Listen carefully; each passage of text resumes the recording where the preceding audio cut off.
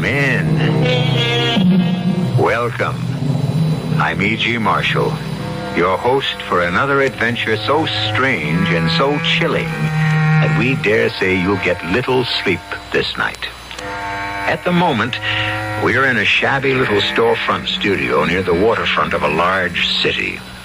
On the dusty window in hand-painted letters are the words Caro, Reader and Advisor. Reader and Advisor, a comfort to thousands who believe in their powers, and a fraud to the thousands who laugh them off as ridiculous.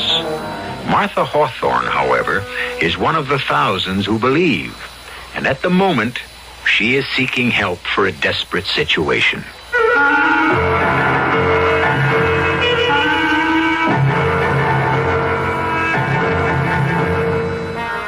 Our mystery drama, Black Widow, was written especially for the Radio Mystery Theater by Bob Jurin and stars Robert Dryden and Evie Juster.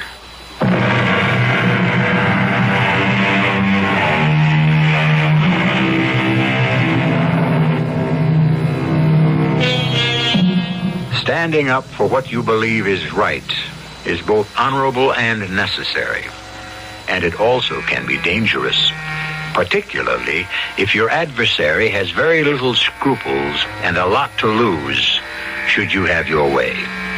Such is the case with John Hawthorne, a top-notch mechanic whose father before him took pride in his work, his friends, and his trade union. And John intends to bring back those better days and stand for what his father stood for. Hello. Hello, John. What do you want, Max? I don't like the noises you've been making with the rank and file. You know where I stand. I'm beginning to, yes. It's come to my attention that, you're even thinking of running for union president. Not thinking anymore, Max.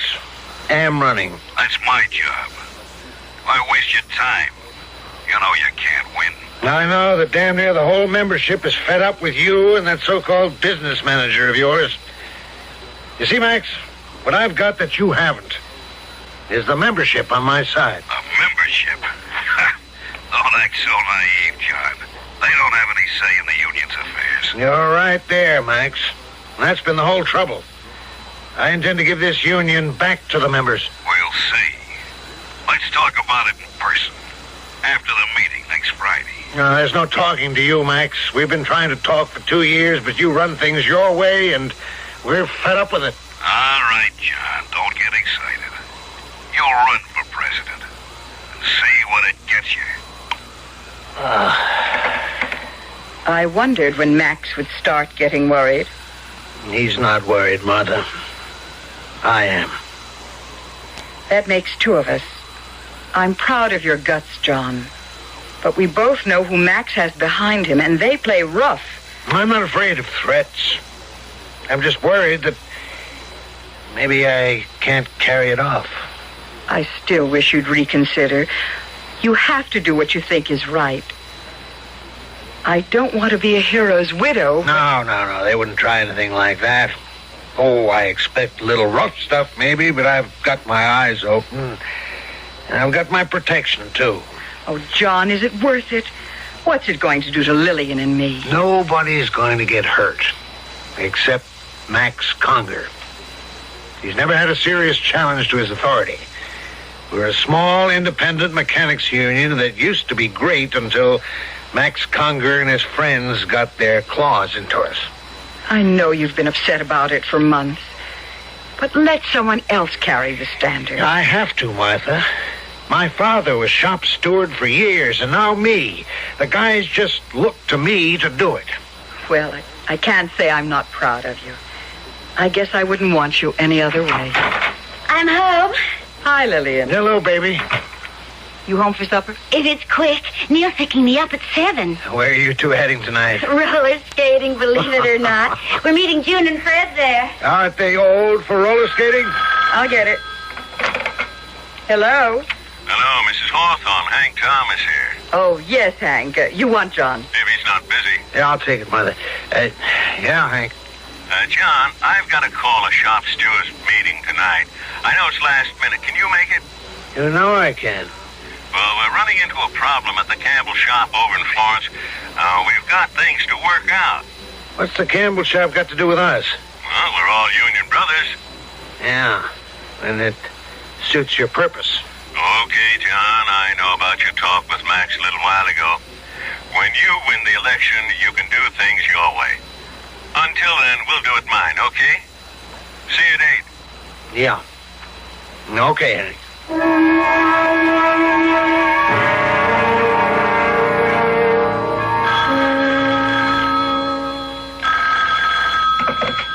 Hello? Hello, Mrs. Hawthorne. Hank Thomas again. I hope John hasn't left yet. Oh, he did. About 10 minutes ago. Oh, too bad. I had to postpone that meeting tonight, and I hoped I could catch him. He's on his way to the Union Hall now. Well, I'll see him and send him home. Sorry about the inconvenience. I don't think John will mind. Well, bye, Miss Hawthorne. Goodbye.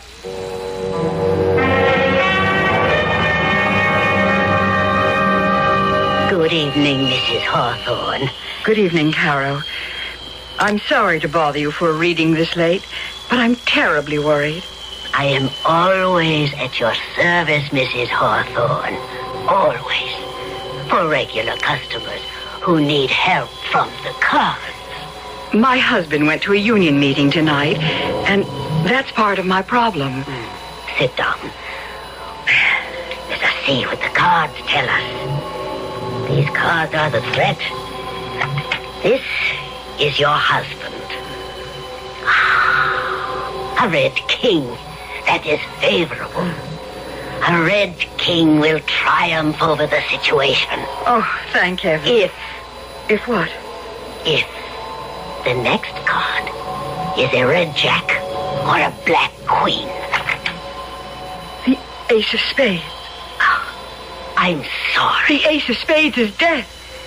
That is what is in the card. Oh, dear Lord, I've got to get home. Mrs. Hawthorne, one moment. I haven't time. There is a way. There is a way. You can protect your husband from all harm. Caro, what are you saying? There is, well, I hate the word, a spell. It is costly, but it works. With it, he cannot be harmed. Are you serious? Very. Then for heaven's sake, do it. Give it to me or whatever. It will take 2 days, but it will work. Do it. Well, I will need a bit of his hair and a bit of his skin. His skin? Oh, just a tiny shaving. Not even enough to draw blood. And a snip of hair. But how can I get them without his knowing? That does not matter. Explain it to him. He will agree. Oh, he'll think I'm crazy. Find a way to get them. And get them fast if you value your husband's life.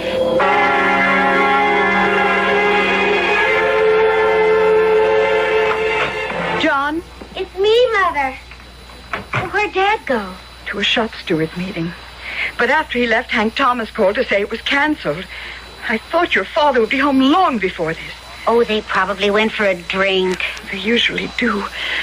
But the meeting was called off. I'm so... Mother, what is it? You're shaking. Lillian, your father's in danger. Oh, Mother, have you been seeing that Carol person again? I had to. I had to know what would happen with this union business. Oh, Dad can handle himself, and you know it. What did your advisor say? You mustn't tell anyone, Lillian. She's going to give me a spell to protect your father.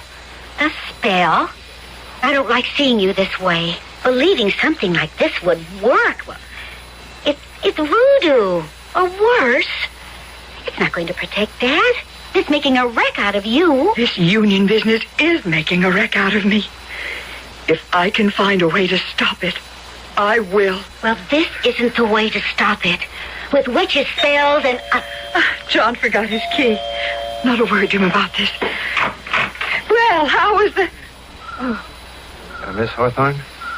Yes? Lieutenant Carey, 14th Precinct. What's happened? John? What is it, Mother? Police, ma'am. Mr. Hawthorne met with an accident.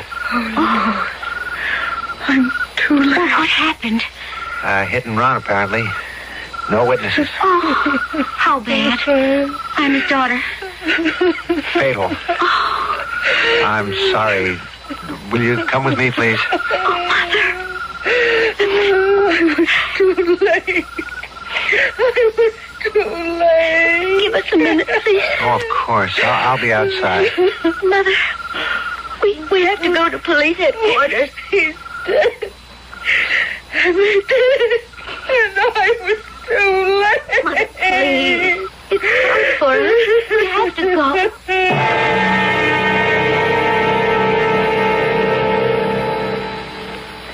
Yes. That's my husband. There were no witnesses, you say? Not as far as we know, but someone might come forward. There's always a chance someone saw it happen. It was no accident, Lieutenant. If you know something, Miss Hawthorne... My father was challenging the Union authority. And suddenly, he's dead on the street. No witness. Nothing to tie them in with it. Are you making an accusation, Mrs. Hawthorne? Yes. I'm accusing Max Conger and Hank Thomas of murder. Well, that may be impossible to prove. Let's go home, Mother. Home? What's left of home? Now that I'll have a car take you back. We'll talk with you both, Miss Hawthorne, when your mother's recovered a little.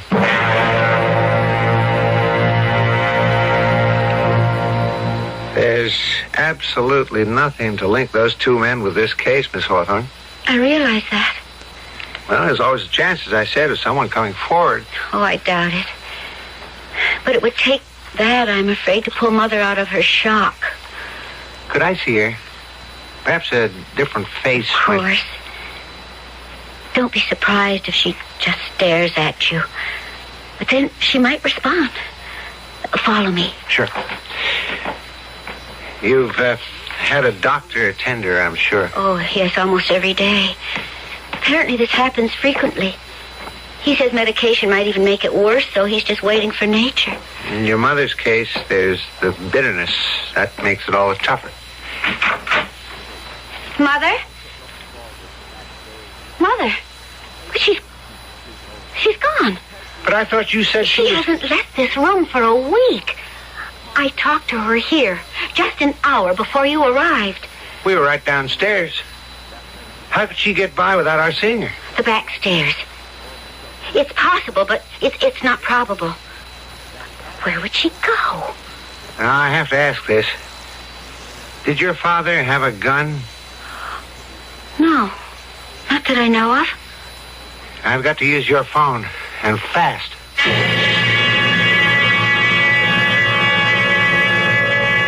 A tortured mind is prey to 1,000 tormenting thoughts. And a grief-stricken widow, embittered by what she believes was the murder of her husband, is prey to a host of sinister motivations. We'll learn what's motivating Martha Hawthorne and to what action when I return shortly with Act 2.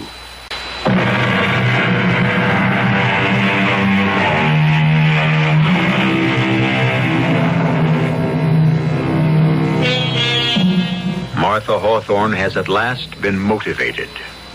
For a week after her husband was killed in a hit-and-run accident, she sat motionless in her room, harboring the bitterness of suspicion, convinced he was murdered by the men he challenged. But for Martha Hawthorne, there was no way to prove it. Now, dressed entirely in black with a widow's veil, she seeks the help she so desperately wants. Sit down, Mrs. Hawthorne. Well, I was sorry to hear of your husband. We were too late, it seems. They didn't give me a chance to protect him. Are you so certain these men were responsible? I'm certain. Then would not the police be the ones? The police can't do anything. There's no proof, no witnesses. That's why I'm here. I want revenge. If it is in the cards, perhaps. Not the cards. You know what I want. Yes. One that will be as foolproof as theirs. Are you sure? I'm certain. Mrs. Hawthorne, please listen. I have been your advisor for almost 3 years.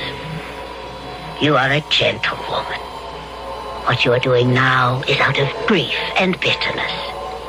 Wait. Wait a month, and I will not wait. Very well. There is a very effective method. And you would be above suspicion. Exactly what I want. There is some risk to you. That doesn't matter. Come back tomorrow. I shall have it ready. It is in this black bottle. Do not, under any circumstances, open it until the time comes. Until you are ready to use it. I understand.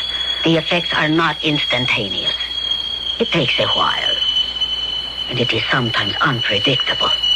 I'll take those chances. The idea appeals to me so enormously. It is so perfect. Be careful, Mrs. Hawthorne. I must warn you. When the bottle is opened, be very, very careful. Martha, come in. I hope I'm not interrupting anything, Max. Of course not. I imagine you're surprised to see me. You're always welcome here, Martha. You know how I felt about John's death. Your flowers were very thoughtful. Hit and run's a cowardly thing. If we can find out who killed John and just left him But there... he's conveniently out of your way now. Wouldn't you say whoever did it did you a favor? Martha, what a thing to say. John was a fine man. But still a threat to you. And your position. We had our differences, yes, but to say that... You don't fool me, Max. Oh, I don't say you were driving the car. But John's death was no accident, and you know it. You arranged it. You're taking chances with that attractive mouth of yours, Martha. What you mean is I'll be next? This is ridiculous, Martha. I wouldn't threaten you. Nor I you. But if a certain piece of evidence I have proves to be right, I'll drop the proof of John's murder right in your lap. What evidence? That's my secret. It's in my garage. You'd know it if you saw it. And it points right to you and Hank Thomas. I don't believe you. That doesn't concern me. I came here, Max, because I want you to know I'm not making wild accusations. When I can prove it, and I know I can, I'll do what's fair and right. Go ahead. You think you can tie me or Hank into this? Go ahead. You're gonna be very sorry, though. Oh, no, I'm not, Max. You are. Martha.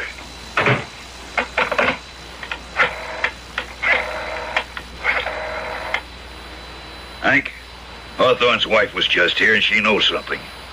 I thought you told me you made it clean. Well, something went wrong. Get in here. We gotta talk.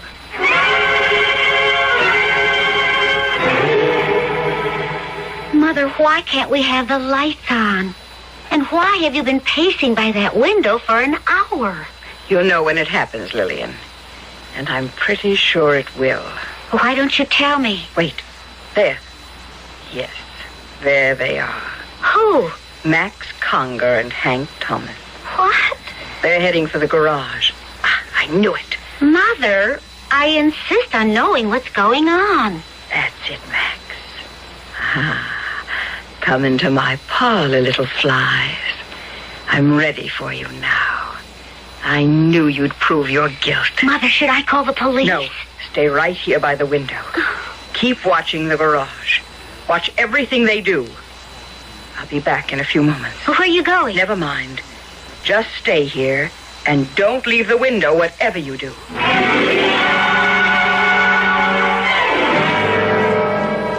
It is in this black bottle. Do not, under any circumstances, open it until the time comes.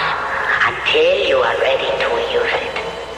The effects are not instantaneous. It takes a while. And sometimes it is unpredictable. But be careful, Mrs. Hawthorne. I must warn you, when the bottle is opened, be very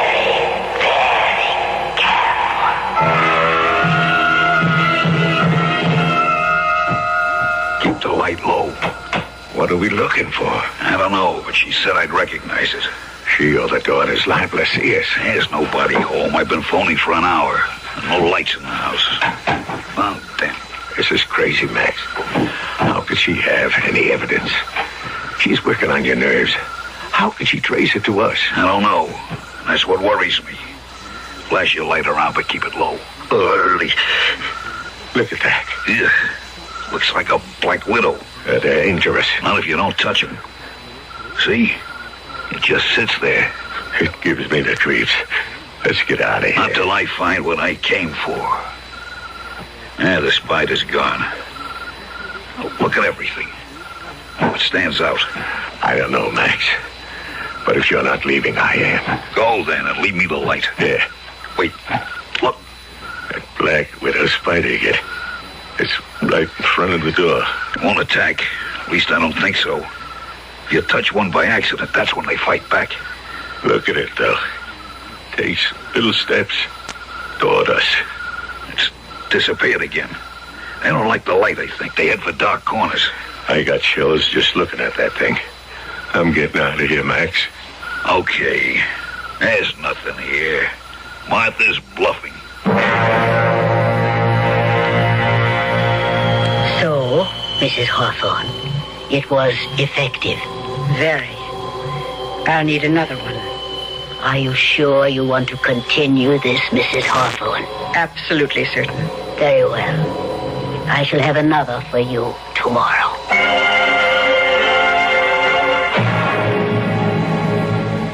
I hope you don't mind my calling on you at home, Max. It's all right, Martha. Come into the study. I've decided not to pursue this any longer, Max. I'm not sure I can make my evidence stick. Sit down, Martha. Let's be friends. John and I were. John hated your guts, and you know it. I know for certain that you and Hank killed John. But I'm giving up. You won't be seeing me again, Max. Well, if you want it that way, Martha. But my door is always open to you. Your courtesy doesn't impress me, Max. May I drive you home? No, thanks. It's a lovely night.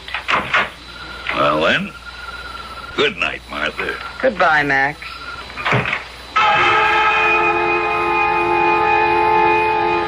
Be careful, Mrs. Hawthorne. I must warn you. When the bottle is opened, be very, very careful. I'll be careful. Here's to your health, Max.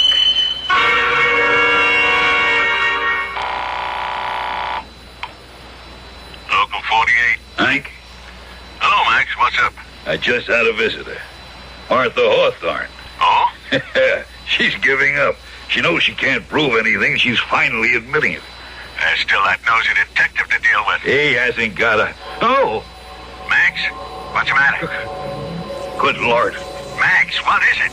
A black spider just landed on my desk. A spider? It's a black widow He did with the phone. going up the lamp. Max, you gotta kill it. I can't move, Hank. I can't move. It's so hideous. Oh, Max, do something. it jumped. It's on my neck. Ah! Get off. Get off. Max. It Max. bit me. I'm bitten. Max. Oh, get an ambulance. Hi.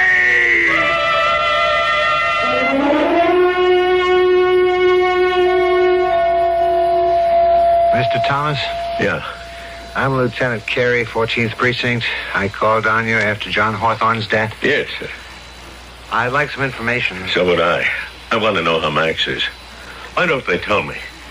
Mr. Conger died 10 minutes ago. Max? Dead? I was too late. You brought him to the hospital? Yeah, I didn't wait for an ambulance. He was in pain. He was hysterical. This happened at home? Yes. Why do you want to know? Well, a black widow spider death is relatively rare. Did he say anything on the way to the hospital? No. Where was he when it happened? In his den, he called me from there. And I found him on the floor. It's unusual.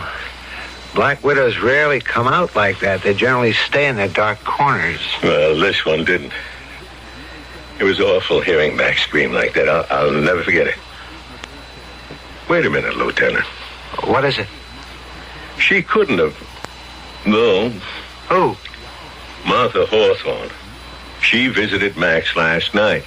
The hit-and-run victim's widow? Yes. But you think there's a connection? Well, it's crazy. It's wild.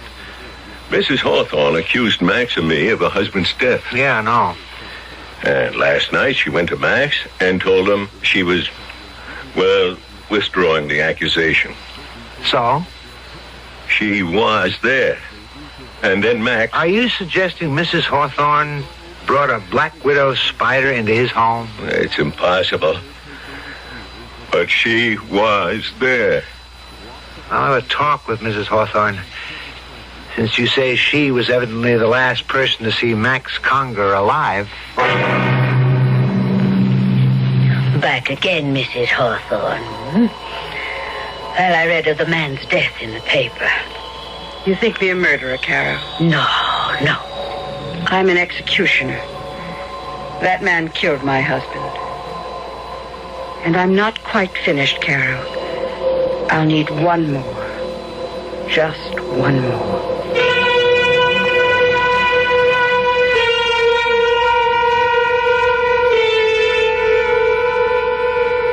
Martha Hawthorne is a determined woman, and she's chosen a unique method for disposing of her husband's killers. Untraceable. Who can blame a murder on a spider? But through it all, there's one risk to herself that Martha Hawthorne fails to see. We'll see what it is when I return shortly with Act 3.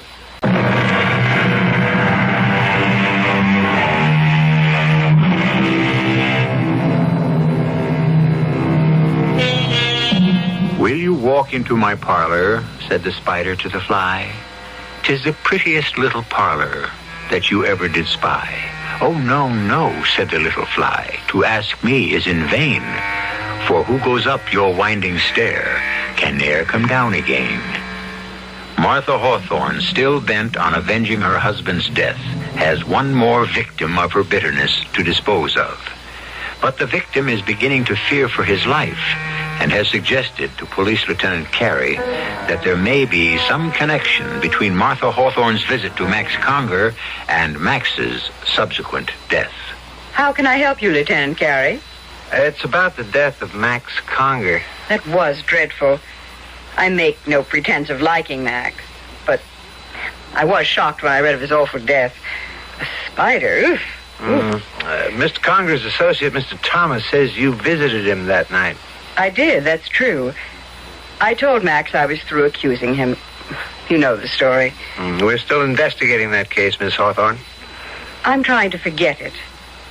Why don't you? No, we don't forget hit and run. But back to the reason for my visit. Yes? I don't know how to say this, but you visited Max Conger, and a short time later, he was bitten by a deadly spider. Do I?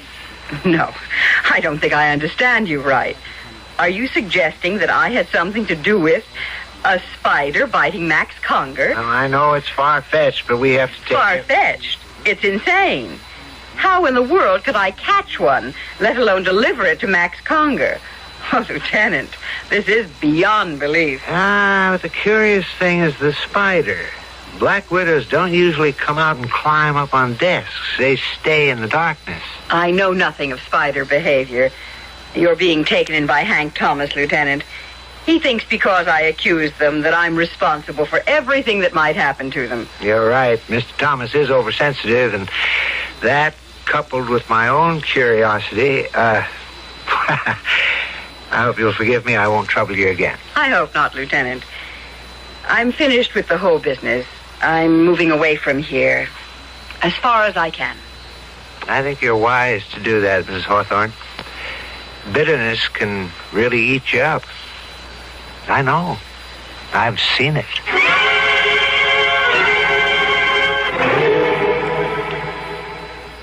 I don't care what you say, Lieutenant. I'm in danger. Now, Mr. Thomas, Mrs. Hawthorne can't possibly do you any harm. She did it to Max. Why are you so sure Mrs. Hawthorne is out to get you, as you put it? Well, she's a hysterical, bitter woman. And a threat to me. No, not Miss Hawthorne, Mr. Thomas. But someone is. What?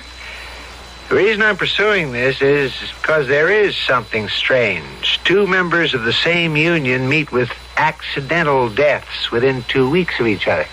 There's no one sabotaging the union. John Hawthorne had an accident. His hysterical wife's making waves. Now, if you won't protect me from Martha, I'll set up my own defense. She told me she was forgetting the whole thing. Yeah, she told that to Max Conger. And look what happened to him. There's no way of... Not for you, maybe. But I know different. That spider was no accident. All right, I'll tell you what I'm going to do, Mr. Thomas. I'm going to post a guard at your home and your office. No one, including Mrs. Hawthorne, will be able to approach you. That makes me feel better. But I can't do it indefinitely.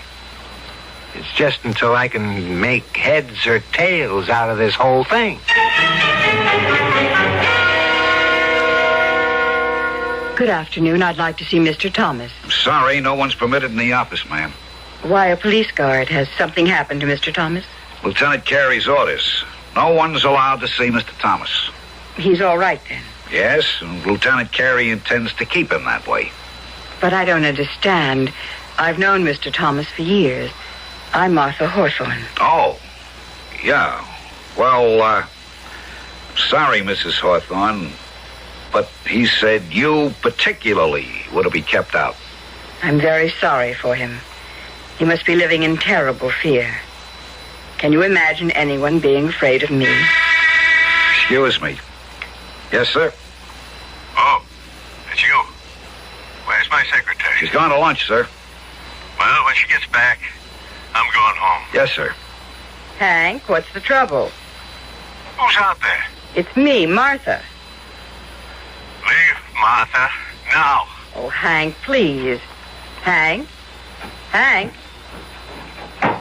What's he doing in there? You all right, Mr. Thomas? I'm all right. He's moving furniture against the door. Oh, no, it's pitiful to see someone so frightened. There's no danger, Mr. Thomas. Not anymore. I've got the door barricaded. I'll send her away. I'll leave now. There's no use. Mrs. Hawthorne's leaving now, sir. I feel sorry for him. I really do. So terribly sorry.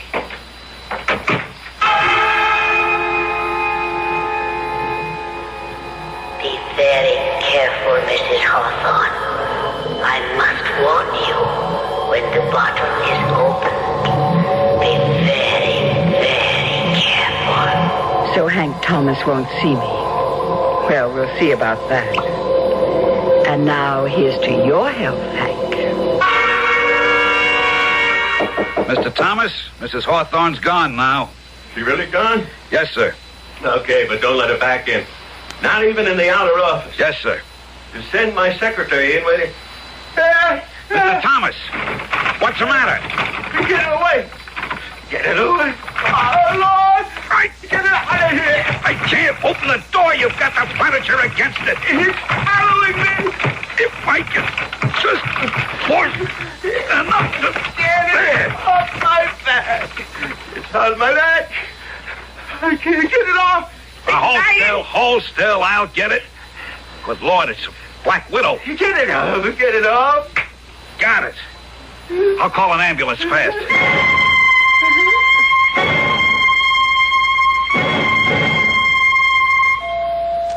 What's the word, Lieutenant? Dead. Heart failure. What's the matter with you, Joe? I put you there to guard him, and bingo, he gets it with you right under his nose. I ought to have your badge. Lieutenant, I swear nobody went into that office. You said Mrs. Hawthorne left shortly before he started screaming? About 2 minutes. Maybe less. While she was there, in the outer office, did you see her take anything from her purse? Oh, not a thing. I can swear to it. She wasn't there more than a minute. He told her to leave. And she never went into his private office? I wouldn't have let her. Your orders. Besides, Mr. Thomas had a chair pushed in front of the door. That's why it took me so long to get to him. I don't understand it. I just don't. Mrs. Hawthorne left the outer office. She went into the hall.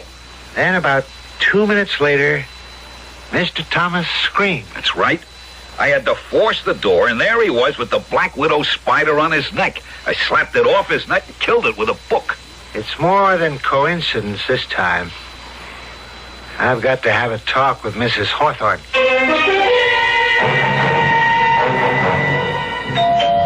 Coming. Who is it? Lieutenant Carey. Hello, Lieutenant. Miss Hawthorne, I must speak with your mother right away. Oh, she's not here.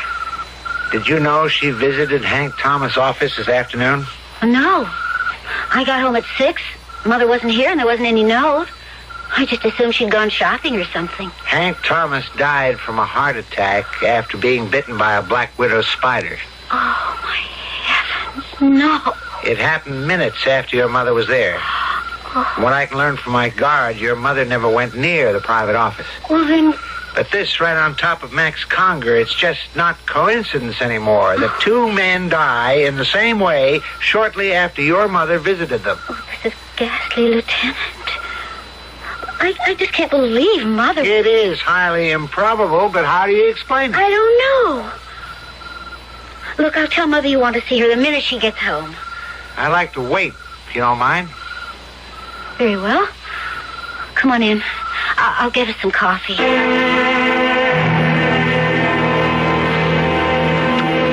not like Mother to be gone so long without phoning. It's 9 o'clock. Is there a friend she might have visited? Oh, several. I could call... Yeah, maybe you better. Because in 10 minutes, I'm going to put out an all-point sign. Oh, there she is. Hello, Mother? Oh. No, she's not here. Who? Oh, yes, I know. Urgent? Why? Oh, then Mother hasn't been there today. Yes, I'll have her call you. Who was that? Mother's reader and advisor. Someone named Caro. Well, she's been going to her for years. Oh, one of those spooks? Oh, Mother believes her. Unless she's checked with Caro, she won't... Oh, wait a minute. Oh, dear Lord. I wonder... What is it? Well, when Mother thought Dad was in danger, she told me this Caro was going to give her a spell. A spell? Yes, a spell to protect him. I just laughed it off. I mean, advice from the cards is one thing, but could this have anything to do with the spiders? Where is this Carol? Well, I don't know exactly. Somewhere near the waterfront, I know that. I'll find her.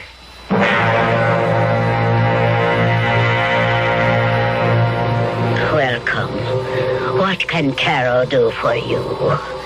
I'm Lieutenant Carey. Police. Now, don't get upset. Just a few questions.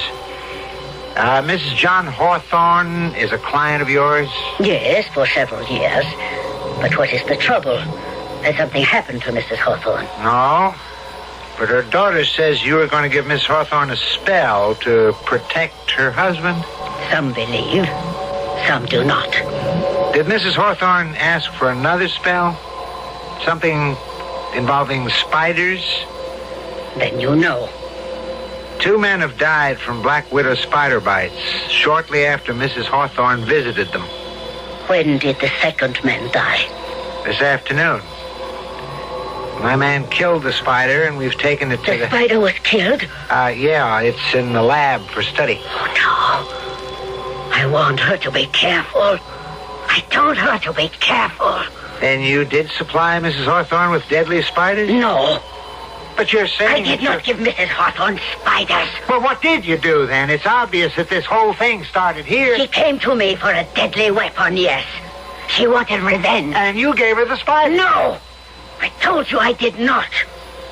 How could an ordinary spider be depended on to do what she asked? Yeah. That's been bothering me. I gave Mrs. Hawthorne a potion. A potion? It was an elixir that caused certain changes in her appearance. Oh, it's a very old formula. Oh, dear God. child. I told her to be careful. Lieutenant, you will not see Mrs. Hawthorne again. What are you saying? Must I spell it out, Lieutenant, word for word? The potion, for a short period of time, actually turned Mrs. Hawthorne into a...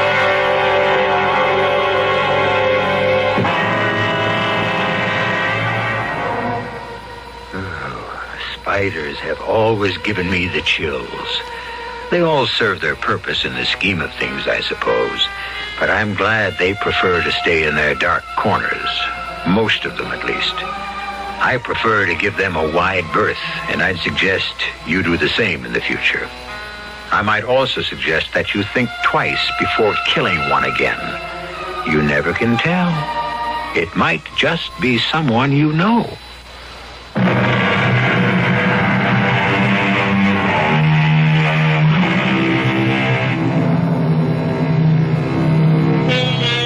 Well, perhaps you'll sleep tonight after all. Our story was pure fantasy, of course. No one can actually turn into a spider, no matter how potent the potion. But wouldn't it be fun? You wouldn't have to worry about the fuel shortage, the energy crisis, or inflation. Just where your next fly was coming from. It is fun to stretch our imaginations, though, isn't it? And that, of course, is what Radio Mystery Theater is all about. Our cast included Robert Dryden, Evie Juster, Hetty Galen, Jackson Beck, and Dan Acco. This is E.G. Marshall inviting you to return to our Mystery Theater for another adventure in the macabre. Until next time, pleasant dreams.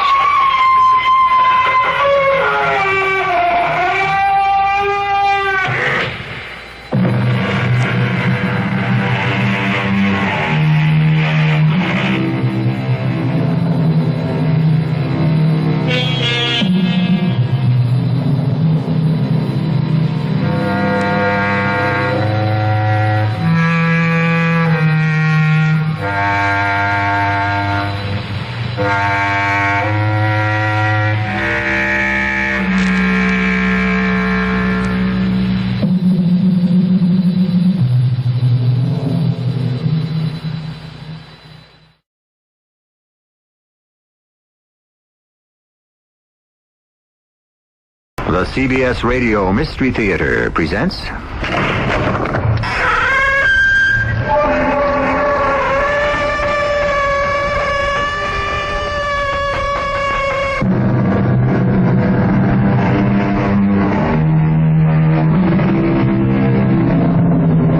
Come in.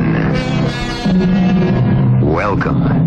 I'm E.G. Marshall. I'm sitting over here in this shaft of moonlight. A curious thing, the moon. The songwriters have hailed its praises for centuries. By the light of the silvery moon, shine on, harvest moon, moonlight and roses, all love songs. And Claude Debussy's most popular piano piece is Clair de Lune, or Moonlight.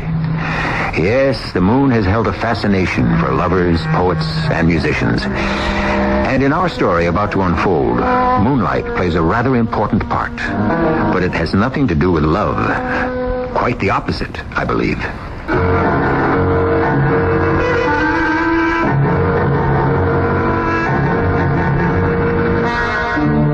Our mystery drama, Garden of the Moon, was written especially for Mystery Theater by Bob Juran and stars Kim Hunter. I shall return shortly with Act One.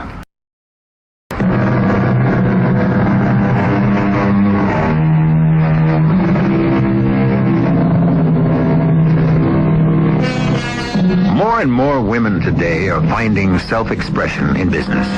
Not just jobs, but careers. Yolanda Westerville began her career with Roberta Dean Cosmetics as a typist. But her natural flair for the cosmetic industry soon propelled her to the executive suite as vice president in charge of merchandising. The competition is fierce, and up to now, Yolanda was a front runner. But lately, it seems, that tension is catching up with her. I don't care if you have to charter a plane. That display has to be in St. Louis Monday. We went over this 4 times, Charlie, and now you're telling me... I will not listen. You're all against me, that's what it is.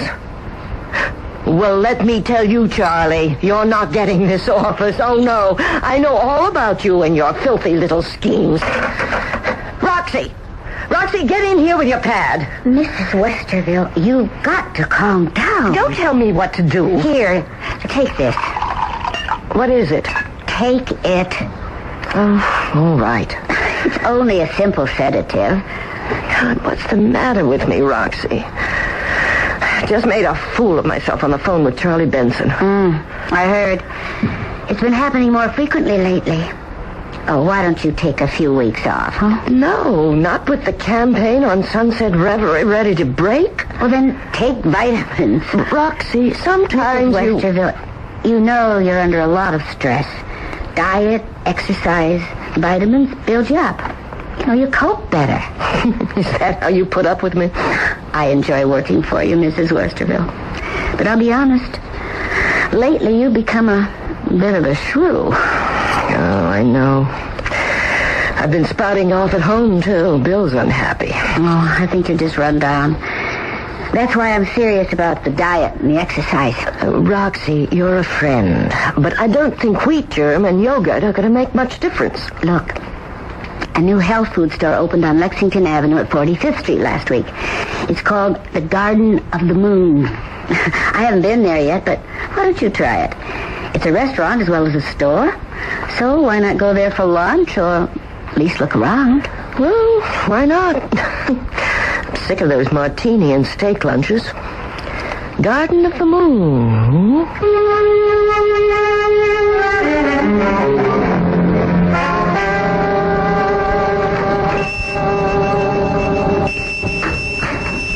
Good morning, madame. May I help you? I'll just look around, thanks. If I may, Dr. Lunestra at your service. Our merchandise is not the usual type of food you find in most stores, such as this. Oh? Well, I'm a novice, really. I'm not into the health food thing, so everything's new to me. Ah, then you must let me guide you. We're quite new, you know, and we haven't caught on yet. I have no other customers, so let me explain. All right, go ahead. The name of my shop, I did not choose from mere whim. It is basic to my merchandise, such as this jar of body lotion. Essence of lunar light. Precisely. And this display of produce, carrots, beets, cabbage, potatoes, they are not ordinary vegetables, although they appear no different than any other. Oh, I've read of organic gardening. Madam, these are not organically grown foods. They are superior to those. Oh? These are grown in moonlight, and only moonlight. Moonlight? You're serious? Oh, yes, of course. You see, it is a theory of mine that moonlight has enormous benefits. It usually gives me the creeps. It's so cold and icy. Ah, no, madame. It is magnificent. What we call moonlight is, of course, the reflected light of the sun. And when the sun strikes the surface of the moon, it picks up powerful forces, magnetic and atomic. Moonlight is imbued with incredible properties. Well, I hadn't thought of it that way. So, all of this produce is exposed only to moonlight. Therefore, it has nutritional benefits beyond imagining. Really? I'm not sure I see, Madame doubts. I know. Others will doubt too, but when they see the results of eating moon-grown food, they will eat nothing else. Where is the moon food grown? On a farm in New Hampshire. New Hampshire? High on a mountain top to get the best exposure to the moon. Well, thank you. Look, I really must go. Oh, please, take this free sample of lotion, and you will be back, madame. You will see. He's crazy. Growing food in moonlight on top of a mountain in New Hampshire? That's a new one, all right. Who's going to fall for that? It's just a bunch of vegetables from some Jersey farm. I got out of there as fast as I could. I'll get it. Mrs. Westerville's office? Hi, Roxy. Is she there? Yes, sir. It's Mr. Westerville. Hello, Bill. Hi, darling. How goes the day? Don't ask. Look, can we get out of bridge tonight? I've got a crash brief to get ready for court tomorrow. I'll call the Maxwells now. I couldn't face it tonight myself. Oh, great. Meet me at Alfredo's for dinner, and then we'll go straight home, huh? Okay, I'll see you there. I think I'll take a look at this Garden of the Moon. It sounds so weird. Don't waste your time. Whoever it is that runs the place is a charlatan. But I think I'll take your advice about diet, Roxy. I'm meeting Bill for dinner tonight, and I think I'll stick to cottage cheese and tomatoes.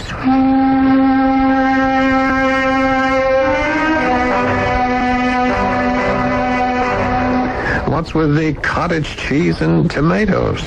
Roxy thinks I need a diet. She says it'll help my nerves. Yeah, well, they could stand some help. I know, Bill. I've been a bear lately. It's been the strain of the Sunset Reverie introduction. Yeah. Still, a diet wouldn't do you any harm. I'll get Roxy to work out a schedule for me. She's a health nut, you know. Oh, and speaking of that, I went into the strangest shop today. Oh, yeah? A new health food store called Garden of the Moon. You in a health food store? Yeah, Roxy suggested it. Bill, I think there are grounds for prosecution or something there. Oh, why?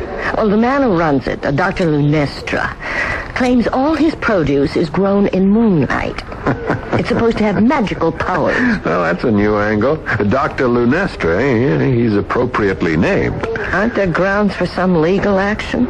I mean, it's misrepresentation or something. No, not unless someone files a complaint. Well, who knows? Maybe he does grow it in moonlight, and there are plenty of suckers who'll believe it. No, it doesn't seem right, no. Well, he's probably not hurting anyone. If someone does react badly from the stuff and lodges a complaint, well, then that's a different story. I guess you're right.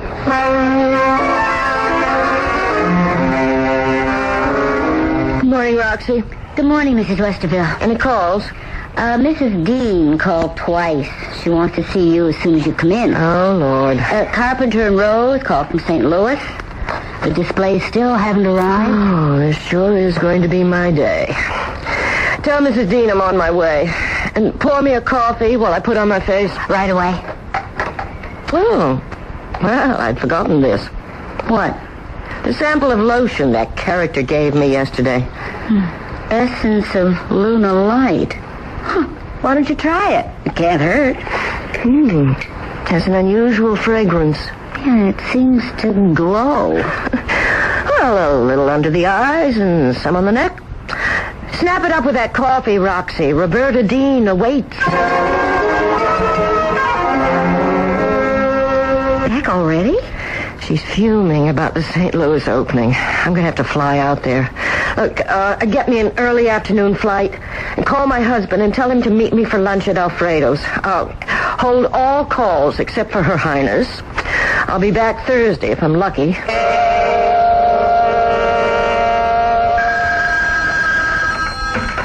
Westerville here. Hello, Bill. It's me. Hi, darling. How's it going out there? Smashing. I finally traced the displays to St. Joseph, but we got them here in time. The opening was a huge success. Great. When are you coming home? I'll be in Sunday night. Good. I'll meet you. No, don't. Roberta and I are going to the office first. I'll see you at home. Okay, I'll be there. Hey, you sound as though things are great. They are. Wait till you hear the compliments I got. See you Sunday. Things must have gone well. I haven't seen you this radiant in years. One of the best line introductions we've had. Well, maybe it's the firelighter. Not having seen you for 5 days, but you do look different, Yolanda. Yeah, I've noticed it, too. Hey, your skin seems so much smoother. I mean, well, particularly under your eyes. It's like a younger woman's. What is it, a new Roberta Dean transformation? No. In fact, I'm not wearing any makeup. Oh. I've been using a bottle of lotion I got in that strange little store I told you about. It has a marvelous tightening agent. I'm going to try to make an exclusive deal with him for Roberta Dean. You're going to market this stuff? I mean, a week ago, you were practically calling him a charlatan. Well, I still don't believe the moon nonsense. But chemically and cosmetically, his lotion works. I'm going to have our labs run an analysis on it. If we can't duplicate it, we'll talk business with him. What does the great Roberta think about it? I haven't told her yet. There's a new moon tonight. It looks so picturesque over the Empire State Building. Where are you going? Just out in the balcony. It is beautiful up there. What is it, darling? Something the matter? Just a tingling in my face. Like little nerves jumping. Yeah, no wonder after a week in St. Louis. You better take a hot bath and go to bed. Good idea. Tomorrow I'm going to pay another visit to this Garden of the Moon.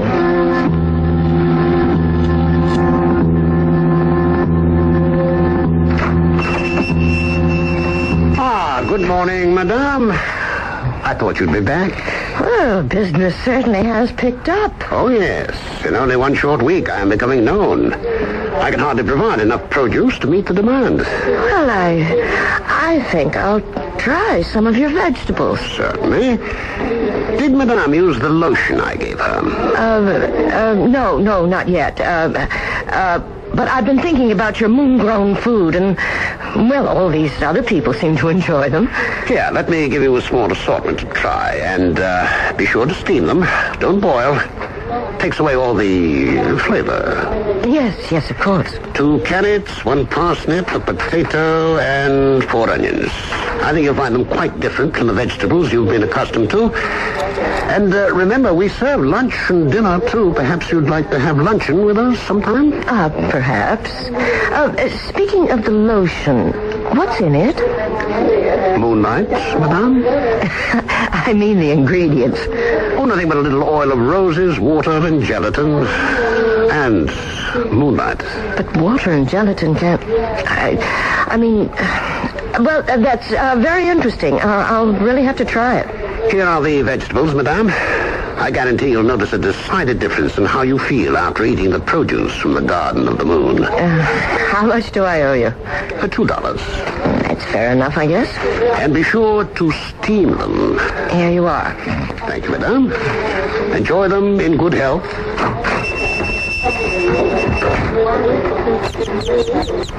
Just browse around, everybody. I'll be back in a moment. If you want help in selecting, I'll be happy to oblige. Back in a moment.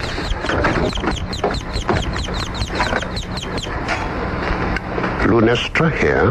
How are things going? We haven't heard from you for more than a week. Splendidly. The merchandise is moving beautifully. People are coming back for more. In fact, I'm running low on supplies. We can take care of that. When will the next harvest take place? On October 30th. Good. Word is spreading. I'm getting new customers every day. Excellent. We'll keep in touch and see that you get more supplies. By all means. I don't want to have to turn anyone away just when we're beginning to get a name.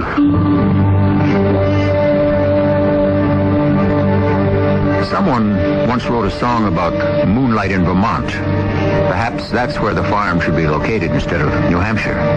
Even so, it seems a long way to ship produce for a New York store.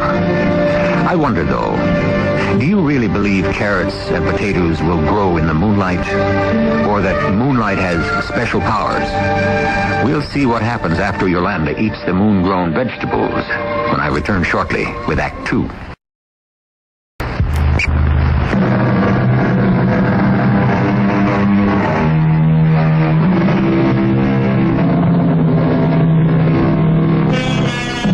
Moonlight can be different things to different people. Some find it soft and romantic. Others think it cold and eerie, like Yolanda Westerville. But I doubt that moonlight can add nutrition to vegetables. They need sun to flourish. It is curious, though, that the lotion Yolanda used did seem to make a difference in her appearance. Both she and her husband noticed it. And what did Mr. Lunestra say was in it? Oil of roses, water gelatin, and moonlight? You're actually going to eat those carrots? Well, look at them. They're absolutely no different than any other carrots I've seen. And they taste superb. And they were grown in moonlight. Well, I still don't believe that nonsense. They're probably organically grown and cost twice as much as the supermarket variety. It's the lotion I'm interested in. Yeah, well, you do look different, I'll admit that. Softer. I sent the rest of the bottle to the labs today. I'm positive we can duplicate the formula. You feel like a movie tonight? For once, I don't have homework to do. Let's. I haven't been to a good... What's the matter? Just... I don't know. A sudden kind of warm rush through my whole body. Sounds like the start of a cold. Maybe we'd better just stay home. I guess so. I'd better just get to bed early. Yeah, your resistance ran down during that St. Louis campaign. Why don't you get into bed? I'll fix us both a hot lemonade with a spike in it, huh? Oh, there it is again. Oh, dear, I'd better start nursing myself. I can't afford a bout with the flu this week.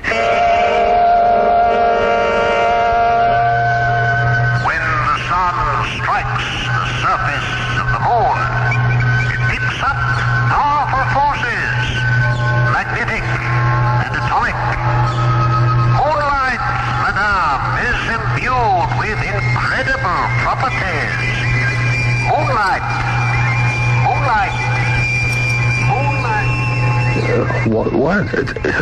Yolanda, what are you doing over there? Just standing here in the moonlight. See how it comes through the window, so soft and clear. Makes a white patch on the carpet. I'm just standing here in the moonlight. Yolanda, come back to bed.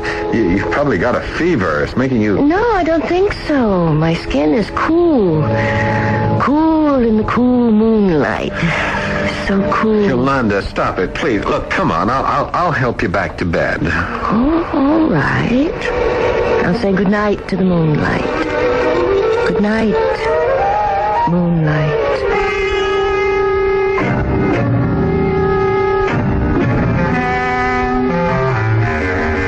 Good morning, darling. Oh, thanks for making the coffee. Well, I didn't expect to see you up so early this morning. I feel marvelous. A good night's rest made the difference. I chased that flu bug right away. Good night's rest, indeed. You were out of bed, standing in the moonlight. You were talking to it. I was what? You were standing by the window, talking in your sleep. But that's... I don't remember it at all. Oh, I'm sorry I disturbed your rest. No, there's nothing to apologize for. I'm just glad you're feeling okay. You got a busy day ahead? Not really, but an interesting one, perhaps. I should get the lab analysis back on that lotion. Good morning, Roxy. Morning. Any calls? Not one, believe it or not. Say, you're looking good this morning. Better than I've seen you in ages. Had a good night's sleep. No, it's more than that. I don't know, there's something different about you. Oh, this arrived by messenger this morning. Confidential from the lab. Oh, great. I was hoping that would come in today. I had the lab run an analysis on that lotion I got at the Garden of the Moon. I hope we can duplicate it. Oh, you think it's good? Oh, look what it's done for me. That is why you look different. Younger. I used half the bottle. It definitely works. Well, Auntie, What's the matter? the analysis of the lotion. Oil of roses, water, and gelatin, just as he said. Oh, that's easy to duplicate. But those ingredients haven't any cosmetic value. There must be something the lab missed. No, they're pretty thorough. I'm going to call them. I can't believe that combination of elements could be so effective. I'll see if they can duplicate. Laboratory, Harrison. Eric, it's Yolanda Westerville. Hey, good morning, Yolanda. Did you get the analysis? Yes. I'm wondering if you missed something. Missed something? What do you mean? Rose oil, water, and gelatin. Are you sure that's all? Yeah. Where did you get this fluid anyway? Oh, I'll tell you that later. Look, I'd appreciate another test. If it turns up the same, we'll forget it. Sure. You'll be hearing from us. Thanks. Bye, Eric. Well, They're rechecking. I know what I'm going to do. I'm going to that place on my lunch hour and get myself a bottle. Look, I'll come along. I'll treat you to lunch at the Garden of the Moon.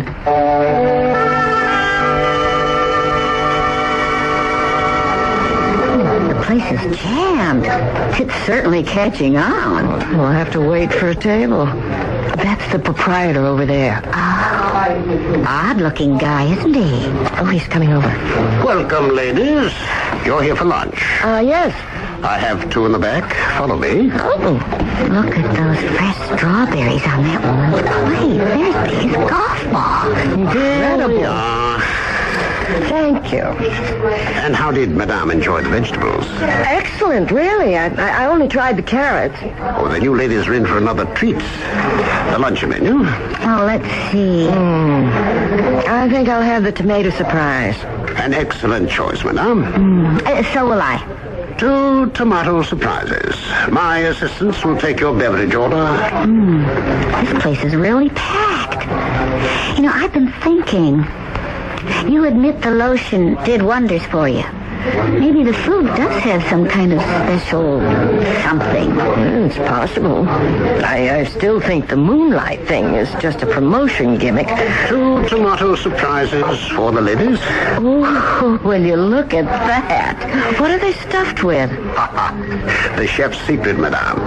But you might happen to find a rose petal or two. Exotic. Bon appetit, ladies.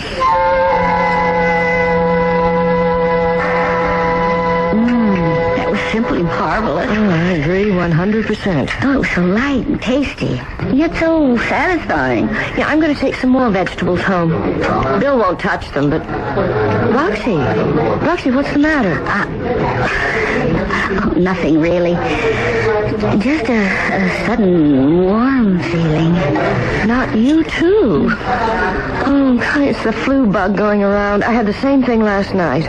No, I'm okay, really. Look, you take the rest of the day off. Go home and get into bed. Oh, now that I won't turn down.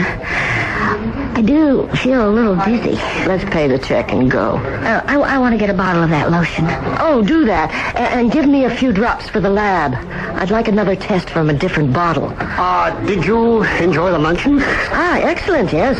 I'd like a bottle of Essence of Lunar Light. Yes, of course. Shall I add it to the check? No, I'll just... Oh, yes, put it on the check. It all goes on the expense account, Roxy. Thanks. I guess I better get on home, Mrs. Westerville. I feel kind of funny.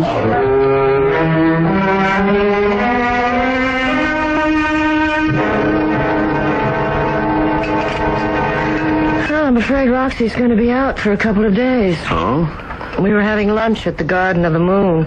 She came down with the same thing I had last night. You had lunch at that place? Yes, it's a small restaurant, as well as a store. Yeah, Yolanda, is something the matter? I've got to do something. Well, what, for heaven's sake? Yolanda, well, are you all right? Yes. Well, what's so important that you jump up from dinner like this? Yolanda, are you feeling sick again? Yolanda, what the dickens are you doing? I'm going out on the balcony. In your bathing suit? At night? In the middle of October? I must.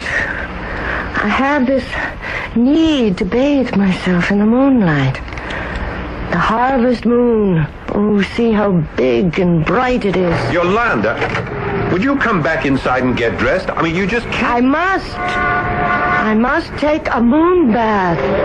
A moon bath? Bathe in the light of the moon. Yolanda, you're not being rational. Is it so wrong to enjoy the moon? Something's happening to you. I mean, last night, now this. I'm beginning to appreciate the moon. I insist that... No! Don't touch me. I feel wonderful. So cool. Ooh, so cool. I can feel the moonlight seeping into my skin. Through my body. It's incredible. Dr. Lunestra is right. Moonlight is magical. The force is flowing through my veins. Vitalizing. Purifying. Cleansing every cell, every atom of me. Washed by the moonlight. Yolanda, come inside. Yes, it's too chilly out there.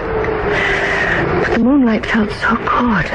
Do you know what you just did? I took a moon bath.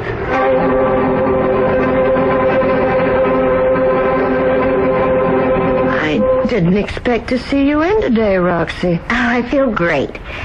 Whatever it was didn't take hold. But I don't know if I should mention it. It's just too silly. What? Well, during the night, I woke up and I just had to get up and stand in the moonlight. You too? I went on the balcony for a moon bath. Oh, Bill thought I was crazy, but I had the most fantastic sensations. Like a force through your body. Exactly. Well, I went back to bed. And this morning, I felt better than I have in years. And me a health food nut to begin with. Let's have lunch there again. There's something about that food and moonlight that's out of this world.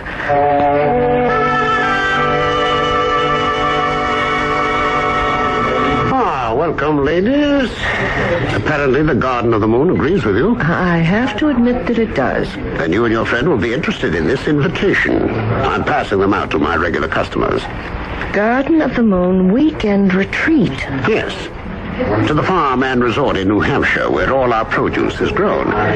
We've scheduled it for the October 30th weekend. There'll be a seminar on the power of the moon, and we'll have lots of time for meditation and study. What does it cost?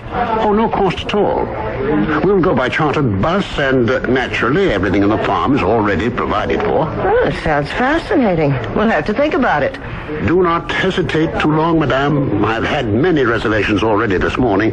And I promise you, it's a weekend you will not want to miss.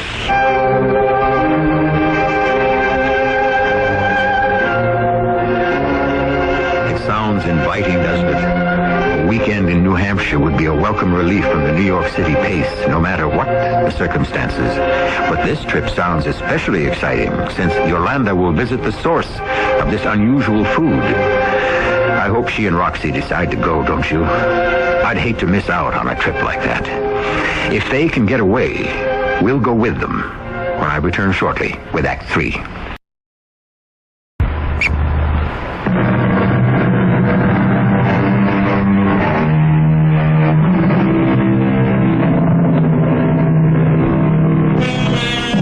A fall weekend in New England sounds like a great idea. And it seems that Yolanda Westerville has her heart set on it.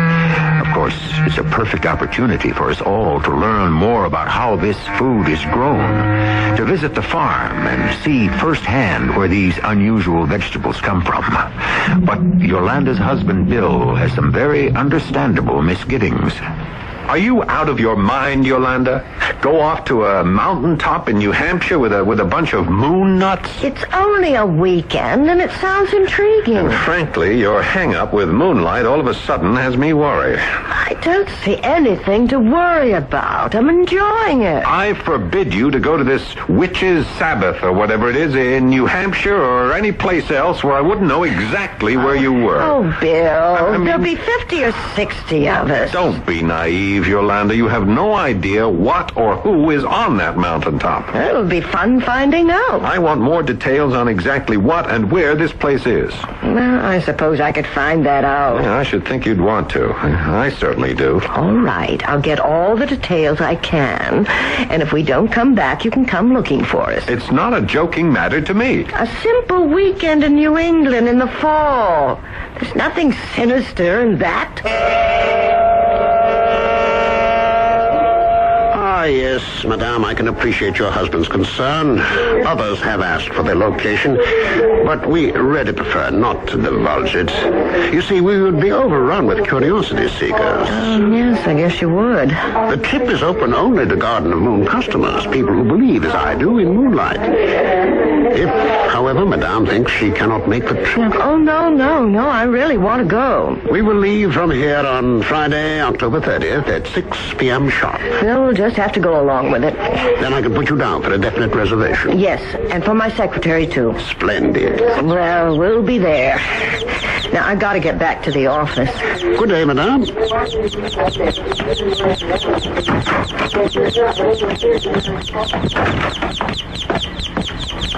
Lunestra here. We're ready for October 30th, are you? Almost, yes. I have 4 more open reservations, but I know I'll have them filled. Good. The forward to your arrival.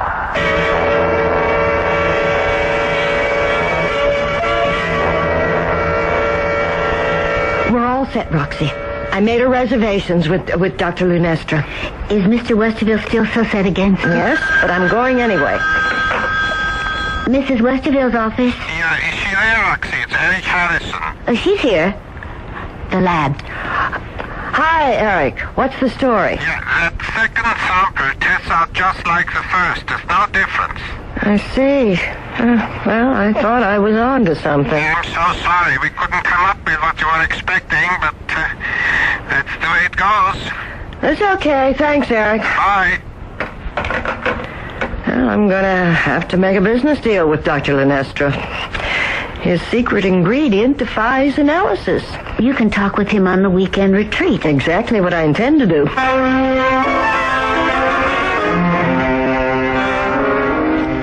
Still set on going to New Hampshire, eh? We leave day after tomorrow. Great. I'll come down and see you off.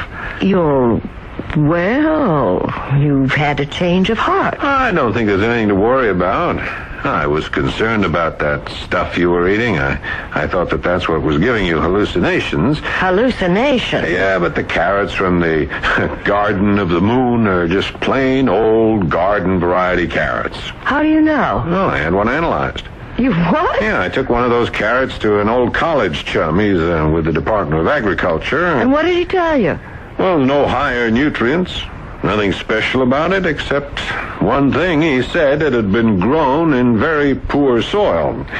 So I asked him if it could possibly have been grown on a mountaintop in New Hampshire. And? Well, he gave me a strange look and said, yes, it could have. Well, I told him the story, and he just laughed. I don't think you're in any danger. Just surprised that you would fall for this guy's line. But if you enjoy it, go ahead. But, Bill, you've seen the change in me, and I've felt it. Okay, I just wanted to let you know I won't stand in your way. Have a good time. Go off to New Hampshire and enjoy your Garden of the Moon.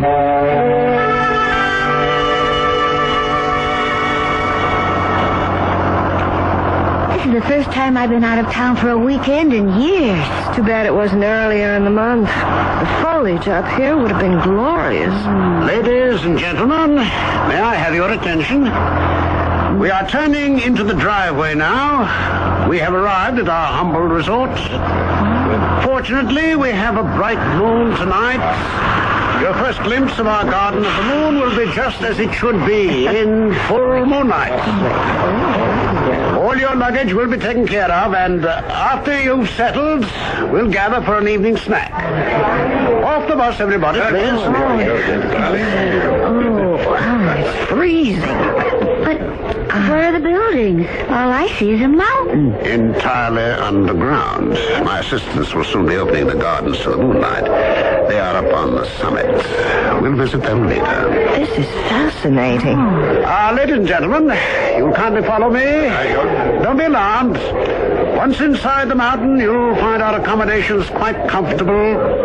Everything underground. How unusual. Yes, it is necessary for privacy and convenience. During our retreats, we will never see the light of day, you might say.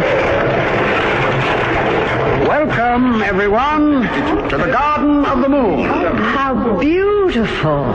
It's so modern. This is the lobby, of course. Sleeping quarters are on 2 upper floors. Dining and recreation are below. We will visit them all. Oh, everything's so gleaming. Cleanliness is another secret of our success. Ladies and gentlemen, my assistants will show you to your individual quarters. After you've refreshed, we will assemble here. Well,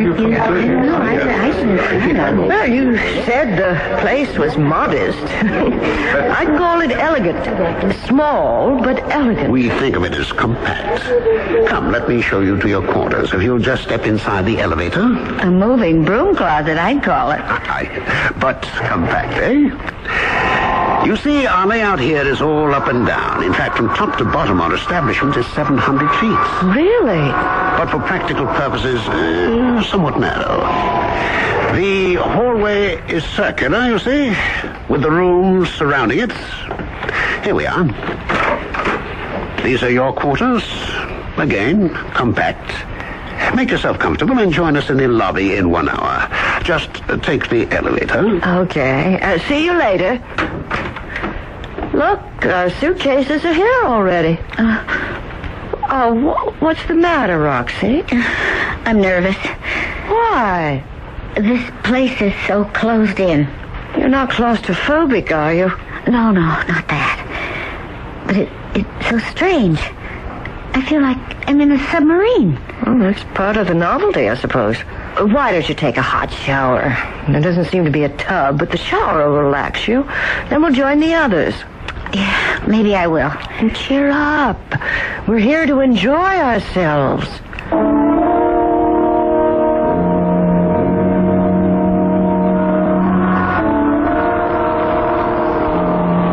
I do feel better. Just the excitement of the trip, I guess. Just in time, ladies. We're just about to start the evening. You mentioned a snack. We're famished. Yes, of course, in a little while. Ladies and gentlemen, your attention, please. As you can see, the wall panels are sliding up to reveal a circle of seats. Would you all kindly be seated?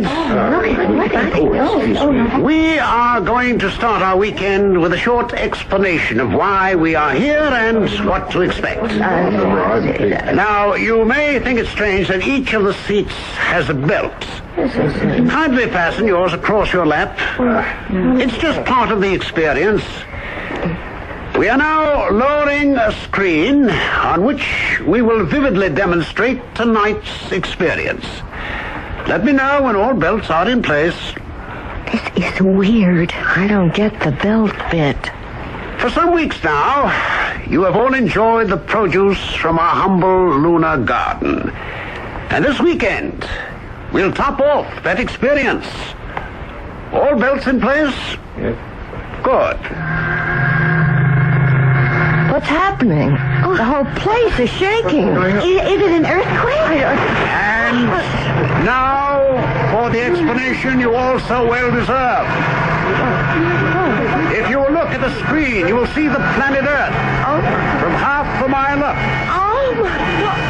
You see, my friends, we are in a spacecraft on our way to the planet Lunaris. I am a Lunarian.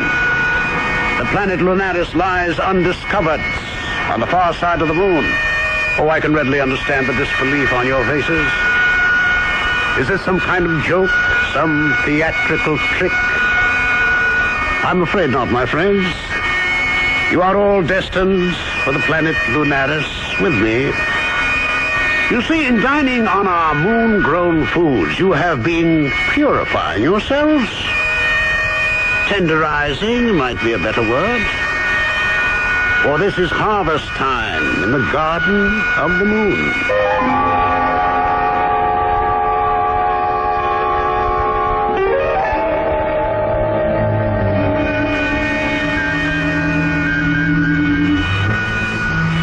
Lunestra here, calling Lunaris. Come in, Lunestra.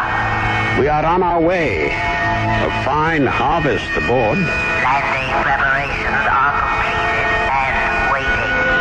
I suppose I'll be going out again shortly. I am afraid so. The director wants to lay in something oriental. You'll bury the ship in Mount Fuji and open the shop in downtown Tokyo.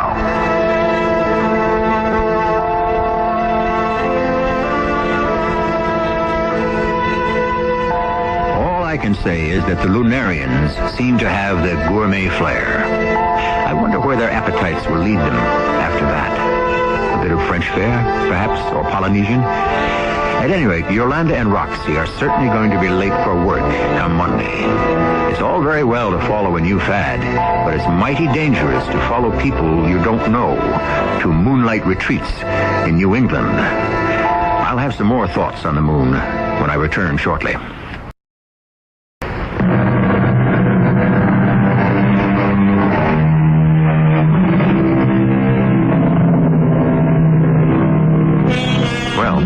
Here I am, still sitting in this shaft of moonlight. If you don't mind, I think I'll move over next to you. I felt a sudden chill. The next time I look at the moon, I'm going to wonder about that undiscovered planet that lies behind it, and whose people cultivate gardens here on Earth. I wonder if the Lunarians could have something to do with all those unexplained disappearances we hear about every year. Our cast included Kim Hunter, Paul Hecht, Evie Juster, and Ralph Bell. The entire production was under the direction of Hyman Brown. This is E.G. Marshall inviting you to return to our Mystery Theater for another adventure in the macabre. Until next time, pleasant dreams.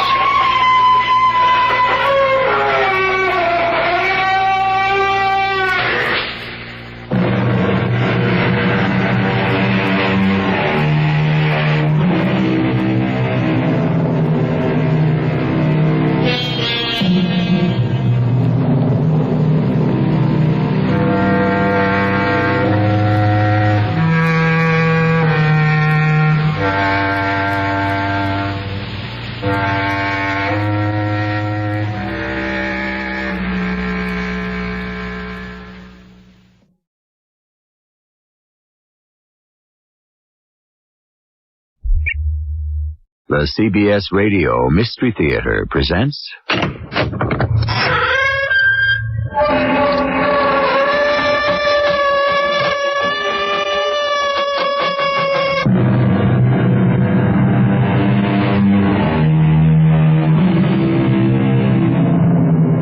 Come in. Welcome. I'm E.G. Marshall. One of the most beloved of all books is Mother Goose. I dare say everyone in the world knows Ring Around a Rosie, Mistress Mary Quite Contrary, Ba Ba Black Sheep. Many of those nursery rhymes were based on actual fact.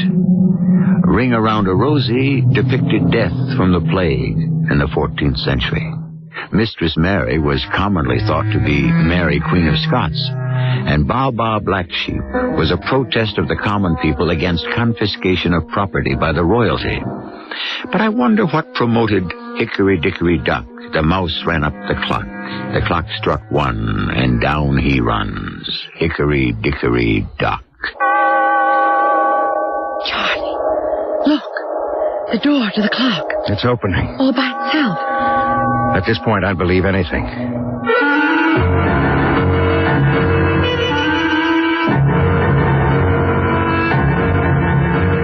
Our mystery drama, Hickory Dickory Doom, was written especially for the Radio Mystery Theater by Bob Juran and stars Tony Roberts and Patricia Elliott.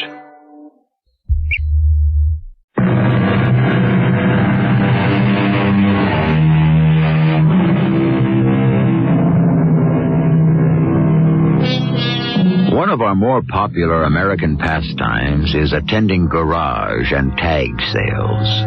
There seems to be something about buying someone else's junk that fascinates most of us. But of course, not all garage sales offer junk. Some of them have some very usable merchandise, and occasionally you might pick up a real antique. The garage sale we're about to visit now with Charlotte and Charlie Tucker contains the belongings of a recently departed minister, a bachelor, who left his earthly possessions to his nephew, a Richard Lum. Let's join them on the lawn of the Lum's home in southern Pennsylvania. There's some real nice things here, Charlotte. I'm amazed at the prices. Everything's underpriced. They probably want to get rid of it fast. See anything you like? It's all beautiful. I'd like to find a pretty lamp if there are any. Mother hates that one I have in the guest room. Oh, that's right. Yeah, she gets in day after tomorrow. And remember your promise, Charlie. No golf or cards for the 2 weeks Mother's here. You know she adores you. I think she makes her visits more to see you than me. Hey, I hope she brings her tarot cards. And that's another thing. No teasing her about her interest in the occult. The last time she read the cards for you, everything she said came true. You landed that job with the Cromwell Agency and made art director 6 months later. Yeah, but that might have been because... Can I help you with anything? I'm Mr. Lum. Oh, well, I would be interested in a lamp. Lamps are up on the porch. My uncle had some lovely ones. Your uncle was the minister? Yeah. I was his only living relative, and he left all this to me. I really can't keep it. We have no room for it all. Then this isn't his home? No. No, I live here. My wife and I carted the things from the parsonage in Milford. I'll leave you to browse. I hope you like one of the lamps. Hey, you want to head for the porch? Well, let's just stroll and look around. We'll get to the lamps. Hey, check that grandfather clock. That's an oldie. What a beauty. It doesn't know what time it is. It just struck 1 and it's 10 minutes to 11. Looks so old. I bet it costs a fortune. Hey, you just wanted a lamp, remember? Oh, but I didn't mean we'd buy it. But it is awfully good looking. It's in great condition, too. Charlie, wouldn't it look perfect in the south corner of the dining room? It almost matches that antique hutch Mother gave us when she moved to Florida. Yeah, it would. But ask the price first before you start redecorating. Well, it'll probably be more than we can afford. It's got to be at least 100 years old. Older than that. I saw you admiring the clock. How much? I priced it at $200. Not much call for grandfather clocks today in the newer homes. Rooms are smaller, more modern, and this one doesn't chime. But it just did. You say this clock struck? Yes, just as we passed it. Well, that is extraordinary. $200, you said. We'll take it. Sold. Now, do you still want to see the lamps? Oh, but yes, I still need one for the guest room. I'll help you to the car with the clock. Thanks. And I'll go and check out the lamps. They're on the porch, remember? I'll be back in a moment to help you move the clock. And a very beautiful one, too. Funny what he said about it never chiming, though. Isn't it?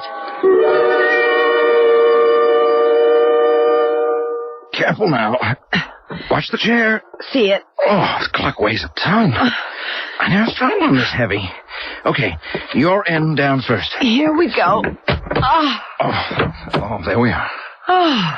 Now, come around here and just steady her as we stand her up.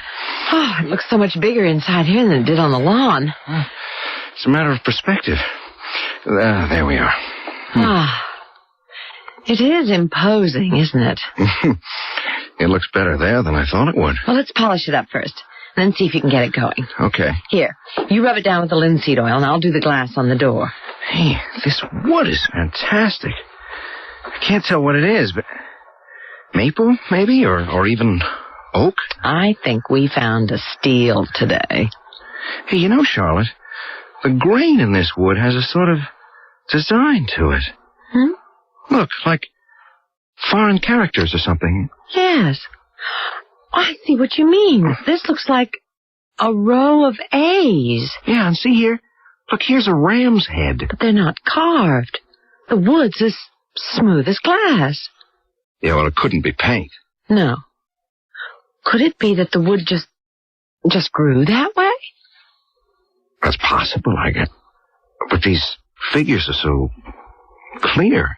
It doesn't seem like an accident of nature. Look, there are more on the other side. You don't really notice them until you look for them. This oil really brings out the color and the grain of the wood. I want to clean the inside of the door. Have you got the key? Oh, yeah. Here in my pocket. Here. Gee, maybe these are some sort of religious symbols, huh? They belong to a minister. But they don't look like... Charlie? Yeah? Put your hand inside here. Inside the clock? Go ahead. Feel it? Yeah. Yeah, the air is sort of cool and damp. I didn't feel that when we took the pendulum out to bring it home. But then the clock was out in the hot sun. Why would the air inside the clock be cooler than room temperature? It beats me. Oh, Mike's awake. I'll have to heat up the bottle, darling. Yeah, you go ahead. I'll finish. I want to fool around with the works and see if I can get it going and figure out what goes with the chime. Speak of the devil.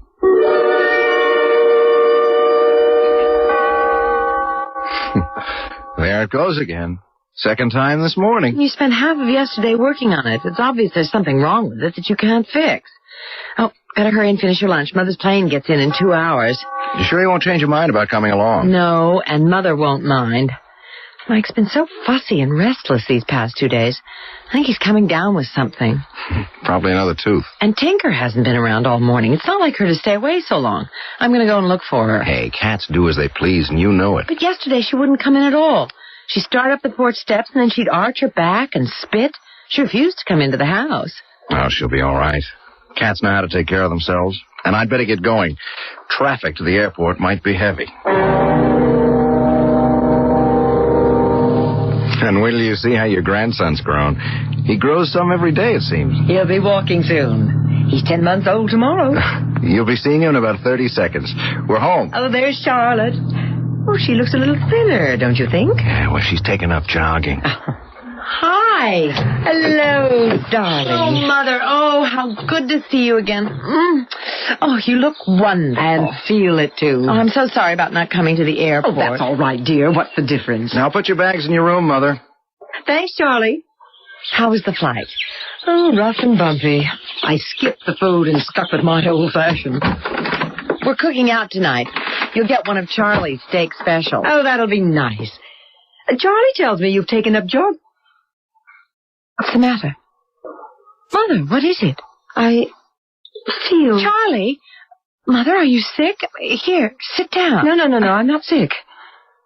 I never felt it in this house before. What do you want? Felt what? A force. Very, very faint. What's the matter? What kind of force? When I stepped inside the house, it brushed me ever so lightly. Oh, I could even be mistaken. Hey, what is this? Do you feel it now? No, not at all now. Come on upstairs and lie down. You said you hadn't eaten. Maybe that's it. I don't need to lie down, dear. I shouldn't have alarmed you. It was nothing. I want to see my grandson. Are you sure you're all right, Mother? Of course. Now, where is that Mike? Oh, he's still sleeping. But it's almost time for his dinner. All right. I'll go upstairs, unpack, and freshen up. Well, you can look in on him. He might even be awake. I'll just tiptoe in and see. I'll be down in a little while. Hey, what was she so upset about? I still don't understand. Neither do I. She said she felt a force, but then she tried to brush it off as though it wasn't anything at all. Yeah, I heard. It kind of bothers me, though. Mother is sensitive to those things, but what kind of force could be in our house? You think that's what's spooking Tinker? You said she's gone again. I don't know. I certainly don't feel anything. No, neither do I. And you know how I feel about psychic phenomena. Huh? Look, if Mom doesn't bring it up again, let's forget it. I hope I can. Are you going to work a while? I'm going to bed. Just a minute or two. I want to look at this new hosiery layout and then sleep on it. Mother and Mike are both dead to the world. Those flights always tire her. Charlie, did Mother say anything more to you about her feelings? I mean, about the force, as she calls it, and the clock. No, not really. Just that she thought the marks on the clock were ancient symbols or something. Yes. Remember how she dismissed it while we were having dinner? I couldn't pin her down to a direct answer.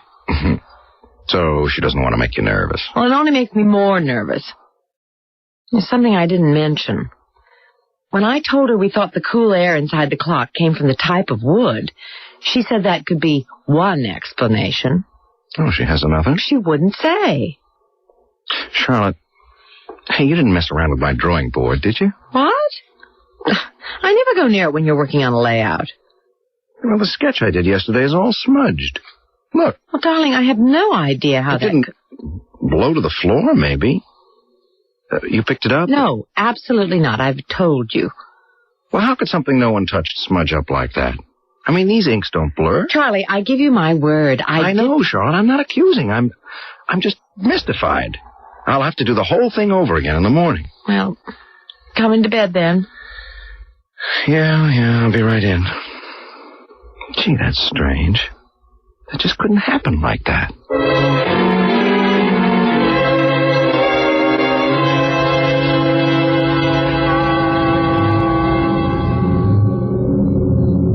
Charlie, wake up. Charlie. What? What's the matter? It's the clock. Listen. It hasn't stopped. Usually it's only 1 or 2 strokes. Charlie, I'm scared. So what time is it? 2 o'clock. Well, I'm going down. I just don't hold with that supernatural You're stuff. going down there? Of course. I'm coming with you. I heard you two in the hall. What's the matter with the clock? Well, that's what I'm going to find out. I'll stop that chiming if I have to break the whole damn mechanism. I'd be very careful, Charlie. Now, take my advice and don't touch it. I'm going to do something to stop the chimes. It's gone haywire. Do as Mother says, Charlie, please. Don't touch it. But it looks like I don't have to. It's stopped. Hey, wait. Do you feel that? Yes. A little gust of cool air. Yeah. Damp. I'm going into the dining room. Uh-oh. That's where it's coming from. The front of the clock's open. Look. The whole room's cold. Something opened that door to the clock. Something? Well, it couldn't have been someone, could it? Charlotte, put on some coffee. It's time we faced facts.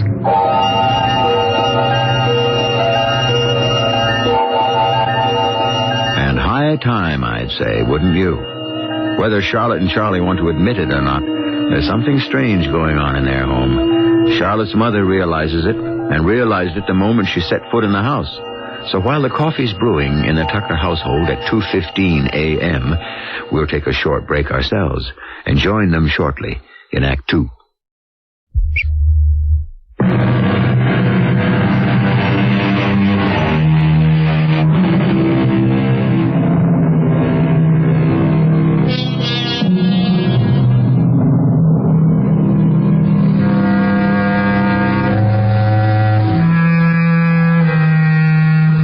Things always seem more sinister in the middle of the night, don't they? At 2 o'clock in the morning, our little fears are magnified many times. And at 2:15 this morning, in the brightly lighted kitchen of Charlotte and Charlie Tucker, the sinister happening of the past few moments hangs heavily over the three figures, huddled over their coffee. There is something strange in this house, Charlotte. Something psychic. Oh, really? Now, wait. Well, I know you both take my interest in parapsychology lightly. Oh, you have every right. I'm not going to make light of it, Mother. Not after this. You never did tell me your explanation for the cool air in the clock. Well, I don't know what causes that. But something psychic is developing in this house. Developing? I felt it the moment I came in yesterday afternoon. I tried not to make too much of it. I avoided your questions. But I'm too concerned now. I really am. But why? Why would our house all of a sudden be possessed, if that's what you mean? And what's the clock got to do with it? Well, I think whatever it is in this house started when you brought that clock home. For what reason? Well, again, I have to say, Charlie, I don't know. But have you noticed anything else strange in the house, other than the peculiar behavior of that clock? Well, the baby's been awfully restless lately. I mean, more than usual. And Tinker, she wouldn't come in the house yesterday. She's run off. And Charlie, your layout. Well, now you've got me wondering. What was that about a layout? Oh, it's a hosiery ad I've been working on. It's been smudged, and nobody in the house could have done it. Except perhaps a spirit. Oh, Mother.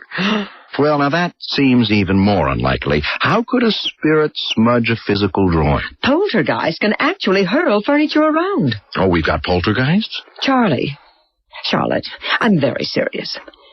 I think you should call in a psychic investigator, a ghost breaker. You are serious? Very much. Now, there's a particularly good one I know of. Oh, I don't know him personally, but he has an international reputation. Now, he might be interested in this. I thought these guys just prowl around old English mansions. No, far from it, Charlie. They're willing to make a preliminary examination almost anywhere, and they can usually tell right away if there's a hoax involved, or if it's just coincidental events. But I personally think there is nothing coincidental here. Well, how would we get in touch with this investigator? His name is Paul Carlton. Yes, the American Society for Psychical Research could get in touch with him. Oh, they'd be sure to be interested, too. Charlie, do you think we should go that far? It scares Charlotte, me. The sooner this thing is brought out in the open, the better. Well, I'm with you, Mother Lee. I'm all for this Paul Carlton having a look, if he's willing to come. Would you like me to get in touch with him? Yes. All right. I'll call the society for you first thing in the morning.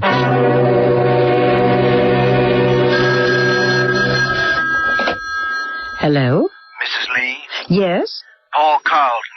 The society gave me your message. Oh, yes, Mr. Carlton. Thank you for calling. Not at all. I'm very interested in all you told them. When may I examine the house and the clock? Oh, just a minute, please. Charlotte, he wants to see the house. When can I tell him? Well, the sooner the better. Tomorrow, if he wants. Mr. Carlton? Yes? Any time is fine with us. Well, I have a speaking engagement in Philadelphia tomorrow night. I could be there day after tomorrow. Say 10 in the morning? Yes, any time. And Mrs. Lee, today and tomorrow, be very alert to anything else that occurs in the house. The more details, the better. I understand. I'll see you Thursday morning.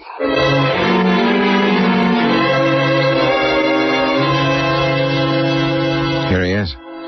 There's a cab pulling up out front. Oh, I'm so nervous. You and me both. He's just going to look around, isn't he? I mean, he's not going to conjure up a lot of evil spirits or anything. Of course not, Charlie, but I'm anxious to see if he confirms my feelings. Well, look, we might as well go out and welcome him. We know he's here. Mr. Carlton. Hello. Mr. Tucker? Yes, welcome. We appreciate your coming. Oh, thank you. But I'm the one who's appreciative. Come in.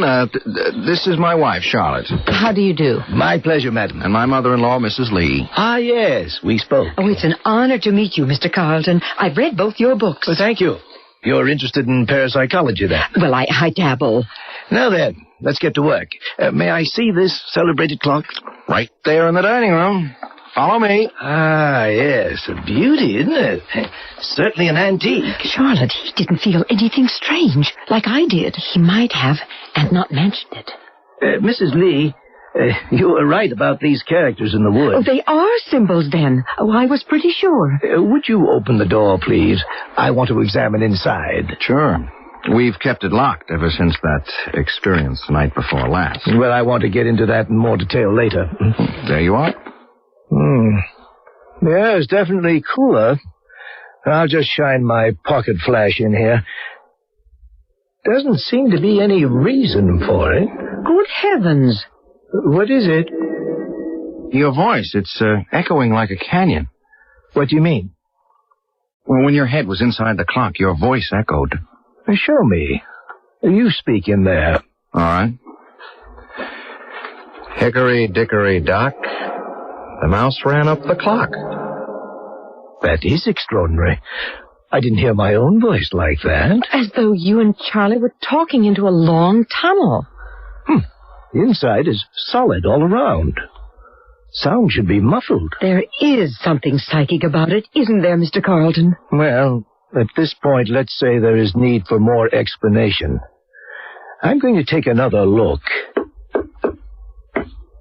Solid wood inside, all right. There's a name etched in here. Probably the maker. Might give us a good clue. Can you read it? Yes, it's faint.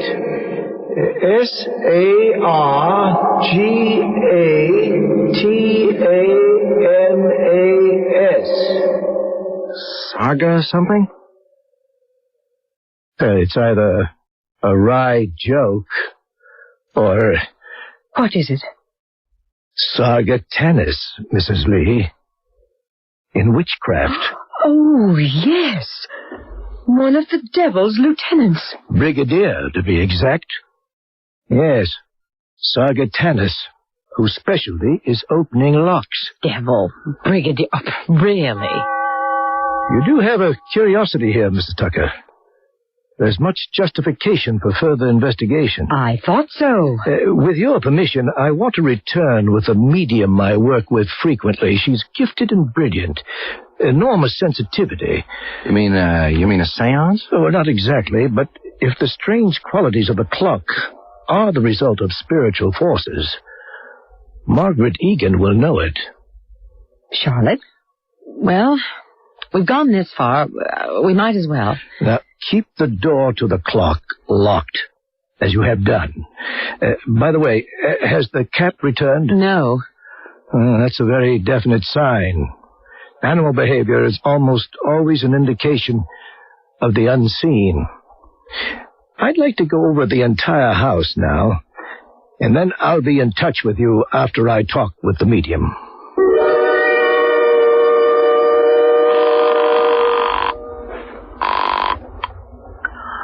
Hello? Margaret, it's Paul Carlton. Oh, hello, Paul. How are you? Fine. I have a job for you, a fascinating case. It's a home in Pennsylvania. Everything centers around an old clock with the name Sargatanas etched on the inside. Sargatanas? I thought that would impress you. The devil's locksmith. When can you work with me? Oh, any time. Oh, perhaps the sooner the better. Good. We'll drive down tomorrow. I'll fill you in on the details on the way.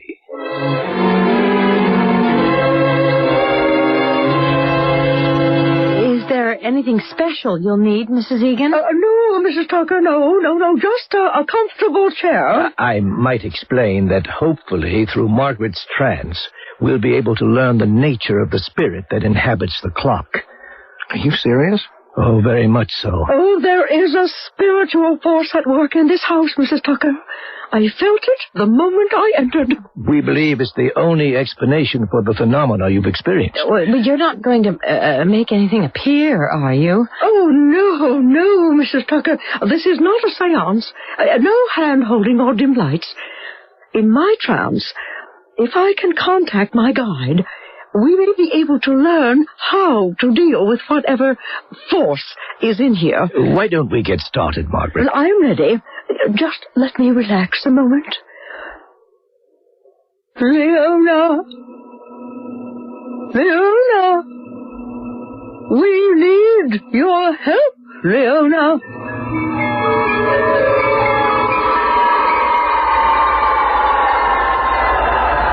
I am here. This is Leona. What can you tell us of Sargatanas? Why do you wish to know? We believe he's at work. Sargatanas is imprisoned. He has been imprisoned for 103 years. We have reason to think he's at work. Impossible. We have in our possession a clock with his name etched into the wood. Subrit, therefore Dundee. What? Speak again, Leona. Board to prom. Oh, she's losing contact. Leona, can you hear me? Sargatanas imprisoned. Charlie, look. The door to the clock. Yeah, it's opening. All by itself. That cold air again, too. Look. Something floated out of the clock. I saw it, too. What was it? I don't know. I don't want to know. She said she wouldn't make anything appear. Margaret. What?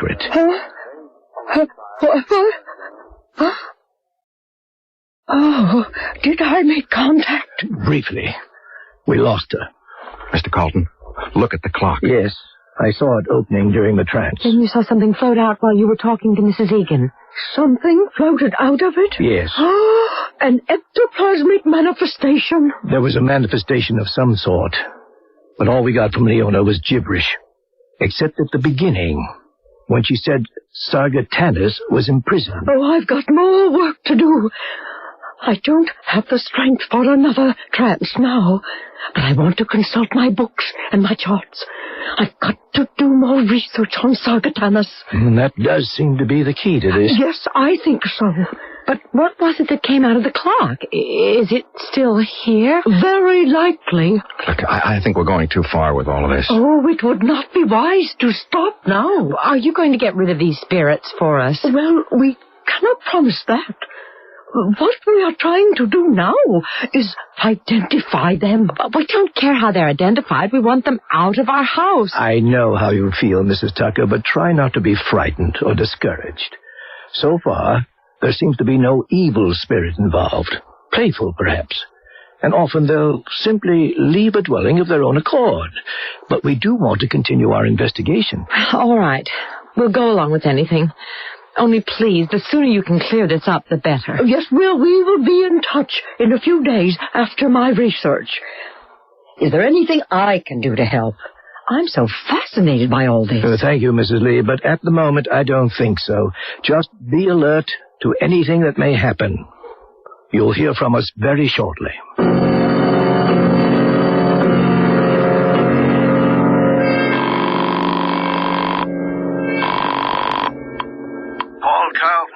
Paul, it's Margaret. I think we have stumbled on the case of the century. Explain. Sargatanas is the key, all right. Now, can you get in touch with the people the Tuckers got that clock from? Well, I don't know. I suppose so. Why? Well, if my calculations are correct, yes, and the information I have so far points to it, that clock the Tuckers bought used to be known as the Gate to Hell.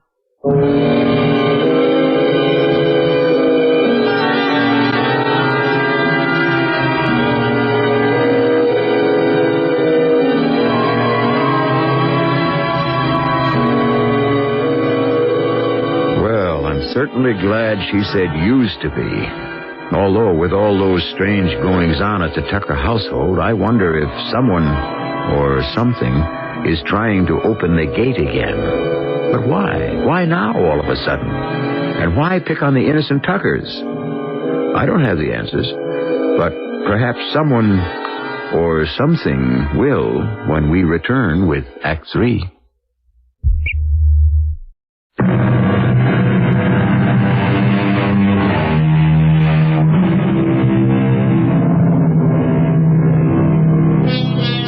In Dante's Inferno, the poet tells us the inscription above the entrance to hell is, "Abandon hope, all ye who enter here." Well, that inscription is not on the antique clock purchased by Charlie and Charlotte Tucker.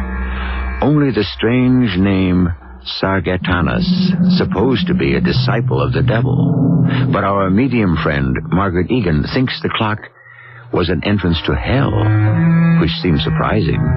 For if I were to imagine an entrance to hell, I'd picture it in some deep jungle, Arctic waste, desolate mountain range, or perhaps even a New York City brownstone house. Hardly a clock. Oh, it's becoming more incessant, isn't it? Oh, it's really driving me crazy. I want Charlie to get rid of it. Just take it anywhere. Destroy it. I'd let Paul Carlton and Margaret Egan have another go at it first. They're coming tomorrow, aren't they? Yes, and I hope this... What's the matter? There he is again. Who? That man crossing the street. I saw him yesterday. At least I think it's a man. Well, so? Look at him. Hunchback. So oddly dressed, as though he were trying to hide his entire body. Now, why should you think anything of it? I had the feeling he was watching our house. Oh, now, Charlotte, I know we're unnerved by what's been happening, dear, but... I know. I'm imagining all sorts of things. Oh, I hope these people can solve something for us tomorrow. I can't go on like this. I know I suggested having them in, but maybe it's just intensified things. It's simple, really.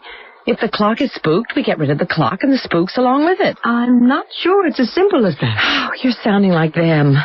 I'm going to the village, dear. You want anything in particular? What about wolfbane and frankincense? I wish I could laugh at that. Oh, dear. Here he comes. Who? What? Yes, he's coming up the walk. That oddly dressed man. I saw him yesterday. He has been watching the house. Well, I'll see what he wants. Well, don't let him in. I have a strange feeling, that's all. Yes? I must see the clock. What? Who are you? What do you want? I must see the clock. How do you know about our clock? I must see it, please.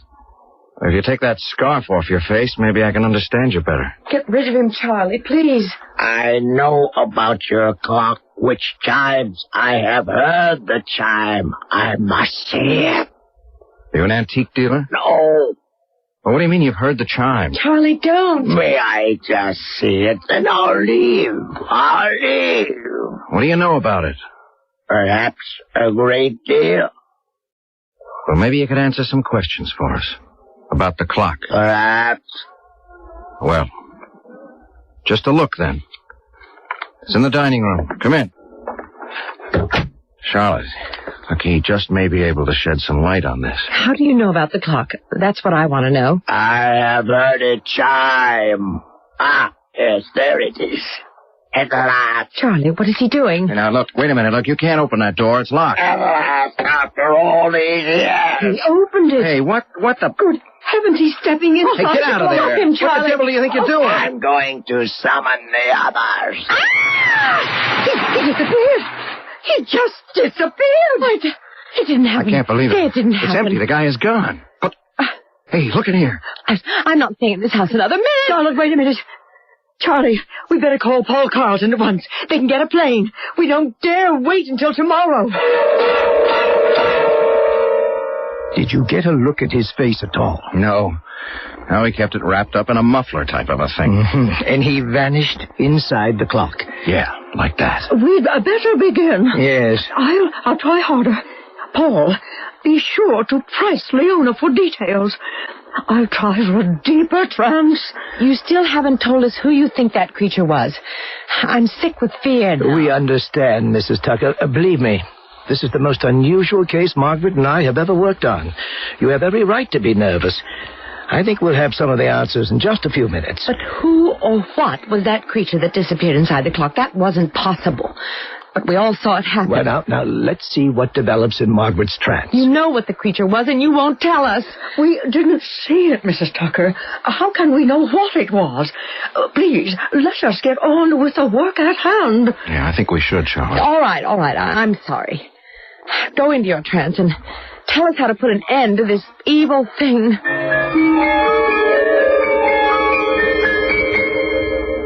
Leona? Leona, are you there? Leona? I am here. There's much concern here. Much excitement. Leona. Sargatanas. Sargatanas has returned. His imprisonment is over. There is so much excitement here. Help us, Leona. Tell us. Sargatanas is telling them his way to the world was through the clock. His gate to hell. Dormitory Lemon. Leona, please. 103 years ago, the clock was bought by a minister. Sargatanas was ecclesiastically imprisoned. The clock with his name inside it. Yes, the clock is one of the gates to hell. She was right. Margaret was right. It chimes to reveal its whereabouts. For 103 years, the gate was closed. Ecclesiastically closed. Now the gate is free. The clock strikes to let Sargatanas know where it is. To let the demons know the way is again open. Now, Leona, I am in the presence of the clock.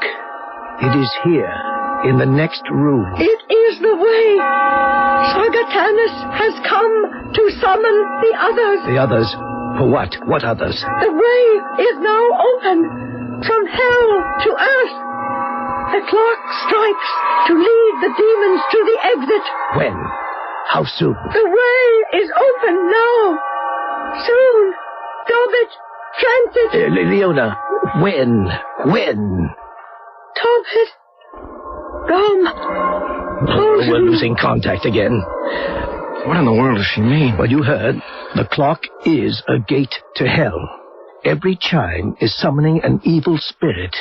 All right, look, I've had enough of this mumbo-jumbo. I know there's something wacky going on, but all this seance business isn't helping at all. Now, it's making things worse. Charlie, please. What happened?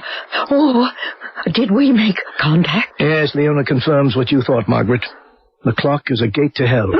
She said that? Yes. Oh, it's true then. Oh, I was sure of it.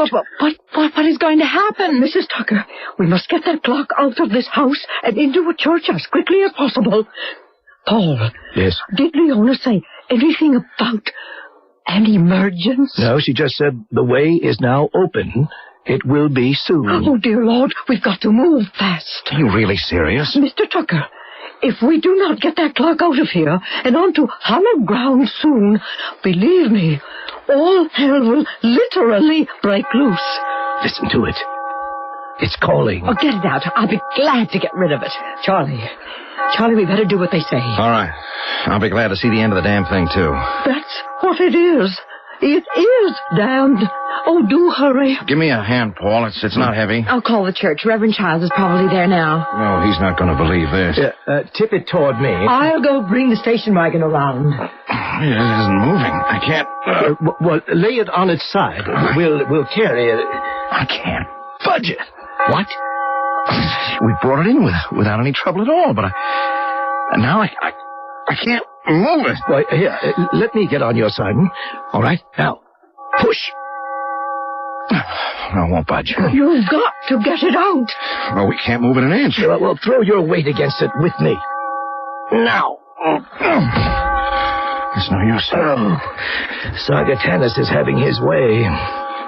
Is there anything you can do, Mrs. Egan? I am a medium, not an exorcist.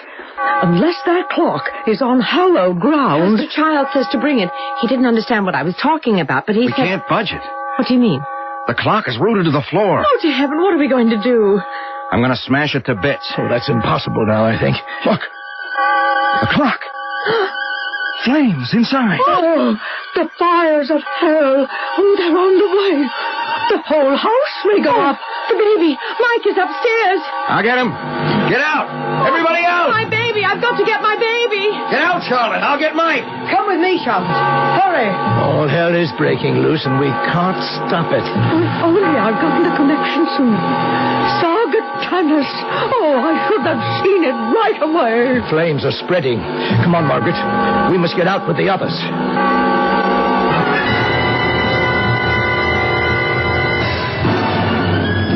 Everything is gone. Everything. This is only the beginning, I'm afraid. My baby, we're safe now. Shh. We're safe, Mrs. Tucker. But I wonder for how long. What do you mean? This is not the end of it. Look! Oh, my. The Andersons' house, it's going up, too. There is no escape. It's too late. The world is doomed now. Hell hath triumphed.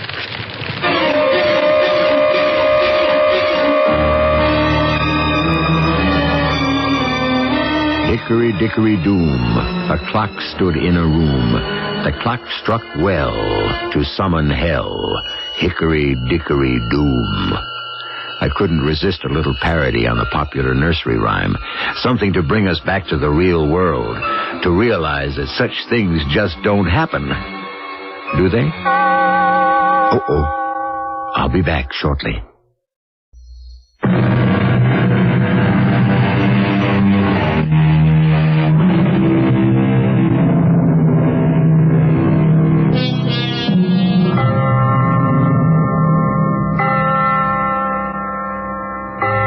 I see by the old clock in the corner that our time is up for now. The next time you happen on a grandfather clock, I hope you'll take a peek inside.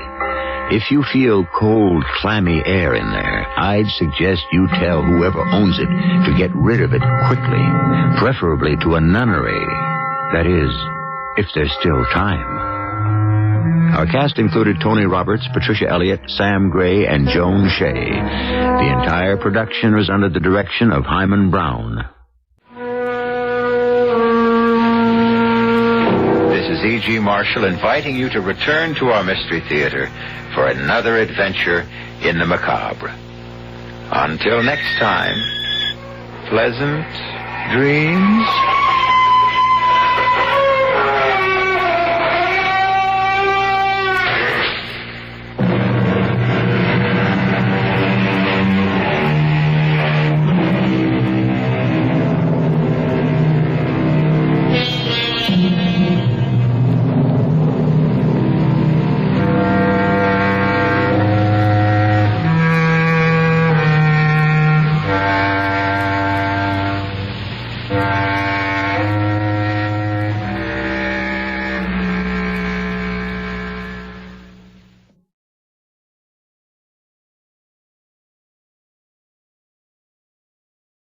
The CBS Radio Mystery Theater presents...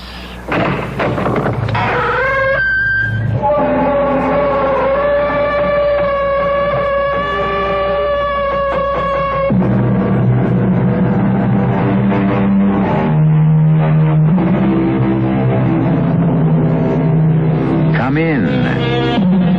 Welcome. I'm E.G. Marshall. I'd invite you to sit down, but at the moment we're in a laboratory. The laboratory of Dr. John Gilbert and Stephen Kaplan, two research scientists at State University. Nothing but sinks and test tubes and Bunsen burners, and only one chair at a desk where Dr. Gilbert is now sitting alone, talking into a small tape recorder. I think without disturbing him, we might just listen. Tape 26. 4 p.m. Friday, February 17. Tomorrow, we will make the supreme test. The serum I-23 has already been effective on mice and rabbits. Tomorrow, if it works on the human body, there's no end to the potential. I have no qualms at all. The serum won't kill me. At least, I don't think so. But we cannot know its true worth until we try it on a human. On me.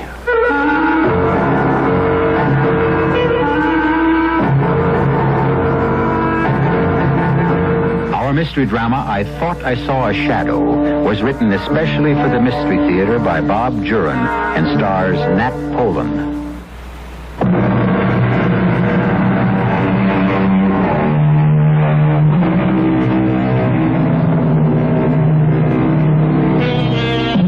When man tampers with the forces of nature, sometimes great things are revealed to him. Radio, for instance. Had it not been for man's curiosity, his probing and questioning, the miracle of broadcasting might still be undiscovered. And then, where would we be? That's just one of the thousands of ways that humans have put the laws of nature to productive use. But there are other laws and forces that are better left untouched, unexplored. For these laws are immutable, fixed, unchanging, and some of them, when disturbed, produce frightening and devastating results. Let's go to the laboratory of Dr. John Gilbert and his assistant, Dr. Stephen Kaplan, as they prepare to tamper with just such a law. Lab 2, Kaplan here. Yes, sir, right here. John, Colonel Morgan. Oh, thanks. Hello, Colonel. I was expecting your call. Yes, on Saturday. But I know we've discussed it, Colonel, and I have to be firm. No witnesses. I realize the government is funding the project, but until Dr. Kaplan and I are sure it's ready, we have to conduct our experiments in absolute secrecy. Thank you, Colonel. Yes, certainly, as soon as we have the result. Goodbye. If this thing's supposed to be top secret, how does Colonel Morgan come out thinking he can bring in a party of bird watchers? Well, he has to act important. He wants to be sure he gets whatever credit is coming. And I should be used to that. You mean Dr. Ferguson? She could have shared that award with me for the work we did on blood plasma. It was mostly my work. She could have given me some recognition, even though I was only her student. Well, forget her. I'm still worried about going ahead. I don't think we've run enough tests on the animals.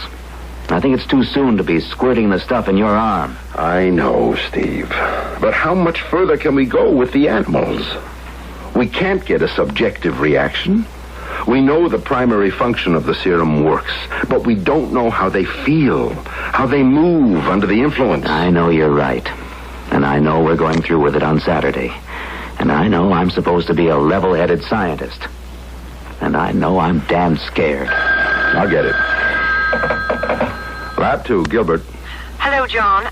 I'm not interrupting. Margot. Oh, I'm sorry to bother you at the lab, but I never get an answer to the apartment. I know. I'm not there much anymore. You were never there much anytime. But that's past, John. I wonder if I could see you. Of course, Margot. This project's taking all your time. You name it. Well, I could meet you tonight. Do you want to come to the apartment? No, I'd rather you came here. Want to make a dinner? That'd be nice. How about 7? All right, I'll be there. Goodbye, John. See you later, Margot. No comment. She's still my wife, Steve. In name only. I hate to see your concentration broken by another meeting. Particularly now. 2 days before... I'm not a teenager, Steve. I can control my emotions. John, does Margot know about our work? No. I've kept it top secret even from her, which wasn't difficult since we see each other so seldom now. Are you going to tell her? Why should I? I don't know, really, but if something goes wrong... What would telling her in advance accomplish? I think, as your wife, she ought to know there's a chance she may never see you again.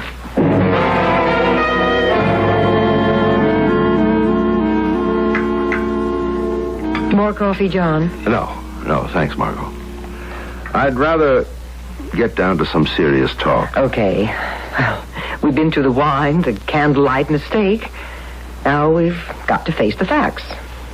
The facts being? I want a divorce. I was afraid of that. John, don't make it any more difficult for me. We've been separated for almost a year. I want to be free. Do you?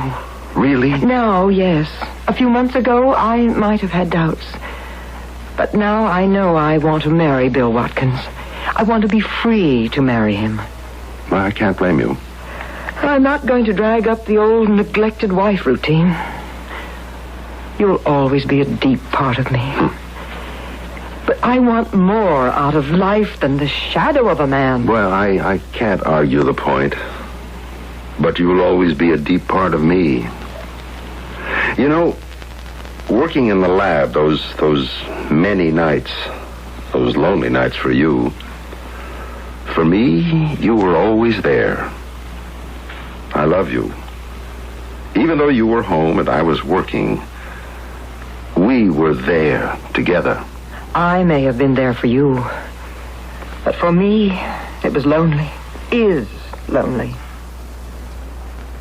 Well, I'll do whatever you want, Margot. Thank you. No, damn it, I don't mean that. I don't want Bill Watkins to have you. John. Give me one more chance. Let me finish this project I'm on now. It'll only be a few weeks, and I'll take a sabbatical. We'll travel. We'll be together every minute. And then I'll settle for a teaching position in California. A nice, quiet, steady life. In other words, your career is the price you'll pay for me. Yes, if I have to. And you'll hate me for it. No, John. I want it my way. Well, it doesn't have to be settled tonight. Things can change. Maybe you will be free. What do you mean by that? Well, Steve thought I ought to tell you.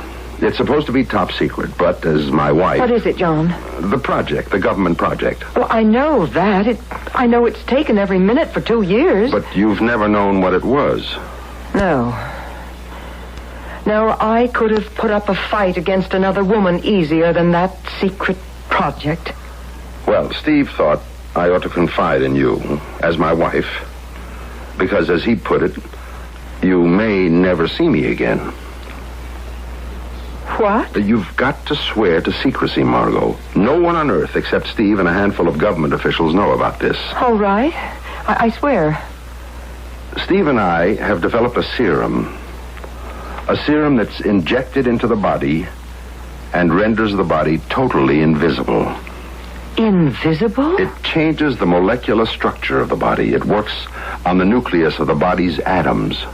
We've proved it with the lab animals. Invisible? But why? Margot, its use in the military is beyond imagination. For spies, troops, invisibility could turn the outcome of battles. And it works. On lab animals, it works. Well, that's fantastic. And on Saturday, we're trying it on me. On you? John, you mean you're going to become invisible? Well, that's the hope and the plan. The effect only lasts for an hour or so, but we can't be sure of it until we try it on a human. On the rats in the lab, it lasted 1 hour. Then, gradually, they reappeared. No worse for the experience. Then it's not dangerous? Not to the animals, but we've got to try it on a human to really find out. to get the subjective reactions. I mean, will I see myself, or will I look down and see nothing but space? How will I move? My body will still be there. I won't be able to walk through things like a ghost, or will I? These are the questions we have to answer with a human subject. You. Me. You'll come out of it all right. We hope and expect so. The effect has to wear off. And if it doesn't? You'll never see me again. Oh, you seem to be making light of it. I have confidence in the serum. I admit I'm a trifle nervous about the sensations, the unknown. But to a scientist, the thrill of the unknown is the whole reason for being. Oh, well, I know. But it's not dangerous. If it were, those rats and rabbits would have been dead, or worse. But you'll have to take a much larger dose than you gave the animals, won't you?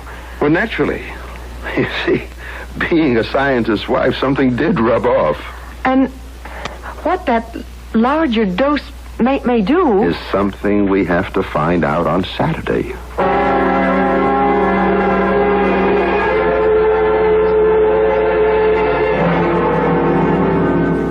Are you ready, John? Yes.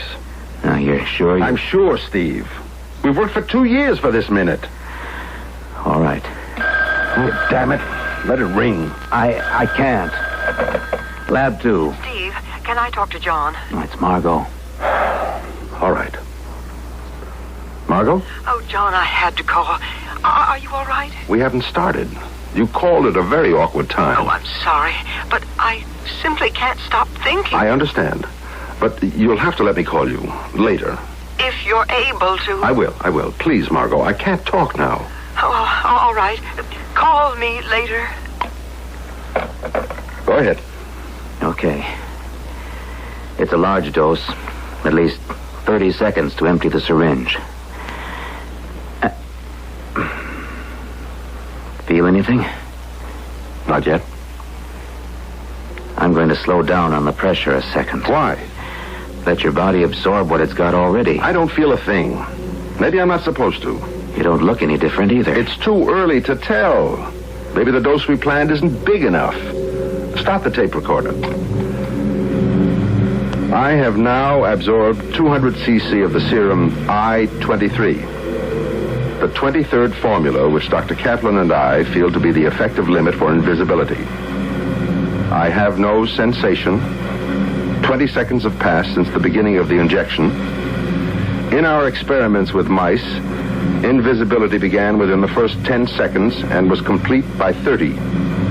Taking into account the difference in size and body tissue, I should begin to disappear within 2 minutes, and complete invisibility should be effected in 5. 40 seconds have passed. The syringe is empty. Feel any different? Our proportions couldn't have been that much off. It's not likely, but everything's still an X factor. The dosage must have been too small. We don't know that yet. All right. We'll wait 15 minutes.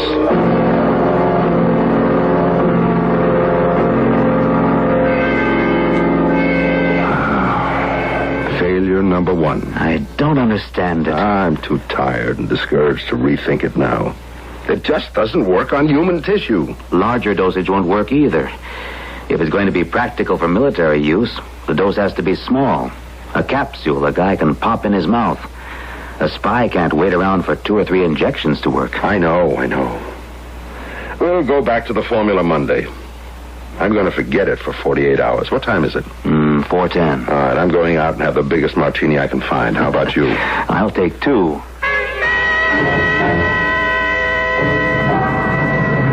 You know, the nitrogen element may be too low. I don't think so. The balance was 80-20 nitrogen over phosphate. More likely it... John, stop a second.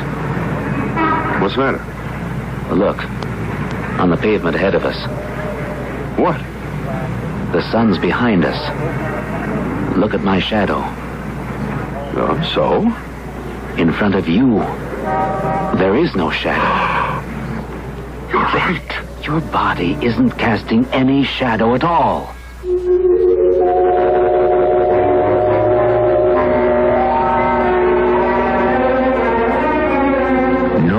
shadow. A curious condition for Dr. John Gilbert.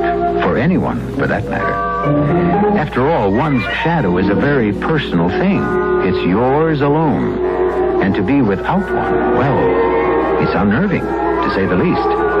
Thank goodness I still have mine. I can see it right here on the studio floor. So don't go away, please. Me and my shadow, if not Dr. Gilbert's, will be back shortly with Act 2.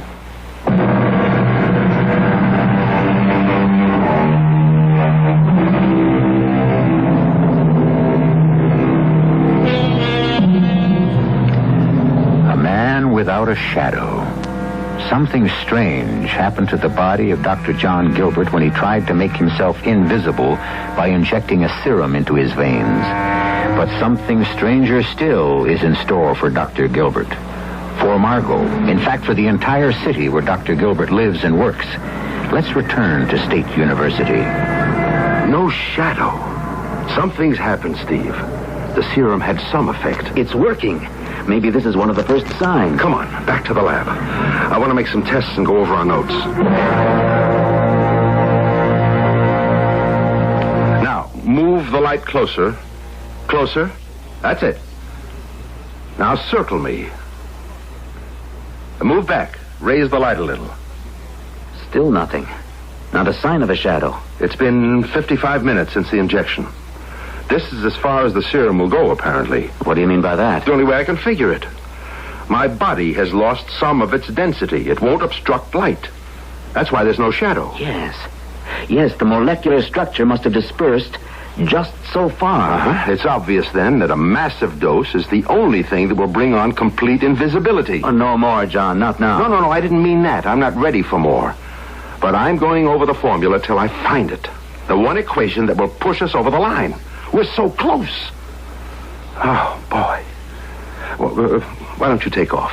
I have nothing on for the night. I'll work with you. I'd rather do it alone, Steve. John, do you think it's wise to be alone?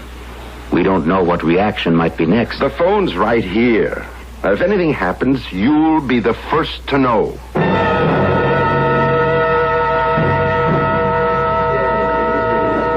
You're not hiding it very well, Margot. I know, Bill. I'm sorry to spoil our supper. Margot, I love you. We're going to be married. Your problem is my problem. Not exactly. It's John. I'm worried about him. Is he giving you a hard time about the divorce? No. But he was going to call me today. I was expecting to hear from him before you picked me up. What's he calling you about? I can't tell you. You still seem awfully interested in John. I am interested in his work. It's important. I thought his work was the whole problem between you two. It was, but, well... Then why all this sudden interest? The concern? Oh, Bill, you have a way of twisting things I say. Margot, level with me. I can't tell you any more than I have. Only that I may never see John again. That would be fine with me. Oh, stop it, Bill, please. If you knew my reasons, you'd understand. But I can't tell you.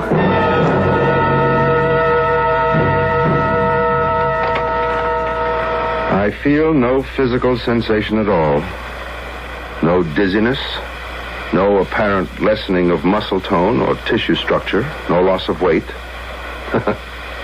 Just loss of shadow. Oh. This will be the last entry for this date. Saturday, February 18. I will resume tomorrow when... Steve? Steve, is that you? Steve? Who's there? I could swear someone came into the lab. New item. It's 10:05 p.m. I have a distinct feeling someone has entered the lab. There was no sound, just this feeling. I will continue taping in case this may prove helpful if anything happens. I know I am not alone. Who's there? Answer me!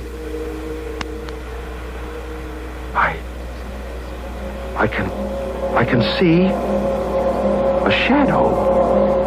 I know someone's there. Shadow is moving from the outer hall. In a second, I'll know who it is. There's nothing but a shadow. A man's shadow moving into the lab. It glides across the floor now, not toward me, toward the wall. Within all reason, this can't be. But it is happening. Now it moves along the wall. It stops. It hangs there on the wall, waiting.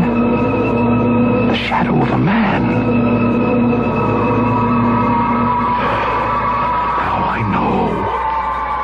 I know with all certainty that shadow on the wall is mine. How still it hangs there, waiting for the last of the serum to wear off. Now it moves again, moves with a will of its own, slowly across the wall toward the window. There, it pauses by the window. And now disappears into the night.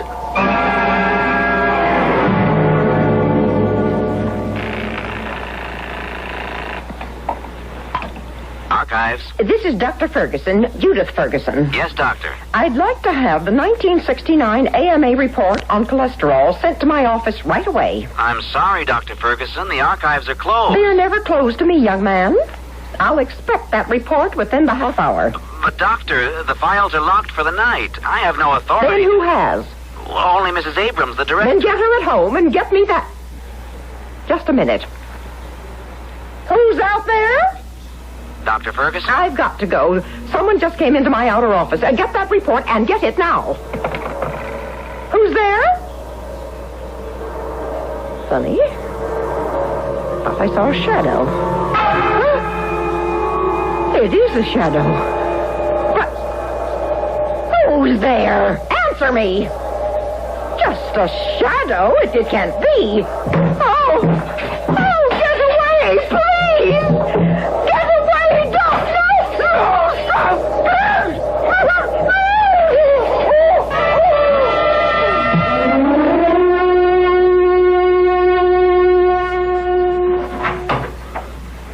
John? Huh? Oh, Steve. You've been here all night. What time is it? 9 a.m. Oh. John, are you all right? Yes, I think so. I can't seem to remember. Oh, yes. Yes, Steve. Something's happened. It sure has. Dr. Judith Ferguson was found dead in her office last night. Dr. Ferguson? It's on all the newscasts. Some clerk from the archives took a report to her office. Said Ferguson insisted on having it last night. He found her. Murder? They don't say. How awful. We'll hear all the lurid details soon enough. I'm more concerned about you. Any side effects through the night? No, it's funny. I can't seem to remember anything after you left me. I think I started to dictate, and I just don't remember. My mind's a blank. Why can't I remember? Another effect of the serum, perhaps. Maybe. Or maybe the tape will tell us. I'll rewind, and then we'll find out what happened to me. Huh, that's strange. There should have been more than that. We'll play it. There are no physical sensations at all. No dizziness. No apparent lessening of muscle tone or tissue structure. Just loss of shadow. This will be the last entry for this date, February 18. I will resume tomorrow when... Well? There's more. There's got to be more. Well, that's all there is. You fell asleep. No, there's something... An impression, something more happened. But why isn't it on the tape? You fell asleep. Why can't I remember? Why? Oh. Lab 2, Kaplan here. May I speak to Dr. Gilbert, please. Who's calling? Lieutenant Healy, 4th Precinct. Oh. The police, John. Police? Why? Hello? Dr. Gilbert, I'm Lieutenant Healy, 4th Precinct. I wonder if I could talk with you this morning. What's wrong? Margot? Oh, it's about a Dr. Judith Ferguson. Dr. Ferguson? Oh, yes. My associate just told me. We're asking everyone who knew her to help if they can. I understand you're acquainted with her. Yes. Some time ago, I was a student in one of her classes. In about an hour, all right? At your lab. Yes, I'll be here. Thank you, Dr. Gilbert. What's up? He wants to talk to me about Judith. They're asking everyone who knew her. Well, you haven't seen her in how long? Well, I see her in the hospital now and then, but our work together was over 2 years ago. Well, relax, John. You haven't got anything to worry about. You know Dr. Ferguson how long? Well, Lieutenant, we were actually associated for only a year. I was a graduate student in one of her classes. That was 2 years ago. We wouldn't single you out like this, Dr. Gilbert, but we're told you and Dr. Ferguson were involved in a successful medical project, one that Dr. Ferguson received an award for. Yes, on blood plasma. Well, after working that closely with Dr. Ferguson, can you remember any incident, any friend of hers? Anything that might give us a clue to who'd want to kill her? Well, then, you do suspect murder. This was no accident. How was she killed, Lieutenant? Nothing's been said. Well, we're keeping that quiet. She was suffocated. Apparently, a clerk from the hospital archives department took a report to her office. She didn't answer his knock, so he got the custodian to open the door. They found her. The office was locked from the inside? Windows, too. Well, then if it was murder, how did the killer get out? That's just one of the problems we've got with this case. Oh? There were no marks on the body, but the room was a shambles. She fought with someone. But we figure whoever tore that room apart has some marks on him. That's why we're talking to anyone we can find who knew her. Something will give the killer away. Well, thanks for your time, Doctor. I'll be in touch if we need any more from you. Thank you. Goodbye, Lieutenant. There was a time, I suppose, when I could easily have killed Judith Ferguson myself. My work, her acclaim. But I certainly wouldn't dream of it now. Come on, I'll buy you a drink. It's getting late. I'm so mixed up. These 2 days have been... Wait. What's the matter? Someone's come into the lab. I didn't hear anyone. No sound, no. But someone's here. Now I remember. Last night, I remember. I was alone. I thought it was you. What are you talking about, John? It's back. It's here in the lab, just like last night. John, stop this. There it is. Good Lord. What? Shh. It's my shadow. My shadow. Alive. And with a will of its own. You saw this last night? Yes. Now watch. It moves along the wall. So slowly. Silently.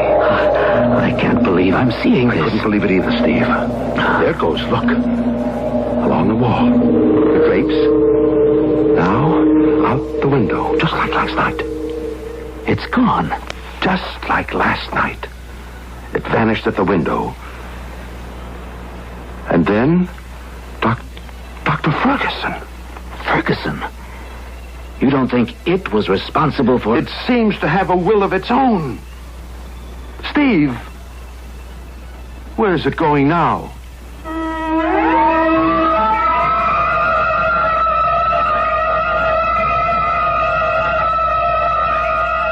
You've heard it said that some people are afraid of their own shadow. Well, it seems that Dr. Gilbert's shadow is something to be afraid of. It has already disposed of one of Dr. Gilbert's dark, subconscious resentments. And there's not the shadow of a doubt there'll be more sinister happenings when I return shortly with Act 3.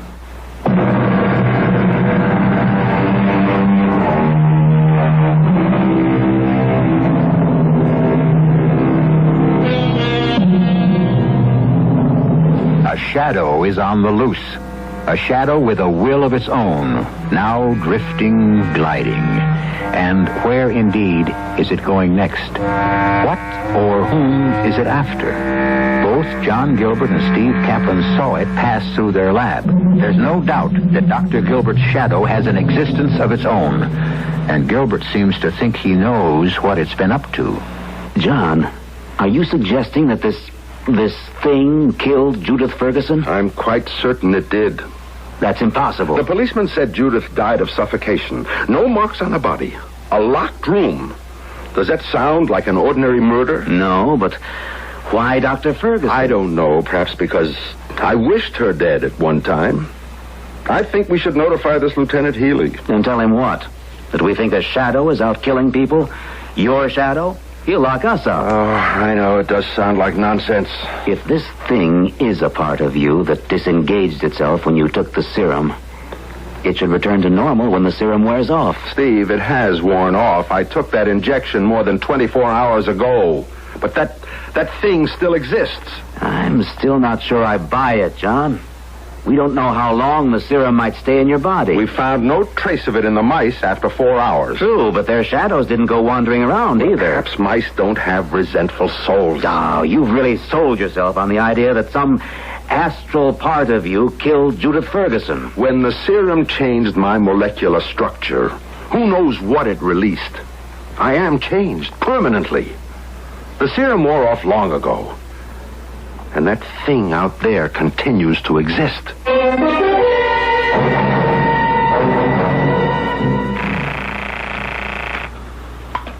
Lab 2, Dr. Kaplan. Oh, Steve, Margot. Is John there? No, he went home around 4 o'clock. Oh, I can reach John at the apartment then. Yes. How is he, Steve? I mean, really, after the experiment. Tired. Very tired. We both are. But there were no serious effects. Oh, I'm glad of that. How did the news of Dr. Ferguson affect him? He was shocked. The police were here this morning. The police? Why? Well, they're questioning everyone who knew her. But why John? They certainly don't suspect him. Of course not. It's routine. Well, I'd better call him. Thanks, Steve. Bye, Margot. Oh, that must be Bill. Coming! Come in, Bill. Feeling better today, darling? You were pretty upset last night. Ah, yes. I'm sorry I spoiled our dinner. Margot, we've got some things to talk about that can't wait. I know. John. No, not John. You're the one who's making my life complicated, not John. Do you want me or don't you? Of course, Bill. But why do you insist I cut off every mention of John? I won't share you. Oh, Bill, that's kid stuff. It's not kid stuff, and it's not only this weekend. I felt it for weeks. I am trying desperately to control myself. I've had a nerve-wracking weekend, and you won't let up on me. Then tell me what's so special about Dr. Gilbert this weekend. Bill, let go of my arm. Tell me. He's doing an experiment. So? Well, he's trying to... To what? Bill, there's someone in the bedroom. What? I just saw a shadow pass the bedroom door. But how could anyone get in through the... Bill, what is it? A shadow. Moving along the wall. The shadow of a man. I see it. But how? This doesn't make any sense. Oh. There's no one here. Just a shadow. Oh, Bill, I'm frightened. It stopped. Now it's sliding down the wall. Coming along the floor. Coming towards us. Oh, Bill, it's covering you. I can't breathe. I don't know what to do. Get out. Oh, Bill. Get away. Margot. No, Bill.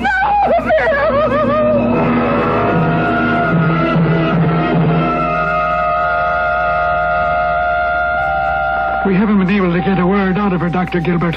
She's in deep shock. Then you don't know what happened in Margot's apartment. I'm hoping you'll be telling me this smacks of more than coincidence, Dr. Gilbert. 2 people whose lives touched yours, dead within 24 hours of each other, and killed the same way. Are you ready to believe me? Ready? My shadow killed them both. I don't know who will be next. Now look, Dr. Gilbert, if you're going to make light of this, I'll make damn sure you're sorry. Oh, I'm not making light of anything. My shadow is loose. with a will of its own. Now, you may be an eminent scientist. Look at the floor, Lieutenant. Look. There's your shadow. Where's mine? Oh. Well, okay, I've read enough science fiction to believe it, but don't ask me to be putting out an all-points bulletin on your shadow. Shadows don't kill people, Doctor. People do. Is that you, Bill? Margot, it's John. John. Oh, Bill's dead. Relax, Margot. Don't try to talk. Oh, it was so horrible. The shadow on the wall. It came at us. It moved along the floor, and then Bill choked. Mrs. Gilbert, you saw this shadow. Only a shadow. There wasn't anybody there. Nothing but a shadow. A shadow. Well, I'll be outside. I've got to make a phone call. John, how is Margot? She's out of shock. They have her sedated. This Bill Watkins was victim number 2. There's no doubt. She saw the shadow. It enveloped him and slowly suffocated him. What does Lieutenant Healy say? I told him the whole story. He had a hard time accepting it until Margot confirmed the shadow. Dr. Gilbert, Dr. Kaplan, we've got real trouble. What's the matter, Lieutenant? 2 more deaths, exactly like Ferguson and Watkins. Who? A reporter from the Herald, Jim O'Hara. I never heard of him. Well, how about Helen Morris, a bridal consultant at Long's Fashion Center? No, I don't know her either. Oh, you're positive there's no connection? None at all. Well, that means the thing is hitting at random. Oh, Lord, what have I done? Well, look, is there any clue, Dr. Gilbert, anything that might help? There hasn't been time to study it. It only started yesterday, and... Wait a minute. There is something. The shadow always returned to the laboratory. I saw it first, before Dr. Ferguson did. And then we both saw it there this morning, before it went after Bill Watkins. Then your lab is the most likely place to look for it. I don't know. I don't know what it will do. Still, I'm responsible. How can we stop it if it does show up? Well, we'll worry about that later. If this leaks to the press, we'll have a panic.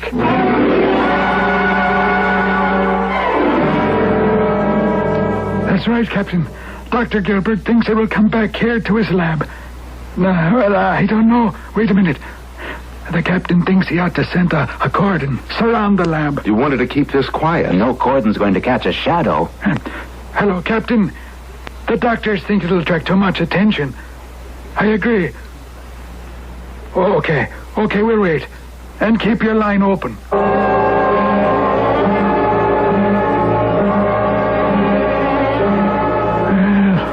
Almost an hour.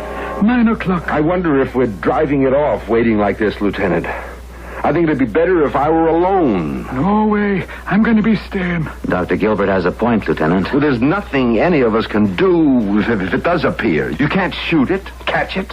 Why don't you leave me alone and see what happens? Well, maybe you know more about this then than I do. I'll go along.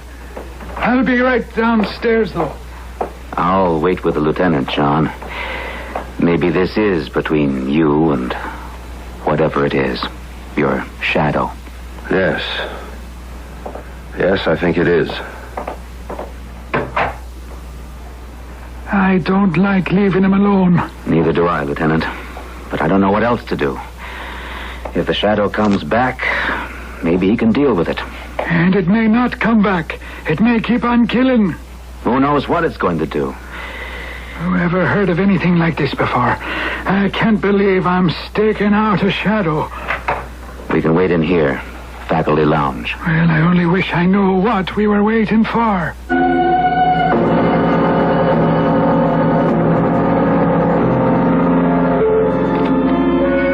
Tape 12. Sunday, February 19, 9:30 p.m. There have been no further effects on my body. Nothing more to indicate the cause of this strange transformation that's taken place with the loss of my shadow and the subsequent power of that being. Will it return to me? I know now what I have to do, what I must do. There it is, slipping in at the window. I knew you'd be back. There's only one way you can be stopped. When I die, you'll have to return to me, locked to me as you were all through my life. My shadow, no longer with a will of your own. It's my own life that gives life to you.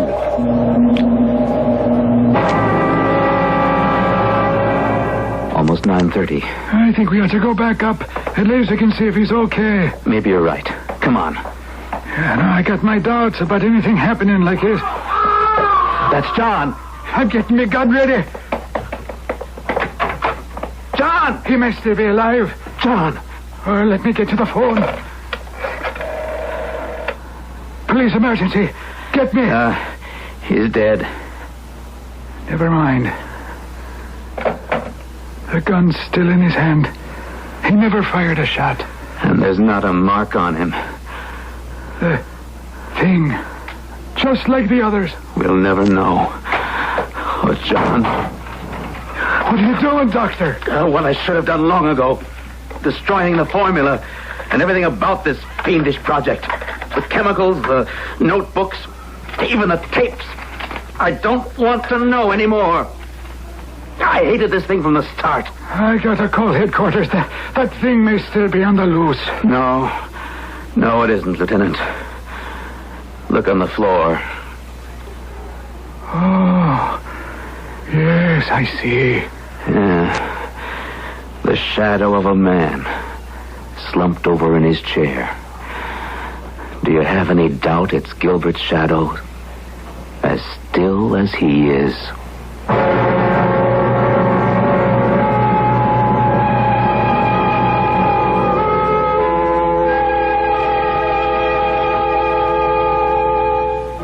What did kill Dr. Gilbert? His shadow? His subconscious? Dr. Gilbert went too far over the border of man's understanding. He delved too deeply in secrets that should remain untouched. For in all of heaven, earth, and even hell, there are some things that are better left untampered with. And this was one of them. I'll be back shortly.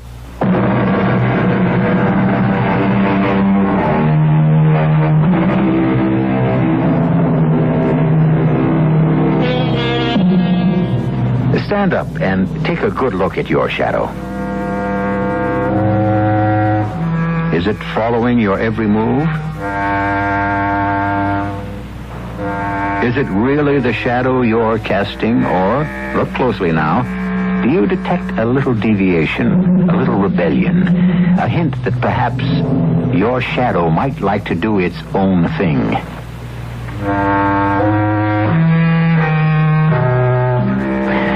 Maybe you'd better turn off the lights. That's the surest way I know of getting rid of shadows, wanted or otherwise.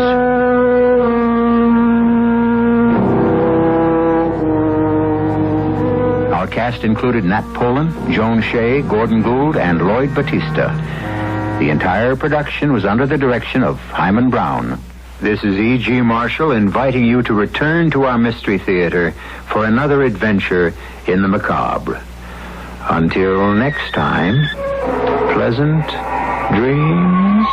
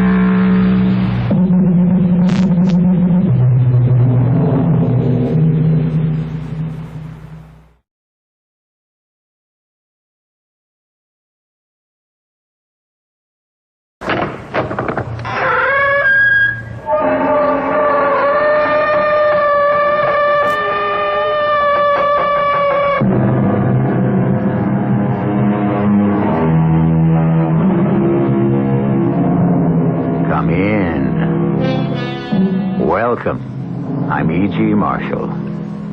Look not upon the wine when it is red in the cup.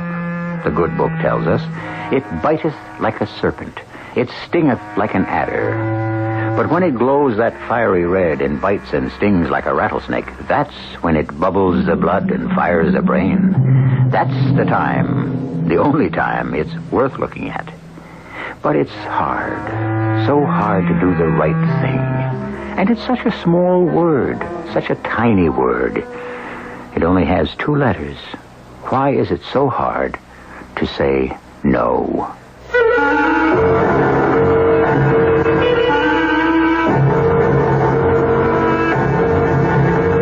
Our mystery drama, Little Green Death, was written especially for the Mystery Theater by Sam Dan and stars Kim Hunter.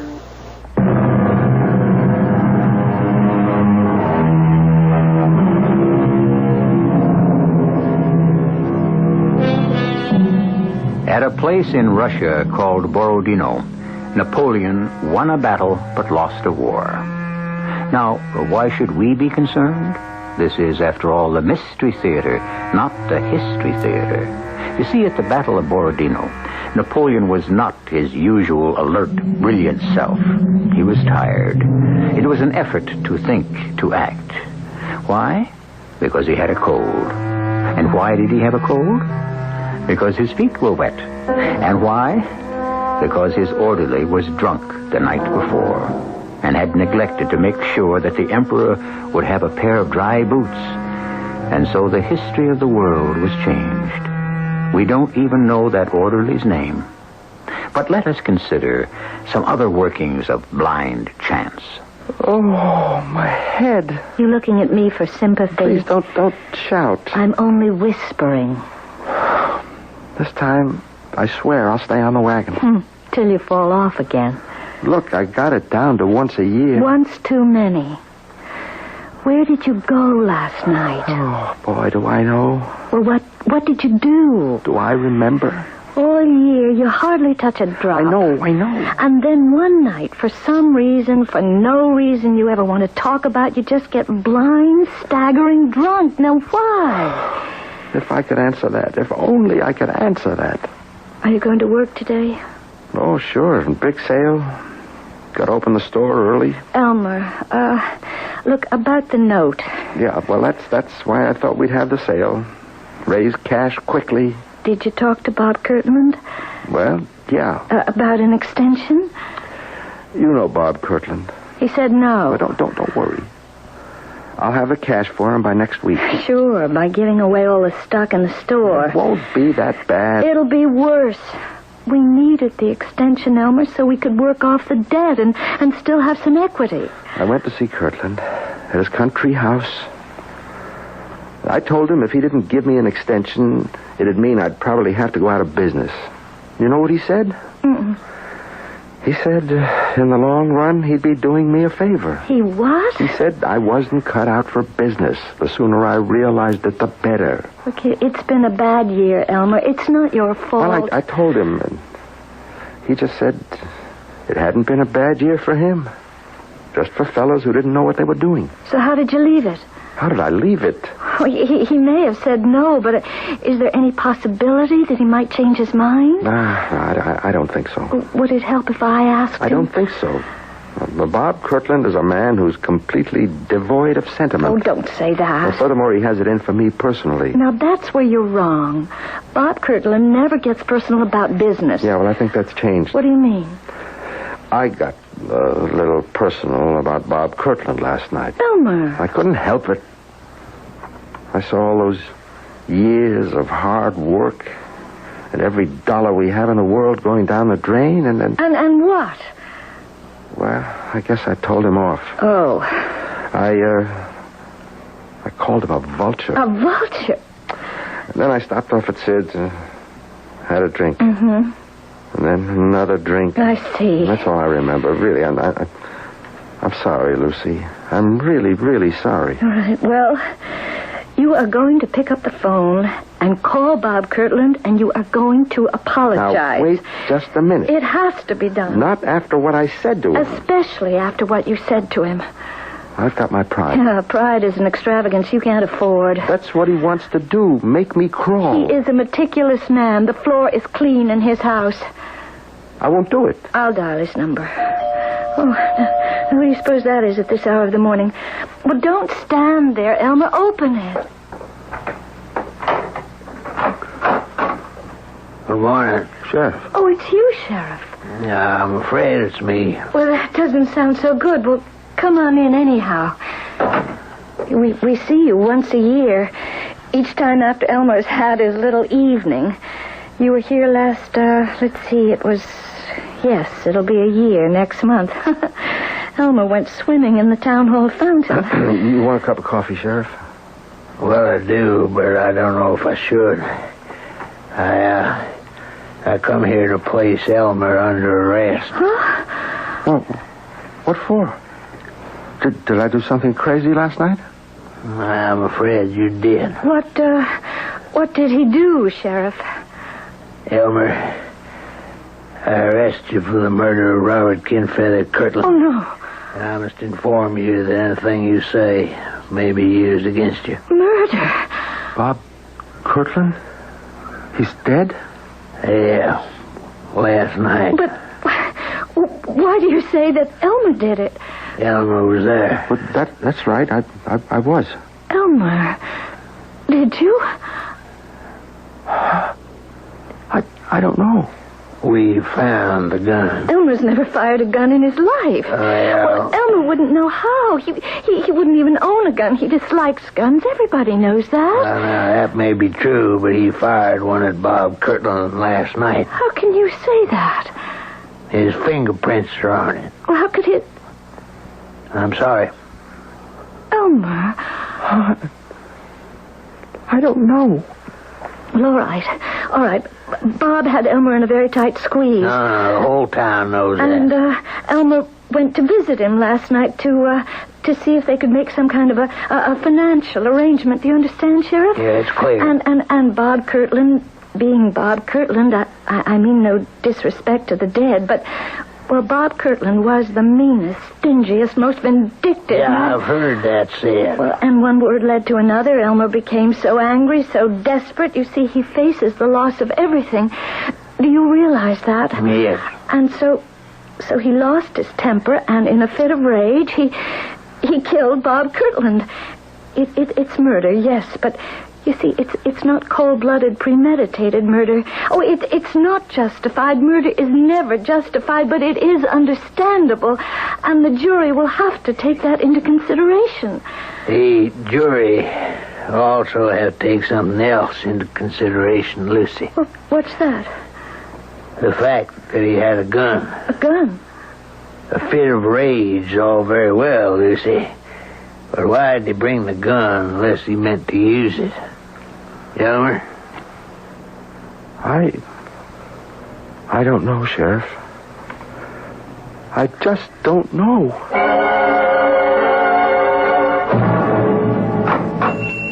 Lucy!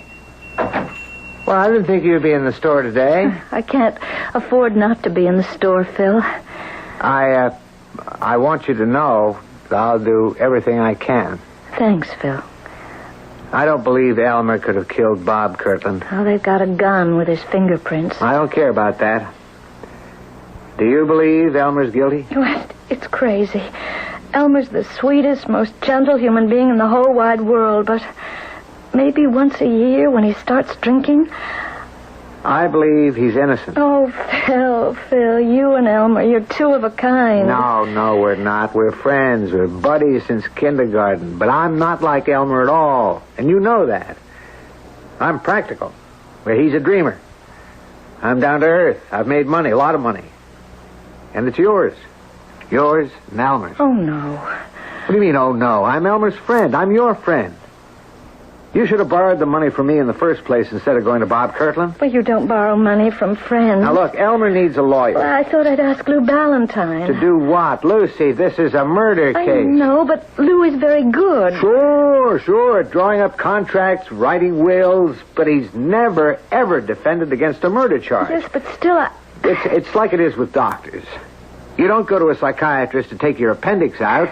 Now, you need a lawyer who specializes in murder. And you're not going to find one in this town. I just don't know what to say then. I do. I've engaged a lawyer for you. You have? You need one of the best lawyers in the world, because that jury is going to be afraid to acquit Elmer, or even to let him off easy. How can you say that? Elmer grew up in this town. Everybody knows him. They'll be fair. Melissa Kirtland is on her way home from Europe. Her father's dead. Now she owns the town. Well... Lucy, look, I forgave you for marrying Elmer. But she never forgave Elmer for marrying you. Now, that's why you need a lawyer who can keep the judge and the state's attorney and even the jury on their toes. Oh, Melissa, wouldn't... Wouldn't what? Oh, Lucy, you're a very sweet and decent person, but you shouldn't judge everyone by yourself. On that jury, you'll have shopkeepers, you'll have farmers. They won't be out to alienate Melissa Kirtland, the richest woman in the county. But Elmer wasn't himself. Everybody knows he wasn't himself. It'll be tried before Judge Gary. Judge Gary is fair and honest. And Jerry Holt, the DA, would like to run for governor. The Kirtland family has been the biggest contributor to the party. Phil, I don't know what to do. You don't have to do anything. We'll make sure Elmer gets every possible break. I've already engaged a lawyer from New York. I don't think any lawyer could help. This one can. She's never lost a case. She? Oh, come on now. Are you prejudiced because she's a woman?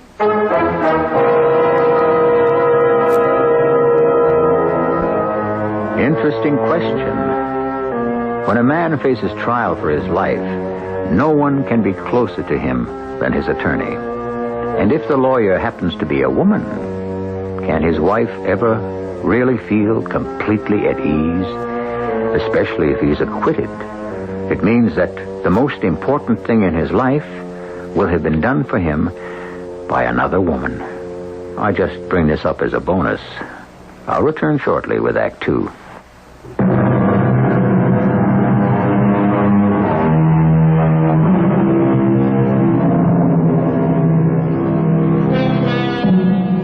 The hand, they say, is quicker than the eye. But what, then, is quicker than either? Why, the mind, of course. Mind, eye, and hand, they were designed to work in unison and harmony as a team. But what happens when they seem to be working at cross purposes? Well, obviously, we're in for a great many differences of opinion. Lucy, this is Miss Adelaide Gordon. How do you do? Miss Gordon, Mrs. Baker, Elmer's wife. Tell me, Mrs. Baker, is your husband innocent? Well, how would I know that? I think a woman knows. Well, according to all the evidence... We're not concerned with the evidence.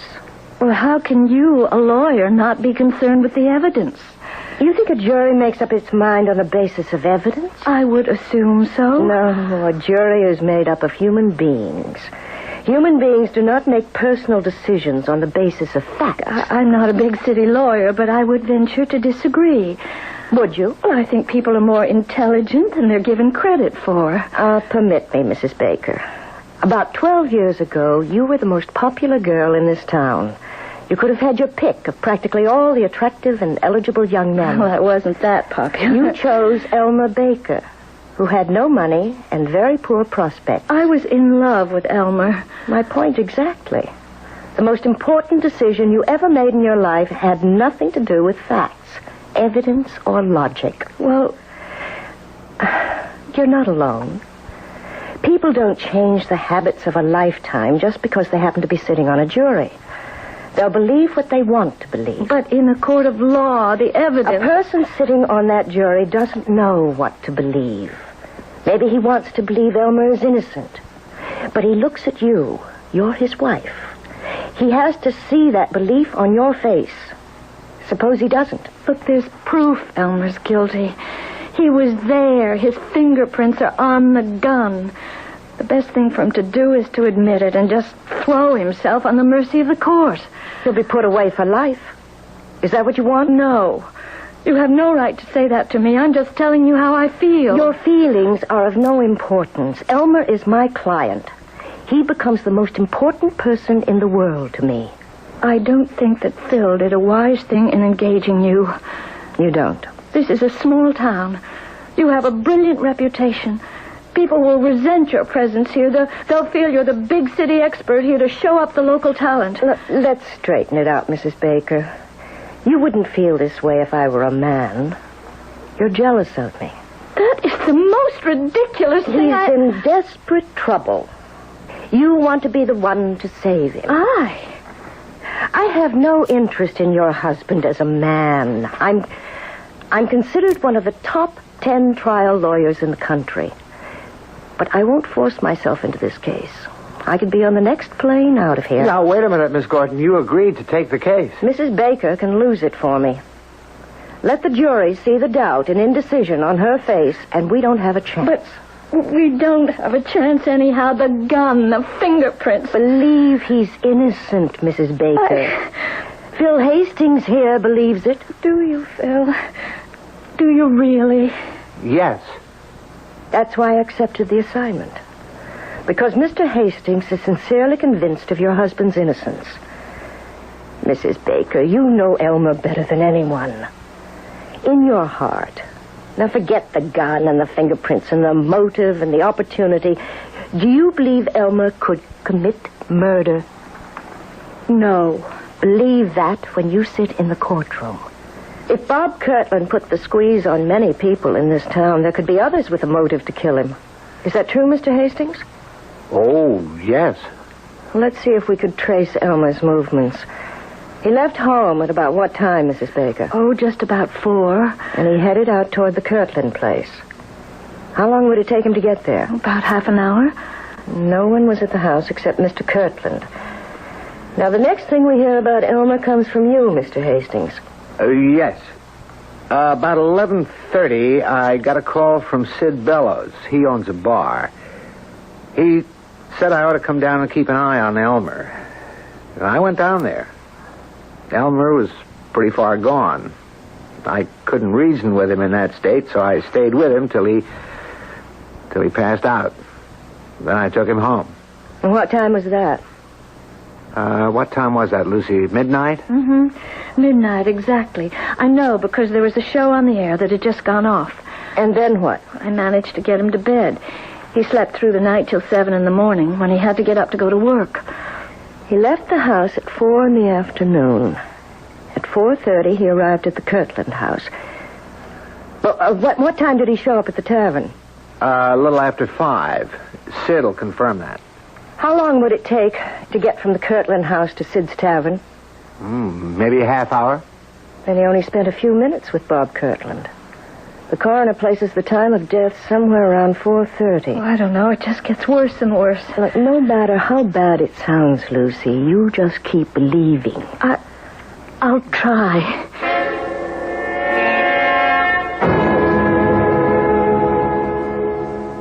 Sheriff, who discovered Bob Kirtland's body? Bill Howley. She comes in mornings, does cleaning. She got there at 8 o'clock. Front door was open, and she kicked something with her foot. She looked down. It was a revolver. A .32 caliber revolver that fired the bullet that killed Bob Kirtland. That's been established by ballistical tests. Did she pick it up? She was about to. Then she noticed Bob Kirtland lying on the floor, dead. She didn't touch nothing. She's seen too many murder shows. And this is the gun that's supposed to have Elmer Baker's fingerprints on it. Now, I appreciate the fact that a lawyer has to put it that way, ma'am, but it wasn't supposed to have. It did have Elmer's prints on it. How did you find that out so quickly? Well, we knew Elmer'd gone to see him, so we just did a routine check. We got his prints at the city hall. Elmer's volunteer fireman. I must say, ma'am, I never seen a murder case where there's so much evidence against a man. How many murder cases have you seen, Sheriff? Ma'am, I must admit, there you got me. I would like to see Elmer now, please. I've heard of you. You mean you're going to defend me? Yes. But you must cost a fortune. I don't come cheaply. Well, I could never afford to pay you. My fee is being taken care of. By whom? You have a good friend. Phil. I won't let him. He's already done it. Let's talk about important things. You, for instance. I understand you go out and get roaring drunk once a year. Why? I don't know. Yes, you do. I guess because I'm a failure. In other words, you feel sorry for yourself. That's right. I wanted to be a writer. What stopped you? I'm just not good enough. And you can't accept it. I opened a bookshop. I like to be surrounded by great writing. Well, that should make you happy. I'm a bad businessman. The only books I sell are those I like to read myself. Consequently... Your selection is limited. Yes. Well, things turned bad financially. I had to borrow money from Bob Kirtland. I couldn't pay it back on time. So you went to see him to ask for an extension. Yes, that's right. How did it turn out? Bad. Well, I knew it would be bad before I even got there. How? You believe in signs, omens? It depends. I have this new car. You were tight for money and you bought a new car? What could we do? The old one collapsed. You can't live without a car in this town. Go ahead. Kirtland's place is across the Mule River. Yes. You've got to go over the new bridge to get there. The big steel suspension bridge. I don't even know why I bother telling you this. I mean, it's stupid. You never know. Well, they were painting it. They had a crew spraying this green paint on the bridge.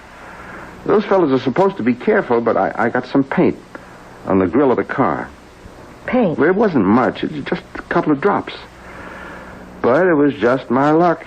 I knew then things would go badly. And they did. I asked Bob for some more time. He said no. Well, we had some words, and I left. Just to go out and tie one on. Did you kill him? I don't know. You were sober at the time, weren't you? Well, I don't know about that either. You see, even to go and talk to Bob Kirtland took more nerve than I've got when I'm sober. So I bought a bottle, and I kept fortifying myself on the way there. As I remember, that was the text of Bob's sermon to me. Did you kill him? I must have. That's not an answer we can work with. Did you kill him? I don't know. Look, I can't stand the thought of killing. That's how I've been all my life. I'm absolutely unable to take another human life. And yet... Yes? Well, there's the gun. How can we explain my fingerprints on that gun? At this point, we can't. Let's forget it for now. You say you were unable to take a human life. Yes, I'd sooner die. But... Yes? The gun. What about the gun? Well, that's it. I can't explain that gun. What was I doing with a gun? Now, wait. Did you have a gun when you went to see Kirtland? I don't see how. But I remember a gun. You remember a gun? Yes. You remember seeing a gun, carrying a gun, firing a gun? I just remember holding a gun. There was a gun in my hand. When? That day, that night. It's gone from me. I can't really remember what happened. All right, maybe I don't want to remember. What's the difference? The fact is... everything's gone from my memory except that gun. I remember holding a gun.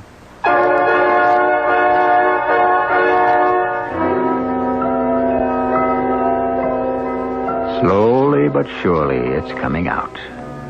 He remembers holding a gun. How would you like to be his lawyer? Miss Adelaide Gordon is supposed to be among the 10 best in the country. She's never lost a murder case. How would you bet now? Well, don't risk your money. You'll get the answer in Act 3.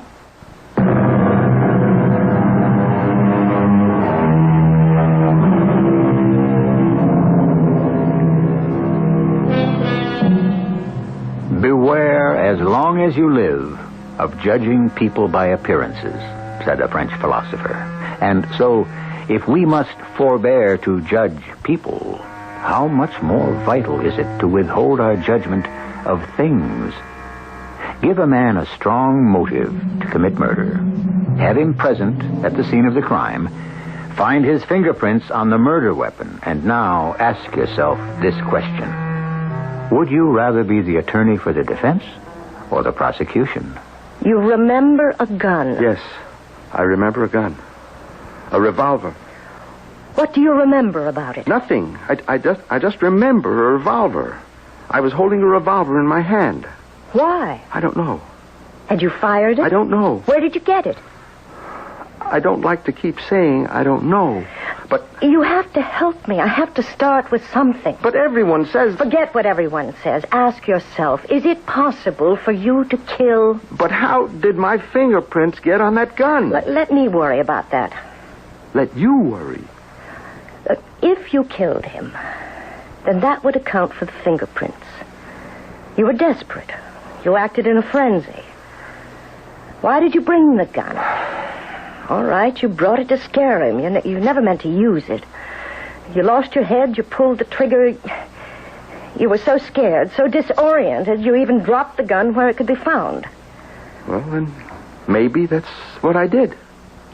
I must know for sure.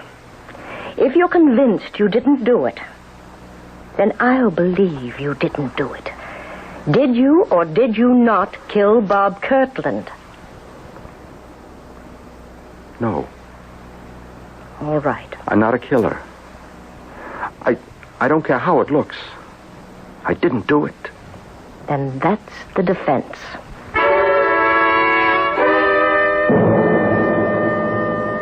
Phil, we have to talk to her. I'm frightened. She isn't doing anything. Now, maybe it looks that way, but you don't... But what? Look, she's supposed to be this big, high-powered lawyer, but she just sits there and nothing happens.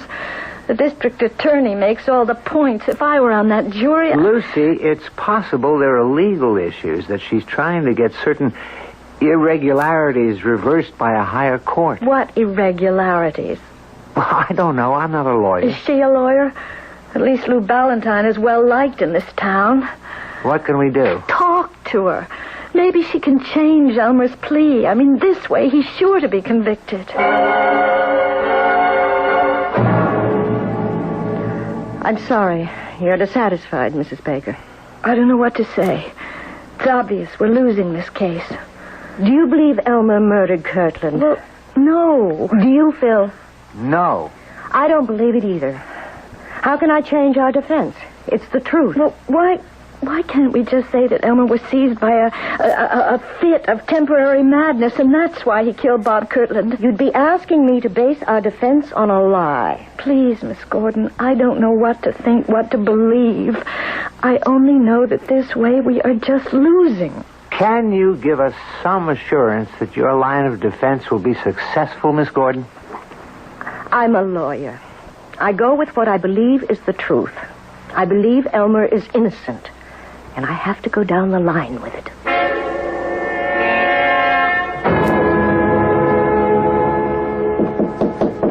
Come in.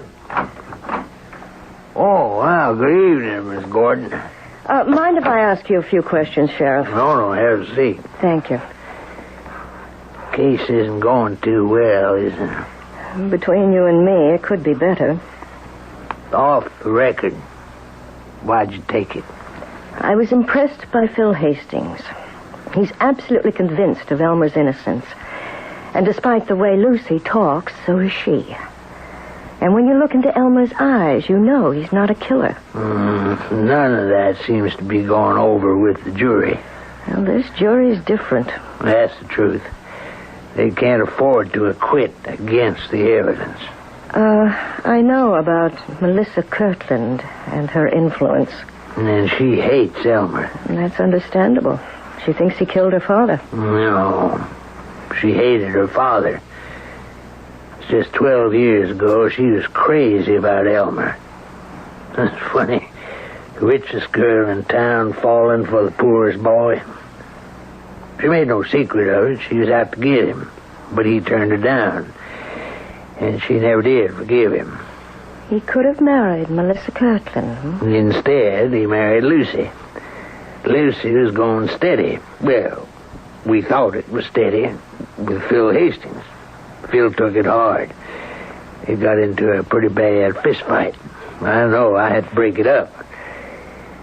I guess Phil's more of a man than most folks ever give him credit for him. He made up with Elmer. They're the best of friends. I see. He must have gone into hock to hire you, even though he knew it had to be for a lost cause. Why do you say it's a lost cause? Well, you're just the wrong lawyer. Well, now, no offense, now, nothing personal. It's just the way it is.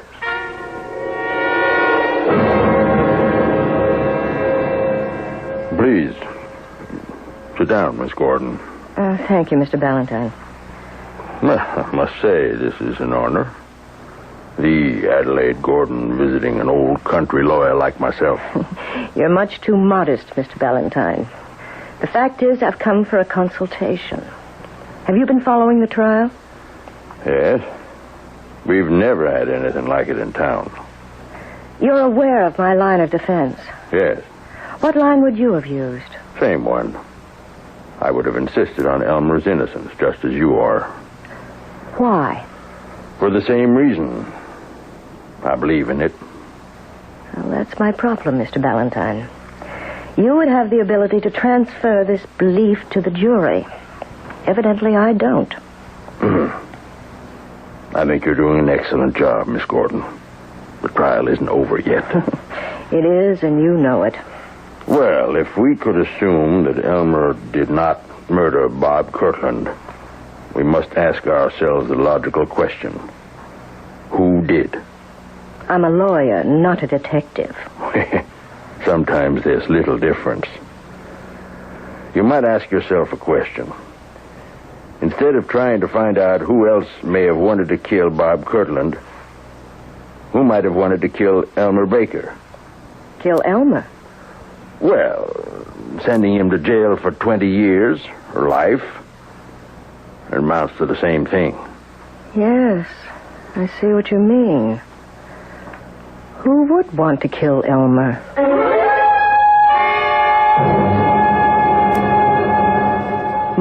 Nobody. I mean, I don't have any enemies. Think. Who? You never got into a fight with anyone? No, never. Well, that doesn't square with what the sheriff told me.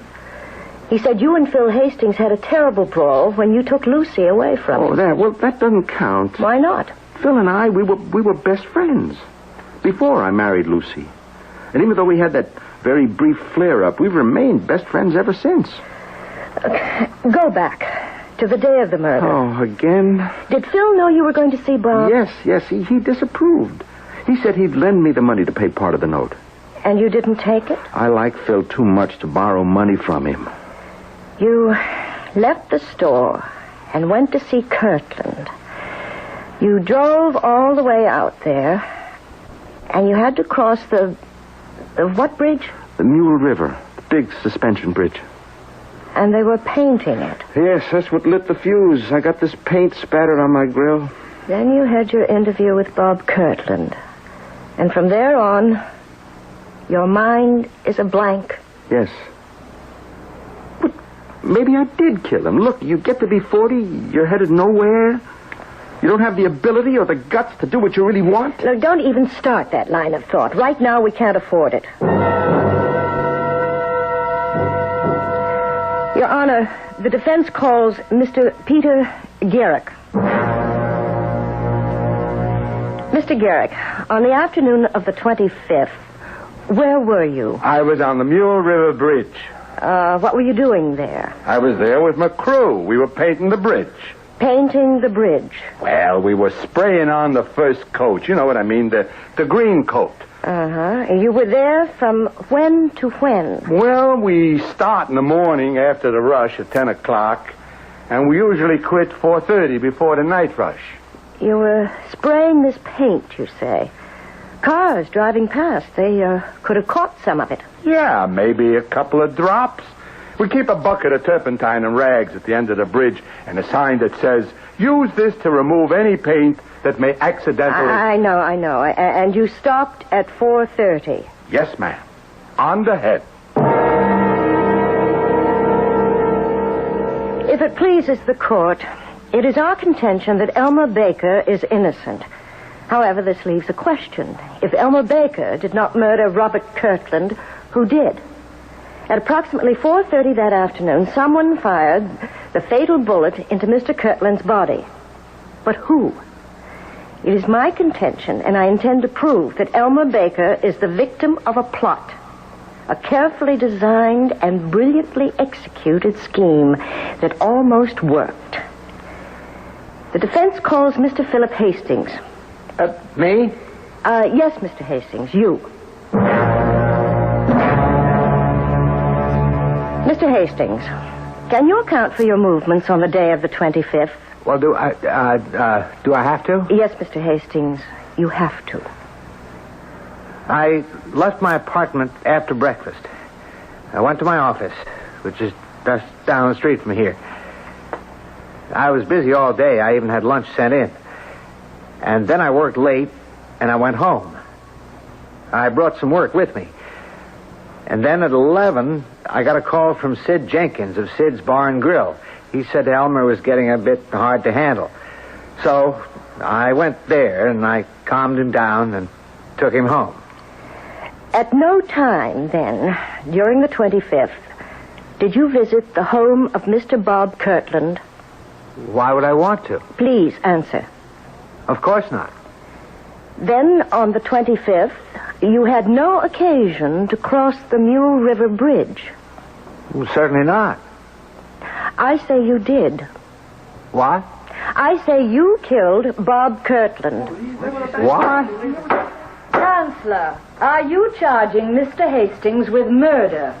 I am, Your Honor. On what evidence? Some years ago, Elmer Baker took Lucy away from Phil Hastings. And that's why Mr. Hastings murdered Bob Kirtland? Yes, Your Honor.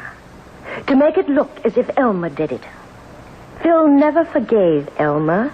He bided his time. Oh, that's a lie. I would appreciate some facts, Counselor. Phil Hastings saw a sudden opportunity to be rid of Elmer Baker. With Elmer in jail and out of Lucy's life, Phil could once again woo her and this time win her. But he had to maintain the appearance of great friendship. So he followed Elmer to Kirtland's house. When he saw Elmer leave, he went inside, shot Bob Kirtland. It's a lie! Your Honor, I shall present the proof in just a moment. He knew Elmer would be staggering drunk. He met Elmer at Sid's bar, took him home, and while Elmer was practically out cold, he made Elmer grasp the butt of the revolver, which is how Elmer's fingerprints came to be on it. Well, that just isn't true. After he brought Elmer home, he drove back to the Kirtland place and dropped the revolver on the floor. What are you trying to do to me? And there was Elmer, neatly tied up for the killing. But Phil had to make sure. In the ordinary way, Lou Ballantyne would defend Elmer. Lou, who knows each one of you in this town, who could have convinced you of Elmer's innocence. So Phil decided to make himself appear a great friend by calling in a famous outsider. Not one word is true. Counselor, this is all supposition. Are there facts?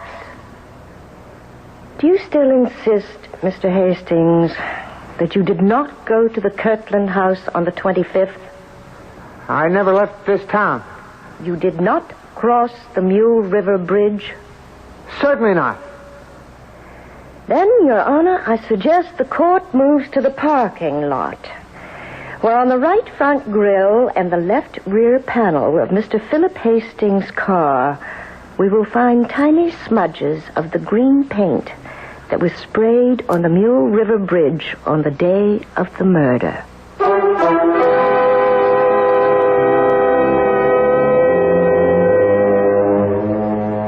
And they did. They found the tiny incriminating stains of paint exactly where she said they would. You've heard the saying, for want of a nail. Well, here Philip Hastings might lament, for the want of a few drops of turpentine. I shall return shortly.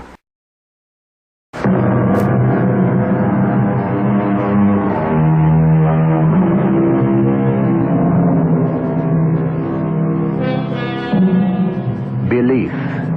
They say it moves mountains, but they don't say which way. Well, you can move them any way you wish in the face of an opposition. You can do great things, provided you make sure all the little details are taken care of. If you want to commit a murder, make sure you don't leave some little insignificant, tiny, loose end dangling. It can lengthen into a noose. On second thought, don't do it. Our cast included Kim Hunter, Bob Dryden, Carol Teitel, and Nat Polen. The entire production was under the direction of Hyman Brown. This is E.G. Marshall inviting you to return to our Mystery Theater for another adventure in the macabre. Until next time, pleasant dreams.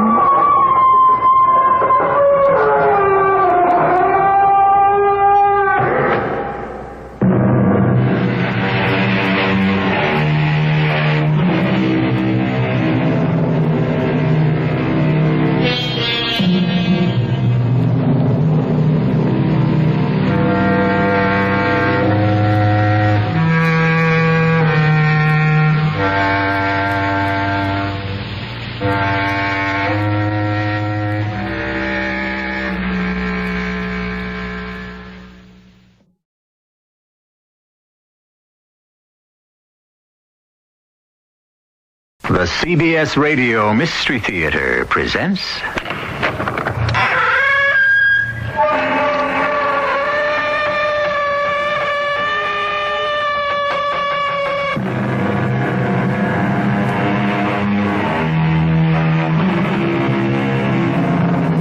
Come in. Welcome. I'm E.G. Marshall. Many famous writers have been seduced by the charms of the ghost story. Certainly you know the names of Rudyard Kipling, H.G. Wells, Bram Stoker, Conan Doyle.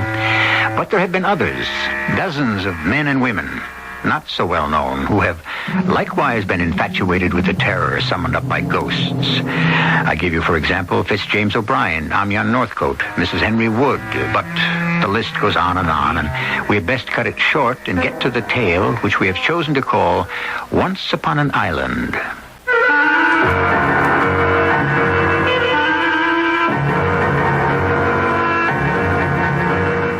Our mystery drama, Once Upon an Island, was written especially for the Mystery Theater by Elspeth Eric and stars Norman Rose.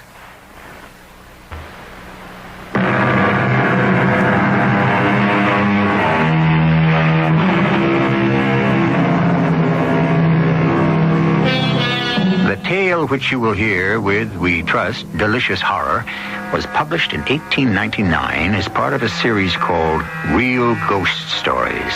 Its authors were two persons, listed simply as E. and H. Heron. We confess in advance to having toyed with it a little, modernized it slightly, changed the locale, and even introduced a character not found in the original, and impertinently altered the title. But the essentials remain the same. My name is Jasper Lowe. At the age of 65, I resigned my position as professor of philosophy at a well-known university and bought a large tract of land on one of the Caribbean islands, which I had visited several times during summer vacations and for which I had developed a great fondness. I put up a modest house and settled in quite contentedly. Since I had never married, I planned to leave it intact to my great niece, Betty, daughter of a nephew whom I had known little and liked less. I remembered Betty as a child, and I was delighted beyond measure when I heard from her that she was about to be married and that she and her fiancé intended to visit me in my island home as part of their honeymoon trip. Hello. Hello there. Uncle Jasper! Betty, is it really you? Really and truly. Oh, come, let me have a look at you. Jack's paying the taxi. Oh, Uncle Jack. Jack is your young man, huh? He's my husband, Uncle Jasper. For 2 whole days, I've been Mrs. Jack Turner. Isn't that marvelous? Positively marvelous. Here he comes. Isn't he beautiful? Positively beautiful. Jack, come meet Uncle Jasper. Young man, delighted to know you. I'm delighted to know you, Mr. Lowe. Betty's told me a lot about you. Oh, what could she remember about me? It's been 10 years. Whatever she remembered, it was all good. Yes, well, come inside. I've got a good rum drink waiting for us and something to eat. Oh, good. We haven't eaten a thing since we left the mainland. And you'll be ready for some excellent flying fish with breadfruit and sliced cold mangoes. Sounds marvelous. Yes, after you. It's lovely. You've got it all set out. Yes, ready and waiting for you. Sit down, Jack. Can I help you, Uncle Jasper? Oh, no need. Well, now tell me, how was your trip? Perfect. Wasn't it, Jack? Oh, I don't remember a thing, except you. We got married in Duluth, then we flew to Miami, then we took a little plane to Puerto Rico. Hottest airport in the world. And then we took that dear little boat to this dear little island. And a taxi to this dear little house. Drinks, everybody. My own concoction. Made with native rum, of course. Yummy, yummy. Hey, it's delicious. Now for the flying fish. Caught it myself this morning. Mr. Lowe... If you want to please me, you'll call me Uncle Jasper. Or just Jasper, if you like. All right, Jasper. On our way here from the boat landing... Now, just hold out your plates. Yeah, okay. Just before we got here, we passed an interesting old house. And here's the breadfruit, staple of the islands. It looked as though nobody'd lived in it for 100 years or more. And the mangoes, ice cold. You're going to love them. Do you, know anything about that old house, Mr. Lowe? Jasper? Oh, yes. I know a great deal about that old house. You see, it's on my property. You own it? I suppose I do. It's on my property. But you don't do anything with it, rent it or anything? Oh, no. I mean, who would rent it? Well, of course, it would need a little fixing up. No matter what I did with it, no one would rent it. Well, then why not sell it? Get rid of it. No one would buy it. Once they'd heard its history. Oh, what history, Uncle Jasper? Oh, no, you don't want to hear it. Of course we do. You're not going to tell us the house is, haunted, are you? You know, I'm not going to tell you anything. Oh, Uncle Jasper, come on. Well, maybe some other time. I suppose the old house has a ghost in it, at least one. Now, don't joke. Well, I'm sorry, sir. I didn't mean to... Well, you see, I'm a psychologist. I have my degree, and when Betty and I go back to the States, I'll set up practice there.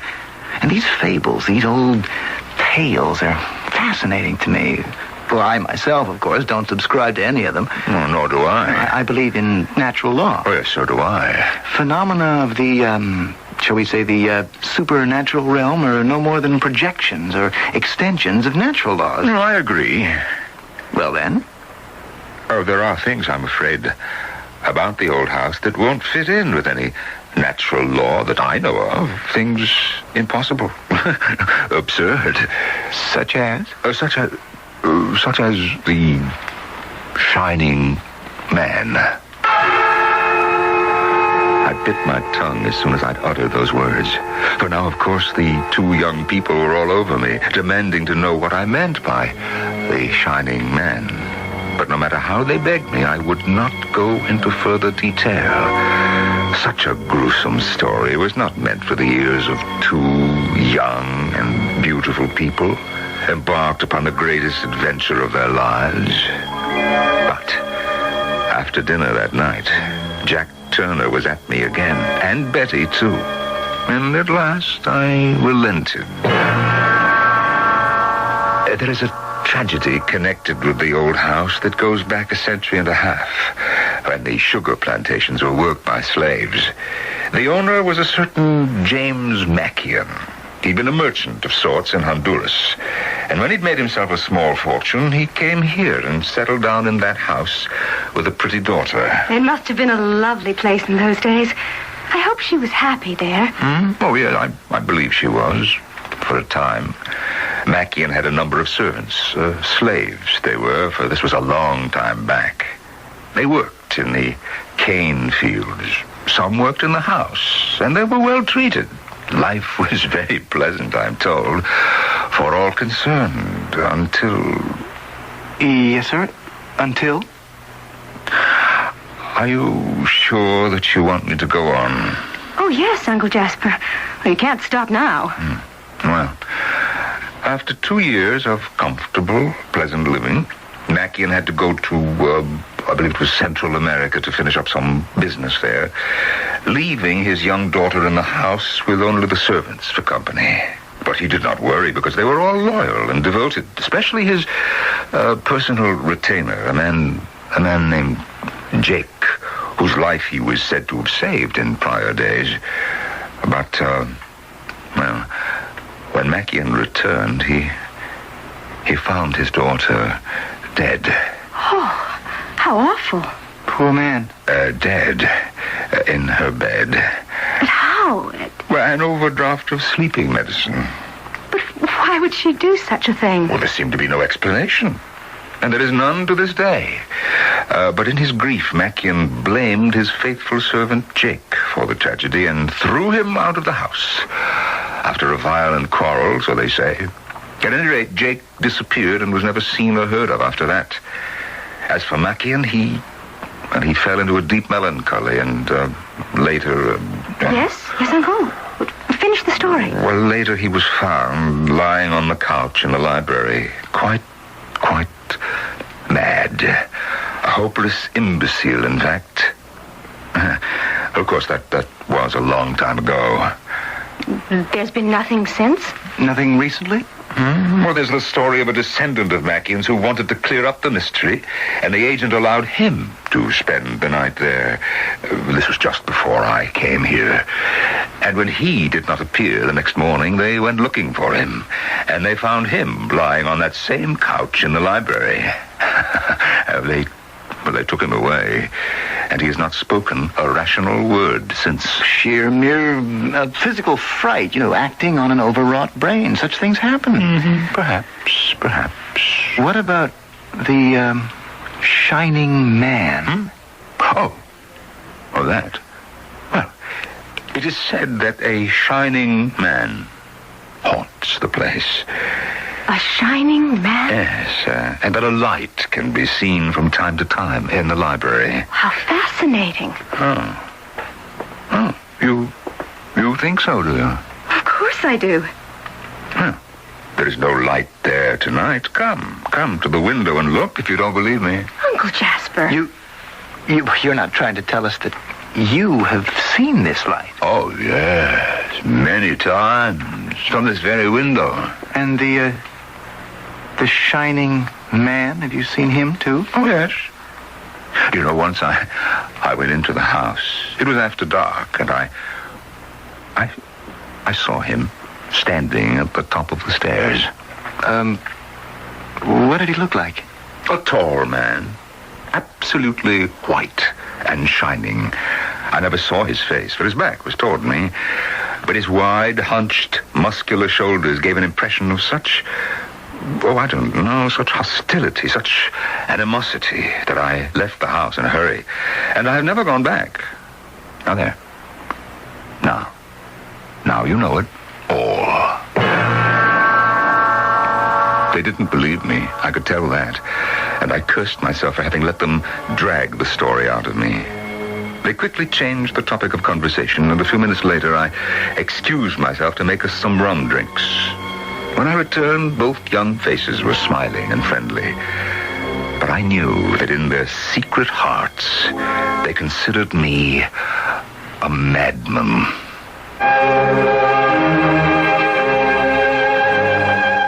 Some Someone once said, I believe it was a French gentlewoman, I don't believe in ghosts, but I'm afraid of them.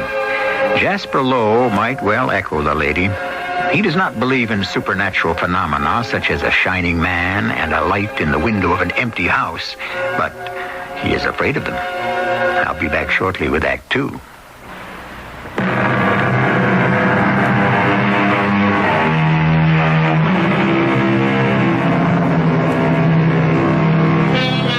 Jasper Lowe was delighted to hear that his great-niece Betty would, in the course of her honeymoon, stop off at his island home.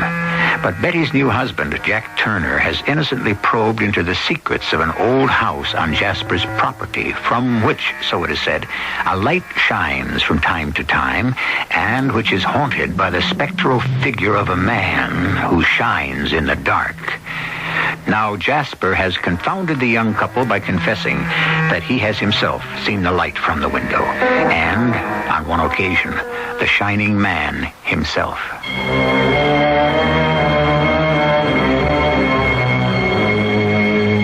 What a fool I had been. Everything had gone so well till I had been led into telling them of the light from the library window and the presence in the old house of the shining man. Had I been content to leave such freaks of nature in the realm of superstition, all might have passed off well. But to admit to them that I had seen them both myself, with my own eyes, well, I can scarcely be blamed if the next morning I eavesdropped at the door of their room. He's such a dear old man. When I was a little girl, he'd come to visit us, and we'd take long walks together, talk about, all sorts of things. He was fine when we got here. So high-spirited, and he seemed so... well, he seemed so well. It certainly seemed that way to me. It wasn't until you started bothering him about that old house. Well, that was natural, wasn't it? Perfectly natural curiosity. Yes, but couldn't you see he didn't want to talk about it? I didn't see anything of the kind. Maybe you did, I didn't. Don't you say another word to him about that house. Or the light in the library window, or the shining man. Not one word, you understand me? If you do, Listen, everything was perfectly okay till it came to the shining man. That's when he started to get, well, peculiar. Well, why didn't you let him alone? Well, he was the one that mentioned the shining man first. You're the one who brought the subject up again. Only after he said he'd seen the light in the library window. Many times, he said. He'd seen it many times. I suppose you're going to claim he didn't say that.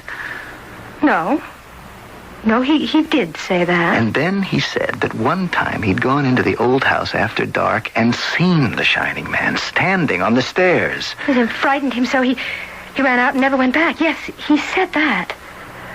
Oh, Jack. Jack, what are we going to do? I don't know. But we'll do something. You can depend on that.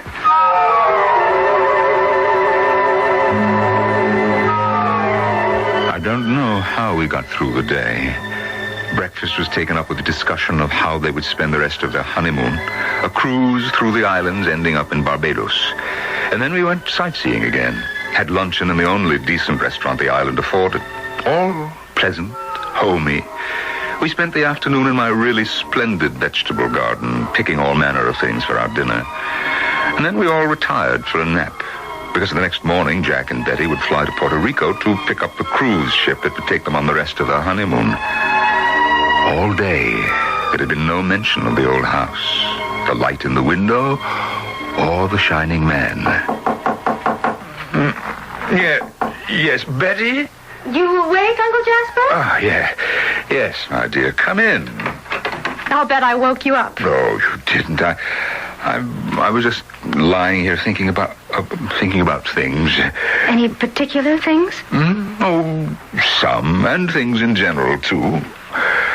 Well, did you have a good nap? A big day tomorrow. Actually, I didn't take a nap. Oh, you should have. I'll go to bed early tonight. No? What I did was wash all the vegetables we picked. Oh, I'd have done that. Well, good practice for me, don't you think? After all, I'm going to be a wife. Yes, so you are. Then I cut the vegetables into bite-sized pieces. Well. Simmered some of them a little, left some of them raw. You are going to make a splendid wife. Now they're all ready for the salad. Only I don't know how to make the dressing. Well, I do. I make the best salad dressing in the world. So now, turn your back for a minute, girl, while I slip into some dungarees and a shirt. And then we're off to the kitchen. All right.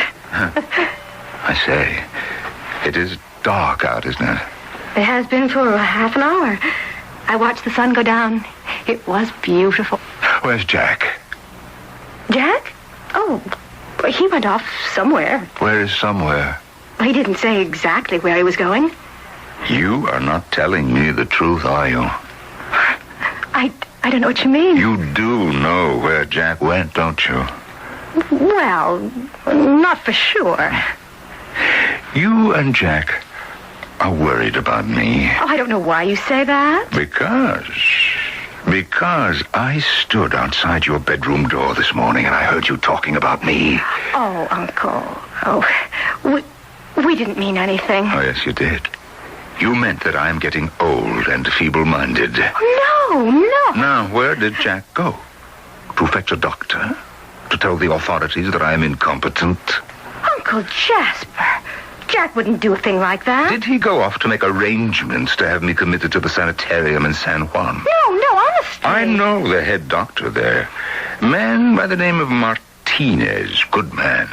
But I'm not ready to be put away. No, sir, not yet. Uncle Jasper, it's all because of what you said about the old house and the light in the library window, the shining man. Ah, yes, I thought so. You said you saw them. I did, but that's no reason to put me away, lock me up. Nobody wants to do that. Then why did Jack go to ask about Dr. Martinez and the sanitarium in San Juan? He didn't. He went to the old house. What? He went there. But why? What for? To see. To try to see what you saw. Or think you saw. To find a rational explanation for the light in the window and the shining man. He is there now. Yes, but he'll be back any minute, and then we'll know. Come on. You come with me. Where? Where are we going? To the old house. Or Jack may never come back to us at all. I hustled Betty into the car, and we drove pell-mell across the stubbled fields to the old house. It looked as it had always looked. Old-fashioned, time-worn, barely holding itself up on crippled supports. Everything was quiet. Quiet as death. And here we are. What do we do now, Uncle Jasper? Well, we could wait for Jack to come out. But what if he... Well, maybe he's not in there at all. There's only one way to find out. Come on. You mean go in there? You want to find your husband, don't you? Yes. Maybe he never came here at all. Maybe he changed his mind. Yes, maybe. Now, come on, let's go in. All right. Now, I'll go in first. Now, maybe you would better not come in at all. No, I want to. All right. Hello? Hello? Jack? Jack, are you here? I don't think he's here at all. It's possible. Now, come on. Uncle, it smells so dreadfully. So stagnant and damp, so musty. Yeah, here's the library. Are we going to go in there? Oh, we must.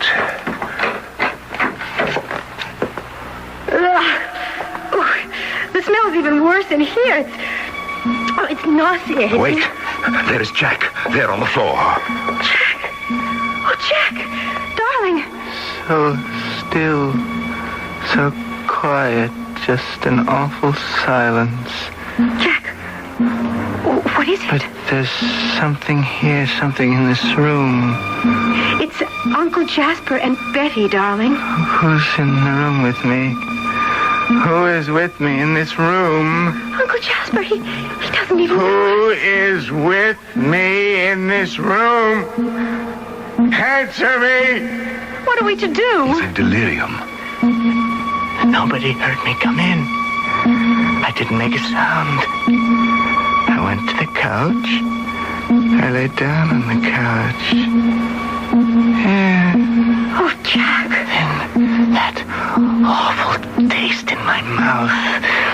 Bitter. Pungent.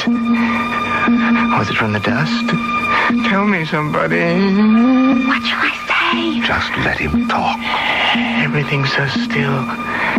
Empty and silent. The whole house. Then, a presence.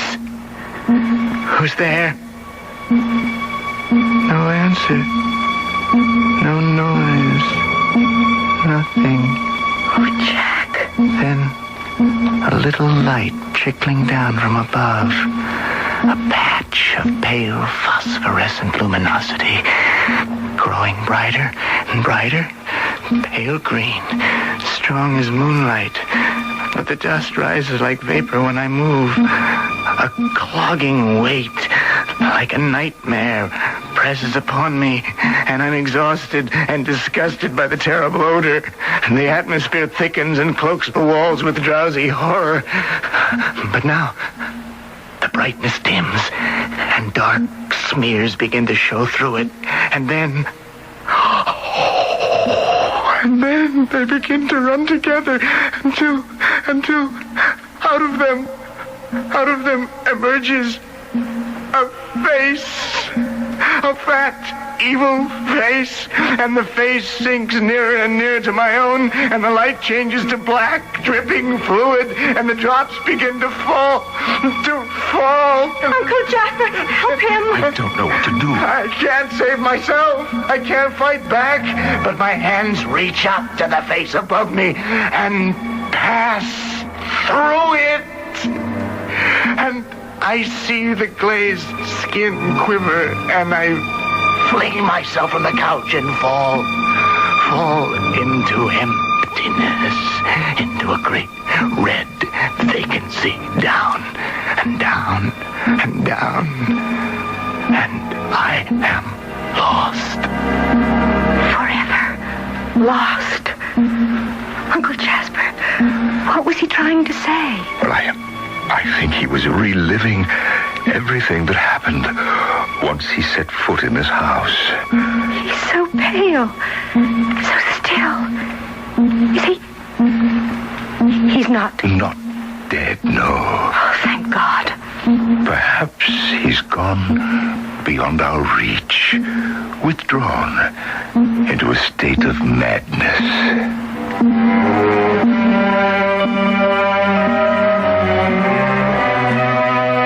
Not a pretty tale, is it? But ghosts never pretend to be pretty, though maybe they are to themselves or to one another. And it is only to us that they appear grotesque and horrible. And that's not their fault, is it? No. It is only a limitation of our own. The fault lies not in our ghosts, but in us. Don't you think? I'll be back shortly with Act 3.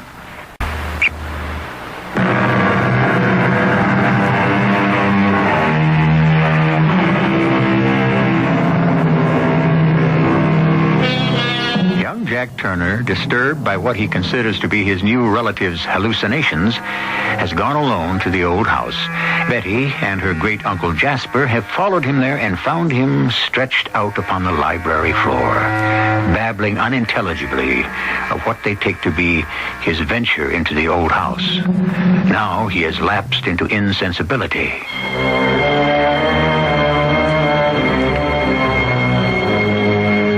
Between us, Betty and I managed to get her unresisting husband into the car, back to my house and into bed, where he lay inert and unresponsive to all our overtures. Clearly, this was an illness beyond my poor powers to correct, and I had to tell Betty that we must get her husband to Puerto Rico, to the sanitarium and Dr. Martinez. She concurred, and somehow we got Jack onto the little inter-island boat and finally into the office of Dr. Martinez. where we told our story. And I told you no, eh? That is all, Doctor. He only went there because he and Betty here were worried about me. But I assure you, Dr. Martinez, I did on one occasion actually see the shining man. And I've observed the light in the window of the old house several times. The house is on my property, just across an open field, so I've had a clear view of it. But you never went back? No, once was enough for me. And I regret, Doctor, more than I can say, that I ever told Betty and Jack about that one and only visit. You see, if I hadn't done that... It wasn't Jack's fault. We kept badgering him about it, wanting to know more. My husband's a psychologist. He was terribly interested, and then concerned for Uncle Jasper and what might be... well, hallucinations. It seems now that they were not. Dr. Martinez, you will keep Jack here, won't you? I will keep him. Oh, thank you. I shall do what I can for him. But I warn you, I can promise nothing. But there must be something. Jack is young. He's always been healthy, and he doesn't believe in the supernatural, the occult. That's why he went to the old house. To prove to Uncle Jasper that the things he'd seen, must have their basis in reality and in natural laws. Mr. Law, you remember the descendant of the original owner of the house who gained admittance some years ago? Spent the night there to establish the very same thing? Yes, they found him the next morning, lying on the couch in the library. Took him away. And brought him here. Here he has stayed. That is, he was here until last night. You mean he left? Was he well enough to leave? No, I do not mean that. I mean, he died. Mr. Law, would you care to see the body? Why, yes, I would. Then come with me. Mrs. Turner, you will stay here. The body is not a pretty sight. Come, Mr. Law. This way. Of course, the original owner of the fatal house, Mr. Mackian, I believe his name was. Oh, yes, that's right, James Mackian. He was here long before my time. This man, his descendant, whose body we're going to look at, he too was brought in before I took up my post. But I've taken an interest in the case, even though I could do nothing to help. In here, Mr. Lone. You will see that this body was once a very powerful one with noble features. There. See for yourself. Well, what do you say? You're right. He must have been handsome once. But now the disfigurement is quite pronounced. The discoloration extends from the center of the forehead to a place behind the right ear.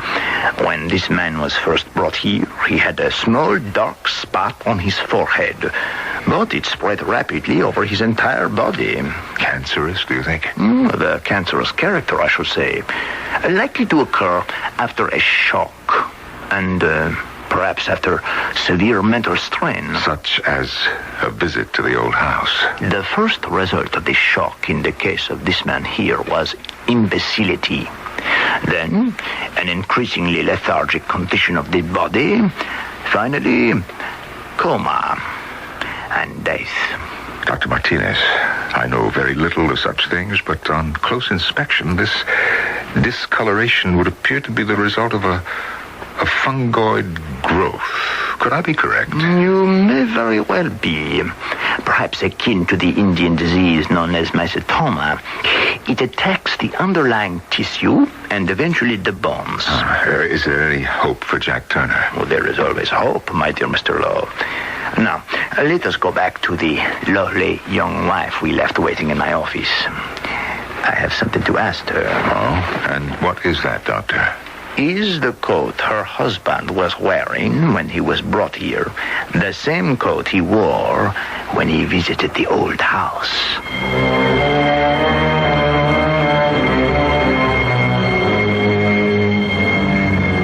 Betty said yes, it was the same coat. There'd been no thought of changing it. Our only wish was to get him to the hospital in San Juan as quickly as possible. Dr. Martinez refused to enlighten us on the reason for his question and asked us to go home and wait for his phone call. And of course we did. We never left the house together for fear of missing his call. And after a week or so... Oh, well, I'll answer it, Betty. Yes, hello. Mr. Lowe, this is Dr. Martinez. An idea has come to me. I need your approval. You understand, I have been working hard, very hard on the case of young Mr. Turner. I have a special room here with a table and a special microscope. Dr. Martinez, you talk so fast. Pardon me. A microscope and an apparatus for producing moist heat. And, of course, I have the young man's jacket. Doctor, tell me, is he better? Better, yes, I'm better. But now, Mr. Lowe, I want to come to your island. But why? I want to visit the old house tomorrow.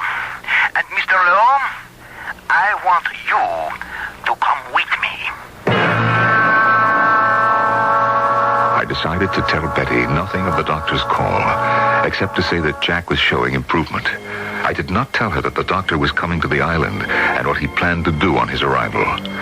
But late in the afternoon of the following day, I invented a plausible excuse and went to the pier to meet the boat which brought the doctor to the island. In my car, we drove immediately to the old house. Dr. Martinez stared at the library. That room there. I get the feeling there is someone in it. But why? What makes you think so? I have the impression, that's all. Come, let's go in. You'd best put your handkerchief over your mouth and nose before we go into that room. Oh. Yes, you see what I mean? That is, you smell it. It is the dust. Poisonous dust. Look here. It is of a strange green color, the dust. And so much of it. All over the floor. Little hills of it. Most especially the couch. Yes. Oh, look there. Look up. On the ceiling. Above the couch. A stain. A blood stain. Yes, I remember seeing it before. But it's grown larger. No, not a blood stain. A patch of mold and fungi that grows and grows. Look here. A cat has been walking over the couch. Not a cat, no. No animal at all. Drops from the stain. But it is the dust. Such a quantity of dust which interests me. Turner's coat was covered with this fine green dust. And on the collar, I found some gummy drops which I'm willing to swear will match these drops. From the dust on his jacket, I have cultivated no less than 4 specimens of fungi. 3 belong to non-African species. The 4th has never been described. But it is like, very like the Phalliodes. With this fungus in the drops, they mature very rapidly and decay as they mature.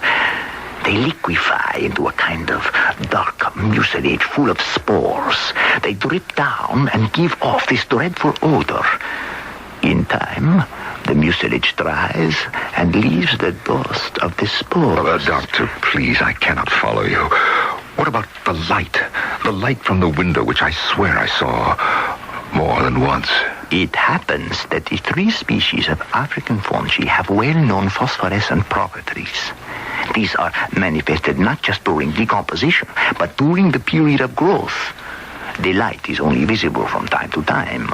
Probably climactic conditions admit an occasional efflorescence. So Jack was poisoned by fungi, but he escaped. The others died. Because the fungi only touched his clothing, not his skin. The unknown fungus is singularly malignant. It acts through the skin with terrible rapidity, afterwards penetrating all the tissues of the body, eventually causing death. Can we go upstairs and examine the flooring above the stained patch? The room above is divided into 2 portions by a hollow partition a few feet thick. Yeah, I think it was originally intended for a cupboard. Come, quick. Let us go upstairs and get into that cupboard. Wait. Look. Did you see the light? It was dancing, quivering on the floor walls of the staircase landing. Now, show me where you saw the shining man. In front of that panel there. There must be some way of opening that panel. If there's a cupboard behind it, they would need some way to ventilate it. Ah, yes. Here's a little metal knob. Now, I'll turn it. It's opening. Stand aside, please. Let me look. Oh, my Lord. What is it, Martinez? Your shining man. Tall. His back is toward us. He is covered head to foot with luminous white mold. See? Oh, good Lord. It must be... It can only be the slave, Jake, the servant Mr. Mackian drove away years ago. Or perhaps Jake hid himself here in order to cultivate these spores. That could be a dangerous occupation, I assure you. Especially an airless space like this. It is quite clear to me that either by accident or design, he became infected by the fungus poison, which in time covered his entire body. Even as you see him now.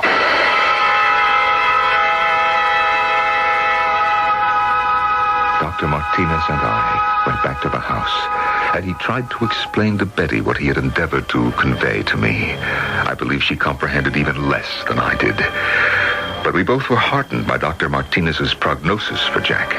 He predicted that within a few weeks, Jack would come back to us, rejoin his bride, and after a few days, the two of them could continue on their honeymoon. And indeed, less than a month later, the doctor called to say that he himself was bringing Jack home.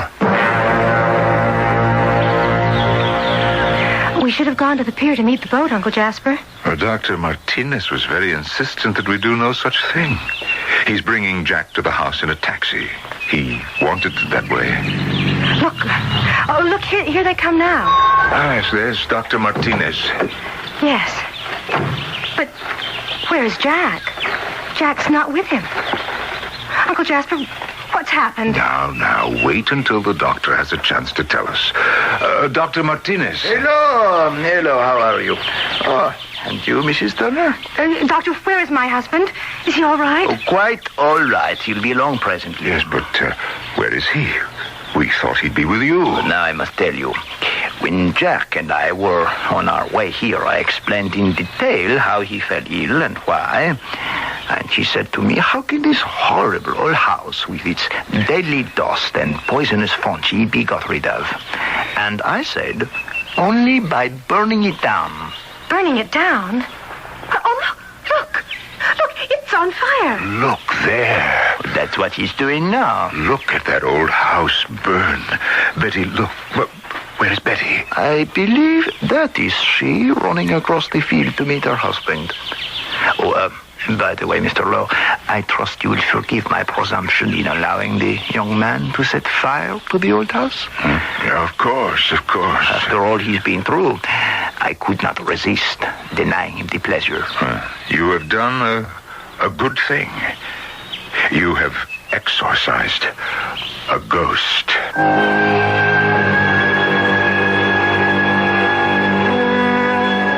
What a happy ending for such a gruesome story. I should like to have been there to watch the old house go up in flames, and with it the deadly dust, the mysterious fungi, the poisonous spores, and of course, the shining man who would shine no more. I'll be back shortly.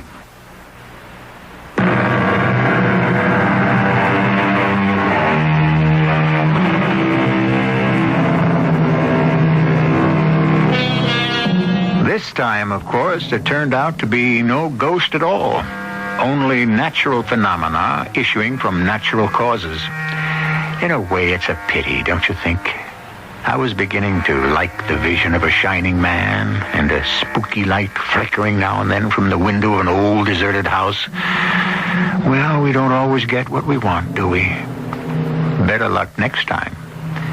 Our cast included Norman Rose, Diana Kirkwood, and Russell Horton. The entire production was under the direction of Hyman Brown. This is E.G. Marshall inviting you to return to our Mystery Theater for another adventure in the macabre. Until next time, pleasant dreams.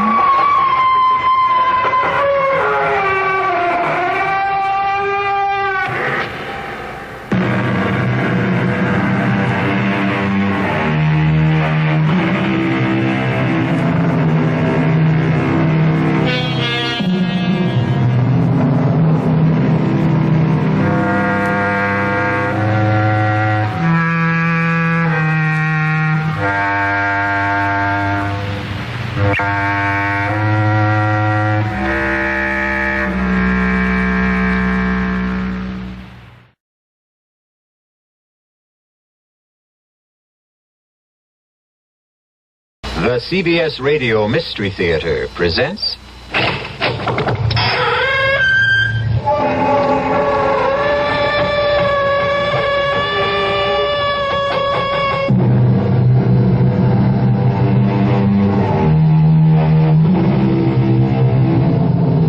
Come in.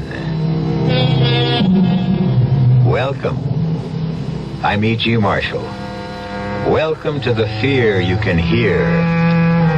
Welcome to the world of your own terrifying imagination. All of us daydream. It seems a harmless enough way of passing the time.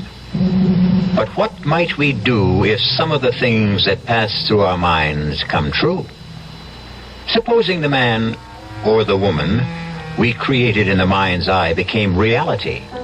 The phantom became flesh and blood. Our puzzling, nerve-tingling tale begins as it ends, with sudden, irrevocable death.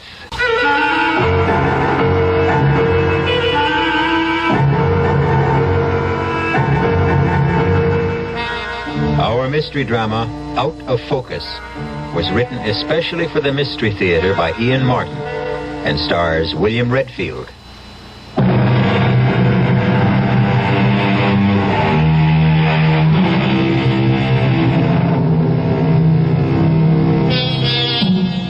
You are Schuyler Harris, Sky to your friends, a typical commuter, an account executive at Lorne, Peabody & Davis. Married 18 years, 2 children, Gary 16 and Lisa 12. $35,000 a year and an expense account. You live up to every penny. You are bored at home, driven at the office, given to fantasizing about women because you don't have the courage to take a mistress. But you are to find one, and such a one, who will quite literally be the death of you. What do you got here, Jake? It's a DOA, Sam. Cold turkey. Mm-hmm. It's like the woman on the phone said. Where's the other? The dame? Yeah. Search me, not in here. It's probably the bedroom. Check out the rest of the apartment, huh? There's a letter or a confession or something on the desk. Yeah, I see it. Dear Isabel, I have just killed Deirdre. And before I kill myself, I want to explain, or try to explain why. It started 10 days ago. It doesn't seem possible that in so short a time my whole life was ripped to shreds.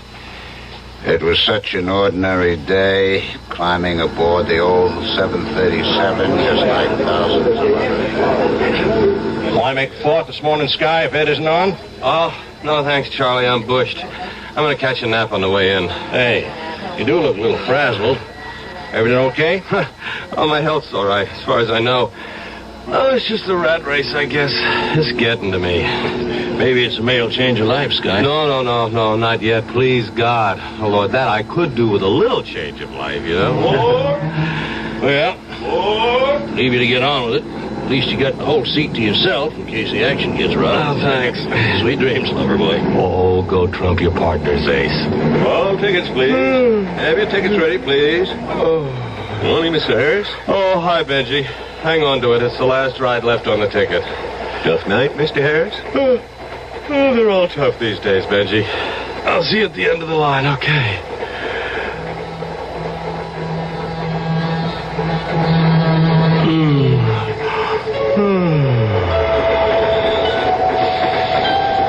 You don't mind my joining you? What? Oh, I beg your pardon. I'm sorry. I thought I was alone in the seat. You don't mind, do you? Mind? What man in his right mind would? I'm glad you find me pleasing. What? Don't look so surprised. I'm just what you've been waiting for. Am I not? Mr. Harris? Wake up, Mr. Harris. We're in the terminal. Huh? What is it? Benji, what is it? Everyone out, sir. End of the line. But I was just... Wait a minute. I fell asleep? What happened to the girl that was sitting beside me? What girl, Mr. Harris? Oh, Benji, she was sort of a tall, dark-haired, deep violet black eyes like Elizabeth Taylor, long legs that... Well, I mean, if you saw her, you could never forget her. Sorry, sir. I passed you a couple of times, and the seat beside you was always empty. What? Oh, Benji, come on. You're sure there wasn't a girl? I didn't see her. Maybe you dreamed her. Maybe. Well, there's no doubt about it. She was a perfect dream.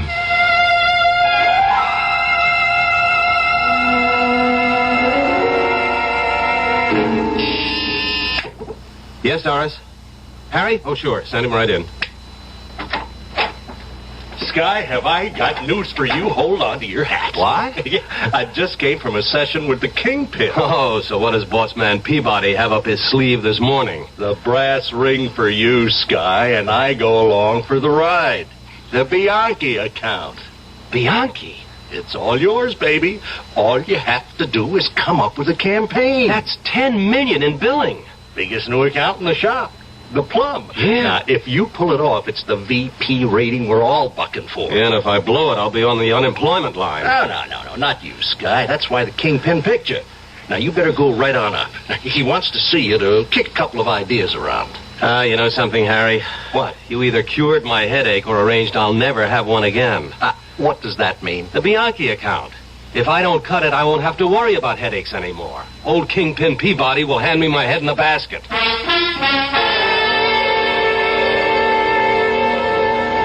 Hey, Mario. Yes, Mr. Harris. Once again, not too lightly for Mr. Lipscomb and me, okay? Right. You don't want to miss your train, Sky. Oh, you don't know how often I want to, but not tonight. What's the big deal tonight? You and Isabel socializing? No. For once, it's the train I'm interested in. Yeah, well, that's a switch. Yeah, thanks, Mario. Well, what's so special about tonight's commute? I won't know until I prowl all the trains. I'll be looking for something. Do me a favor, Sky. Now, I'm only a poor working photo stiff, and you're the idea man. Look for an idea for Bianchi. But I already have it. Genius. What? Could you picture a girl like this? Great violet gentian eyes framed with black lashes, natural at least a half-inch long. Cream white skin, full lips, deep carmine to match the cheek blush. A mass of blue-black hair to frame the face. A figure full but gorgeously shaped. Long tapering legs with ankles that lead to high arched feet. Picture her in semi-décolletage, a hint of cleavage and the promise of all sex. And underneath that caption, Bianchi. If you have it, you don't need anything else. And if you don't have it, it doesn't much matter what else you have. Now all we got to do is find the babe. Harry, I already found her. The trick is just how I find her again. Oh, holy cow. I got to make the first train. Put this tab on the national debt, Mario. Harry, you can pop for the tip, will you? I got a date with an angel. I hope.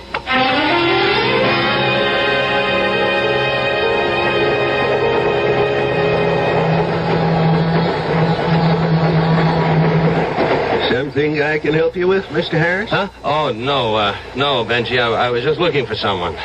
Yeah, I figured. You've been from one end of the train to the other. Anyone I know? No, just a girl. The one you asked me about on the way in this morning? Yes, I've got to find her. Well, if she's anything like you described, I wouldn't blame you. You know, Benji, you better find me a seat now. I'm still a little stoned. Well, take my spot, Mr. Harris. I'll put my work case up on the rack. Oh, thanks. Now stretch out. Make yourself comfortable. I'll wake you up before you get to your stuff. Oh, you're a scholar, a gentleman, and a fine conductor, Benji.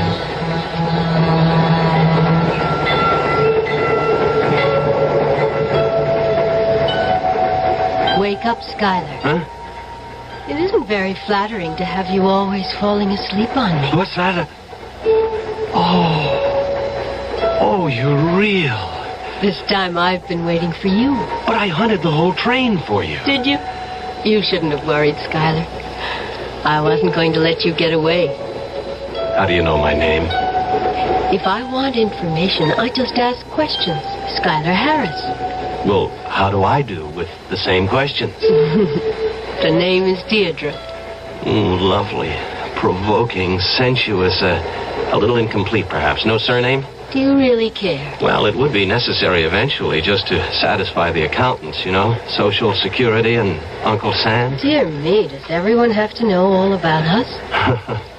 Well, maybe I didn't make it clear. See, I have a proposition to make to you. Oh, yes. I thought perhaps you might. No.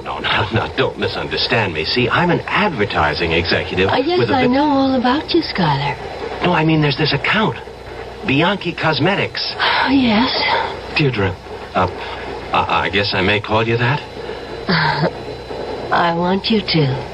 Oh, I have no idea who you are or what you are, but would you be interested in this? Skylar. No, look, honestly, I mean, this is strictly a business arrangement. I have a campaign in mind using you as the central figure. I don't know what you want to call it, Skylar, but as far as we're concerned, there needn't be any embarrassment or cover-ups. Don't we both know what we really want? Now, come on, Deirdre. Don't put me on. I'm not.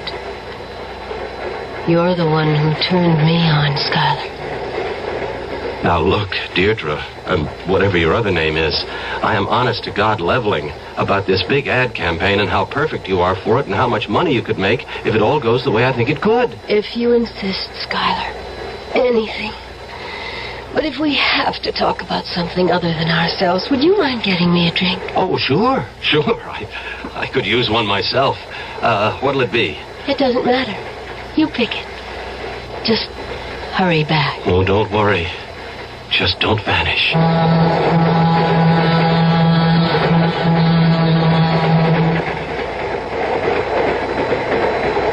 Westfield. Next stop, Westfield. Hey, Mr. Harris. Coming into Westfield. Oh, sure. Yeah, I'm with you, Benji. I'm with you. Thanks. Westfield is the next stop. Westfield. Benji? Yes, Mr. Harris. What happened to the girl? We back at that again? Oh, no. Now, come on, Benji. This time it's no dream. I've been talking to her all the way up the line. What do you want me to say, Mr. Harris? Well, I want to know where the girl went. Mr. Harris, we've been riding this line a long time together. You don't want to make no scene. Benji, all I'm asking you is what... I get the message. So what do you want me to say? If there was this girl, maybe she got off at the last stop or the one before.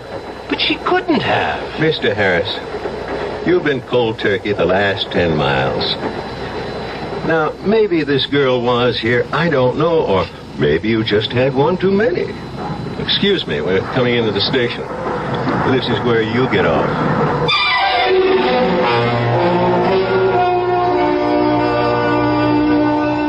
A man who doesn't realize how near the end of his emotional rope he is. A girl named Deirdre who promises desire as sensually as a centerfold in today's magazines. A suburban family who awaits the return of the husband and father as routine. And the disaster we know is to happen. We'll start to fit the pieces of the jigsaw together when I return shortly with Act 2.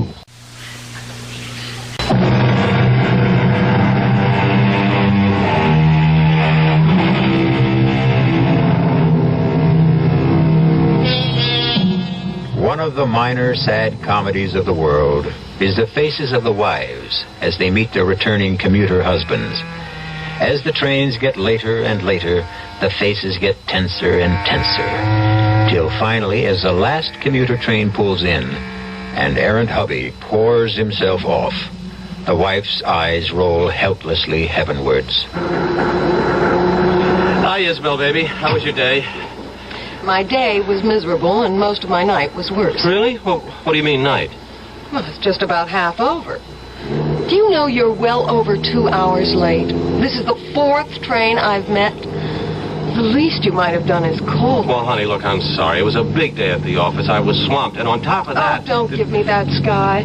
When you weren't on the early train, I called the office, and they told me you left in plenty of time to catch it. Well, that's right. I know I did. But look, it's big news, hon. I got handed the plum of my career today. The Bianchi account.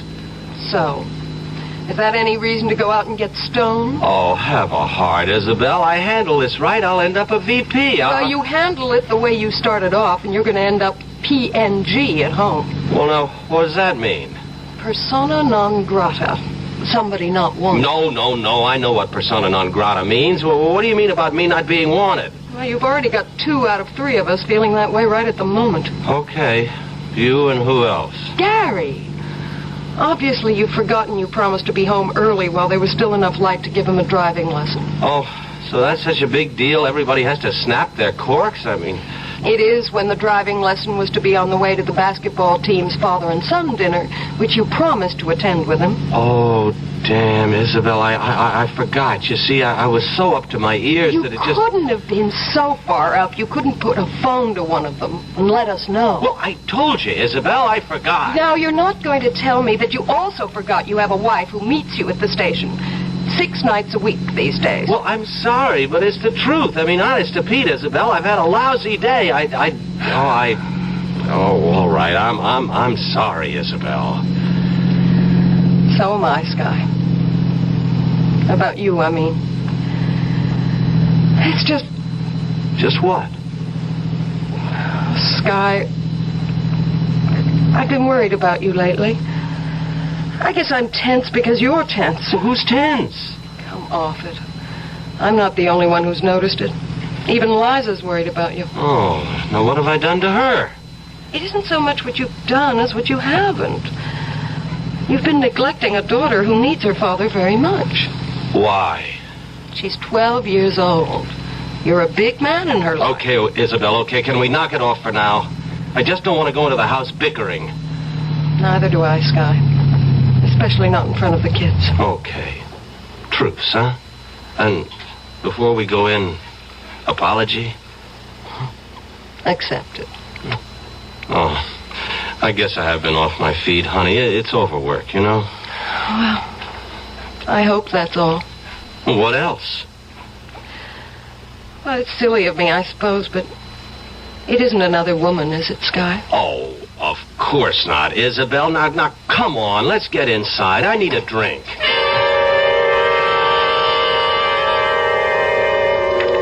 Chrysler Model Agency? Yeah, this is Skylar Harris here. Put me through to Irene. Yeah, that's all right. I'll hold. Doris, while I'm on 1, call IFW and hold them on 2. I want to talk to Ed Rashby, okay? Hello, Irene. It's Sky.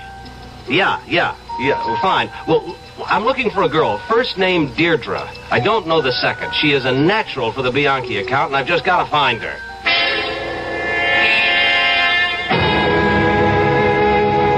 Well, Harry, it's hard to believe anyone this beautiful can't be a model or in TV or the theater or somewhere. No, I'm the only one that's seen her. Yeah, I've checked out all the talent books, and I have every agency in the business pulling pictures of their clients. Well, you're last on the line, Harry, only because I couldn't get through to you sooner.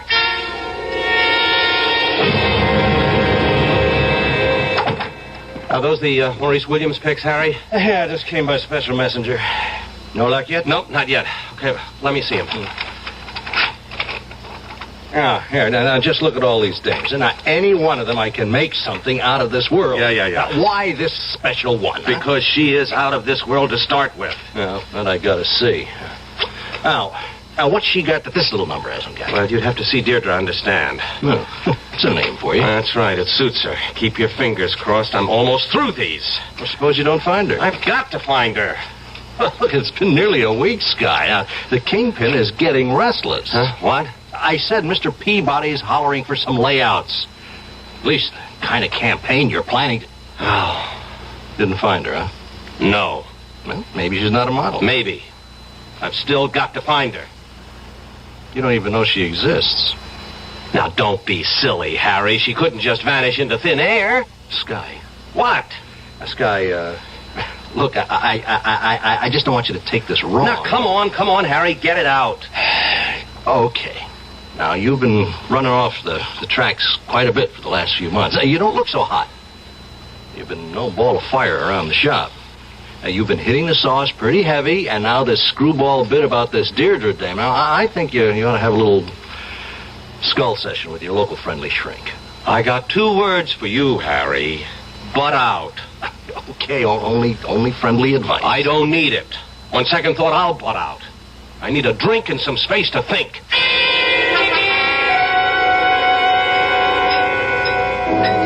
Hey, Mario. Yes, Mr. Harris. Build me another Manhattan, huh? Coming right up. Boy, shoot deer in here today. It's a breather. The late lunches blew finally, and the early drinkers don't come in for the next hour or so. Oh, I see. All right.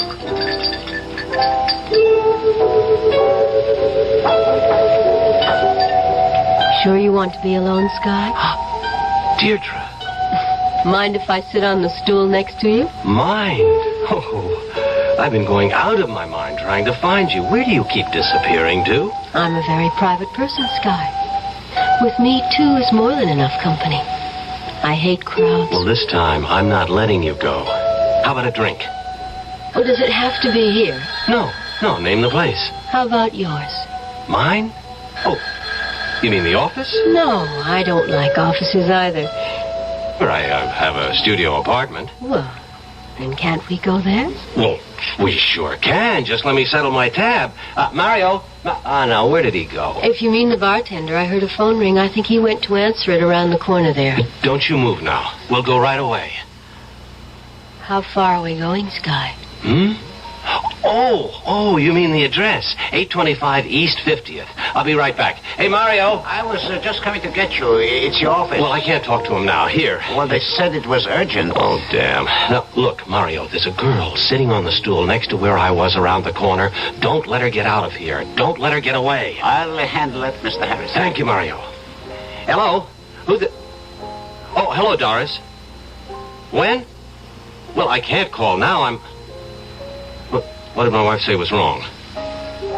She didn't. Well, look, call her back and tell her she can reach me at the apartment. I should be there within 10 or 15 minutes. Let me out. I gotta rush now. Oh, what now? Well, Isabel, we'll just have to... Mario. The girl. Why did you let her... Sorry, Mr. Harris. When I came around, there was no one here. Oh, no. No, she can't get away again.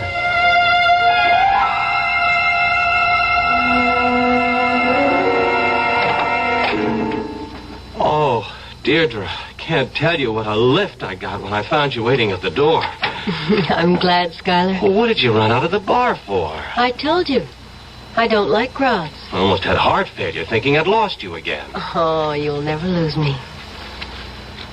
Take my coat. Oh, sure. Get me a drink. What's your poison? Oh, heck. You get that. I'll mix my own poison. Hello? Oh, Sky, why didn't you call me right back? Isabel, I was busy. At a bar? Now, honey, you know how much of our business is... well, never mind that. What is it? Well, at the time, I wanted you to talk to Gary. All of a sudden, just before I called, he threw a kind of fit. I don't know how to describe it. He just yelled at me like he was another person. Yelled something about being tired of being a kid and ran out of the house. Look, Isabel, please, I'm very busy now. That isn't the worst, Sky. While I was trying to get you, he took the car and drove off. Oh, well, unless you gassed it up, he can't get very far, and he's a pretty good driver anyway. And he doesn't have a license. Well, what do you want to do, call the police? He's an all right kid, and he'll be right back. Now, Isabel, please stop worrying. And stop worrying me, will you? I have urgent business to attend to. At the apartment? Yes, at the apartment. Now, let me get on with it. Apron strings? Oh, no, my wife's just a little upset over one of the kids. I hope she's not going to keep calling back and interrupting our business. Well, there's one sure way of taking care of that. Just leave it off the hook. Let's get away from that ugly noise. Okay. What's in here? The bedroom. Oh, this is nice. And comfy. Skylar, What, Deirdre? aren't you coming in? Well, it'd be a little easier for me to keep my mind on business out here. Besides, you never mixed that drink. I decided on headier wine. There. Now, isn't this what you really want from me?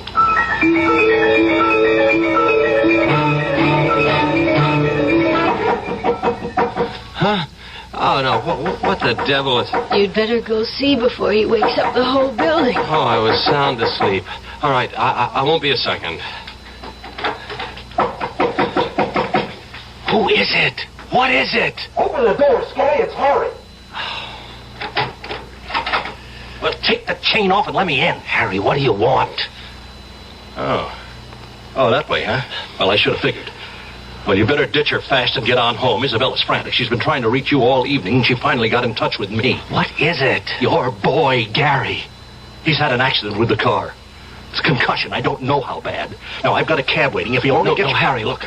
I've got to get dressed. Thanks. For nothing.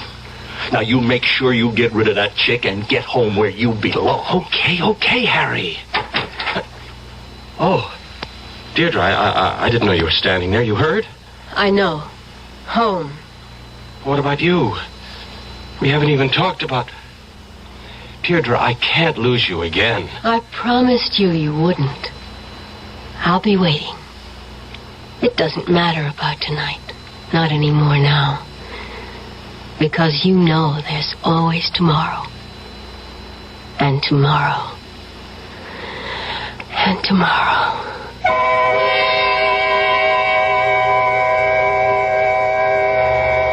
Tomorrow and tomorrow and tomorrow creeps in this petty pace from day to day to the last syllable of recorded time.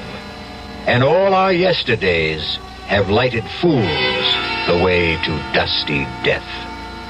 So mourned Shakespeare's Macbeth for the death of his lady. How much will Our Lady called Deirdre mourn the death of her lover? We'll return shortly with Act 3.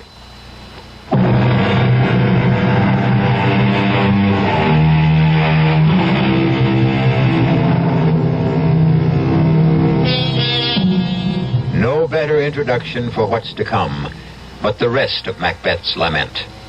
Out, out, brief candle.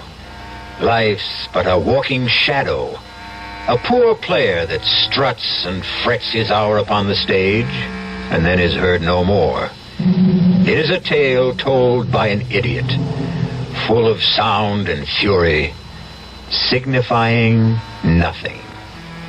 And then to the messenger who came, he said, "Thy story, quickly." Deirdre? Skylar. Thank God you're still there. I told you wouldn't lose me again. That's all I wanted to know. Look, I can't talk now. I'll be at the apartment as soon as I can. Will you wait? Through eternity, lover. I've got to hang up. Sky, what are you doing up? Oh, it's all right, honey. I've just got to get to the office. You're going into town today? Yeah, I have to. You see, the deadline on the Bianchi account's day after tomorrow. I've got my work cut out to meet it. I doubt if I can even get back tonight. Now, perhaps he... Not even tomorrow night. Well, what about Gary? Honey, I checked the hospital, and he's fine. You knew that when we left at 4 o'clock this morning. I'm still glad you checked again. I thought I heard you on the phone coming downstairs. Well, yeah, well, I called a cab, too. I can run you to the station in my car. No, it's all right. It's better this way. Hey, you want some coffee? No. My stomach's too upset. Oh, Sky, we could have lost Gary. Well, we didn't, honey, so let's not agonize over it. I don't know. Everything seems so confused. Like there was a sort of curse on us. And you worry me most of all. Me? You. You're like a stranger. Sky, why couldn't I reach you last night? What were you doing? I told you, Isabel, I had work to do. I didn't want to be interrupted. I took the phone off the hook, and then I just forgot about it. Work seems to be the only thing that matters to you nowadays. Sky, you only had 2 hours sleep. Do you have... Come on, Isabel. We haven't got time for messing around. Now, you see, there's my cab. Couldn't you at least take a later train? Look, my job depends on this. And you won't be home tonight. I doubt it.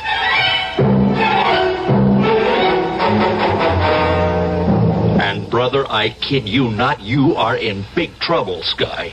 Now, Peabody is really on the warpath. The only thing saving your neck for a day or so is that Bristol Proctor's in town. Oh, Harry, please, will you lay off me? I've got everything under control. Oh, boy, that is for laughs. Oh, now I get the whole picture. Why, you're off the rails, on the sauce, and running hot and cold flashes. Well, if you think some chick is worth what you're heading for, come on, let me give you some advice. The only thing I want from you, Harry, is technical advice in your specialty. What? I want to take some pictures of a girl. Well, bring her into the studio here. No. That's just the trouble. She won't come here, and I'm only gambling that if she'll let anyone shoot her, it'll be me. What do you know from cameras? You're an idea man. Now, look, do me a favor. Will you let's set up the copy like you suggested and let me pick the girl. Harry, listen, I've got the girl. If only you can get me a camera that's reasonably foolproof, I can get good enough stuff for the sample layouts. Then we can take it from there. Well, the gal is that sensational. Take my word for it. Well, I can give you a Miclon 35, 85mm lens, a micro blitz strobe with high-speed Ektachrome film. That's okay. You name it. Just show me how to use it. Well, you don't have to worry too much about the strobe, even. The film will take natural light, and I'll push it in developing. Okay, get me the camera. I'll be back with the picture in an hour.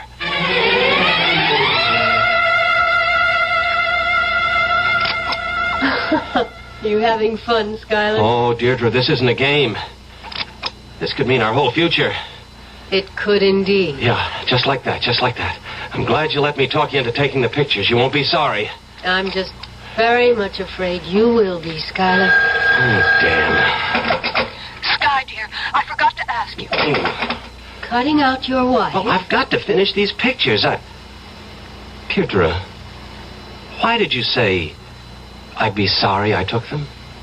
Skylar, baby, I really don't photograph very well.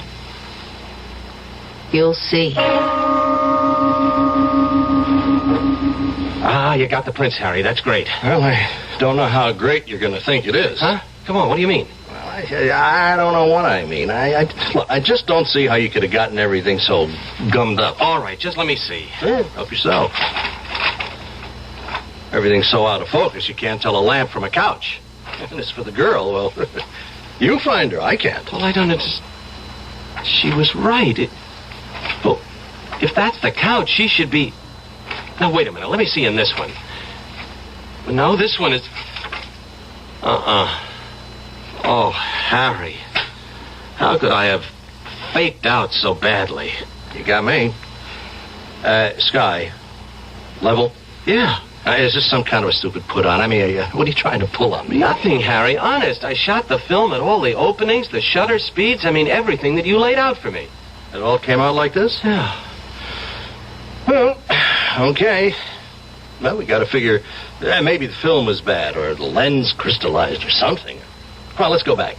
I bring other equipment, and this time we bring home the bacon. No, Harry. She wouldn't let you shoot her. I can't explain, but... All right, so forget her. I can't, Harry. I've got to take one more crack at it. Just one more. Oh, man, you're crazy. Would you help me? You won't let me. Some kind of camera that I just can't fail with. Okay. Look, I'll give you an instant. 20 seconds, you'll know if you goof. You just keep adjusting it till it's right.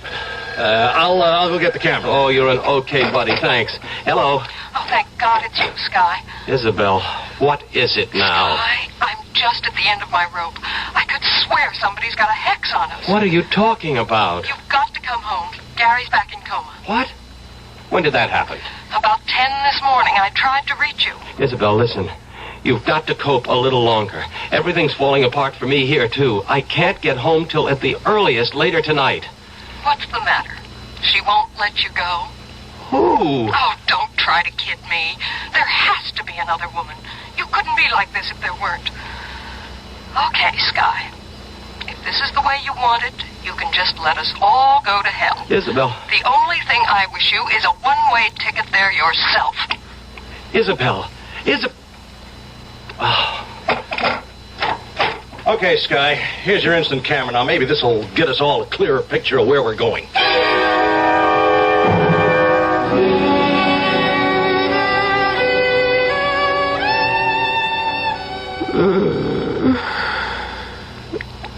I feel just like a cat. I want to stretch and curl and purr. Then let me take my pictures now. Remember when I said I would take care of tomorrow? And tomorrow and tomorrow? Yes. That was a lot more than a promise. I don't know what you mean. Take your picture. And you'll know. What is it, Deirdre? I've got this weird feeling that's taking me over. I'm scared. The wages of sin. Take your picture. Shoot, Sky. All right. All right, now just like that. Just hold it. Now, while we wait for it to develop, let me tell you what you'll see. Where? On the picture. Everything sharply in focus for just a second, and then, where I should be, a blank. An empty hole in space. Look. All right. Oh, Lord, no! As I really look. You've never seen a witch before, have you? No. You think I'd be a successful model for your Bianchi account? Who are you? Look at your picture again. Just what you said. You, whatever it was, it's gone. But I'm still here. This is me. You won't let me go, will you, Skylar? Why me, Deirdre? A personal whim. And you were so right for the tempting. You'd destroy me eventually. Of course. But I could put it off for a while. You don't have me that much in your spell. Oh, are you so confident? What makes you so? This. What are you doing with a gun? Well, you see, it happens to be a hobby of mine. I can put 5 out of 6 in a 3/4-inch bullseye at 30 feet. It won't save you anymore. Oh, I know that, I know. But it can the rest of my family. You wouldn't dare. I never thought you had a gun. Die, witch. Die!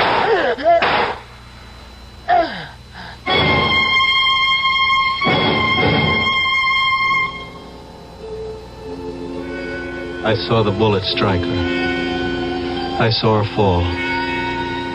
If she was mortal, she was dead.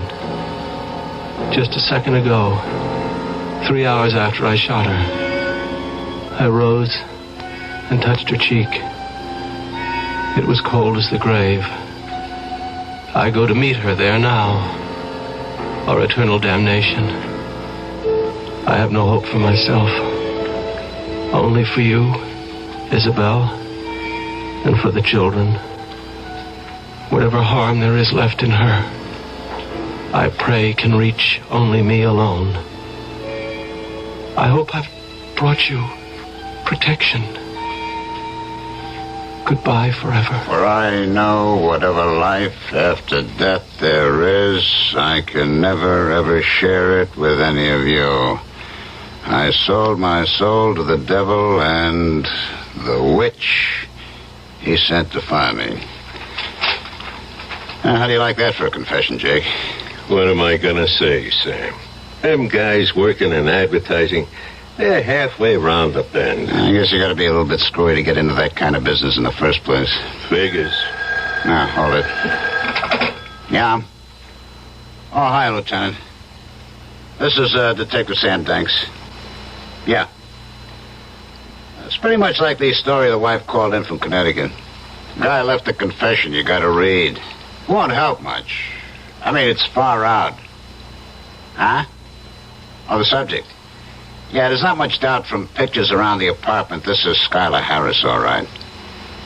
Sure, DOA. Bullet through the head. We're just waiting for the ME now. Well, what do you mean, both? There's nobody else in the apartment but the guy. The dame? There's not a sign of her. Well, you'll get it when you read the confession.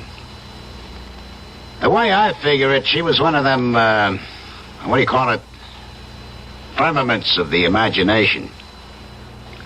I don't think she ever existed.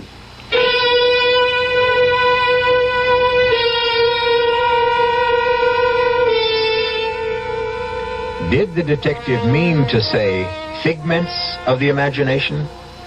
Or was his choice of firmament perhaps nearer the truth? Was Deirdre more finite than he believed? Was she somebody of incarnate evil, clothed in beauty, who still stalks the day and the night, looking for other prey?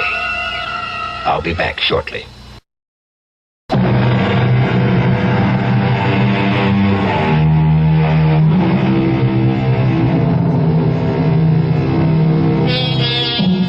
One parting word until we meet again.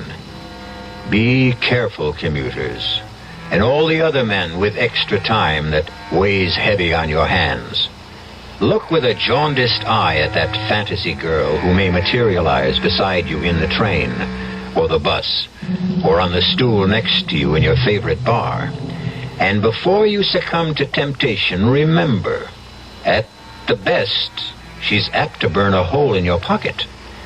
At the worst, she may burn your soul forever. Our cast included William Redfield, Joan Loring, Suzanne Grossman, Ralph Bell, Dan Ocko, and Earl Hammond. This is E.G. Marshall inviting you to return to our Mystery Theater for another adventure in the macabre. Until next time, pleasant dreams.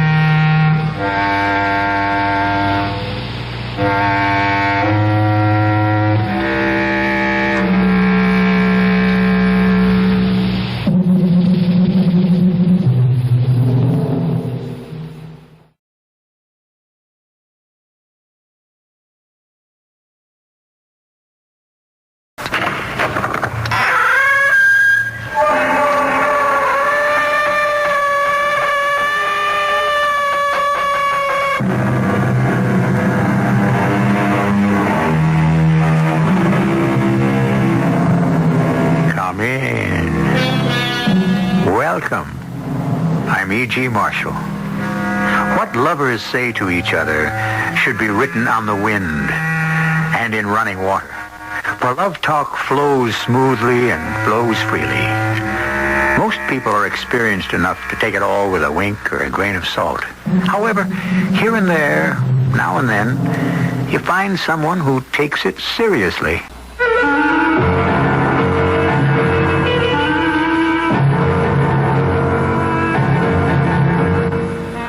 mystery drama. The Blood Red Wine was written especially for the Mystery Theater by Sam Dan and stars Joan Lovejoy and Ralph Bell.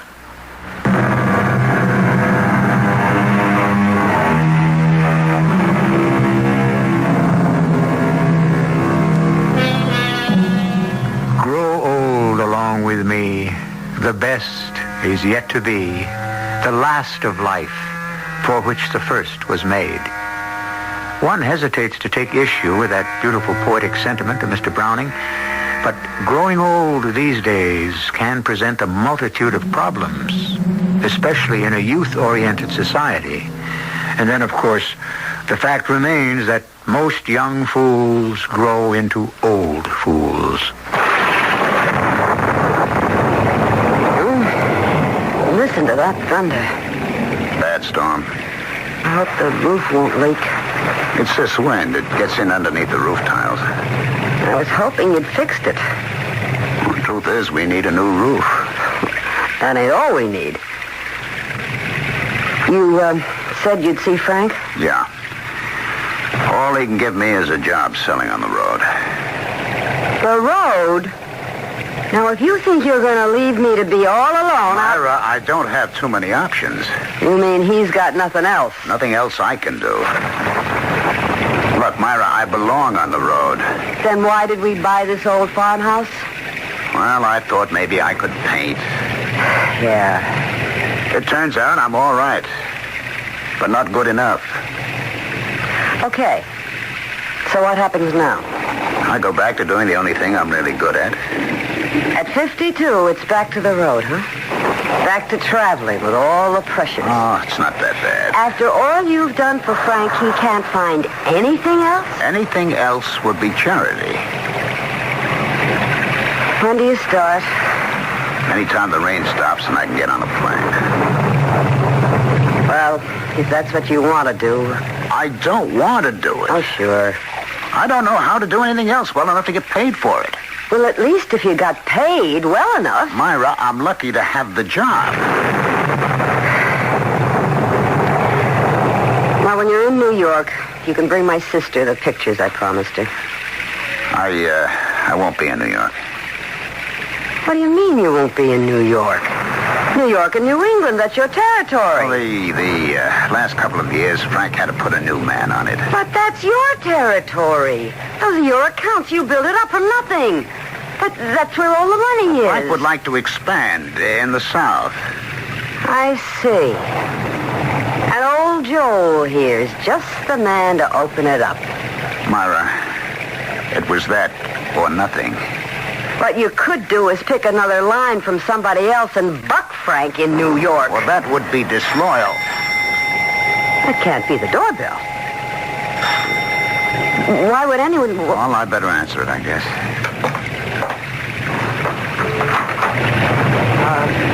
Please, may I come in? Shut the door before we get flooded out of here. Well, sure, come on in. Oh, thank you. Hi.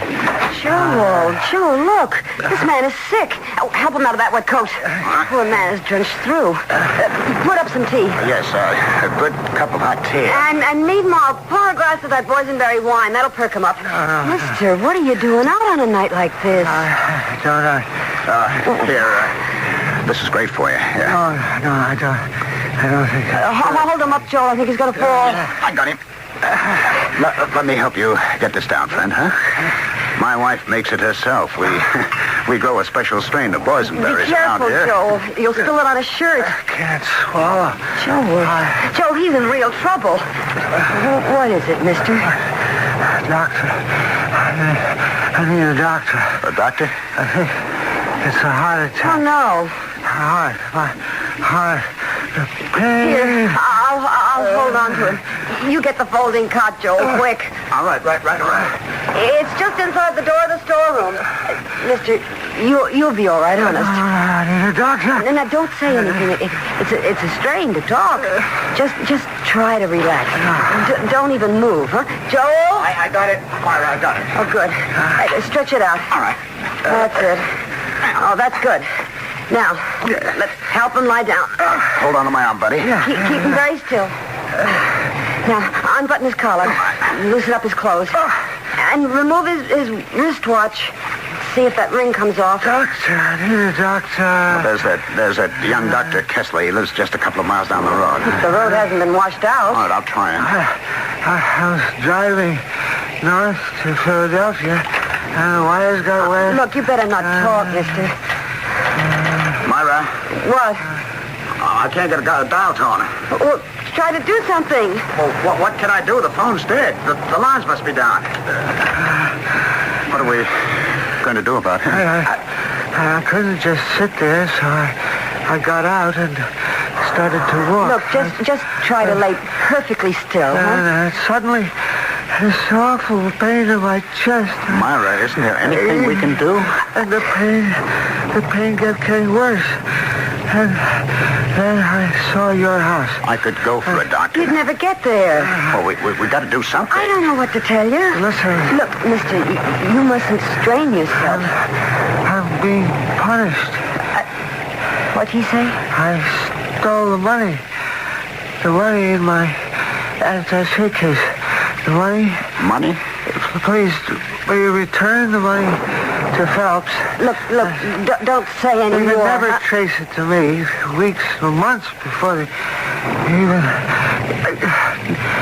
even know the money's gone. Return the money to whom? $250,000. Now, bring it back to Phelps. Oh, sure. Sure we will.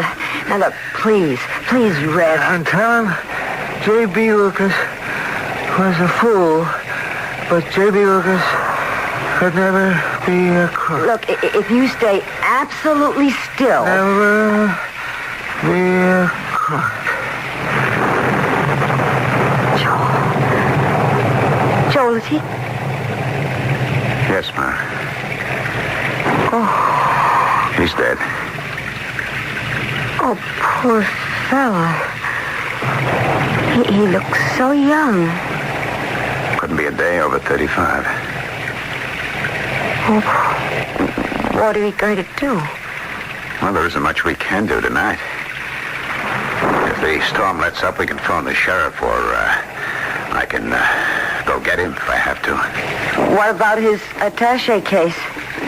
Oh, we better place that on the cot, I guess. You think there's really $250,000 inside that case? Well, if you said so, why not? For all the good it could do him now. Well, nothing can do him any good now, or any harm. Let's, move him out of the kitchen.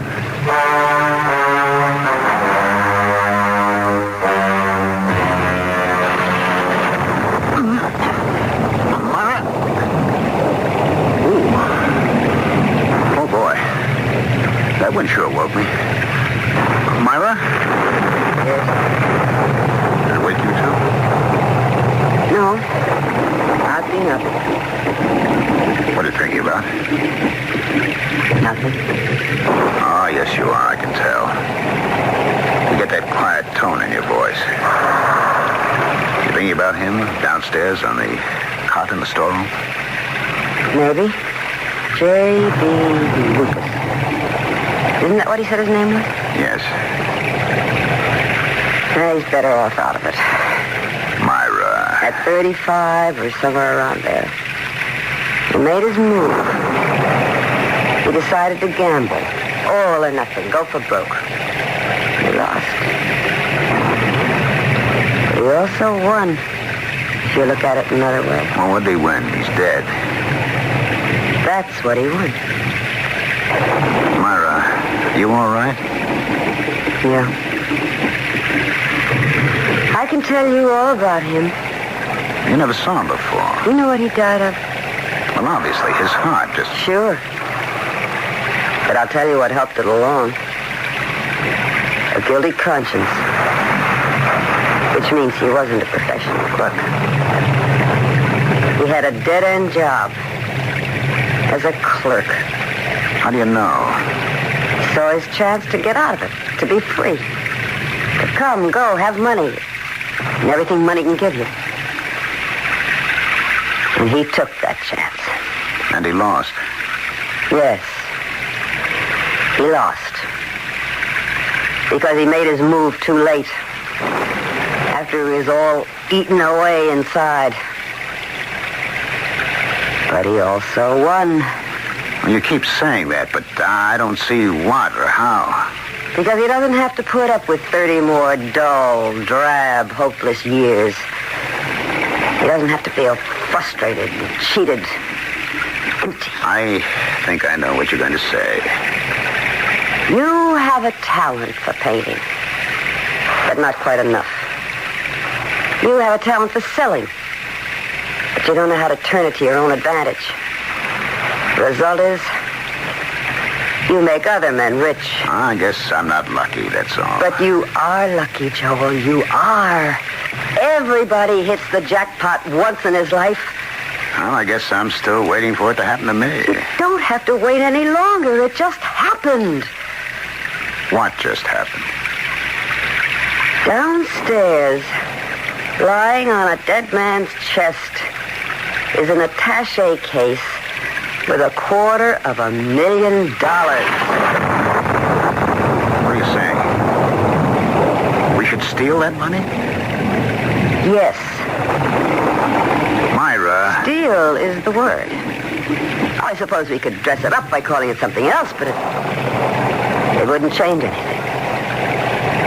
The second that man closed his eyes and died, I knew we were going to take that money. Myra, this is wrong. Joel, honey, if it was right, we wouldn't be having this problem, would we? You've just taken leave of your senses. Oh, no. No, not just. I took leave of my senses 30 years ago. On my wedding day. I was 17 and stupid. Oh, no. I never had an education. I didn't even finish high school. And you were so smart. Oh, to think a college boy like you could fall for an ignorant little nobody like me. You were never a nobody. So anything you did was all right with me. And as the years went by, we didn't have an awful lot. Oh, we always lived well. We should have lived much better. You should have made 3, 4, 5 times as much money. Oh, now, Myra. It's true. All you had to do was stand up to Frank Desmond, but you were afraid. Things were very complicated. No, they were very simple. You wanted Frank to have a good opinion of you. You thought you'd alienate him by standing up for your rights. And I paid for it. Myra. Joel, that money downstairs, that's your chance. Your only chance. What do you say?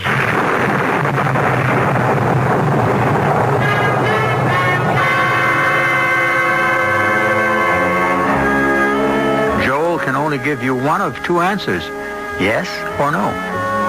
And what answer would you give? Aha. And now, what answer would you give if you could be virtually certain no one would ever find out? Well, you don't have to commit yourself. But Joel does. And he has to do it when I return with Act 2 shortly.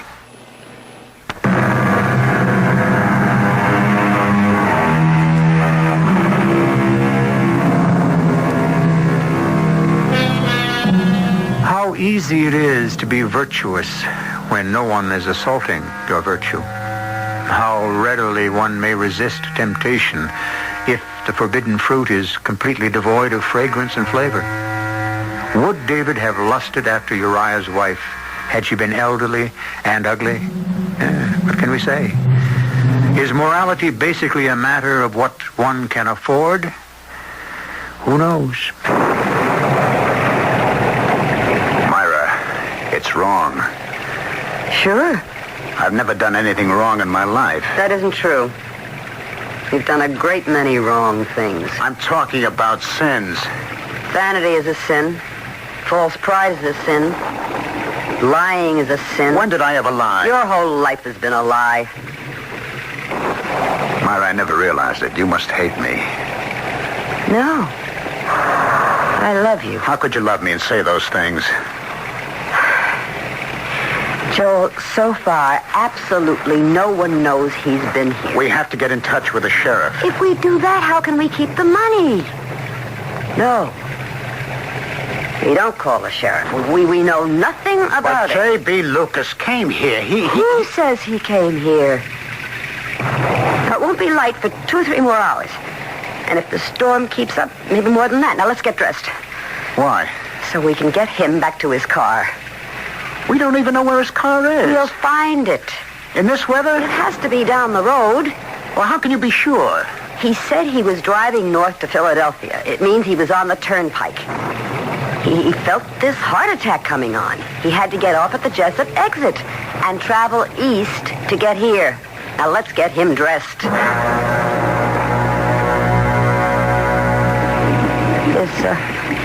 Is this everything he was wearing? I think so. Okay, take the money out of the attaché case and put it in the drawer for now. Myra... Do you have a choice, Joel? But what if someone might see us, Nee? Who's going to be out at this time of the night in this kind of weather? Who's around to be out, anyway? Doc Kessler's 2.5 miles to the west, and everybody else is safely tucked into bed.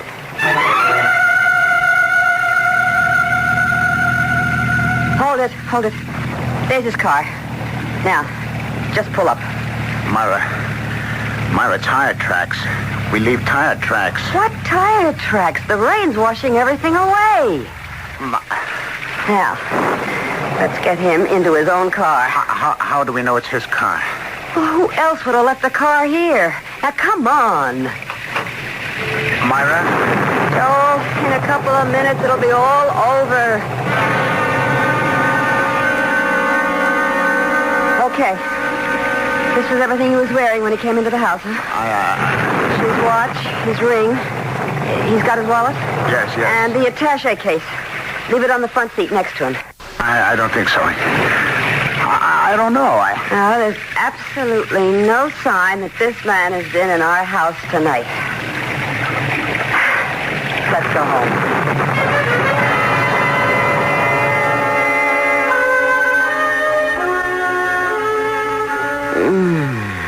Listen. To what? That's just it. No more thunder. Storm's over. Oh, what a beautiful morning. Come on, let's get up and have a big breakfast. You mean you can eat? I'm starved. You slept, too, I noticed. I was dead to the world. Didn't you sleep? No. Why not? Myra, you and I, You and I... We didn't kill him. I admit it. It's just that I'm nervous. Now, suppose... What if he dropped something around here? Like what? Oh, maybe his handkerchief. Well, that's not worth being nervous about, but take a look around the place. And for a ways down the road. He might have dropped something or lost something. So go on out. Take a look.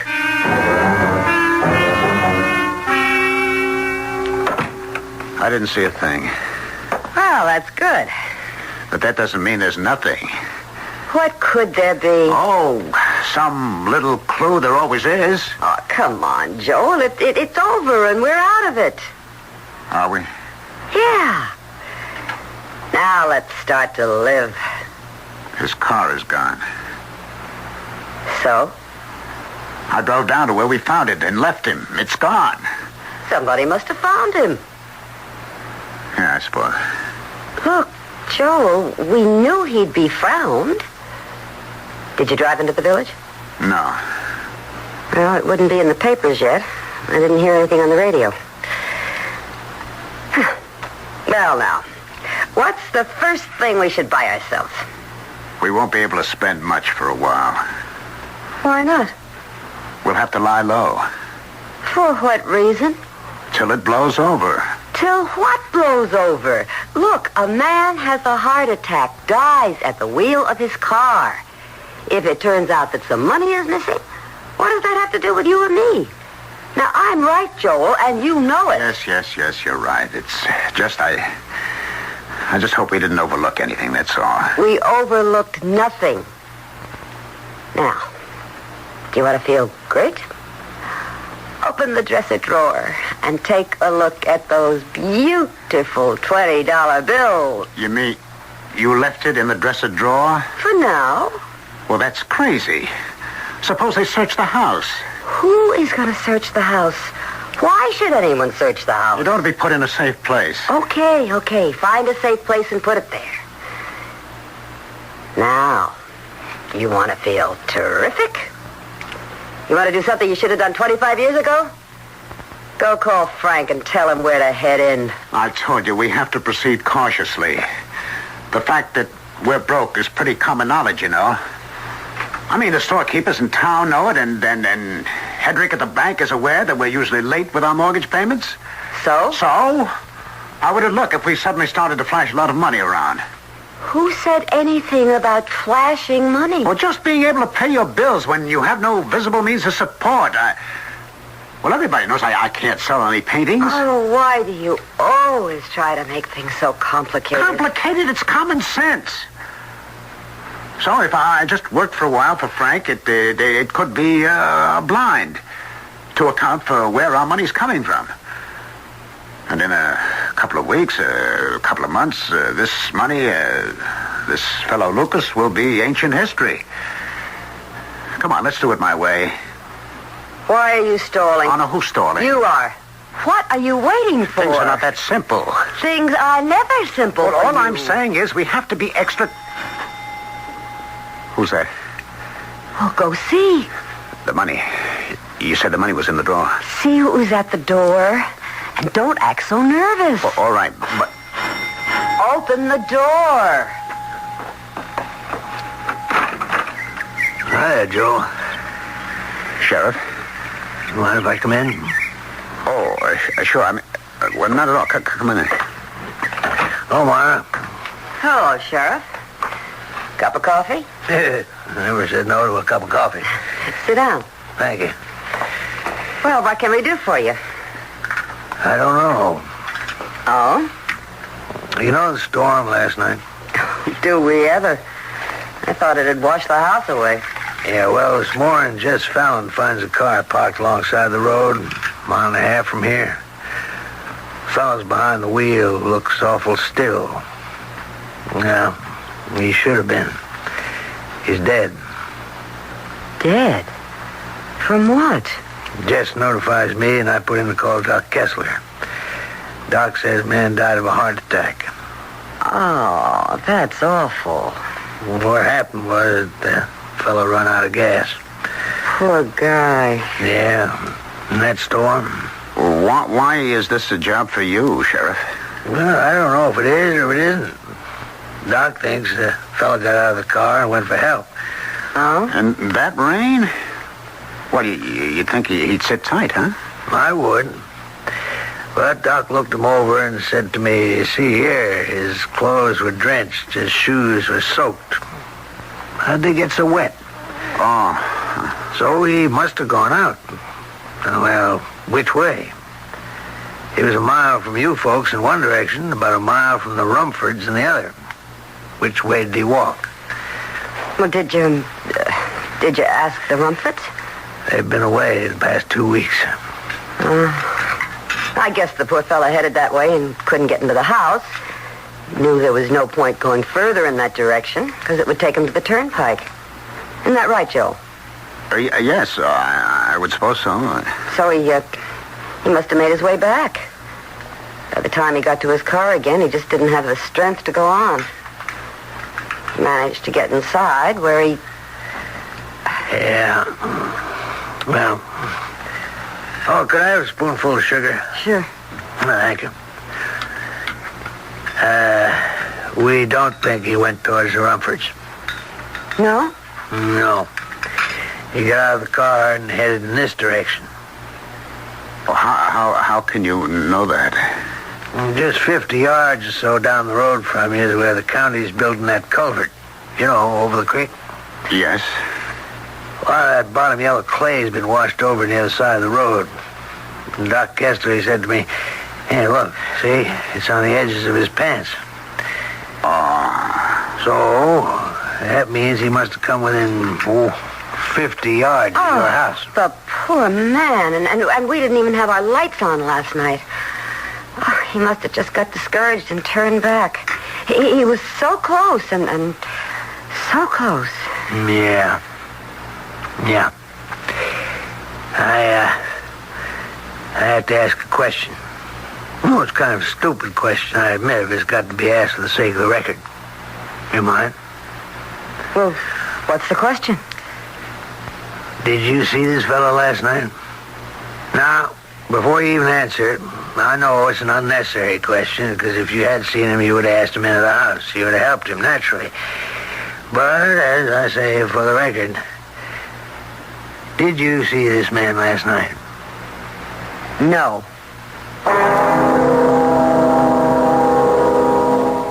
Life is a series of options, and the secret of success is to keep them all open. However, there comes a time when suddenly one approaches a point of no return.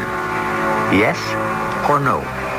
And one is committed to a series of consequences that can never be foreseen or even imagined. That one word, no, and Myra and Joel are in it all the way. Or at least until Act 3, which is on its way.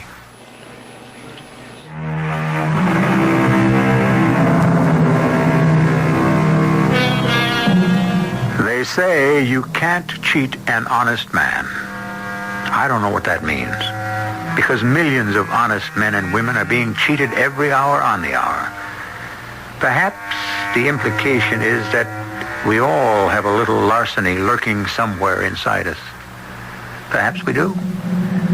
The question is, how much is a little? You didn't see this fellow last night? No, Sheriff. Well, I guess that takes care of that. You mean he could have been within 50 yards of the house? So near and yet so far. Yeah, it's a tragedy, ain't it? Excuse me, Sheriff. Hello? Yeah, he's here. Hold on, please. It's for you, Sheriff. Oh, thank you. Hello? Yeah? What's that? Who? She is? Well, I guess this place is a new light on things, don't it? Yeah. All right. I better wait for you here. How do you figure this? What is it? This whole thing just got kind of complicated. What do you mean? Well, this fellow Lucas, dead man, his wife drove in from Philadelphia as soon as she was notified. They insisted on seeing me right away. Jim told her where I was, and so she just flew into her car and took off. Oh, poor woman. She wouldn't even wait for me to get back to my office. I wonder why. Well, Jim didn't say. She happened to mention something about money. A lot of money. Oh?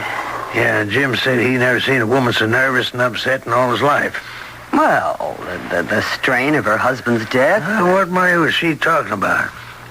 The old man had was $50 in his pants pocket. Jim asked her to wait, told her I'd be back soon, but she said, no, it couldn't wait. She had to see me at once. Then she was out of that door like a shot. But why?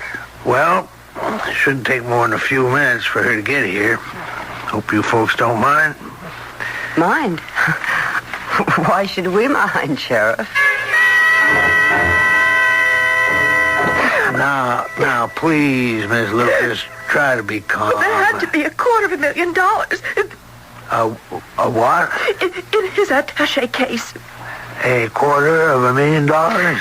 Sheriff, J.B. is dead, and he's going to be dead for a long time. I could cry for him later, but now I have to work for him, for his name. I wish you'd just tell me what this is all about, ma'am. What it's all about? Where do I begin? J.B. worked for Phelps Company. J.B. made that company, but he never got any recognition. And then last month, Phelps promoted a man with about half of J.B.'s ability over J.B.'s head. And J.B. didn't say anything. Well, I was afraid he might do something crazy, but now, ma'am, you just take it easy. Here, drink this, dear. Thank you. He didn't come home for dinner last night. And I was starting to worry that he might have done something foolish. He did something very foolish. Because about 10 o'clock, the phone rang and I'm in Baltimore. Baltimore? Why?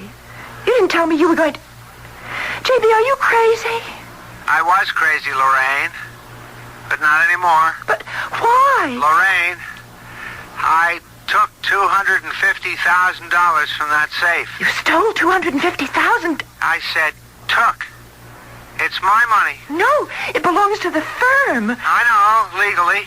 What are you going to do with that money? Run away. I'll send for you later. Oh, JB, you can't. I know that, and so I'm over it. I'm over a lot of things. I want to live, Lorraine. You come right home. Yes. And I'll put the money back in the safe. And no one will ever know I took it. And then I'll quit Phelps forever. Oh, JB. And I bet I'll stop getting these pains in my chest. What pains? Forget it. I'm on my way home. Your office sheriff called me and I rushed down here. The attaché case, it was empty. The money was gone. Ma'am, nobody touched that case. But that money, don't you understand? The $250,000 is gone. Yeah, but nobody knows anything about it. Well, who was the first person to... Who discovered my husband's body? It was Mr. Jesse Fallon. All right, then I demand that he be brought... Ma'am, he's a preacher. I don't care who he is. Now, look, Miss Lucas, you're excited. Well, what do you expect me to be? So why don't I just give you a lift back to I'll drive town, my own car. Who's the mayor here? Is there a district attorney? Now, ma'am, you don't want her to... My husband's name, his reputation is at stake. Don't you understand? Ma'am, I'd like to help. You helped, all of you. You helped yourself to that money. You, that preacher, if he is a preacher, whoever he is, you're all in on it. Now, ma'am, you got no right to make such an accusation. Listen, I'm going to fight for my husband. I'll hire a lawyer. I'll call a governor. J.B. Lucas will not be disgraced for something he never did. I'm sorry that I was forced to make such a scene in your home. That's all right. But I have to do something. I have to do something. Yeah, Miss Lucas. Yeah, just a minute. Wait for me. Hey, I told you folks there's complications. Myra, what are we going to do? Nothing. Nothing? This changes everything. How? Well, do you want that man to go to his grave branded a thief? When a man dies, does it matter how he goes to his grave? But that poor woman... What's going to happen to her? Nothing. I won't stand by and allow you... Yes, you will. That man died for you. Are you out of your mind? He was a man exactly like you. A man who could never get what was due him. If he's looking down on us or up at us, what do you think he'd want us to do with the money? Return it to that miserable boss of his? Never.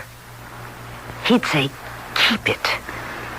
Do what I never had the guts to do. Enjoy it.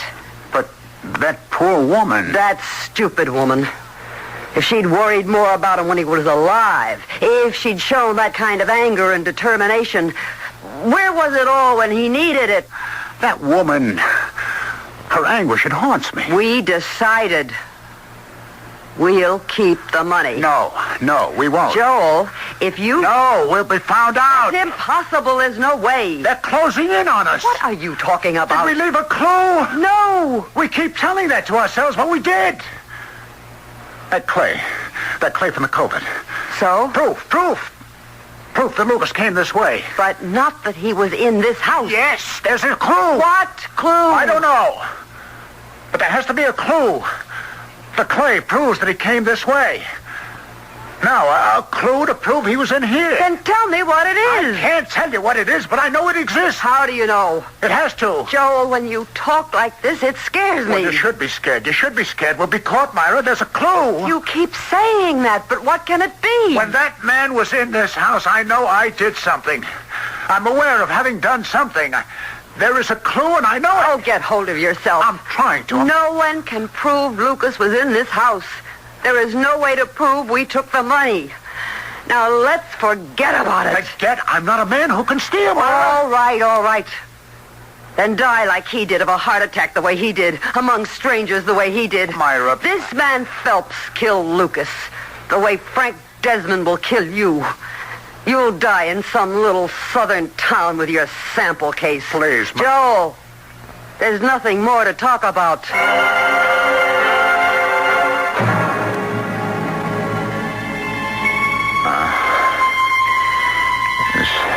Duty of every citizen. Joel? Duty to report. Joel? Duty to report knowledge. Joel, wake up. Duty to give information. To telephone. Joel, wake up. Wake up.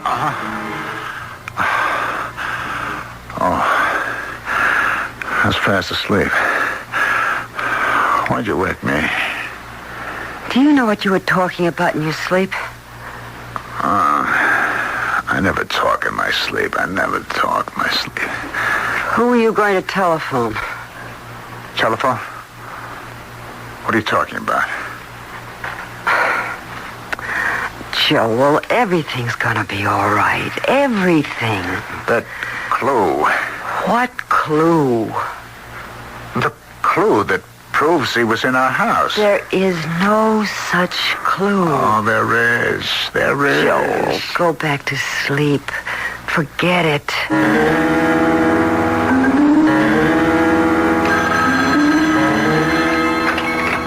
Hello? Yeah. Who's this? What? What did you just say? Well, who are you? Hello? Hung up. What did he just tell me?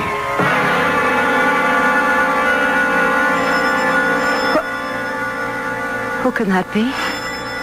It's late. I don't know. Better answer it.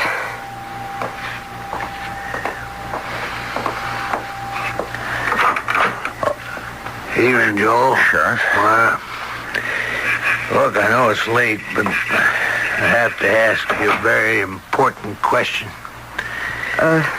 What question? You can hand over the money, and there won't be any questions asked. It'll be smoothed over. What are you talking about? The $250,000 J.B. Lucas had in his attaché case. You see, he did come into your house. He died here. And we can prove it. I can prove it by that bottle of your boysenberry wine, Myra. Oh, good Lord. That's the clue. Now I know. That's Joel, the clue. shut up. Well, that don't matter. You offered him a drink, and it spilled all over his shirt. Doc Kessler analyzed the stain. That's what it is. He could have had a drink of wine anywhere. No, Myra. Not with this much sugar. Nor this red. You grow them berries special, Myra.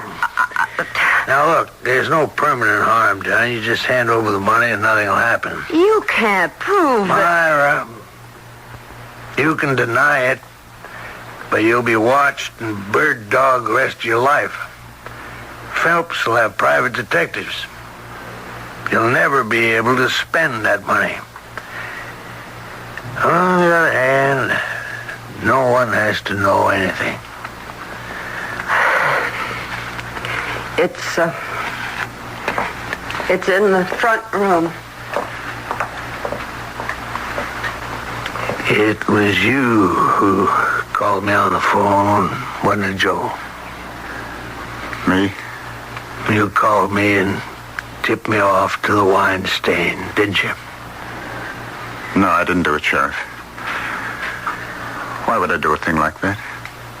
Why? If only I could answer that, Joe. If only I could answer that.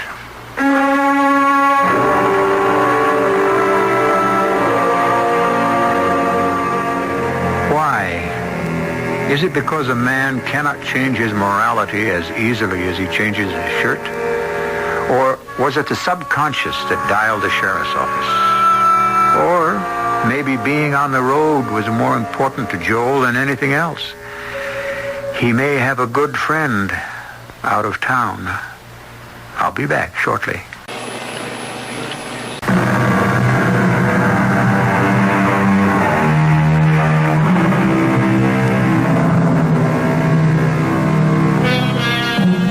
The leopard, as you know, cannot change his spots. The snake, however, changes his skin at regular intervals. Does that mean leopards are more trustworthy and constant than snakes? Do not pet either one. Who is to say that Joel's reluctance to take the money is a blow for honesty? He may have felt that he was getting a better deal from Frank. After all, money isn't everything. Our cast included Joan Lovejoy, Ralph Bell, and Marion Seldes. The entire production was under the direction of Hyman Brown. This is E.G. Marshall inviting you to return to our Mystery Theater for another adventure in the macabre. Until next time, pleasant dreams.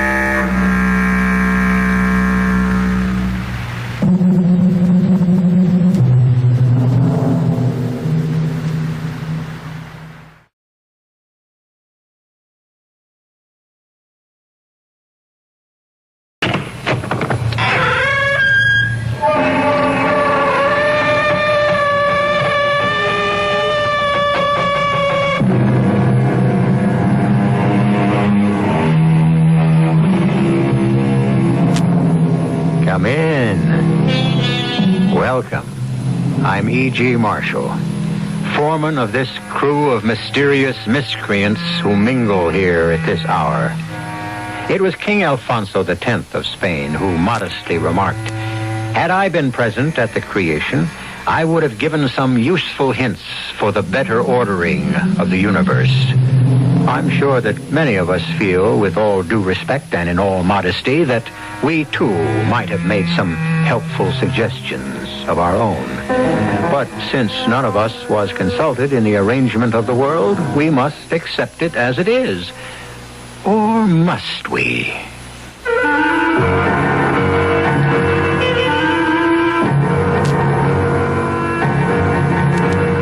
Our mystery drama, The Cornstarch Killer, was written especially for the Mystery Theater by Sam Dan and stars Robert Dryden.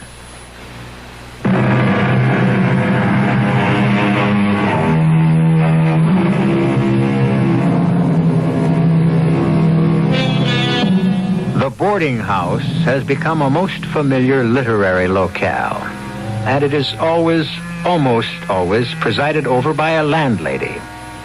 Seldom, if ever, do we encounter a landlord, except perhaps as an inferior appendage to a dominating spouse.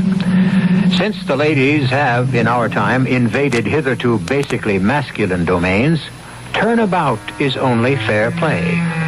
Today, we are concerned with a gentleman who happens to be a landlord of a boarding house. Turn with us now to the first page in the Journal of Dennis Truffle. Have you ever waited for death? Oh, what a rather ridiculous question. We all wait for death, don't we? But in the prime of life, I suppose we wait for death as an eventuality, not as an impending occurrence. But here I am, starting my story at the end instead of at the beginning. The beginning. It was a rather damp, foggy November night. A moment, if you please.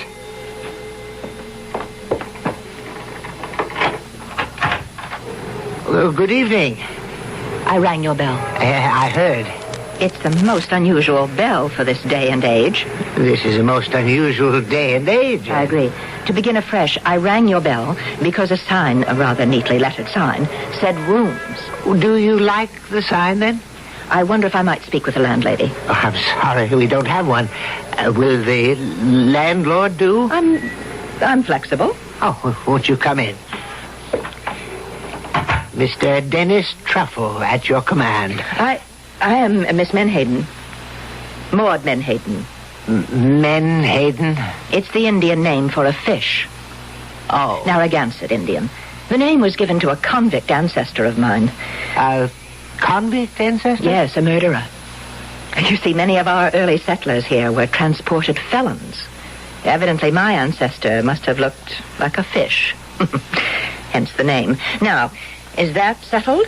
Well, I was not aware that it was ever an issue. Concerning the room. I have an excellent room at the head of the stairs. I'll take it. Well, surely you wish to see it No. first. Oh, well, the rent is $35 a week. How much? 25. No, 35 sounds right. Oh, well, then shall I help you up with your luggage? What's that? There's a police car, I should imagine. Seems to be coming this way. Yes, I would assume so. Why? Well, unfortunately, the neighborhood has changed. Stopped here. Why? Excuse me. Hi, Dennis. Oh, Officer Paderewski. Is something wrong? Yeah, we had a little contretemps up the street. That's contretemps. A guy was murdered. Do they have any idea So I thought I'd drop in here and check out some of your creeps, Dennis. Now, see here, Officer Paderewski, that's no way to refer to You do have some real ripe avocados in this joint, Dennis. Now, I will not have my tenants insulted. Okay, Dennis, okay. Who's around? Well, unfortunately, we have more vacancies than we... presently, the second floor rear, I have Professor Boniface. Where is he right now? Out. Out where? Communing with nature, I suppose. And the second floor front, I have just acquired as a tenant Miss Maud Menhaden here. Miss Menhaden, this is Officer Paderewski. Please, do not look at me in that way, officer. In what way? With lust. Oh, I wasn't looking with... what I am doing is looking at you closely. For what reason? Because that's what a police officer has to do. Why? Because there's been a murder. Are you saying that you suspect me of committing the murder? Oh, no. Could I have the key to my room, Mr. Truffle? Yes, of course. To answer your unspoken question, Miss Menhaden, am I related to the famous pianist? I am sure of it. Here's your key, Miss Menhaden. Now, I say this because I have a little boy who plays the piano. Thank you, Mr. Truffle. Good night. Good night. Of course, he only plays by ear. Yeah, that one is built. Built? Constructed, put together. Ooh, there's a lot of woman there. She does seem to be of generous proportions. Hey, what's she doing in a joint like this? Well, I assume she requires refined surroundings. Sure. Well, Dennis, keep me posted, huh? Yeah, I gotta hustle around, see if I can't catch that killer. Who was the victim? Oh, guy was the manager at the bus depot. Here, just up the block. He was on his way home from work. And it happened a half hour ago, you say? Uh-huh. Half hour ago, I was in my sitting room with Chapman's Homer. Oh, come on, Dennis. You don't need an alibi. And a fellow human being was being stabbed to death. Yeah. Hey, hold on, Dennis. Huh? All I told you was a guy was murdered. How did you know he was stabbed? But if it happened just up the block and the killer had used a gun, then I would have heard the shot, I dare say. Yeah. Good thinking, Dennis. See you around.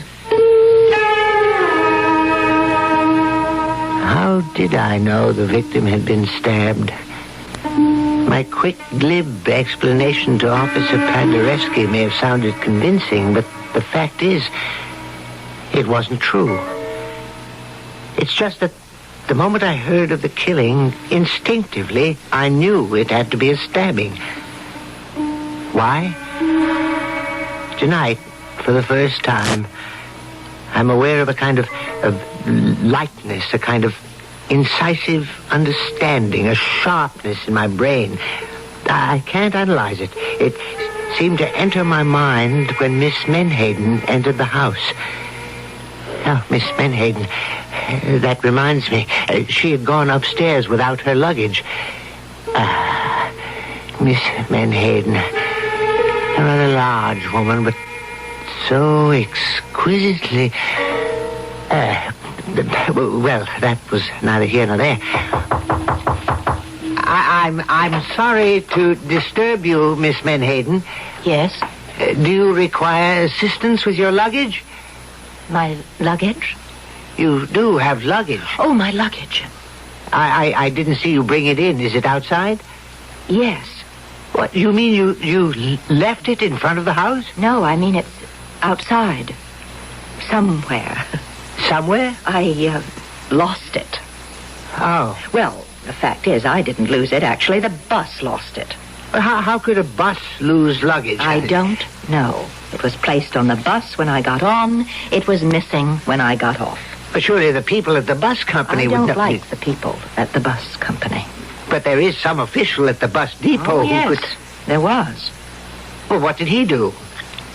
He looked at me in a manner that I cannot tolerate. Well, what sort of manner is that? A lewd manner. Oh, well, surely... And I shall not return there. But don't you want to find your luggage? That which is lost shall not be found again, and that which is missing shall be gone forever. Yes, but is there anything else? No. Except that this man who was murdered a half hour ago happened to be employed at the bus depot. Indeed. He was the manager. Oh.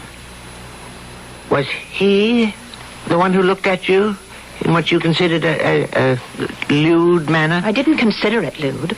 It was lewd. Well, at any rate, the poor fellow is dead now. He's been punished. Punished? Oh, yes. There's no doubt about it. But what did he do? Is it possible you haven't been listening to me, Mr. Truffle? I told you what he did.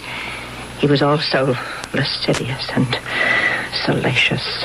The sin of lust, Mr. Truffle. It must be stamped out. Well, be that as it may, Miss Menhaden, even if he were sinful, that's hardly the reason he was killed, I would imagine. Really? Why do you suppose he was killed? Well, he was coming home from work. This is a Friday evening. He was carrying his pay envelope, I suppose, and some thief... No, he wasn't robbed. He was struck down for his sins. You say he was not robbed? He was not robbed. Well, but how do you know? I know. But how? Retribution, Mr. Truffle. Retribution. The hand of justice cannot be stayed. Whole cities, Sodom and Gomorrah, were expunged from the earth. What difficulty would there be in striking down one Harry Perkins? Harry Perkins? The obscene animal who lusted after me in the bus terminal office. Yeah, but the bus terminal, but it's right in the middle of the floor in plain view. What could he have possibly been able to... I could read his thoughts. Oh, well, There's a poem which I shall send to his widow. Perhaps she will see fit to make it his epitaph. Harry Perkins, vulgar of manner, overfed, overdressed and underbred, heartless, godless, hell's delight, rude by day and lewd by night. Well, I would hardly think she would. And now there is one less of them. Them?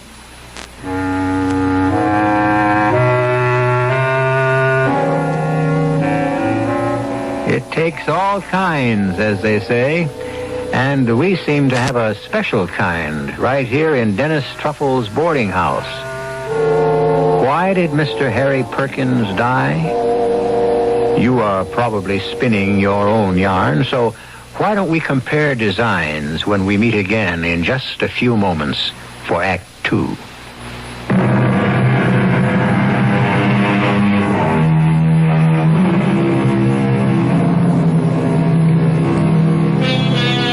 The French, as you know, during the 1930s, constructed a system of fortifications called the Maginot Line. This was considered an impregnable defense against invasion. We mention this because into the boarding house of Mr. Dennis Truffle has come a Miss Maud Menhaden, a lady whose defense of her virtue is also seemingly formidable. We read further from the Journal of Dennis Truffle. Before I continue, I must digress briefly for a point of personal information. Since I have never actively courted a member of the fair sex, certain coarse and unkind people have seen fit to question, as it were, my inclinations. I shall not dignify this slander by rebuttal. I was taught by Dad and Mother to venerate. The verb itself is the Latin root for love. To venerate the feminine sex. And to look at woman as a temple of virtue who contains within herself... well, no matter. It is merely that I have never met until tonight, until Miss Menhaden entered my house, and therefore my life... Oh, what am I saying? Well, Miss Menhaden frightens me. What did she say? That Mr. Harry Perkins was not killed by a thief? Is it true? I must find out. Hey, Dennis, what are you doing out this hour? What am I doing? Well, this ain't exactly the kind of neighborhood to take a constitutional. Well, I thought I would... Besides, I thought, what with that dame... Dame? You're the cagey one, Dennis. I don't know what you're talking about, Officer Paderewski. That luscious dame. That is no way to refer to Miss Menhaden. Why? Is it a lie? Well, tell me, Officer Paderewski, this man who was killed up the street, this Mr. Perkins, the manager at the bus depot. Yeah? Why was he killed? Why? Was it a robbery? Why do you think it was a robbery? Well, it must have been. Friday night, payday. Let me tell you why it wasn't a robbery, Dennis. Because his wallet was in his pocket, his ring was on his finger, his watch was on his wrist. Oh. And he was stabbed? Yeah, stabbed in the back. The back? A nice, clean little wound. But it did the job. And the killer left no clue behind at all? Not a thing. Then you're completely in the dark. There's one little item. Nobody can figure out what it means. The dead man had a kind of white smudge, just above his chin. What kind of smudge? I told you, a kind of white smudge. What was the smudge made of? If I told you, you'd be even more confused than I am. Cornstarch. Cornstarch? Figure it out. What was he doing with a cornstarch smudge across his face? Cornstarch. Well, what are we gonna do? Stand around here all night saying cornstarch? Look, why didn't you go back to the house where it's nice and warm and cozy, and there's this Miss Menhaden? So, she was right. It wasn't a robbery after all. He was murdered for another reason. What other reason?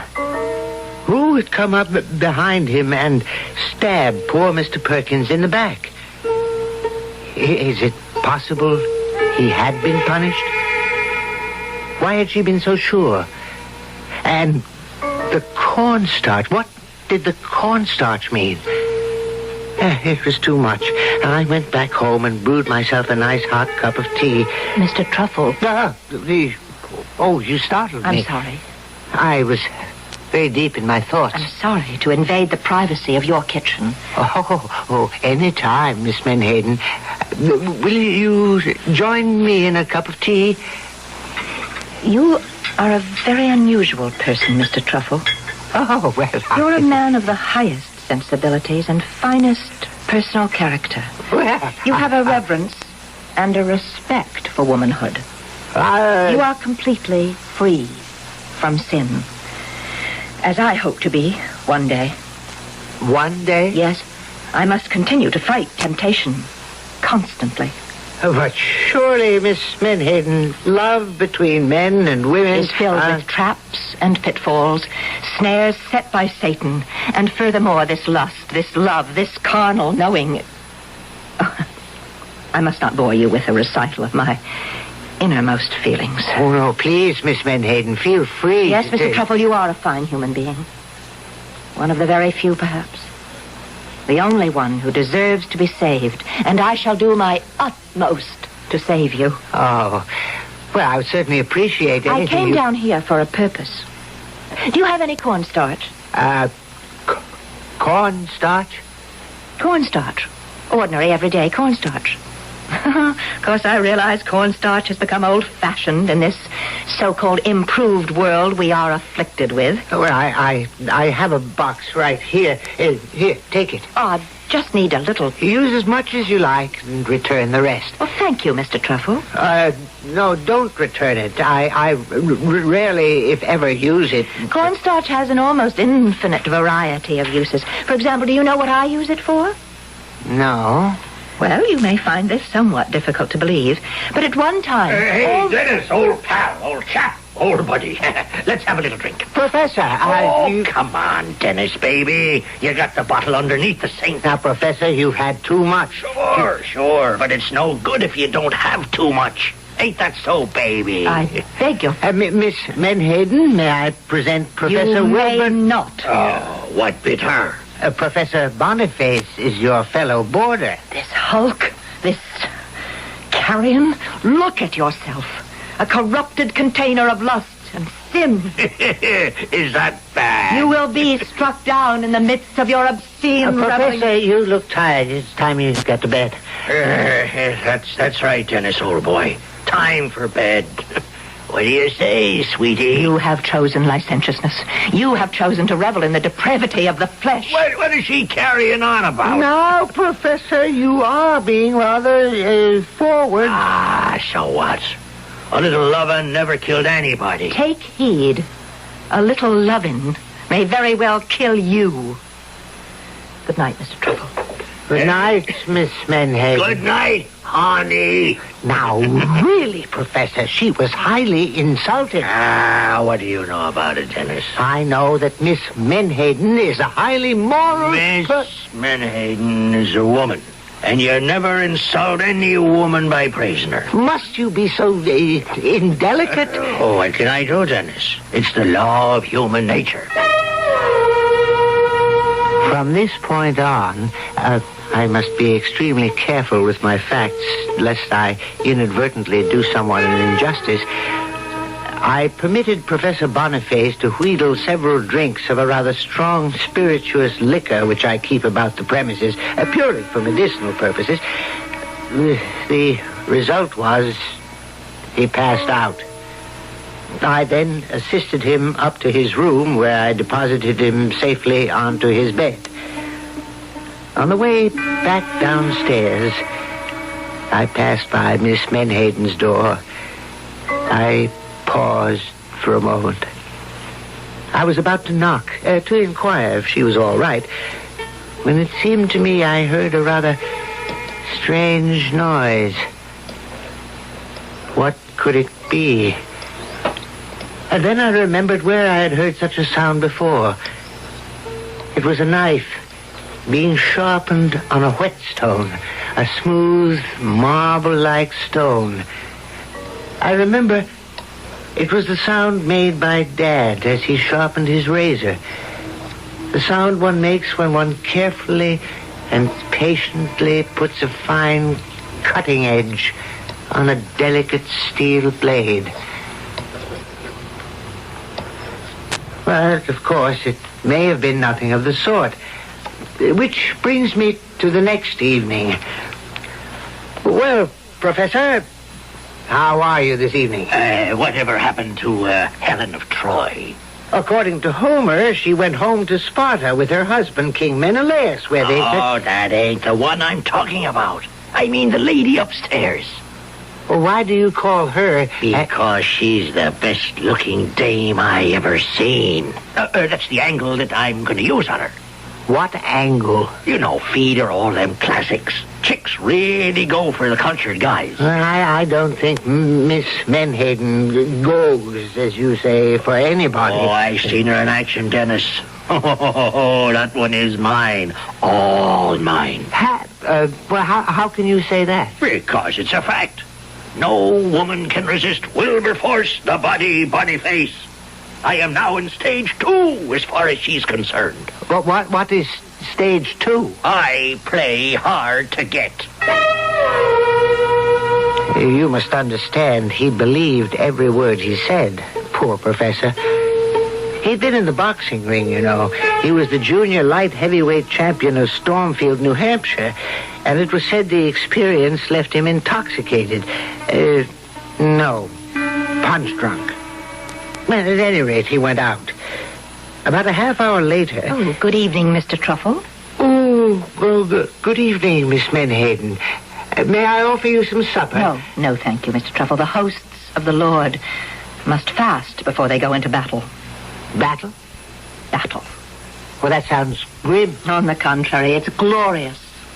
You say you're going into battle. But where does this combat, where is it scheduled to take place? Wherever I find it. Wherever I find some poor, depraved wretch who, blinded by error, is groveling in sin, I open his eyes to the true glory, and thus save his soul. Oh. And speaking of depraved wretches, where is Professor Boniface this evening? Out. Out? Where? Well, I'm sure it would distress you to know that he will be going from one low place of entertainment and refreshment to another. Yes, it is distressing. Oh, Mr. Truffle, if only all men were like you. Like me? Pure. Well, she went out. That was about 8 p.m. She returned, I would say, at about 11. There was absolutely nothing unusual about her appearance or manner. I remember I said, "Good evening, Miss Menhaden." Good evening, Mr. Truffle. I wonder, did you save any souls this evening? I may have. And with that rather cryptic remark, she went upstairs to her room, and I heard her lock the door behind her.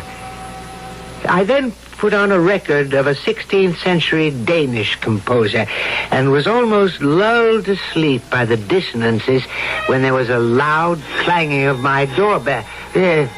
All right, I'm coming. Dennis. Officer Paderewski. Oh, Dennis, I got some bad news for you. So get a hold of yourself. Now, I know how fond you was of him, and... It's Professor Boniface, isn't it? Yeah. Old Boniface. And he's been murdered. Yes, Dennis. How did you know?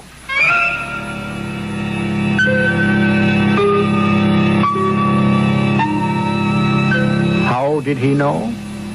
We all knew, didn't we? We knew that Professor Boniface was not long for this world. And we could tell by the way Miss Menhaden was carrying on that she was the one who would dispatch him on his journey to eternity. But is this a fair assumption? After all, whatever happened to that good old American dictum, a person is presumed innocent until proven guilty? What actual proof do we have? We may or may not have some when I return with Act 3.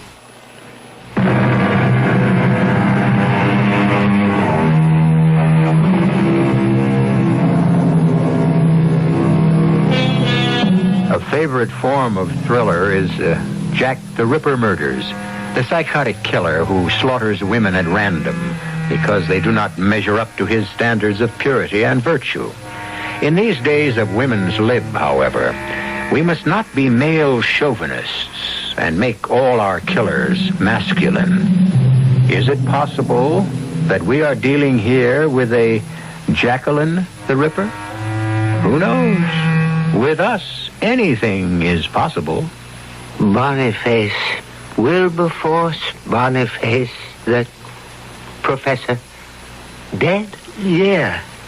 I don't know what to say. Well, I was hoping you might be able to tell me something. You know, after all, he was one of your boarders. Well, he would sleep all day and go out drinking all night. Well, think hard, Dennis. Did he know Harry Perkins? Harry Perkins, the manager at the bus depot who was murdered the other night? Well, I couldn't be sure, but why? Well, we got an idea that the same person murdered them both. The same person? Why? Cornstarch. The professor also had this smudge of cornstarch across his face and a knife wound in the back. Cornstarch? Yeah, that's what I said. And that's what we're calling the murderer now. The cornstarch killer. But why would the killer leave cornstarch on the victim's face? Well, we got nuts in this world like you never dreamed existed. Do you know anyone who would want to kill the professor? Kill him? No. Anybody in the house who might have been mad at him? In the house? Well, at present there's just myself and Miss Menhaden. Maybe I'd better talk to Miss Menhaden. Yeah, but she doesn't know anything about Professor Boniface. Can you be sure of that, Dennis? Tell her I'd like to, interrogate her, if you don't mind. Miss Menhaden, there's a police officer downstairs.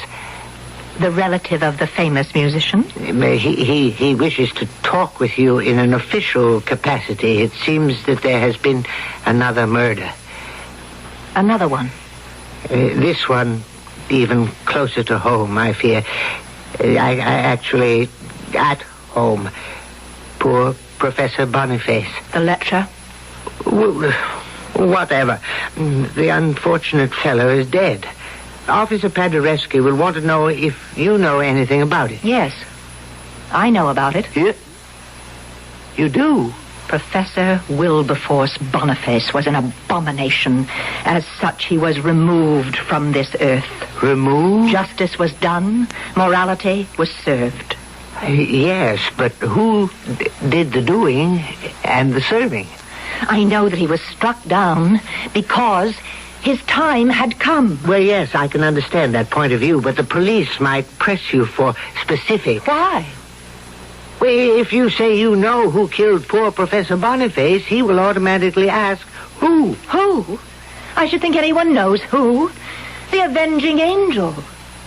The avenging angel? Yes, and now there's one less of them. Them? And she wouldn't say another word. I ushered her downstairs to Officer Paderewski. I am ashamed to say that he was merely using the murder as a pretext for having a conversation with her. Do you go out very much, Miss Menhaden? Out? Oh, you know, a little fun. Fun? Laugh. What is it you're trying to say to me, officer? Well, I was wondering if some night we could... Officer, I dislike the way you look at me. And I detest the way you talk to me. I know a place. Oh, I dare say. Oh, I could show you a great time. Have you any questions to ask me in your line of duty as a police officer? Police officer, indeed. Who shall watch the watchman? Good night. Now, there is a dish. I'm afraid you angered her. Officer Paderewski, there's something you must know. Oh, what is it, Dennis? Well? Well, what? What could I tell him? Could I tell him that Mort Menhaden had spoken in a threatening manner about both Harry Perkins and Professor Boniface? Could I tell him that she had been out somewhere when the professor was killed? And about the cornstarch? Why did she want the cornstarch? Wasn't that something that might be of interest to the police? And yet I couldn't say a word. Hey, Dennis. Oh, Officer Paderewski. Have you found anything new about the murders? The cornstarch killer, it's all over the media. Yes, but has anyone reported seeing anyone who might be a suspect?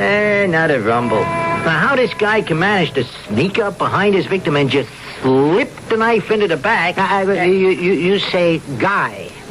Why are you so sure? Hey. Are you trying to tell me it could be a dame?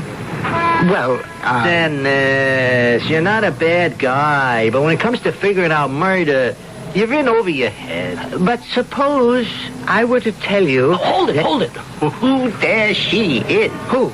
Look, across the street. Miss Menhaden. Look at the walk on her.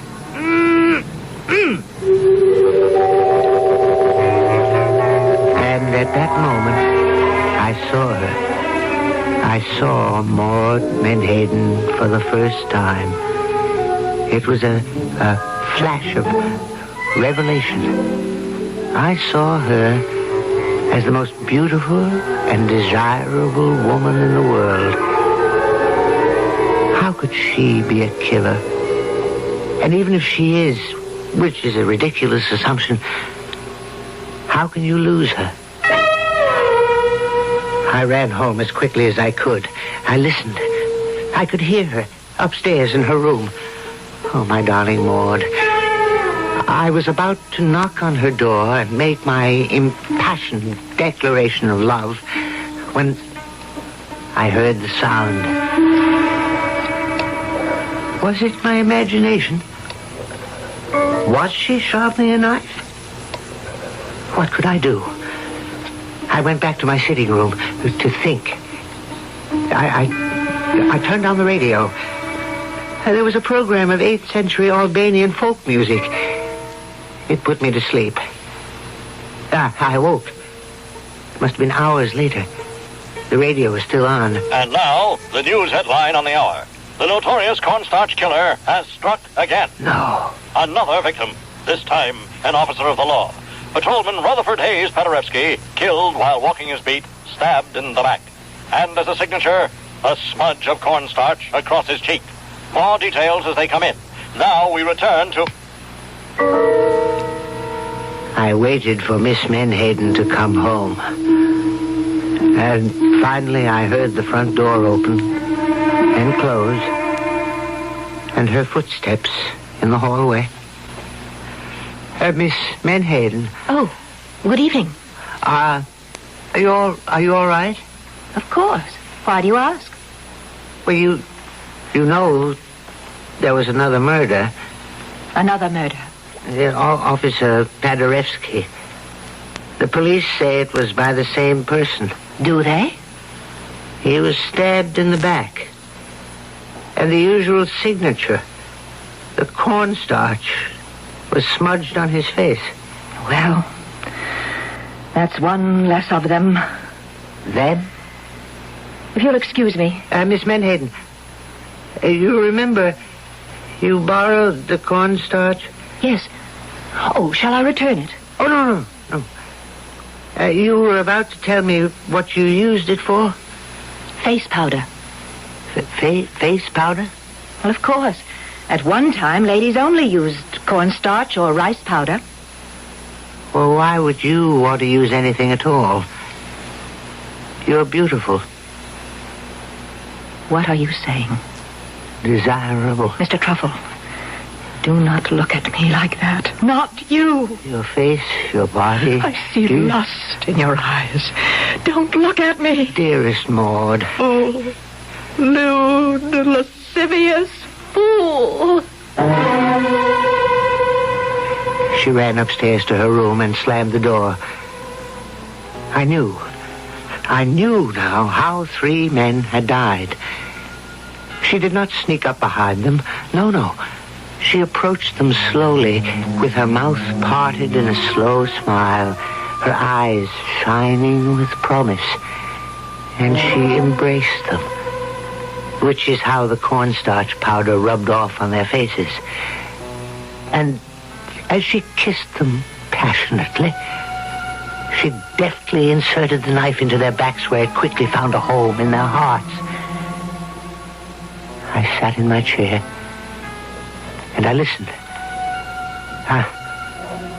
Did I hear the sound of the knife being sharpened again? And now the door is opening upstairs and I hear steps approaching. Yes. I see her. She's coming down to me. And her hair, her beautiful golden hair has fallen across her shoulders. And her face has a smile, a tender smile of invitation. And there's a light that seems to be smoldering in her eyes. And she's wearing a robe, but cannot conceal, nor does she mean it to conceal, the soft, beautiful curves of her body. And she's coming closer. Kiss me, Dennis. Kiss me, Dennis, darling. Shall I let her place her arms around me, or shall I stop her? Shall I demand to see if she holds a knife in the sleeve of her robe? Kiss me, Dennis, darling, kiss me. Is this how she approached the others? Is this what she said to each of them before she killed them? Ah, Dennis, I love you. How do I know she killed anybody? I want you now, Dennis. Now? Yes, now, right now. I cannot destroy the magic of this moment. I must take her in my arms now. I can't help myself. I must take her in my arms.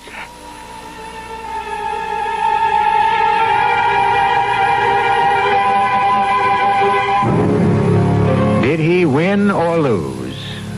What do you think? I regret to say that the cornstarch killer had struck again. Yes, in these emancipated days, we are all equal all the way.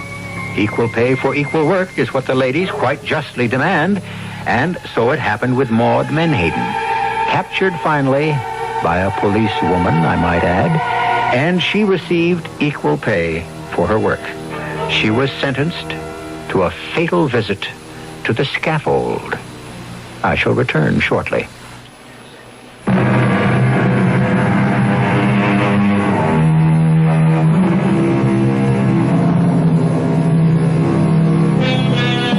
Our friend Dennis Truffle died in the violence of passion.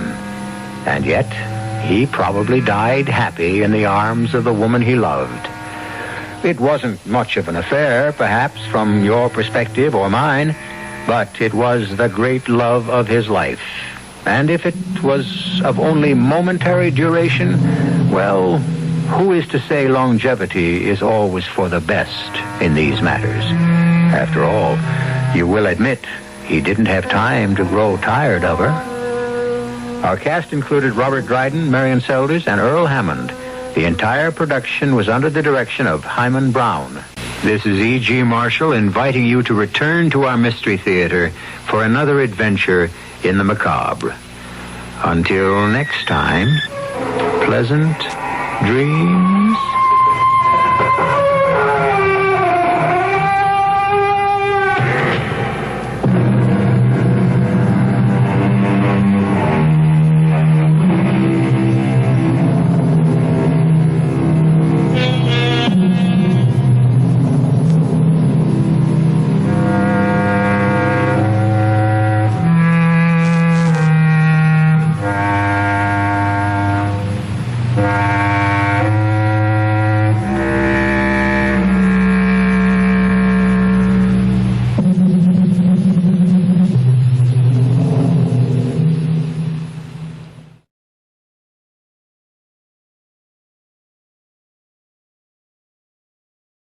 The CBS Radio Mystery Theater presents...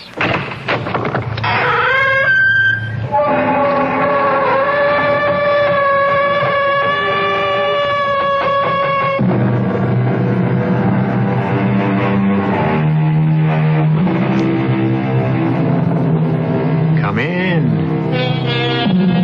Welcome. I'm E.G. Marshall. In the musical version of J.M. Barrie's Peter Pan, Captain Hook sings of himself, among other things, as the slimiest slime in the world. In my gallery of vampires, werewolves, murderers, ghosts, and witches, to me, the one who tops the captain's estimate is the confidence man who plays on the agony and confusion of people who have just undergone a shattering personal tragedy. This is a story, to quote Captain Hook again, of one of the crookiest crooks in the world.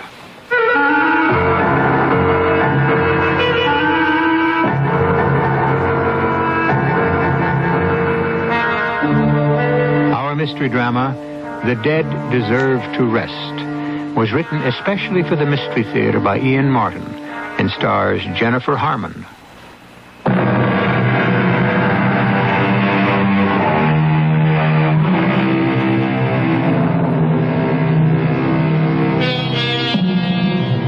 It was Robert Burns who said, "Man's inhumanity to man makes countless thousands mourn." Some people, all unaware, seem marked for tragedy, like Letitia Meredith, née Henderson, a bride who never had a chance to be a wife, and who was marked for such tragedy and such haunting interference in her attempt to bind up her wounds and forget that she might have been Electra, or any other of those doomed women in a Greek tragedy. The first interference in her life was fate, not man, except accidentally. Lord knows what's tied onto the car, or what crazy things my friends may have set up, Tish. I couldn't care less. There's nothing anyone can do to touch us now, Tom. We're married. We've got it made, honey, all the way. Come on, climb in. No, you go first and slide over to the wheel. Oh, no, ma'am. I helped my bride over the first threshold. There. Now I run around and climb in to take over. And live 100 years together. Great. Like me and your mother. Oh, don't worry. This is only the beginning. Tom! Tom, look out for that madman!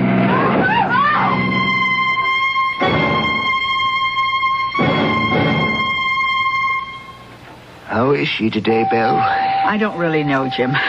They still have her under sedation, and I suppose she's half in shock. At least, thank the Lord, she had no physical injuries. I don't know how much that'll help when she finally comes to. I'm terrified she'll lose her mind. Oh, honey, our Tish has more backbone than that. But when the full realization that Tom is dead hits her... We'll just have to see her through somehow.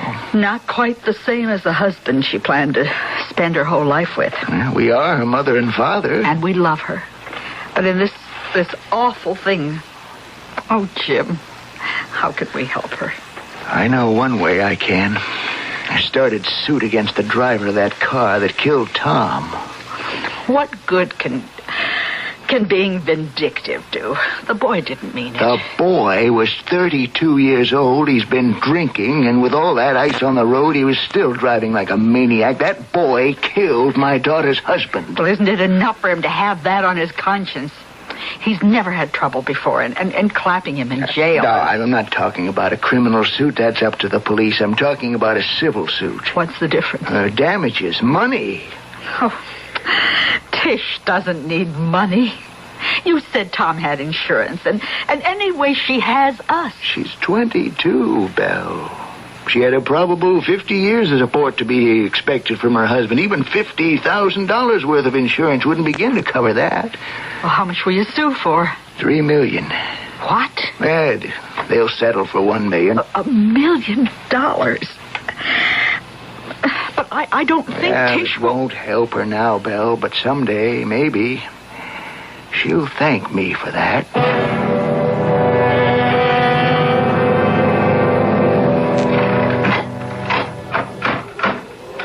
Dad'll bring the bags in, Tish. Want to go right upstairs or sit down for a moment? I don't care. Downstairs, maybe. Tired, dear? No, it's just... Right now I only have one wish in the world. Why didn't I die with him? Why didn't he kill us both?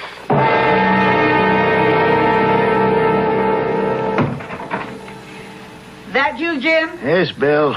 It stopped snowing, hasn't it? I just started in again. Looks like we're due for a real Wisconsin blizzard. How are you, dear? A hothouse plant. I stayed indoors all day. You'd better mix yourself a drink. Don't worry. I'm glad the suggestion came from you. How's Tish? I don't know, Jim. 3 whole months. She just can't seem to shake it. I gotta give it time, Belle. I know, but I don't think it's going to be here, darling. I think she's got to get away. Away from Milwaukee and all her old associations. And away from herself. After today, she's gonna be able to go pretty much wherever she wants. She is a very rich young lady. They settled the suit. Mm-hmm. For $1 million. Oh. To a new beginning, maybe. What's a new beginning? Oh, Tish. Oh, I didn't hear you come down. Not deliberate. I guess in a way I'm a sort of a ghost. Oh, Tish. I might as well tell you I'm thinking of cutting and running. Where would you go? What would you do? I was a working girl before Tom and I met each other. But it was here we did meet. I've been thinking if I got away, far away. I mean, with my own savings and Tom's insurance. Honey, let me tell you something. Money's no problem. I have just made a settlement which gives you quite an enormous amount of money. How much? For Tom's death, $1 million. As recompense? For gross carelessness. Would you consider that a fair exchange? Tish, honey, that's a hell of a thing to say to me. I'm sorry, Daddy. Of course it was unfair. That's me these days. I should be grateful. So, suddenly I'm a millionaire. What'll I do with it? It was the only, the best way I knew to help. I know. But getting born all over again depends most on self-help. So, here I go.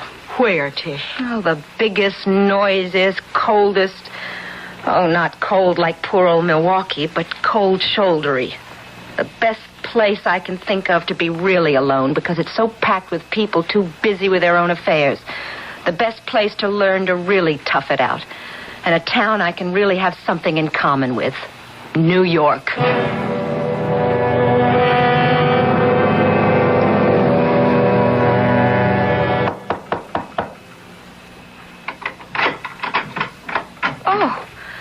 Hello. Hi, kid. I'm your bunkie down the hall. Could I borrow a cup of sugar? I'm terribly sorry, but I just moved in and I don't even have staples yet. Oh, who needs them? You could always send out. Send out? Baby, this is the village. Anything you want. Pizza, hero sandwich, Chinese, enchiladas, rum cake, you name it. Forget the cup of sugar. Just a ploy, honey. What? A ploy. Gimmick. Like in chess. A gambit. You dig? It's an opening move, sort of. Well, I know you just moved in a couple of days ago and you look kind of down in the dumps and lonely, so I figured I'd amble over and get us acquainted. I'm Hank Plank. How does that grab you for a name? What's your handle? I'm Letitia Meredith. Oh, it ain't the second name that needs changing, it's the first. Like, my straight name is Henrietta, but I didn't go for dragging that around all my life, so I got it to be Hank.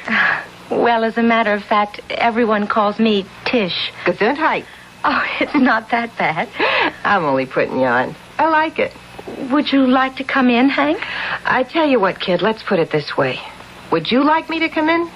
Yes, I think maybe you're just what I need. You're funny, and I could use a laugh or two. So I'll come in. Listen, when you're 5'2" and 160 pounds like me, you're a barrel of laugh. And that's before I open my mouth even, which, like you see, is as big as my waist. And I'll bet your heart. Well, I dig people is all. All kinds. Hey, that's a nice place you got. So what's the trouble, baby? Money? It's the least of my worries. Oh, that's nice. It's the only real one I got. It's a man. That's the reason for the mix-up in the last names, right? He walk out on you, the bum? Oh, no. He was killed. A car hit him right after we were married, and as he was getting into our car in front of the church. Oh, holy cow. Well, you want me to leave by the window head first? Oh, no, please don't go. Oh, Hank, I just want somebody to talk to about him. Come on, sit on the couch, Tish. You'd never believe it, but I got big ears, too. All the better to listen with. Go ahead, honey. Spill.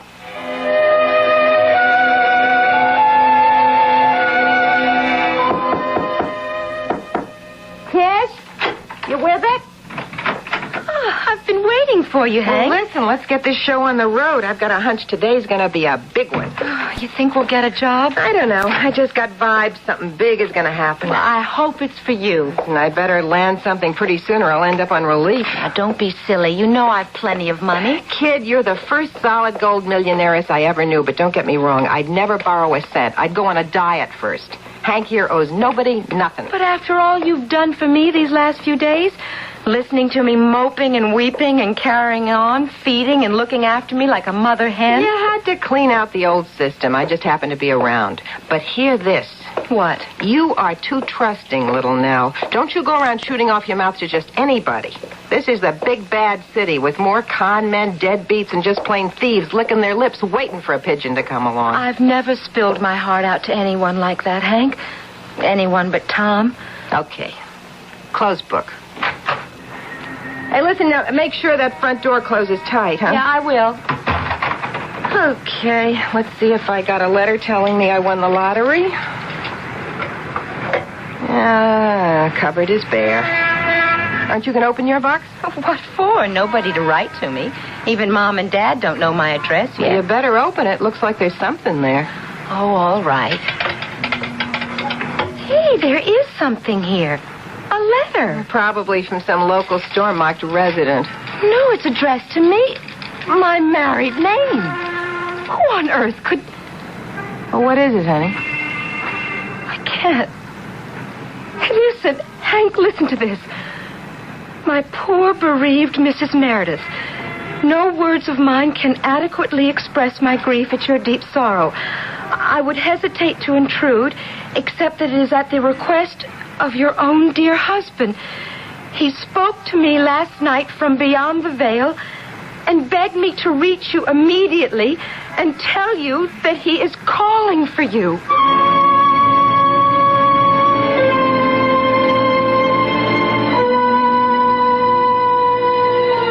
Here's a startling twist, which is only the beginning of a long, twisted chain of events.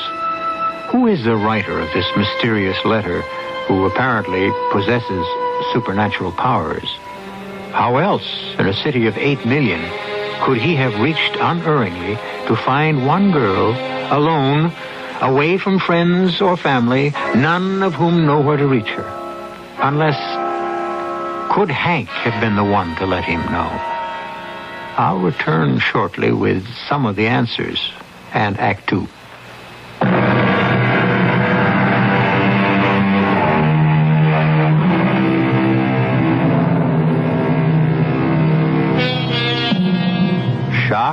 startled almost out of her wits by the incredible content of this strange letter, Tish hands it to Hank to read to her. He spoke to me last night from beyond the veil and begged me to reach you immediately and tell you he is calling for you. Since I realize my words may be confusing and even shocking to you, I would like to explain. I couldn't reach you by phone, so I decided I was bound in all conscience to write and inform you of your husband's urgent request. I am only the medium in this, but I do suggest you contact me either by phone or at the above address. I will be at your service at any time. My work, my duty, and my joy is the service of all mankind. Yours in the service of the eternal spirit, which makes us one. Dr. Pavat Krishna. Wow. Who is this man, Hank? I don't know. Search me. 91601 Park Avenue, fancy neighborhood. The Temple of Transcendent Truth. What does this mean? I don't know. I guess he's like not a doctor, but more like a guru or a swami, you know? But it's impossible. The whole thing's impossible. What do you mean? Well, how could he know how to find me? I spent 3 months like a zombie after Tom was killed. Then I made up my mind I couldn't go on like that, so I picked up my skirts and ran, hid out. I didn't want anyone, least of all Dad and Mom, whom I loved, to know where I was. How come? Because they don't realize it, but they've always protected me. Wrapped me in cotton, given me too much love and not enough self-reliance. That's what I've realized I have to build for myself if I have to have my life. So I came to New York, and God was sure smiling on me to let me find you. Oh, yes, some big treasure. You don't realize. I mean, after I blew off steam and you rode out the storm with me, I, honest to Pete, thought I had a chance. A chance at what? Oh, I don't know. Coming to grips with myself, making myself a person, building some real backbone. But this has just turned me all to jelly. I don't get that quite. Don't you see? I was brought up to believe in a world after death, but I never thought... I mean, I don't think I could believe in communicating between somebody alive and somebody who's dead, huh? You mean you think the doctor here is a phony? I don't know what to think. How could he be since he found me? What do you think? Well, I don't see how this guy could be a phony. What could it hurt to at least give him a phone call? I think maybe I just ought to go there. Well, you couldn't go wrong at that address. Want to use my phone to make an appointment? Yes. What have I got to lose? Sure. What do you got to lose?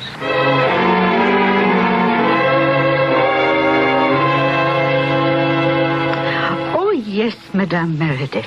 I know the doctor was in great hope that you would answer his letter. He is most anxious to see you. Well, I still don't understand how he managed to locate me. I would not know. I am just his receptionist. You're French? I am from Algiers. My ancestry is mixed. If you will have a seat, please. A gentleman is with the master. I'm a little confused. This is not a medical office? Oh, yes. In part. You wear a nurse's uniform. I am a nurse. And the doctor, as you can see from the evidence on the wall, is a licensed physician. But the Temple of Transcendent Truth... that has become his full life work. There are many steps to the truth. But Oh, he is here himself now. He will explain. But you're sure you can't help me somehow? Everyone says you can work miracles, Dr. Pavat Krishna. I work no miracles, Mr. Young. For some people, I can show the way. Not for all. Why not for me? Because your heart is not truly open. Because you come in doubt. There is no truth without faith. No bridge that can be built without belief. But If you will excuse me, Mr. Young, the doctor has someone waiting. An emergency case. It's Madame Meredith, Master. I am so relieved. You will please come with me, Mrs. Meredith. We have much to talk about. I don't understand why when we don't even know each other. All will be revealed in time. Please to follow me. Show Mr. Young out. Sister Mary's.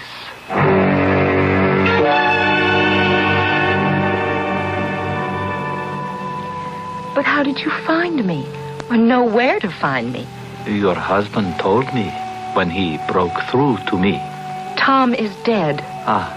Death is only another state of the spirit, and the spirit is endless and infinite.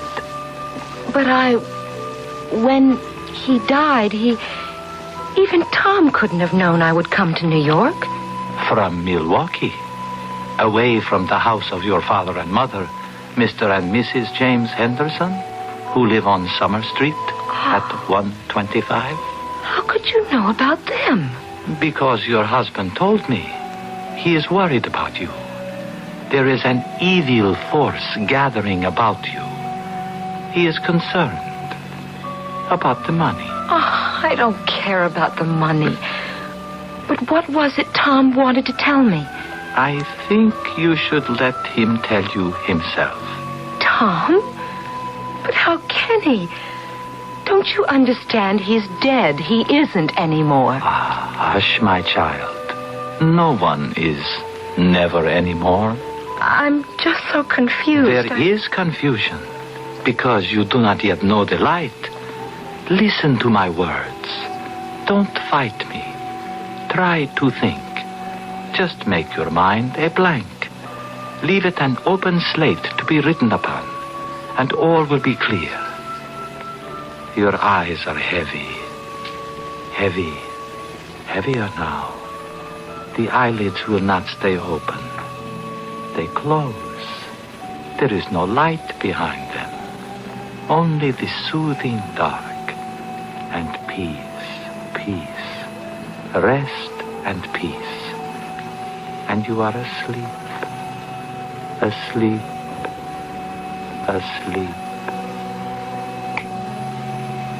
So, no reaction? Is she under? Yes, completely.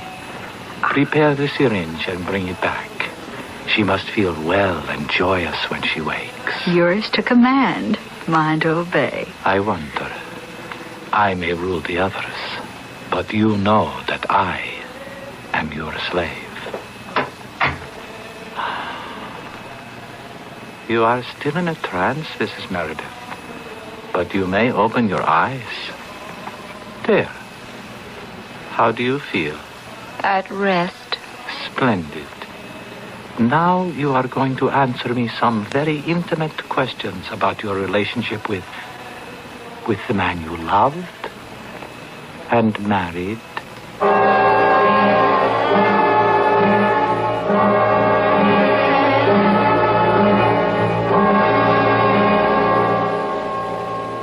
And he called you Tish? No.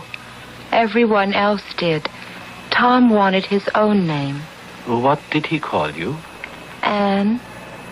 My full name is Letitia Ann. Did he have a high voice? No. Low? Not growly. Like yours a little, but younger. More like this? Yes. Well, not quite. Did he say, Anne, I love you more than anyone else in the world? Yes. Yes, that's Tom. Only he'd say, Anne, I love you 1,000,000. When you hear this voice you are hearing now, you will know it as Tom's. You will know it as certainly as the sun rises. I will know it as Tom's. Tom left you a very rich woman. $1 million. It was like blood money. I will never use it, only for some worthwhile charity. Would you sign it over to the Temple of Transcendent Truth? I don't know. I don't know what it is. It is a church and a refuge. You could live here in the retreat with all of us who have given our lives to the pursuit of oneness. I don't know. Would you, if Tom told you to? I don't know. I'd have to ask him. Then you shall ask Tom. Yamin. Maris, listen to me, Mrs. Meredith. What I am going to tell you, you will remember when you wake. Everything else you will forget. Remember only one thing. Ask Tom what to do with the money, and obey him as your husband. You understand? Yes, I will ask him and do as he tells me. She is being difficult. You know that even under hypnotism, I cannot force anyone against his will. You have the hypo. Yes. Good. Give it to her now, so she will feel the joy and release when she leaves. Then I will wake her, and we will bring her to the sanctuary. Where are we? I feel as if I'd fallen asleep or something. This is what we call the sanctuary. Oh. Here the outside world disappears like the illusion it is, and the truth is all. The oneness of the spirit, the bridge from life to life. Why did you bring me here, to this dark place? To talk with your husband, as I did. Call your husband. Tom? Tom? Anne, darling. It's you. Your voice. Listen to me, Anne, my darling. You mustn't worry about me. Only about all those around you in your physical life. I am here to talk to you from the beyond, whenever you want, whenever the good doctor builds the bridge.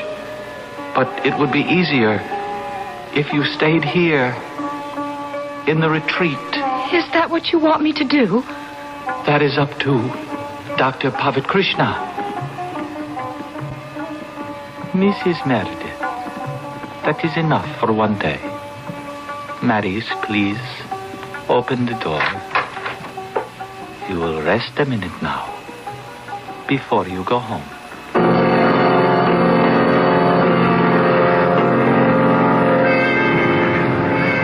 Excuse me, miss. Please, I'm sorry. I'm not feeling very well. I wouldn't bother you, except that we have seen each other before. We have? Yeah, in Dr. Pavat Krishna's office. I came out while you were waiting to go in. Oh, yes. But I'm sorry, whoever you are. Gary Young. I just can't talk at the moment. I'm too... Oh, please let me go. I only wanted to ask you, did he bring you any relief at all? Oh, could you get me a cab, please? I think I'm going to pass out. Oh, yeah, sure. Just give me your address. I'll see you home.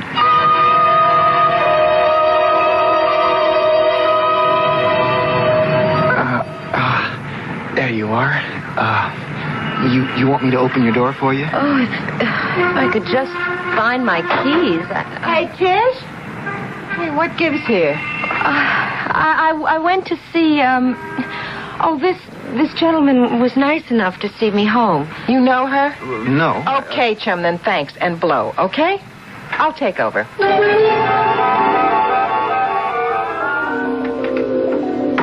Hey, you still here? Yeah. Listen, I don't know who you are, mister, but... Who? You're looking for patsies, don't take me on. You make one wrong move, I just as soon cut your throat. Hey, Tiger, down. No sweat, no problems, and a little advice for you later. But first, the credentials. You get the message? Police? Shh. Detective Young, first homicide. Now, you want to put that carving knife away and let's you and me talk turkey.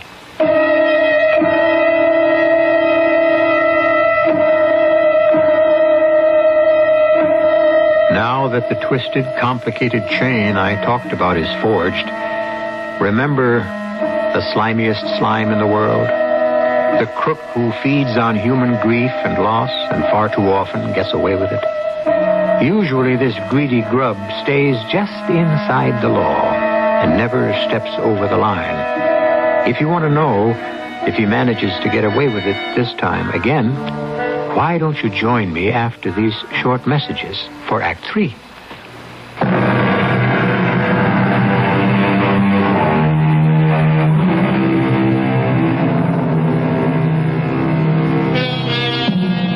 The mystery at the core of this story is still how Dr. Pavat Krishna could have divined the information he had to begin with, unless he is a true psychic.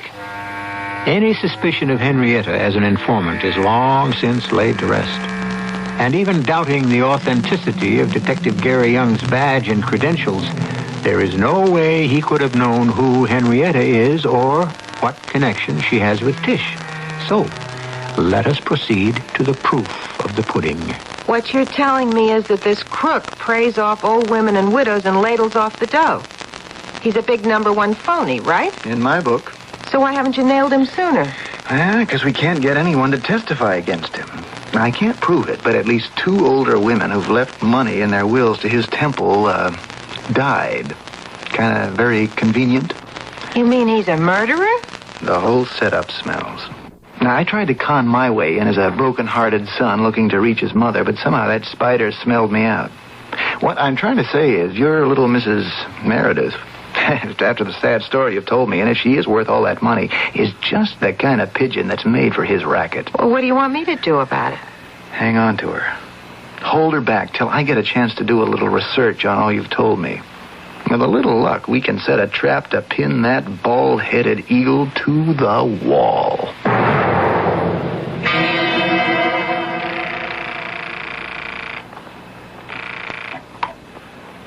Hello? Mrs. Henderson? Yes? This is Detective Gary Young, New York Police calling. Oh, no. Has something happened to Tish? No. There's nothing wrong with your daughter, Mrs. Henderson. I just talked to her within the last hour or so. She's fine. But, well, there are a couple of questions I wanted to ask you. Of course, as long as Tish is okay, ask anything you want. Yeah. Have you received any calls about her during the last week? Why, yes. There was a call from a man. I never did get his name quite straight, but he said that he had a job for my daughter, but didn't have her New York address. I was quite upset because I didn't have it either. The best I could do was suggest she might have located my old neighborhood. Mm-hmm. And where would that be, ma'am? Oh, years ago, before I was married and settled down, I had an apartment in Greenwich Village. Silly romanticism, maybe, but when Tish took off for New York, I thought she'd be safer and happier there than anywhere. But how would you know she had gone to New York or to call me? Well, Mrs. Henderson, the tragic circumstances of her husband's death made all the wire services. I've dug that out of back newspaper files. And the big settlement for damages was another big story. Detective Young, is Tish in trouble? No, nothing I can't handle. Now, you leave it up to me, and don't worry. I'll call on you if I need help.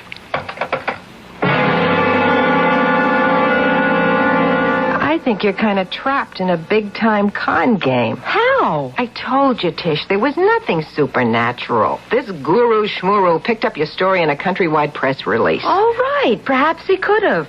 But how could he know my address? Personal things like what my husband called me? All that? Look, don't ask me, but why don't you give Gary Young a chance to explain? Oh, you. You just went hook, line, and sinker for a good-looking cop, and he can make you believe anything he wants. Yeah, I wish that was the truth. I wouldn't have to be asked to give in.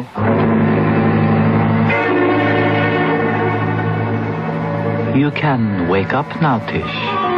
Are you awake? Yes. Would you like to talk about the money? No. But you do want to talk to Tom. Oh, yes.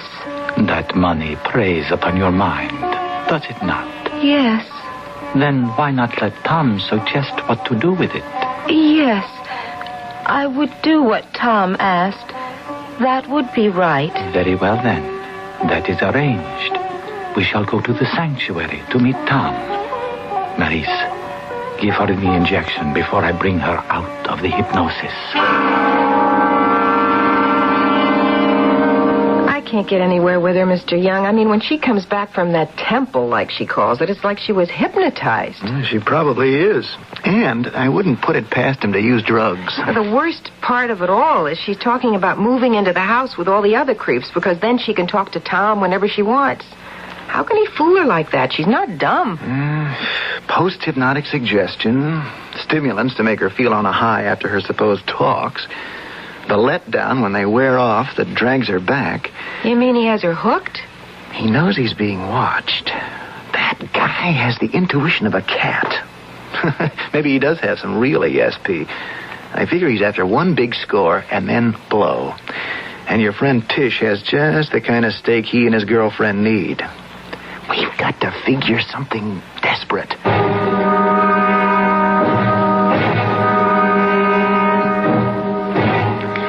I mean, time is running out for us. I feel it. We must figure something out. I know, but for some reason I cannot break her down. How do I get that $1 million from her?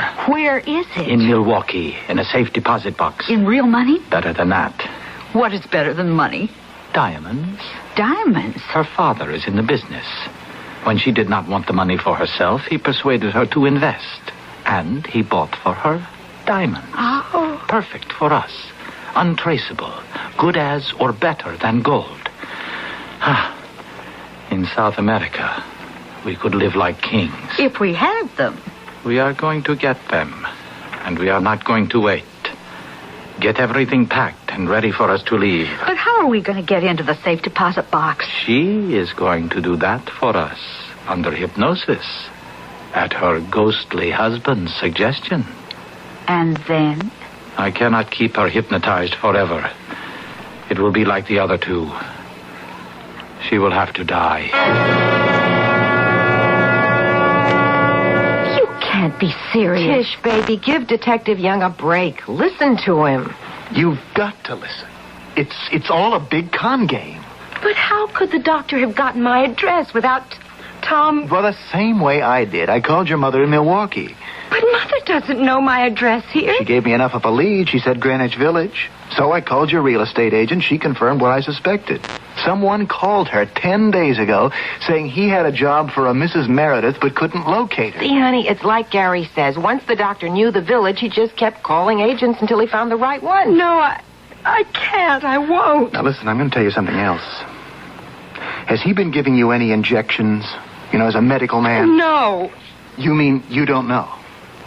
Here, come over to the mirror. Roll up her sleeve. What are you doing to me? Just want to show you something. You see those puncture marks on the back of your arm? I never, but what? Speed, probably. Some kind of amphetamine to make you feel good. No, I don't believe it. I can't. Let go of me. I want to talk to Tom. Oh, I feel awful. That's the bait to keep dragging you back. Okay, Tish. And I'm going to call you that because we're all in this, sink or swim.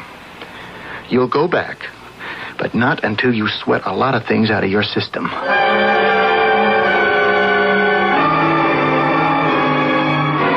Where in the devil is she? This is the second appointment she has missed. Well, we can't call her. She doesn't have a phone yet. Shall I go to the apartment and... No. We'll give her one more day. Then we will have to make a move. Okay, Gary. I've been a stupid, romantic, gullible little fool. I should have realized, remembering Tom, that he'd never have gone with this, no matter where he is. I think I owe him something for making him out as foolish as me. Okay, let's get busy setting houses in order.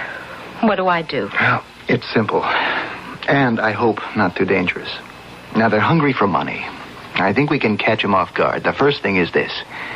Nobody can be hypnotized if they don't want to. I'll show you a trick which is guaranteed that it won't work. Then, after that, do everything he wants to. Pretend to agree. Try to get him to lay out everything he has in mind. Now, you'll have the radio transmitter in your pocket. No bigger than a pack of cigarettes, and the mic is here. You see, in this brooch?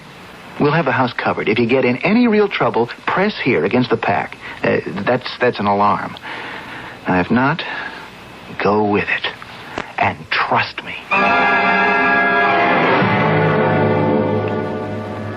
Mrs. Meredith, I have missed you the last 2 days. I'm sorry. I was thinking. What were you thinking? About the money you asked for the temple. You may have it, if that is what Tom wants. Did you bring the safe deposit key as Tom asked you to? Yes. Does anyone know where you are today? No. Splendid. And you are ready to do exactly what I say. as your dear husband asked you to? Yes. Then sleep for a moment. Rest. Rest, my dear. I heard it all. Now? Now, we're packed. The car's in front. You have the plane tickets. We take her to Milwaukee. Once she has opened the box, she has to die. It is almost dark. Come. There is much to do.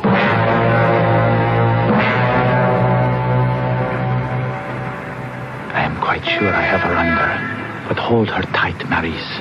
We take no chances. Put her in the middle, between us. Mrs. Meredith? Yes? Climb into the car, my dear. That's right. Now you, Maurice, and I will go around to the driver's side. All right, Doctor. Hold it right there. What? Who? Police. What is this? Police. Don't move. You're covered. Look out, you crazy... Doctor, watch it.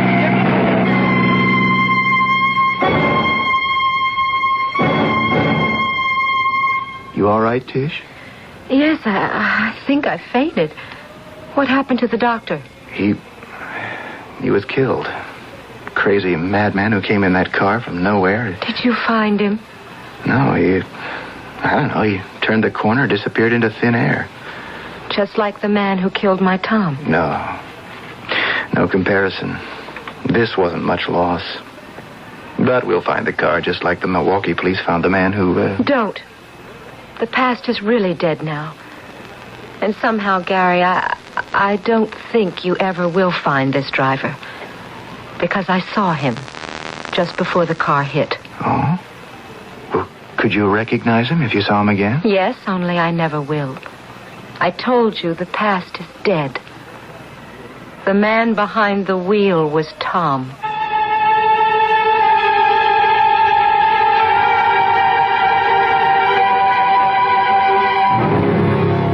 Well, there's poetic irony for you.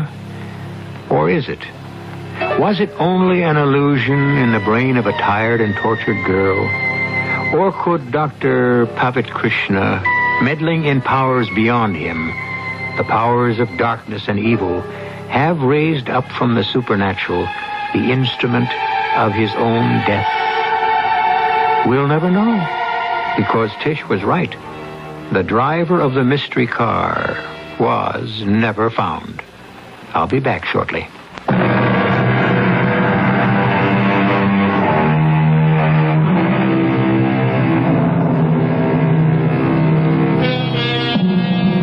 There's a little more to add. Maurice is no longer in the country, shipped out as an undesirable alien. Tish, being young, and time being the best of healers, found the best of use for those diamonds. They equipped and staffed a halfway house for young people to escape and shake their individual drug habits. She has found another doctor, the head one at the clinic, and this one she will marry soon. She doesn't go often to New York, but when she does, it's to visit her best friends, Mr. and Mrs. Gary Young. That's the ex-Hank Plank, who has shed an uncomfortable name and 35 pounds along with it. Our cast included Jennifer Harmon, Russell Horton, Martha Greenhouse, William Redfield, and Terry Keane. The entire production was under the direction of Hyman Brown. This is E.G. Marshall inviting you to return to our Mystery Theater for another adventure in the macabre. Until next time, pleasant dreams.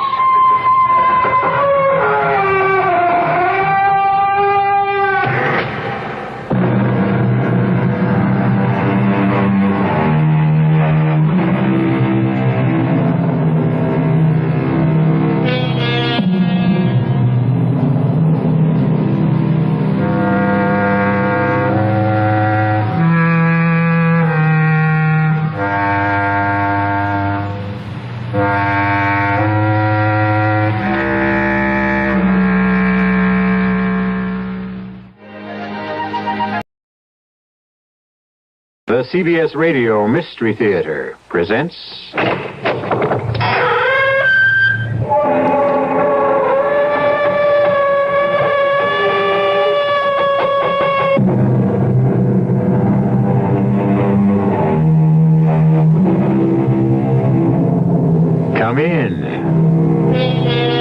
Welcome. I'm E.G. Marshall. Come in. What's that? Yes, it is rather dark in here. You see, we never turn on the lights. We don't need any. At the Radio Mystery Theater, all we illuminate is your imagination. We fill it full of ghostly radiations, mysterious emanations, the eerie glow of terrifying images. And now we have a most unusual image for you. The image of a doll. Yes, I said doll. And a very pretty one, too.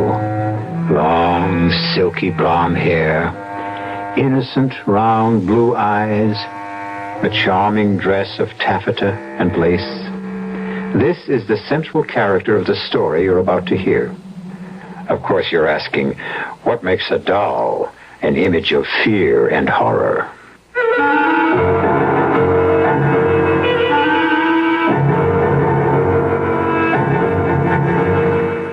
Our mystery drama, The Doll, was written especially for the Mystery Theater by Henry Slessor and stars Joanne Linville and Ross Martin.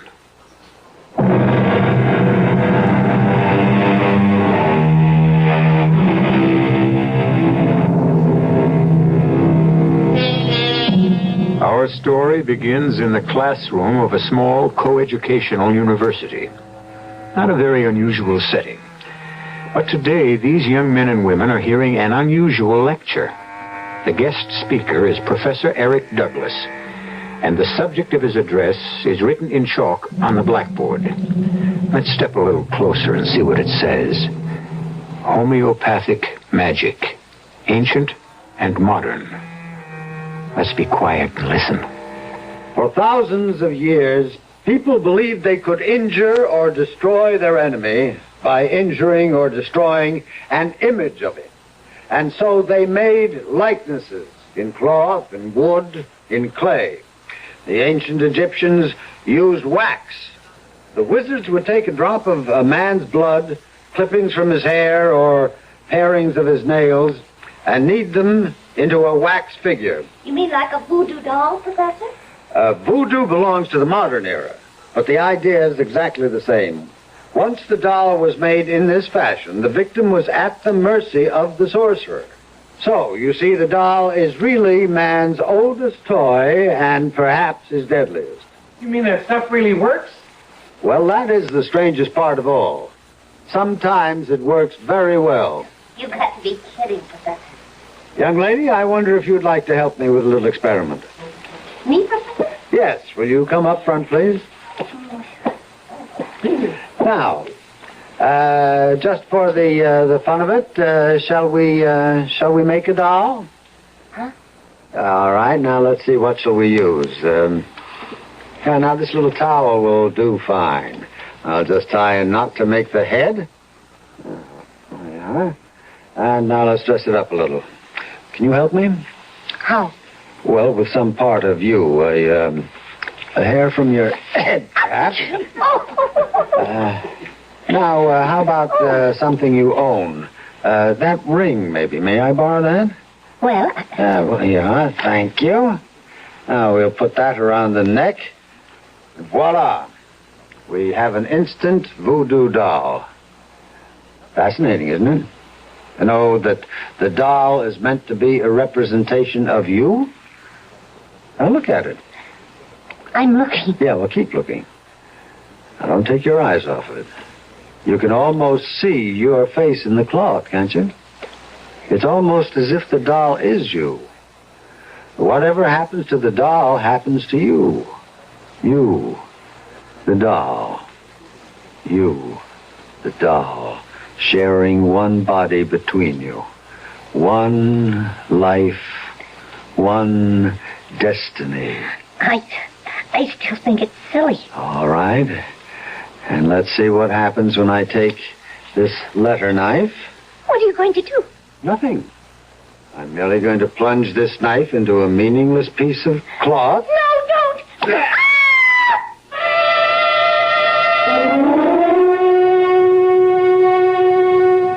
Prudence? Prudence? Prudence! You called me Professor? Yes, I want to know what you think of this record. Fred Cartwright sent it to me, claims it's an authentic Damballa ritual march. I could not say, Professor. I think it was probably recorded on Hollywood Boulevard. Well, that's enough of that. Well, what's become of Laura? Isn't she home yet? She's just arrived, sir. She's in the living room. Oh. Laura, darling. I didn't hear the door. You're very late. Oh, I'm sorry, Eric. The match wasn't over until 6. It went 5 sets. And who won? You know you don't care the first thing about tennis. That's a young man's game, not for old birds like me. Oh, come on, stop that. You're far from old. Oh, Prudence, I hope I didn't spoil your dinner. It's all right, Miss Fletcher. I'll go see to it now. Eric, why won't she ever call me Laura? Oh, it's just her way. You know how it is in the islands. A servant's place is a servant's place. Tradition. It's more than that. It's resentment. You've got your father's sensitivity. Harry was always thinking that people resented him. Maybe he had good reason. He wasn't very popular among his colleagues. Your father was a renegade. That's why. One thing to investigate primitive cultures. That's an anthropologist's job. But to spend your life among them, to raise your child among them... No, I never complain. Well, you managed to turn out pretty happily. But you're, still half savage, of course. Am I? You can't fool me, Laura. You're still a child of voodoo, just like Prudence. Don't be silly, Eric. I know you all right. When the full moon rises and the drums start to beat in the jungle and the serpent god Damballa raises his hooded head... Eric, stop it. What's the matter? I'm sorry. I have that awful headache. Again? Well, come on, let's take care of it. No, don't bother. I'll be all right in a moment. Best time to stop it is early. Right now. You listen to Dr. Douglas here, and we'll get rid of that pain in 2 minutes. Come on now. Lie back. All right. Now, just relax.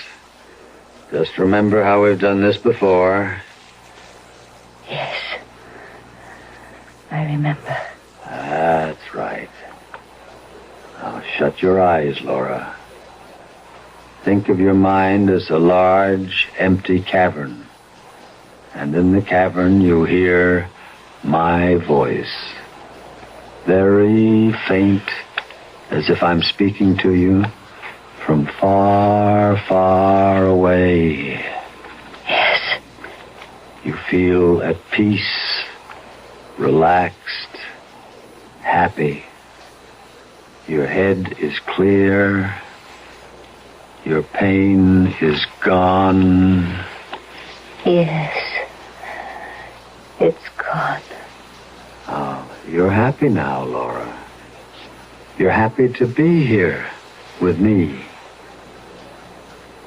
With me, my darling. Aren't you?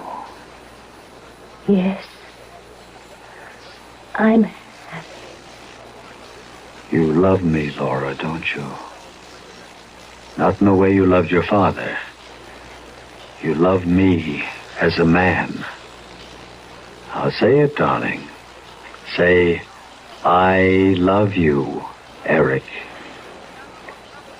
I love you. Say my name, Laura. My name. I love you. What is the matter with you, Prudence? I'm sorry, Professor.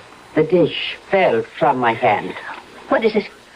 What happened? Nothing, my dear. You're fine. You're just fine. Prudence just dropped something. I came to tell you that dinner is ready.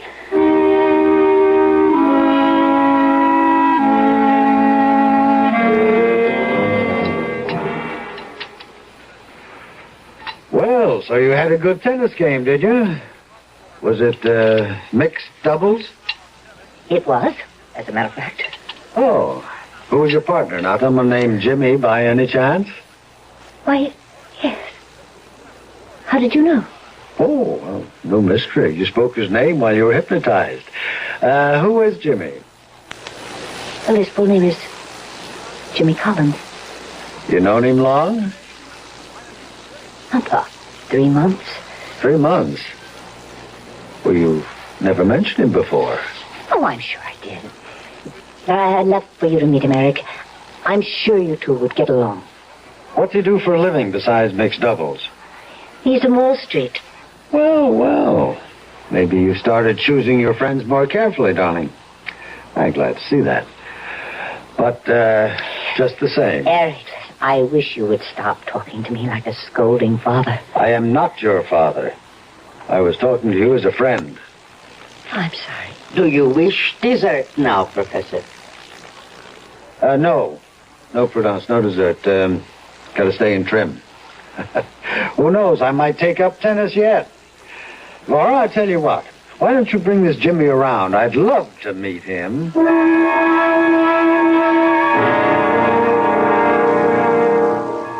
No, I'm afraid I don't know much about Haiti, Professor Burnside. I've never been to the island. Oh, but of course Laura has told you of her life there. Oh, yes, she's told me all about it. In fact, you spent some time there yourself, didn't you? Yes, a few years. That's where I met Laura and her father, as a matter of fact. You can see that Eric brought back half the island. Well, I have my souvenirs, like this thing, for instance. What is that? Looks a little tacky to me. Well, they call it an Ouanga packet. It's a charm the voodoo men use for every purpose. Some good and some bad. We should throw out that awful thing, Eric. Oh, it was a gift made for me by an old Mamaloy in Port-au-Prince. It's a protective charm, guaranteed to ward off the devil, and, of course, Laura can tell you more about it. Laura's much more of an expert on voodoo than I am. You mean just because she was raised on the island? Well, it's an interesting primitive study, otherwise sheer nonsense, of course. Oh, you shouldn't have said that. You've offended Laura dreadfully. Laura's a believer, you know. She played with voodoo dolls the way other children play with Chatty Cathy and Betsy Witsy. Eric, please stop it. Ask her, Jimmy. Go ahead, ask her if that isn't so. Oh, I'd feel very foolish asking that question. Oh, Jimmy, of course it isn't so. Well, that's good to hear, frankly. I mean, it'd be a heck of a thing on our honeymoon, waking up and finding an Ouanga bag in my slipper. Did you say honeymoon? Yes. Didn't Laura tell you? Laura and I are engaged. We're going to be married next week.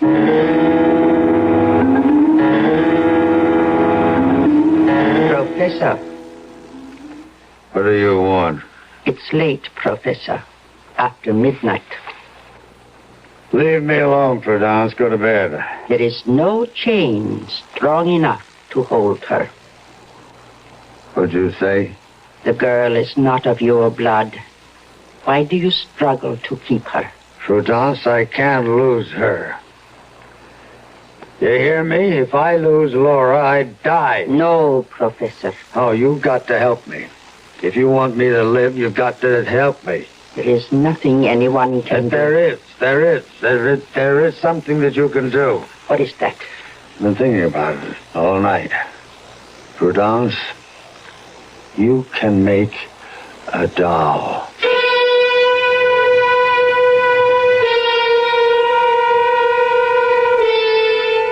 Well, what have we here? A four-sided triangle? Professor Eric Burnside, young Laura Fletcher, Jimmy Collins, a servant named Prudence. Or is this going to turn out to be a five-sided triangle with the fifth member of the equation, a doll? We'll find out what Prudence can do to help the professor in his emotional dilemma when I return shortly with Act 2.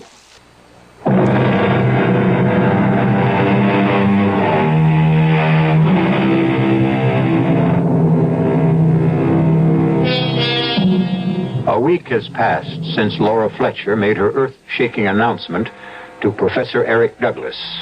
The announcement which turned the professor's world completely upside down. But for a man who has looked into the future and found it bleak and empty, Eric seems like a happy man at the moment as he listens to the sound of the Damballa ceremony and waits for Laura Fletcher to enter the room. Eric? I'm here. Laura. Well, let me stop this racket. Well, don't you look lovely? And don't you look well? Eric, I can't tell you how good it is to see you smiling. Well, I've got something to smile at, all right? Myself. I don't know what came over me that night, Laura. I just was not myself. I couldn't let you run off and get married without my blessing. And a suitable present, of course. A present? Eric, you shouldn't have. You've always admired this ivory charm, and I want you to have it. You and Jimmy. Oh, Eric. It's beautiful. It must be priceless. Well, it's not as priceless as our friendship. I wouldn't want anything to happen to that. Oh, thank you so much. Jimmy will be as thrilled with it as I am.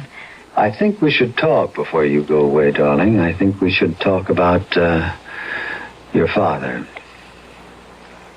What about him? I have to ask you this, Laura. Whether or not you've ever told your fiancé the full story. I've told him quite a lot. Including the way it ended for him? Don't talk about it now, Eric. Please. No, I still blame myself. I knew that Harry wasn't right in the head. I could see the signs. And I shouldn't have let it go as far as I did. Please, Eric. You know that I cannot bear to remember that time. I know. You were only 14, but you witnessed it all. His mad delusions. Don't. Oh, my head. Laura, what is it? It's The pain again? Yes. Oh, poor darling. Here, come on, lean back. It happens every time I remember my father. Shh. No, don't talk. Just lean back, relax, close your eyes. Yes. Thank you, Eric. Thank you. Now breathe deeply, darling. Deeply. Now you remember how we do this together. How we make the pain disappear. How you clear your mind of everything but the sound of my voice. Yes. You can't hear anything but me now, Laura. Just my voice echoing in your mind. You're asleep now. You're so deeply asleep that you won't waken until I tell you. You won't know anything but what you hear me say. Do you understand? Yes. I understand. That's it, my darling. Deep, deep, deep. Prudence? Prudence? Yes, Professor. I'm here. Bring it to me. No, Professor, this is wrong. Bring me the box, Prudence. Very well. Here. Yes. Yes, Prudence, a beautiful doll. That's a beautiful likeness. Laura? Laura? Open your eyes. Yes. What do you see, Laura? I see.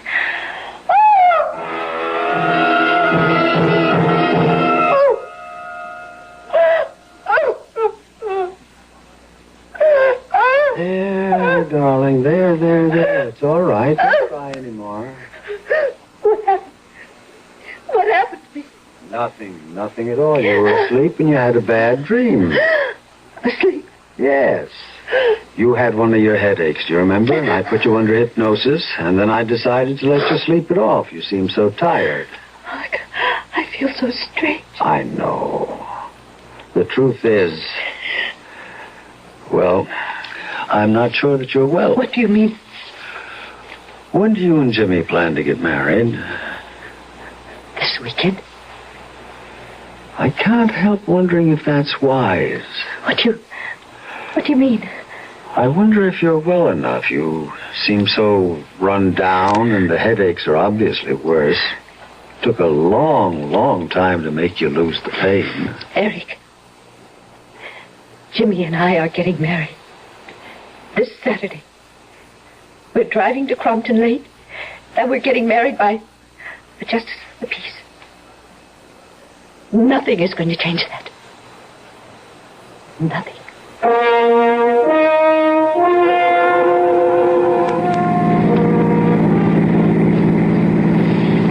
You sure you feel okay, Laura? Yes, I'm all right. You hardly said a word since we started out. Well, a girl doesn't run out to get married every day of her life. I need time to reflect. Haven't changed your mind, I hope. No, I haven't changed my mind. Well, then what's that cold sweat all about? It's not another one of your headaches, is it? No, it's just nerves. It's bridal jitters. You know, maybe if you didn't drive so fast. I can't help it. I'm in a hurry.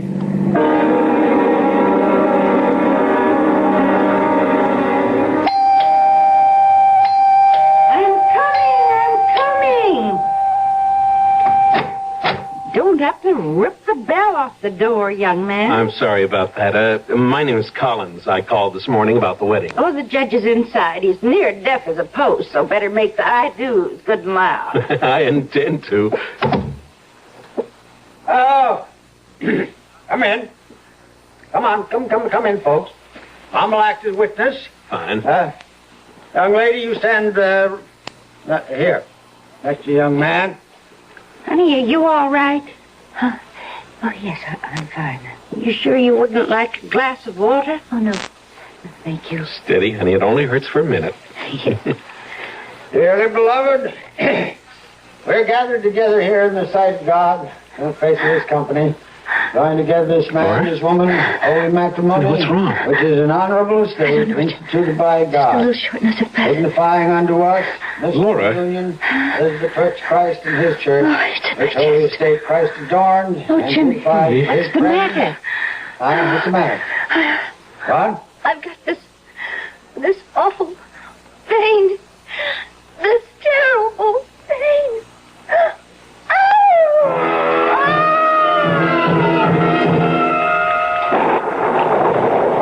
It's raining. Oh, Jimmy. I'm so Oh, sorry. honey, now come on. Don't be sorry. Just take it easy, that's all. That's what the doctor said. I do feel better now. Much better. Oh, who would have thought the day'd turn out like this? Stuck in a cheap motel across the street from the Justice of the Peace. We're not even married yet. It'd be deliciously sinful if it weren't for this miserable room. Jimmy. What is it? Oh, God. Jimmy. Help me. What's the matter, honey? Is it the pain again? No, it's something else. Jimmy, I have to get up. Oh, come on, I have stay to in get bed, up. darling. You heard the I have to move. Laura! Jimmy! Oh, Jimmy! Lord, you hit the wall! I can't stop myself! Oh! Laura, stop! Hold me, Jimmy! Hold me! I can't stop Come on, myself! darling, don't fight me! Don't fight me! Stop! Bring yourself around this way! Oh, I can't help it! I can't! I have to move! Look out for the table! What's happening to me? I have to get control of myself. I don't Laura. belong to myself anymore. Laura!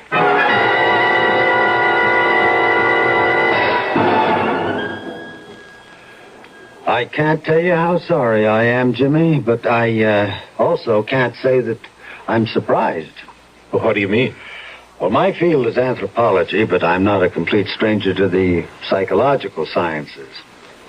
In my opinion, Laura's problem is the result of a conflict, the difference between two worlds, the world of everyday reality and the dark world of superstition. No matter how much she laughs about it now, Laura grew up believing in devils and zombies and voodoo dolls. Come on, I just can't believe that. Well, that's why I feel so strongly that Laura, well, she just isn't ready for marriage. Now, here, let me show you something. What is that? It's a doll. Now, as you can see, it's a very good likeness of Laura. Prudence is an artist of sorts. Your servant made this? Yes. It's her hobby. It's a sort of sculpture. But, what do you suppose Laura did when she saw this doll? She screamed. She was horrified. She thought it was a voodoo effigy. And whatever happened to the doll would happen to her. No, Professor, I'm sorry. I just can't buy that explanation. Yes, I was afraid that you wouldn't. Laura's too sensible. This is all such childish Would stuff. you care to test the theory? Test it? How? Yeah. Well, would you be willing to conduct a little experiment? I might. Depends on what it is. All right, I'll tell you. At exactly 9 o'clock this evening, I will take our little doll here and bring it to that fireplace. And I'll hold the doll over the flames, high enough so that it won't be scorched, but low enough so that it can feel the heat. Oh, dolls don't feel. No. Dolls don't. But Laura is another matter. You tell her what I'm doing. Tell her about the experiment. And then see how she reacts. I'm sorry, I don't like politics, Professor. I just want you to know what you're up against, Jimmy. Now remember, exactly 9 o'clock.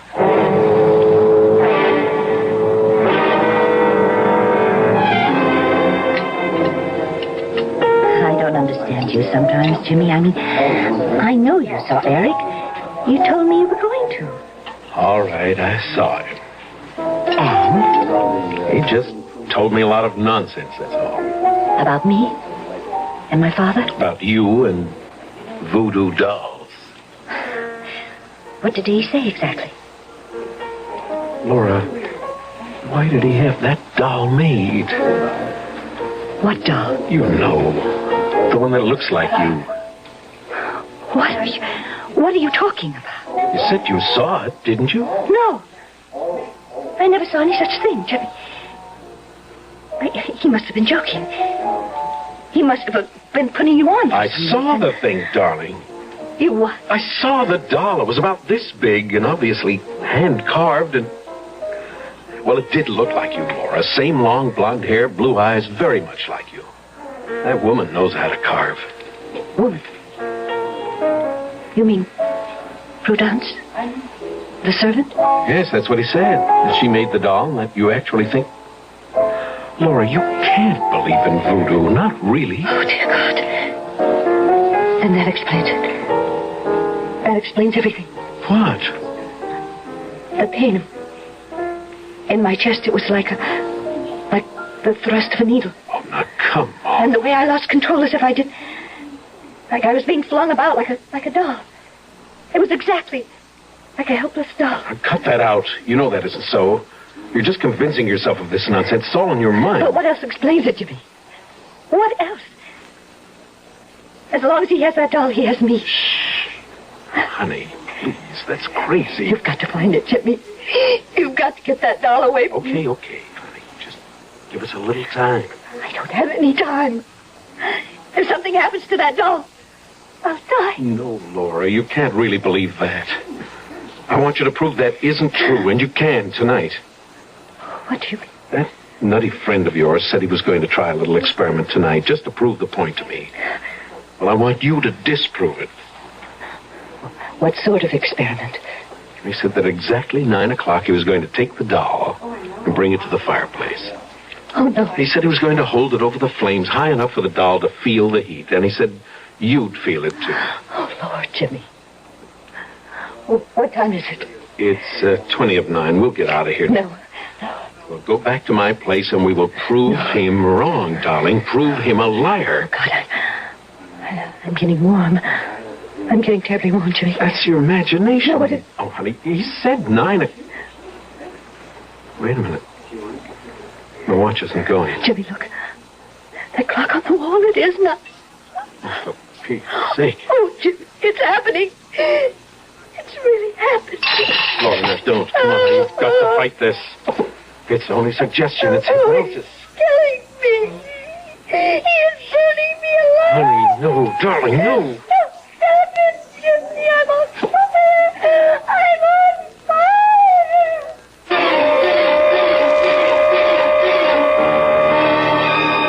Yes, the mind is a powerful weapon. And when it's turned against ourselves, it's the most dangerous weapon on earth. Can Laura Fletcher find a way to stop her own mind from tormenting her and possibly ending her life? At least she isn't alone in the struggle. We'll find out what Laura and Jimmy can do about the deadly doll that menaces her when I return shortly with Act 3.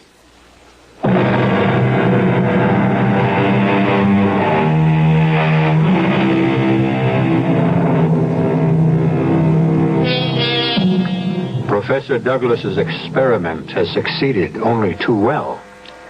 And it's also succeeded in convincing Jimmy Collins that something has to be done to save the sanity and even the life of the woman he loves. And that the best place to be in would be the home of Eric Douglas, his servant Prudence, and the doll itself. Oh. Hello, Miss Fletcher. Hello, Prudence. Is Professor Douglas home? No, miss. He's gone. Gone where? On a lecture tour. He took the early morning train not half an hour ago. When do you expect him back? Not for days, he said. Prudence, I have to talk to you. Please let us in. Yes, miss. Prudence, when my fiancé was here the other day, the professor showed him a doll. A doll, miss? He said you made it. I made no doll, miss. I saw it, Prudence. It was in a black cardboard box about this big. And he took it out of this break front here. I know nothing of a doll, sir. All right. Suppose we look for ourselves. Please, sir. Jimmy, is it there? Oh, it's empty. Please. I cannot allow this. All right, where's the doll, Prudence? I don't know. Please, you have to help me, Prudence. You don't know what he's doing with that doll. He's making voodoo magic with it. Do you understand? I am a Christian, Miss Fletcher. You know what I'm talking about. He's putting a spell on me, Prudence. He's using that doll you made to make me do his bidding. He wants to stop me from marrying. He thinks only of your happiness, miss. You are like his daughter. He is torturing me.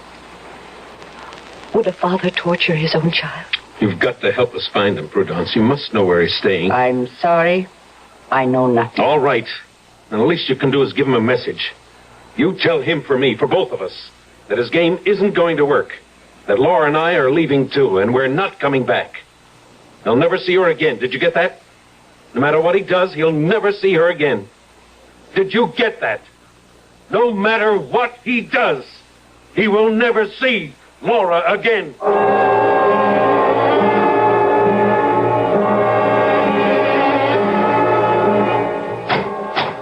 Prudence?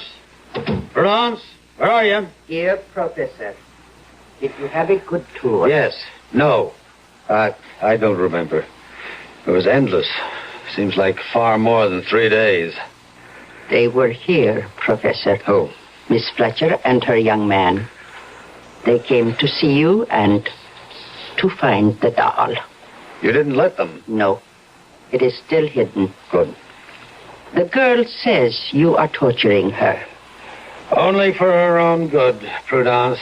I swear that. This man Collins is wrong for her, and I had to prevent the marriage. Why, Professor? Because her father asked me to watch over her, to protect her. That's why I asked you to make the doll, so that I could trick her into believing that I had some control over her. Nothing else would have worked. It was not a trick. Of course it was, Prudence. No, Professor. The doll was made because Damballa commands. with her image, her hair, a drop of her blood. Now the girl and the doll have become sharers of the same soul. Prudence, you're slipping back into the jungle. Doll has no powers. Laura reacted only to suggestion. The doll is her. She is the doll. Only the sorcerer can break the spell. I'm tired, Prudence. I can't cope with mumbo-jumbo tonight. Professor, lift the spell from the doll. Oh, for heaven's sake, there is no such thing, Prudence. Call the girl. Tell her I will ask Dambala Uida to unchain her spirit from the doll. No, I will not do anything of the kind. Why? Because you don't want her to marry? That's right. Because you want her for yourself. What kind of talk is that? I'm more than twice her age. But you still want her. I have eyes. I have ears. I will call the girl. I will tell her that the doll is here. And that you will lift the spell from her. Stop that. Put that phone down. Now, you stay out of this, you hear me? I made the doll for you. Now I will unmake its evil. I told you to put that phone down. Sean. Here, now stop. You're scratching my face. Look what you've done, you witch. You've drawn blood. I'm sorry. I didn't mean... You have meddled enough in my life. Now get out of here. I don't want to see your ugly face again. I want you out of here by tomorrow morning. Do you hear me? Yes.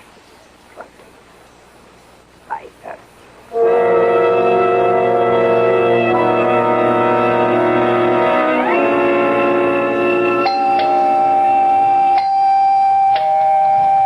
A moment. Laura. Hello, Eric.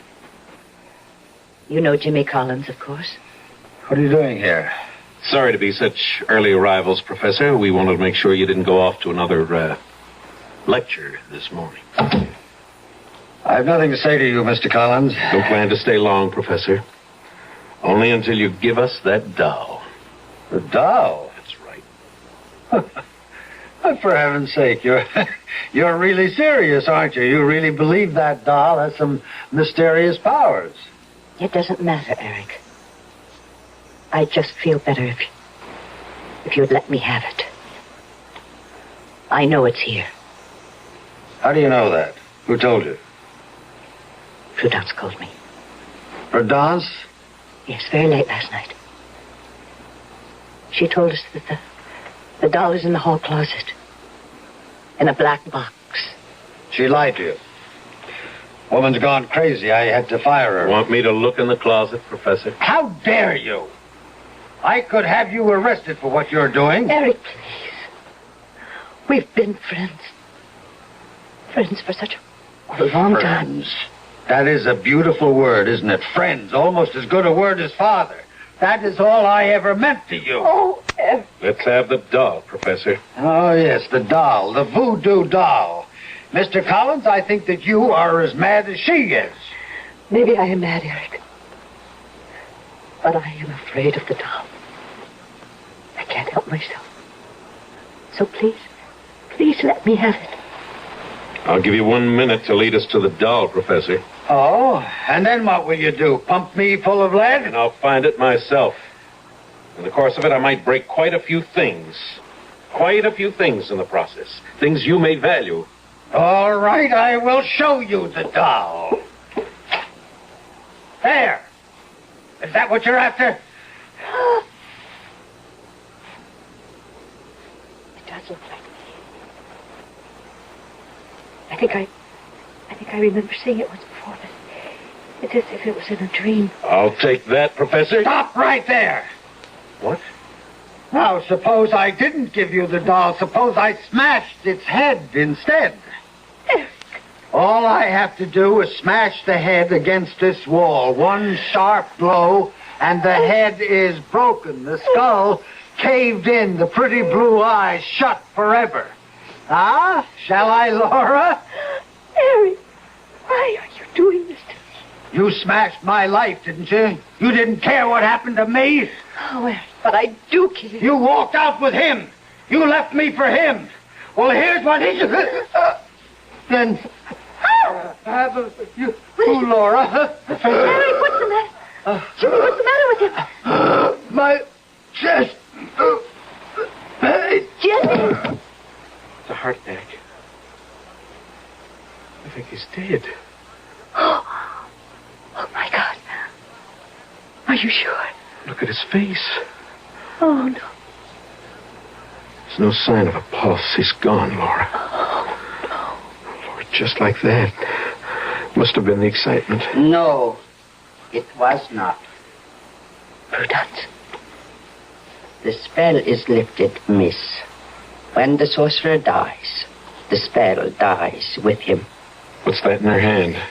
Prudence, what are you doing with that knife? It was the only way, miss. Wait a minute. She's got something else. Some kind of doll. Prudence, you didn't. His skin and his blood from my fingernails. His curse from my lips and heart. Oh, Jimmy. How horrible. She killed him. Oh, no, Laura, no. It was a coronary. Only a coronary. I think. Well, personally, I don't think I'll ever trust a doll again. Not Raggedy Ann, or Betsy Wetsy, or even that paper doll they used to sing about. Of course, there's no question in my mind that Professor Douglas died of natural causes as opposed to supernatural. There's a great deal to be said for the power of suggestion, which, of course, is why you're about to hear the following suggestion.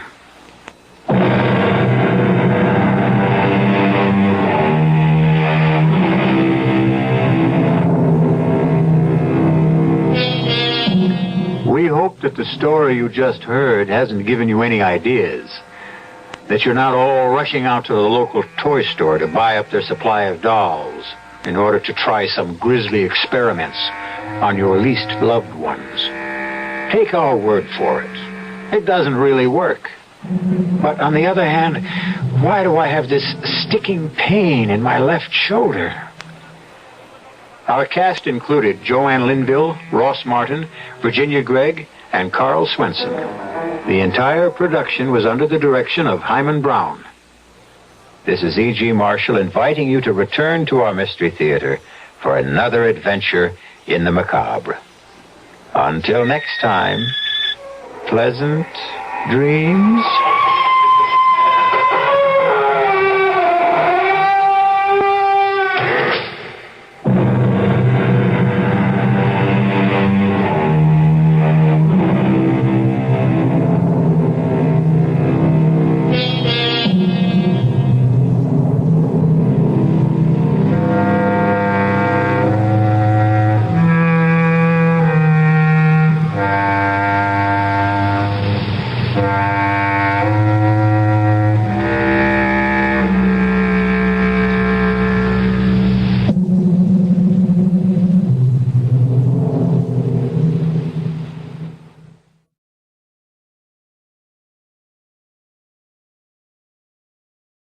The CBS Radio Mystery Theater presents...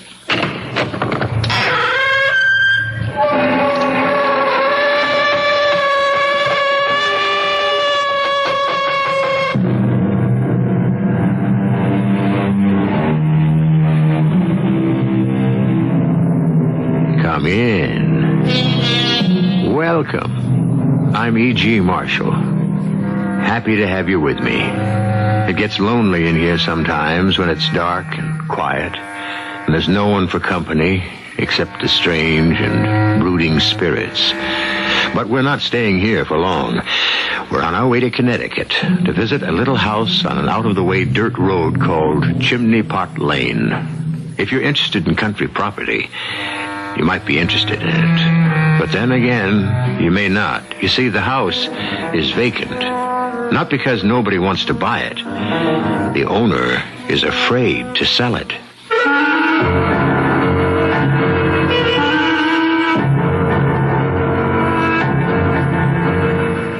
mystery drama, The House on Chimney Pot Lane, was written especially for the Mystery Theater by Bob Jurin and stars Marion Seldes.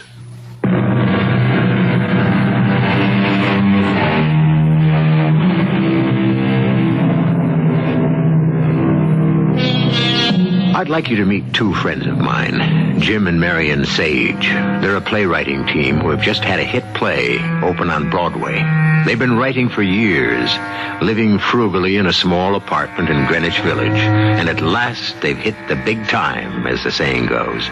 Their new financial security is making a dream come true, the dream of a house of their own in the country, where they could enjoy life while they continued to write their plays. And that's what led them to Connecticut and the house on Chimney Pot Lane. I'm Mrs. Green. Can I help you? Yes. You seem to be the only real estate agent in town, and we're interested in knowing something about a house. Sit down, please. Thank you. I'm Jim Sage, my wife Marion. How do you do? Hello. We are the only realtors in this village, and we do have a lot of beautiful listings. We're interested in one particular house. We passed it this afternoon, peeped in the windows. It seemed to be empty, and we wondered if it's for sale and if you might have a key. We usually have our sign out in front of the houses for sale. Did you see it? Oh, no, there was no sign. Do you remember where it was? Oh, yes. It was the end of a narrow road called Chimney Pot Lane. Chimney Pot Lane? That house? Yes. We fell in love with it, and we were hoping... That house definitely isn't for sale. Oh, dear. Why is it vacant, then? The owner closed it up and moved to Florida. Well, I thought houses were at a premium around here. The house on Chimney Pot Lane can never be lived in again. Well, now you're going to say that it's haunted. We're not generally given to superstition here, Mr. Sage, but things happened in that house that no one can turn their back on. Like what? We don't talk about it anymore, but... Please. Well, there was nothing wrong until 5 years ago when a group of cultists moved into the house. No one knows what kind of things they were up to, but they left, and then things started. What kind of things? Well, the next family that owned it disappeared entirely. Just like that. I mean, water still in the tub, breakfast things on the table. Never heard from again. And, there was more? The next owner just abandoned it. Wouldn't tell anybody what happened. And finally, Ed Hagen, who owns it now, tried to burn it down, and, well, that was the capper. Capper? Now, the place wouldn't burn. Fire started in the kitchen, burned for almost an hour before the fire department was notified, and no more damage than one kitchen wall. That house is bewitched. Can you give us the address of this Mr. Hagen? He won't sell. Well, we'd at least like to ask. Very well. But you're wasting your time.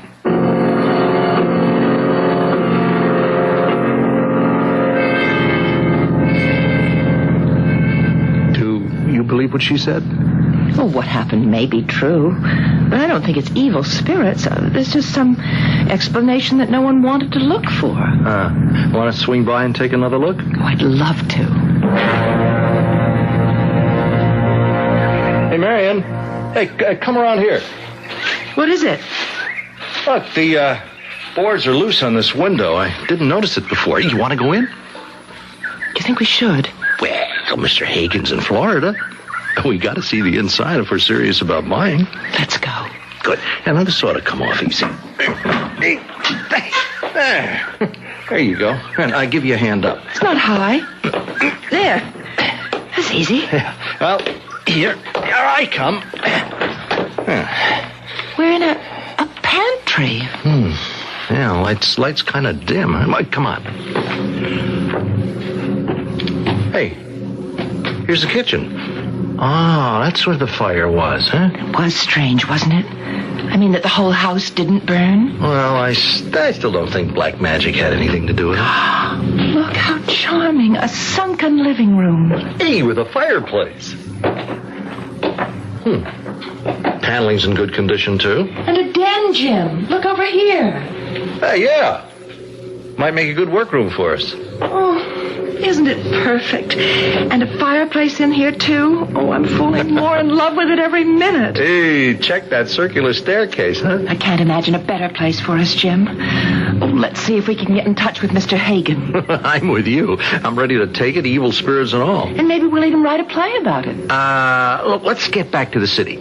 I'll try to call Mr. Hagen tonight. Okay. Yeah, thanks very much, Mr. Hagen. We'll have our attorney handle things. Thanks. Goodbye. It's ours? Well, that was Hagen's son. Old Mr. Hagen died last year. His son's only too glad to get rid of the house. How long will it take? A couple of weeks, maybe. I'll get Fred to handle the details. Oh, I hope we're in by Christmas. I'm going to ask Georgia to give us some advice on the decorating. Broadway's #1 set designer ought to have some good ideas for a country house with a resident evil spirit.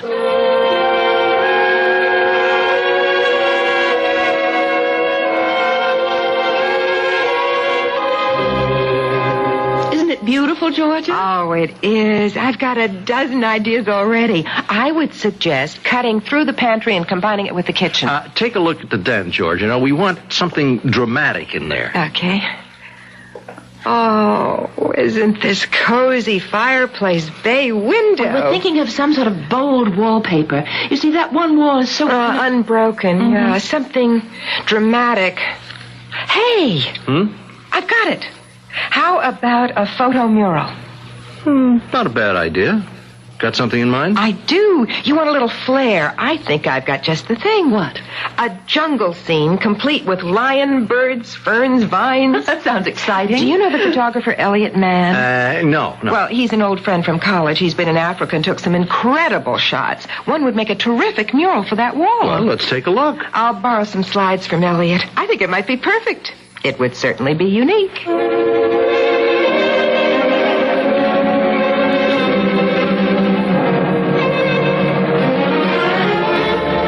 It's really sensational, George. Oh, I'm glad you like it. I was having some doubts that it might be too overpowering. Oh, no, I love it. It makes the whole room seem larger. Yeah, it's like having an indoor garden, you know, with all those vines and ferns. And that lion on the rock. And the tropical birds. Oh, it's so dramatic. I can't wait for the housewarming to see people's reactions. Oh, by the way, I'm bringing Elliot to the party. He's anxious to know how the mural turned out. Great. It'll be nice to meet him. It's a week from Saturday, you know. You two have certainly done wonders in the month and a half you've been in here. With your help. Well, the place was in pretty good shape. You haven't met up with any of those celebrated evil spirits, have you? No, not a one. The house is as normal as we are. You know, where there is something evil or psychic or whatever, you can usually sense it. We haven't felt anything but happiness in all the weeks we've been living here.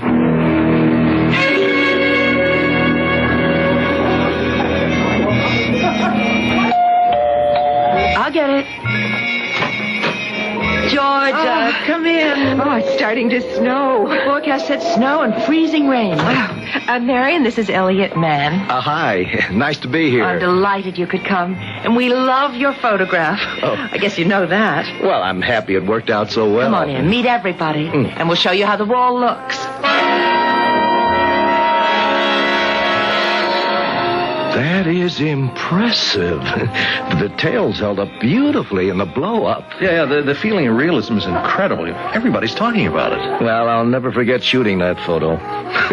The stupid lion attacked us a second after I snapped. Chased our car for almost a mile before he gave up. Well, you have to expect those things when you gallop around Africa. The animals weren't as dangerous as the natives.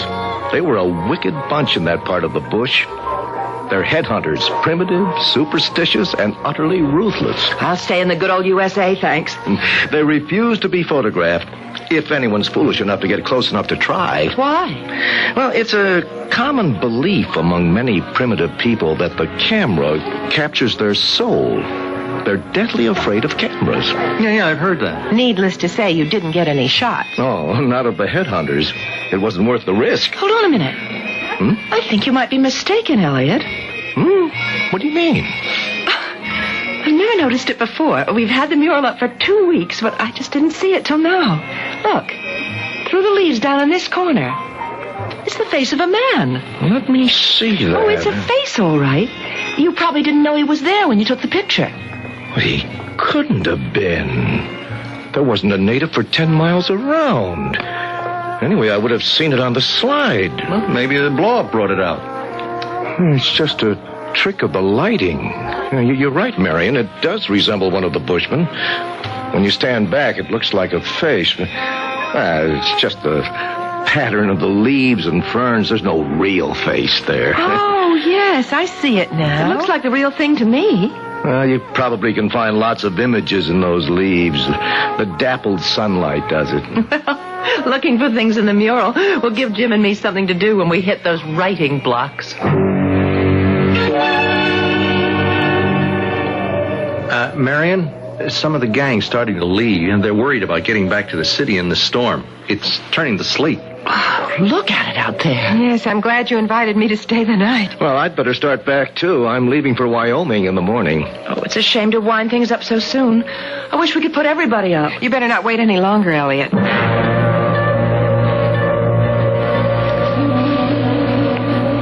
It turned to sleet, all right. It's a fairyland. Everything is ice. The sun on those trees. It's fantastic. And we're without a phone. The branches are down all over the place. I'm going into town. Ah, the joys of winter in suburbia. I hope the crowd made it back safe last night. Well, I'm sure they did. I'll be back as soon as I can. I've got to get the phone company out here, and then I'm going to get a haircut. I'll see you later. Drive carefully, dear. Let's take our coffee into the den, Georgia. Okay. I'll stir up the fire. There's some embers left from last night. Oh, it really is beautiful out there. The scene through the bay window almost looks like a painting itself. Georgia. What? Look over here. The face I saw in the leaves last night. Hey. Where is it? But that's what I mean. It's gone.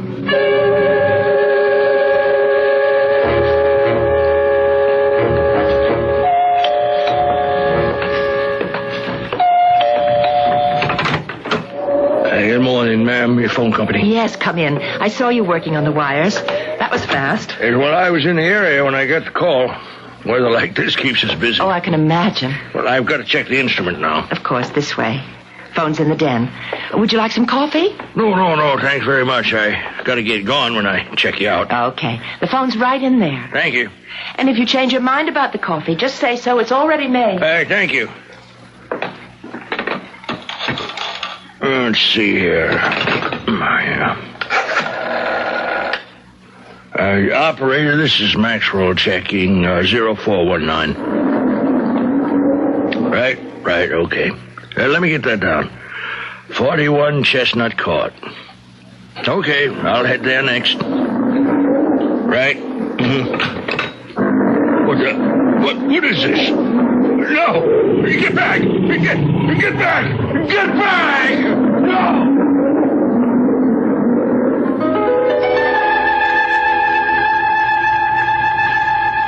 Did you hear what I think I heard? In Jim and Marion's den? Perhaps we were mistaken. What really happened, of course, was that the phone man turned around and saw... Well, come to think of it, what did he see? Perhaps we'll find out about that and more about this house on Chimney Pot Lane when I return shortly with Act 2.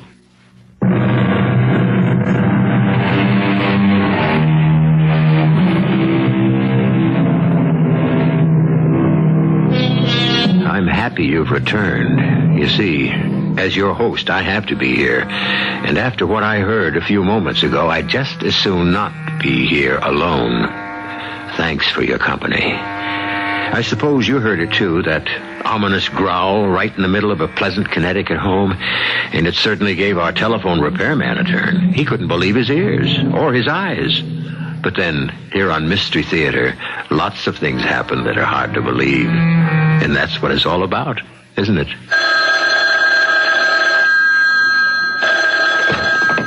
Hello? Yes? Oh, yes, he was here. Just a minute. Yes, his truck's still in the driveway, so he must have gone outside again. All right, I'll have him call right in. What's that all about? Phone company. They want to talk to the repairman. Did you see him go out? No. I left him in here checking the phone. That was at least half an hour ago. That's right. We've been talking in the kitchen. Jim came home. We wouldn't leave without his truck. Wouldn't think so. He must be outside. I'll look. I'll come with you. Jim, did you see anything of the repairman when you came in? No, his truck's out there, and I don't know where he is. Well, come on. We'll have a look. Telephone, phone man? Are you out there? Hello? He would have answered. I just don't know where he went. I'll call him back and tell him. I thought he might be in the basement, but he isn't. That's strange. He's not here, but where would he go without his truck?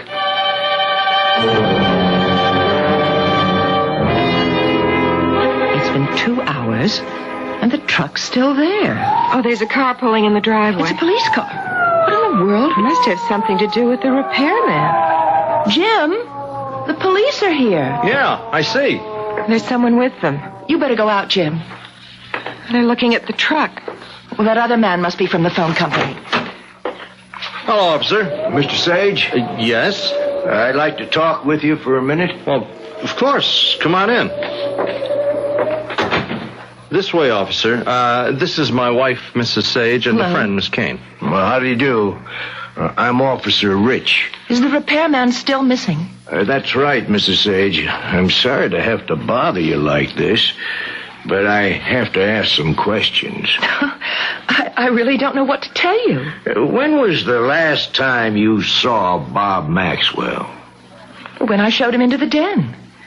He'd been outside, and he came in to check the phone, and I left him alone. And then Miss Kane and I had our coffee in the kitchen. That's right. And you were here, Mr. Sage? No, I was in town getting a haircut. Uh-huh.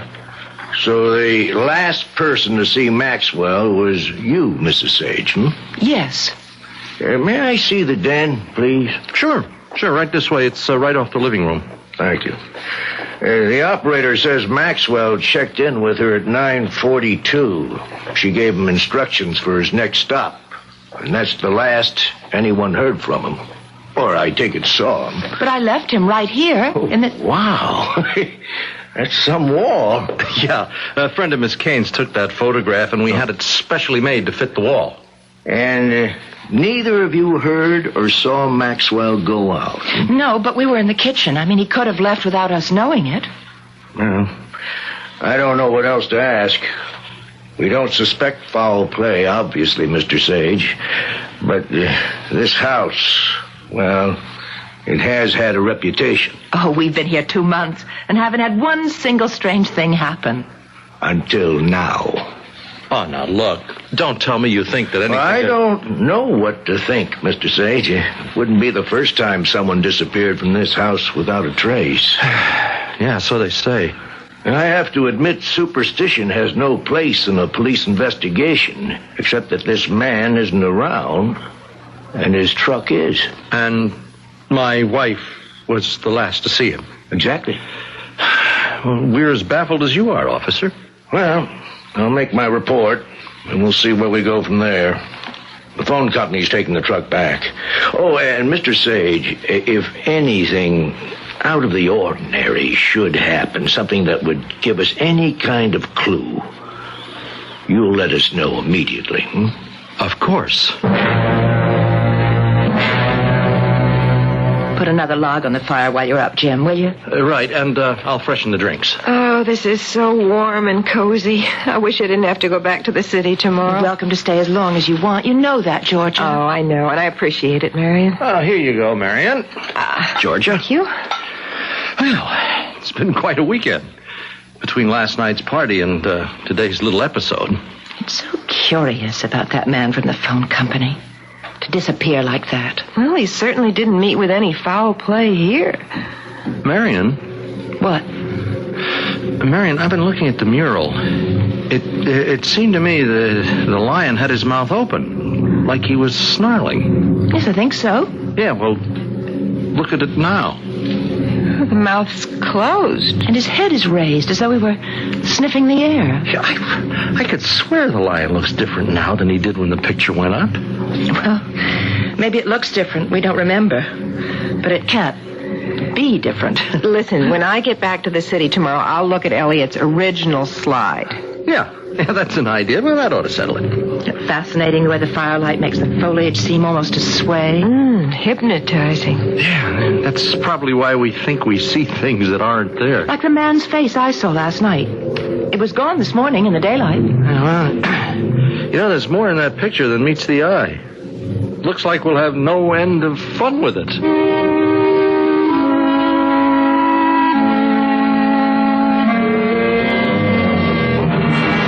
I'm back.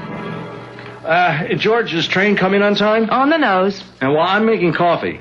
Let's get started on that fourth scene today. Oh, I was hoping to. I'll be in the den and bring in some donuts. They're in the bread box. What in the world was he doing over there in his bare feet? Oh, well. The place needs a good going over after that party. I'll clean up tomorrow. Yeah, I was thinking we ought to open scene 4 in the hospital waiting room rather than Millie's apartment. Jim, you shouldn't walk around these cold floors in your bare feet. What are you talking about? Your footprints on the floor over by the wall. I wasn't in here in bare feet. Well, those are wet footprints, aren't they? Where? I don't see them. They were right there a second ago. Damp footprints across the rug. A man's bare foot. Well, it couldn't have been. I haven't been in here at all since you drove Georgia down the station. Much to less in my bare feet. Well, it wasn't my imagination. Well, I didn't say it was. But the prints weren't mine. Listen, I think maybe we've let the tales about this house get the best of us. Last night I thought I was seeing things with the lion. You thought you saw a man's face, and now you think you saw wet footprints. Now, the lion couldn't change, huh? We're just reading things into it. Come on, let's get to work.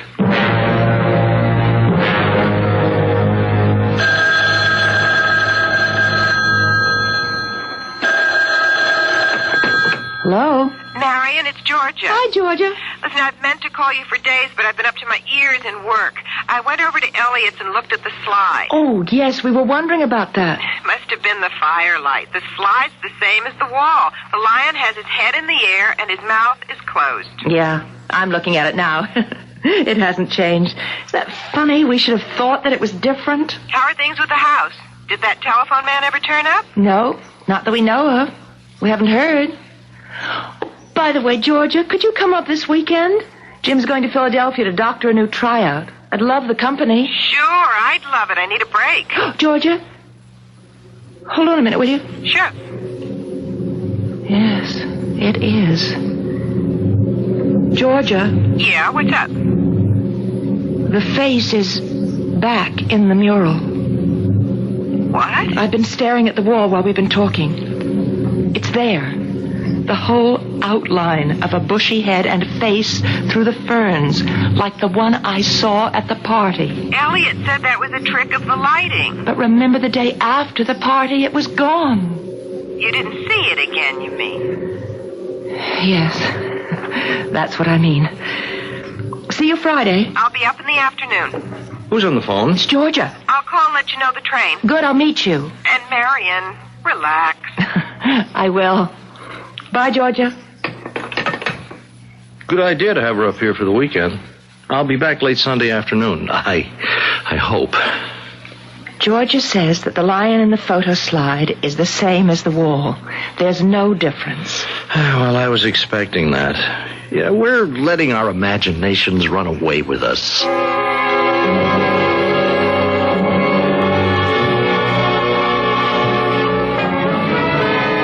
Leave the dishes, Georgia. Let's have some brandy by the fire. Oh, you don't have to twist my arm for that. Oh, it's probably Jim. He said he'd call when he got to Philadelphia. Oh, he made good time. Or bring the coffee into the den. The brandy's in the liquor cabinet. I'll be right in. Say hi to Jim for me. Hello? Hi, honey. I thought it would be you. How are things with you? Just finished dinner. Everything is all right, isn't it? Of course. Well, I'm glad George is there. See you Sunday. We'll be here. Bye, darling. I put on a fresh pot of coffee. It'll be ready in a while. Now, how about that brandy, Oh, yes. It's in the lower cabinet and the glasses are there, too. Oh, well, let me get them. Nothing like a swirl of brandy. Well, now, where in the world did this come from? What is it? It's a feather. A blue feather. I don't have anything with feathers. Where was it? On the floor. I picked it up right here. Exactly under that bird in the mural. What do you mean? There has never been a feather in this house. I can't stand them. You think that... Oh, Marian, it can't be. Look at the bird. Look. That feather is from that bird in the picture. Oh, now, Marian, come on. You've got me doing it. I could swear I saw those ferns move. Where? Over there in the right-hand corner. What is happening? Unless we're going crazy. You do hear drums. Yes. We've got to get out of this house. I don't know what it is, but we've got to get out. I knew there was something about that picture. Come on, Georgia. Hurry. Marian! Marian, look! It's moving. Oh, the lion is coming into this room. Run, Georgia. Run!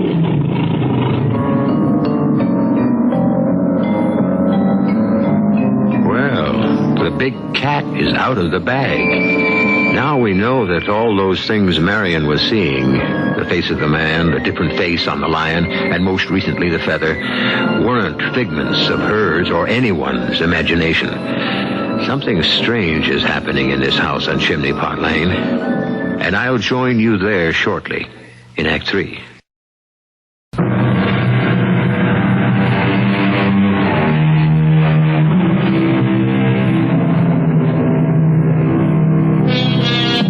I told you I'd meet you back at the house on Chimney Pot Lane, but I'm afraid that's not where we're going now as we begin Act 3. Did I say a moment ago that something strange was happening in Marian Sage's den? Strange? It's downright terrifying. Run, Georgia! Run! It's attacking! This way, run! It's gonna kill us! What is happening, Marian? What is it? I don't know. We're surrounded by the jungle. No, keep going. Oh, dear heaven, what's happening to us? It's so slippery. Georgia! I tripped on that vine. Let me help you. Oh, it's all right. He's turned back. He's not following us anymore. Where are we? Where's your house? No any more than you know, George. We're in the jungle. But how or why? 1 minute we were looking at the wall, and then here we are. This has got to be some kind of hallucination. This is not happening to us. The line you tripped over is real enough. Your ankle is bleeding. I hadn't even noticed. Then you're right about moving. But it's so dense. Which way do we go? And where?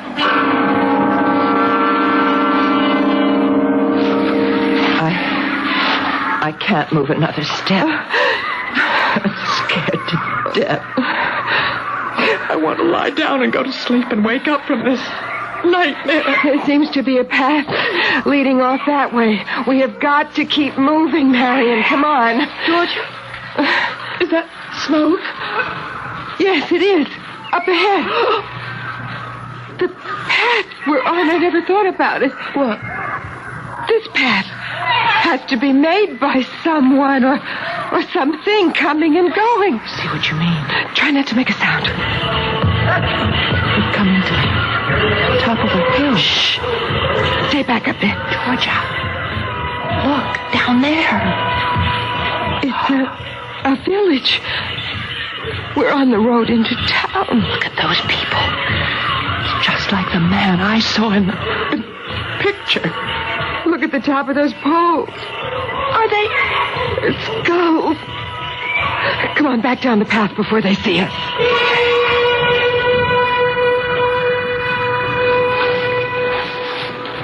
How far do you think we've come from the village? I haven't the slightest idea. So hot. Humid. I can hardly breathe. We're going to have to find some kind of shelter. Yes, it's starting to get so dark. Yes, and there's no telling what comes out at night in this place. Georgia? Huh? Listen. Sounds like water. It is. Up ahead. A waterfall. Well, at least maybe we could get cooled off. Oh, it should be fresh for drinking.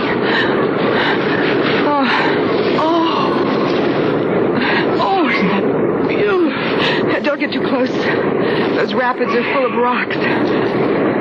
So fresh. So cool. Marion? Look over there. On the other side. What do you see? It looks like a cave just under the bank. Yes, I see it. It might be a safe place for the night.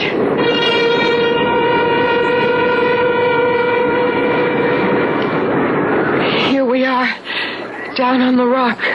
Yeah, I'm okay. It seems to be a good-sized opening. So dark in there.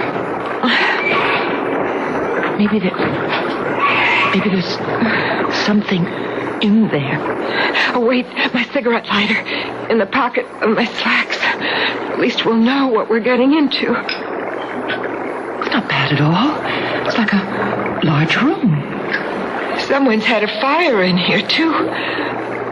We're not the first tenants. Georgia, there's some kind of animal lying over there in that corner. What? We better get out of here fast. It's not moving. Georgia, go any closer. What's the matter with you? Marion. Look. It's the telephone repairman. What? Get back. Get back. I got a stick. You? Here. Women. 2 women.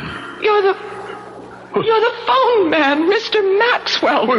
Oh, this gets worse all the time. You're the lady with the crazy wall. Yes, the same thing happened to you. What happened to me? I was fixing the phone, and all of a sudden a lion leaped out at me, and I've been roaming around in the jungle. I just don't know how many days. That's what happened to us. You've been here a whole week. Is that how long? I've been hiding from animals and headhunters and eating berries. There's no telling how long we'll all be here. Is there any way back? We hope so.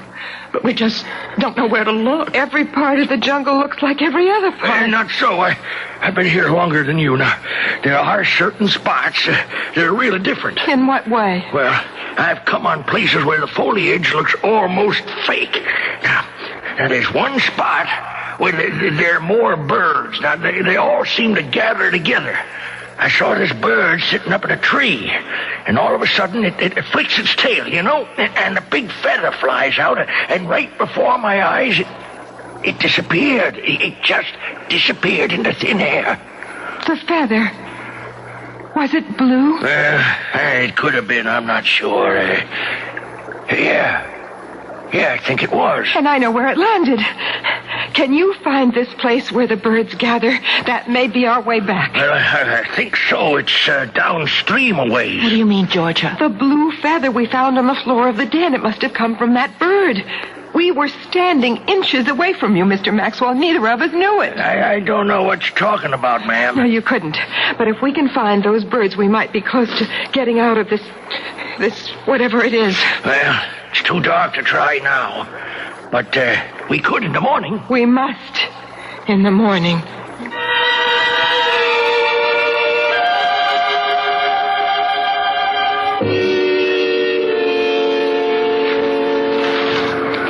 Is it much further to where the birds are? See that clump of tall trees in the distance? Well, it was just to the right of them that I saw the birds, and down below was where the ferns and things looked different. But do we have to go that far? I'm exhausted. What's that large dark area up ahead? That beats me. Must be a bog or something. You know, it looks to me as though it's moving. It does. It's sort of rippling. It might be quicksand. I don't remember seeing it before. It must stretch for miles. Can we get across it? It depends on what it is. I think it's moving toward us. Look. It's spreading like a big oil slick. It's moving, and it is headed toward us. Darned if I can tell what it is. We better turn back. We're too late. Oh, good Lord. They're ants. Millions of ants. Run this way. They're all around us. Acres of their legs. What can we do? Keep moving.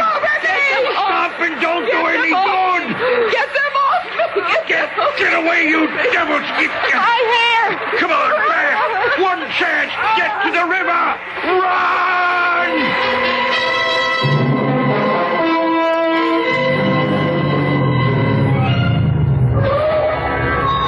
Hello? Jim? Who's there? Elliot Mann! Oh, hi. Hey, what are you doing outside? I just drove up. Georgia told me she was spending the weekend. I wanted another look at that mural. No one answers. I guess the girls are out. Probably antique hunting. They said they were doing that today. Come on in. Door's open. Not like Marion to leave without locking the front door. Well, I got back a day early. Say, it's strange. All the lights are on. It's only 1 o'clock. Yeah, it looks like they were having a party. Coffee and brandy. Elliot, something's wrong. Marion would never leave the den like this. Hey, that's curious. A blue feather. Where did that come from? It was on the floor here. Marion doesn't have any feathers. This is from a tropical bird. I want to know where Marion and Georgia are.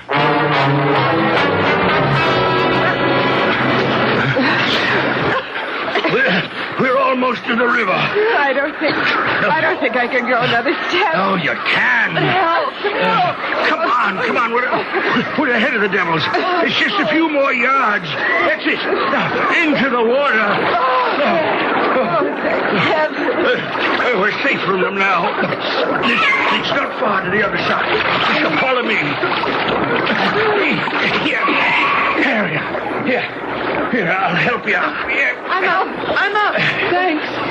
Oh, any idea where we are? No, not anymore. I'm going to take a look over the top of the bank. I'm so tired, Georgia. I think I'm going to die. No, you're not. We're going to get out of this. We don't know where to go. I don't know what to do. All this wandering around and being chased for nothing. Marion, look. Through the ferns. Is that a man? Crouching? Yes. It's one of the headhunters. Well, there's nothing familiar on top of... Look over there. There's a headhunter looking at us through the ferns. Oh. What'll we do? Stay still. He's alone. There he goes. He's running away. Yes, he's probably gone for help. We better get out of here before they get back. They know this place better than we do. We'll never escape them. Look, I don't want to end up on one of those poles. I wonder if we have any choice.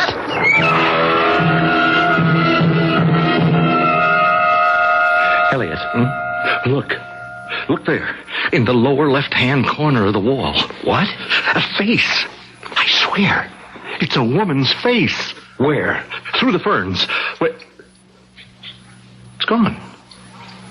It was the perfect outline of a woman's face.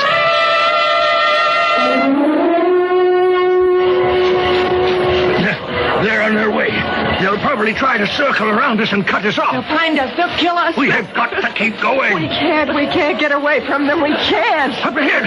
Look, the birds. That's the spot I told you about. We might find a way. No, I spear.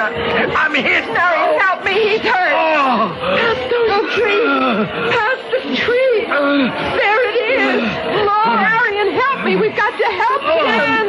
The house, the den is right through those trees. Yes, you're right. We found the way. Help me drag Maxwell. Take his arm. Hurry, please. We found it. Lord, help us get there. Please help us. It's Jim. Marion! We're coming through. We're here. Oh, help him. It's the phone man. Oh, here, in his bag. They're after us. The headhunters. Stop them. Do something. There's one thing that might stop them. My camera's in the car. I'll be right back. They're deathly afraid of this. I captured more than their souls when I took that picture 2 years ago. Pulling back. They've seen you. All right, you devils. I got your souls once before. I'll get them again. They're disappearing. Look. The whole photo mural just going. It's fading away every time you shoot. I don't believe my eyes. I don't believe it. The wall is white. There's not a trace of the mural left.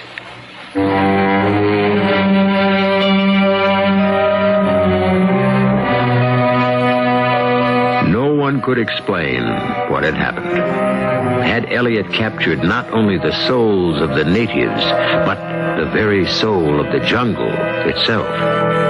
Had the supposed bewitchment of the house brought it to life?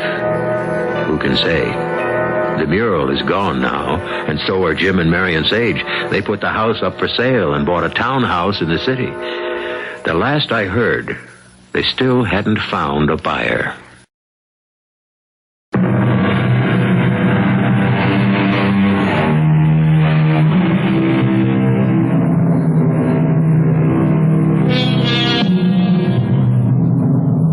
I happened by the house on Chimney Pot Lane a few weeks ago and peered through the windows. Curious. There was a pantry where I thought Jim and Marion had put in a breakfast nook, and one wall in the kitchen looked burned by a fire long ago. Well, perhaps they'll find a buyer soon. Any takers? Our cast included Marion Seldes, Terry Keane, Earl Hammond, and Sam Gray. The entire production was under the direction of Hyman Brown. This is E.G. Marshall inviting you to return to our Mystery Theater for another adventure in the macabre. Until next time, pleasant dreams.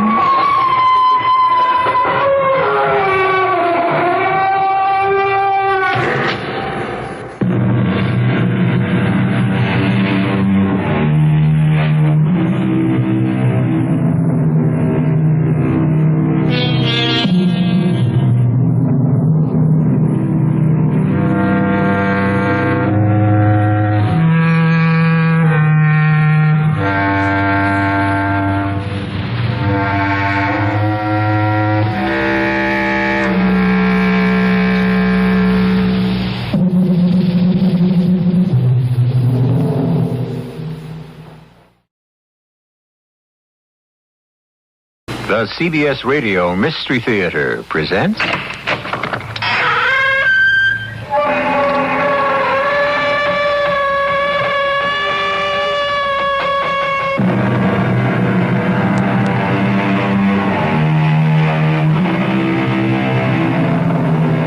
Come in.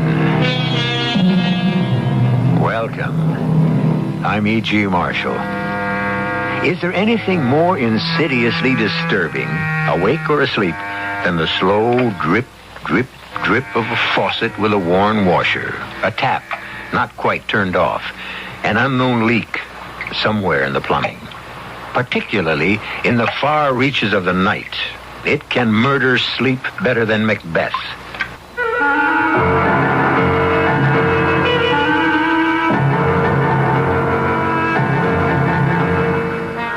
Our mystery drama, The Lady of the Mist, was written especially for the Mystery Theater by Ian Martin and stars Rosemary Murphy.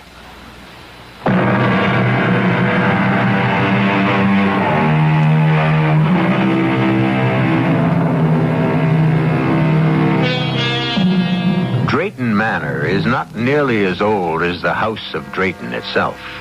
By that I mean that the structure is probably not much over 200 years old.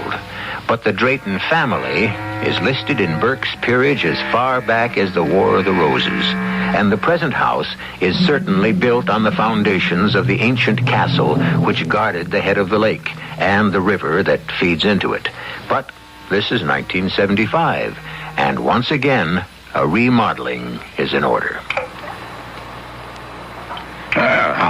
I located the trouble right here, Lady Drayton. Miss Drayton, Mr. Giles. The title, such as it is, evolves only on the men in direct line. My brother Charles, for example. Or if I had a son. You, a son? We shall hope it isn't likely since I'm not married. So, that great booming drip of water I hear in my bedroom is just caused by this leaky old faucet. All it is, Mum, but it bounces off the drain and makes it all echoey-like and strange from below. Can't we do something to stop it? My brother and his new bride have to sleep right under this. I tried a new washer, Mum, but the old stem is so warm. Can you stop the noise is the important thing. Oh, yes. All it takes is to be careful. Like when you turn off this here cold tap, you just gives it an extra little nudge, like, and she's tight as a drum. Well, thank heavens. That drip, drip, drip was like the Chinese water torture. Enough to drive a person stark staring mad. Oh, yes. Nothing new in these parts, though, or in this family. Hey, your ladyship. Miss Giles. Miss. Sir Charles is the lord of the manor, but in this day and age, who pays attention to such things anymore? Oh, around here we cling to the old ways and the old superstitions. Sort of rubs off on you without your knowing it, you might say. Just looking out that window there at the waterfall, twilight coming on as it is. If I didn't know better, I could swear I could see the Lady of the Mist peering through there like it was a veil or a curtain. Now, come along, Giles. I don't know what's come over you. Oh, just remembering and hoping she's resting easy now. Who? Her. What puts the water madness on you like she did to poor Sir Charles' first wife? Oh, Giles. Nobody knows if the woman really ever existed. It's all just folk legend. Oh, she existed all right. You'll never convince me or any of the plain folk hereabouts she didn't. Lonely she is, calling people across the veil to the other side to keep her company. And the animals. The what? Oh, they've took the water madness again ever since the news of the wedding. Peter Dombey, he found 2 of his sheep wandered, and they came up drowned in the lake. And I lost me old cow. I'll take odds that's where she's off to. Oh, she'll turn up one of these days. If your Lady of the Mist is lonely for company, why pick on animals? I'm sure she'd rather have someone to talk to. But even if she doesn't, why does she return them? Dead, she does. It's the soul she wants us all, you see. Shades and spectres, just like ourselves. And it isn't only animals. What about the Blodgett boy 5 years ago, eh?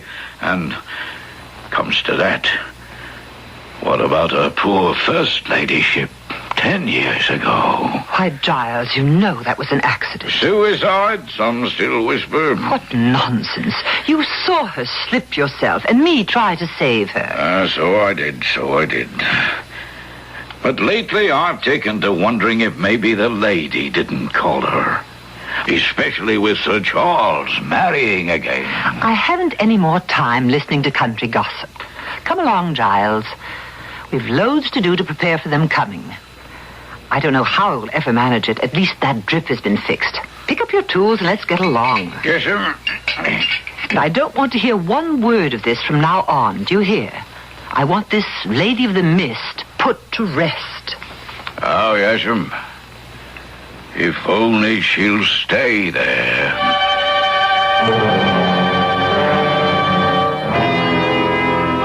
I should have been more vexed with Giles if I hadn't been so put out with Charles. Of course, I was a perfect fool to have financed his little jaunt to Europe, and more than that, to let him go alone. I knew, of course, there would be women. There always are in Charles's life. But that he would get married again. Well, it was just like the first.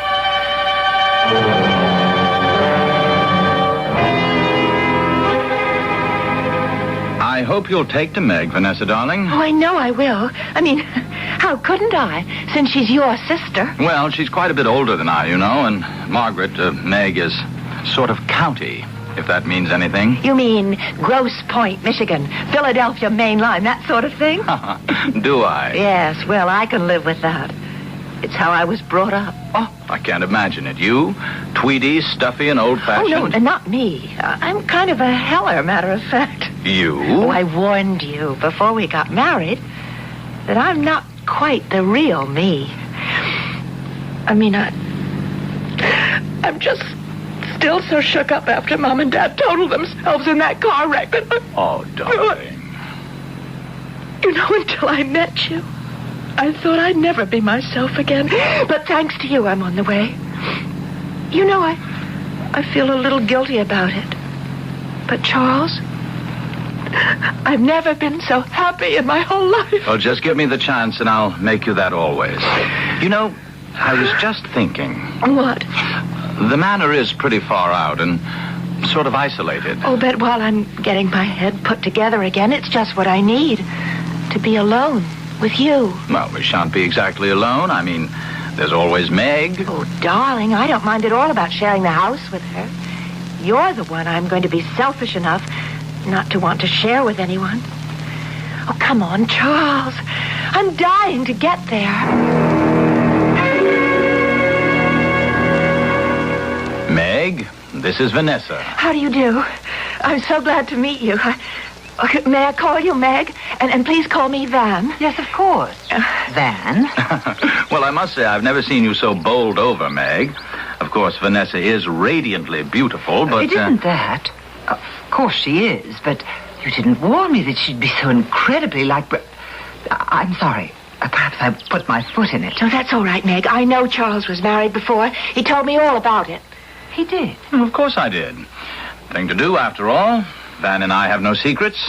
Brenda never was strong, and the pneumonia was just too much for her. Do I really look so much like her, Meg? My dear, time dims memories. There is a resemblance, but just for a moment. And one can see that there's nothing weak about you. Pity I was silly enough to bring the whole subject up. Now, come along in and let's see about getting you settled. But I was lying, of course. The resemblance to me was startling. So startling that for a moment it had taken my breath away. And I had found my heart pounding in my head as if saying, she's come back. Not again. Oh, no, not again. Couldn't be again. But the pleasant, familiar process of dinner and after-dinner coffee buried such thoughts below the veneer of normal hospitality. It wasn't till Charles went out to put the car away and close up the garage that they started to sneak back insidiously. More coffee, Meg? Oh, I didn't mean to sound as if I were taking over. I just... Oh, my dear, it's your house now. Oh, our house, I hope. You can't know what it is to have a family again, feel cared for, and not alone. You took your mother and father's death very hard, I suspect. I flipped. It was so sudden. Well, I mean, everyone knows that in the normal course of events, you're going to lose your father and your mother, but you think, or I guess in hindsight, I thought there'd be some advanced warning. It wouldn't just happen like one minute they were there and the next minute they were gone forever. We have to take these things in our stride. Yes, but do you know it happened on my 18th birthday? No, I didn't. They were hurrying to get back in time to spend it with me. My birthday surprise. And instead, the surprise I got was 6 months in a psychiatric clinic and another year on the couch. Good heavens. Oh, don't look so shocked. It's all behind me now. I'm an old lady of 20 now with her head just about screwed back on straight. And Charles, well, Charles is the one who'll complete my cure. Now that I've got him, I don't need anything else. I just hope I can be woman enough to make him feel the same about me. Well, you girls get acquainted while the old man's back was turned. I hope so. I'm sure I learned a great deal. Now, I think I should leave you two alone. Oh, you don't have to move, Meg. I was going to suggest to Van that we go on up to our room. It's been a long day. All right, Van? Oh, yes, dear. Let's go up to our room. Our room. 2 words like a scalpel which opened up the wound and let me look at it openly for the first time since the news of the marriage. Our room. Why, that was my room, which I had to vacate to accommodate this intruder. Worse than that, an intruder returned almost as a ghost to haunt me. Brenda, as she was 10 years ago. I crossed to the window and looked out. The park was bathed in bright moonlight. At the end of it, the beams glistened and bounced off the silver lake, and the mist of the waterfall that fell from the cliff into it. I couldn't hear Charles and Van, of course, but later I was to know a part of their conversation which charted my course. Charles, come here to the window. Huh? What are you looking at, darling? How peaceful and lovely it all is. And that curtain of stars falling down to the lake. Every drop of water in the moonlight looks like a star. Yes, my dear. Now, come away. Let's get to bed. Just one moment. Let me soak it all in.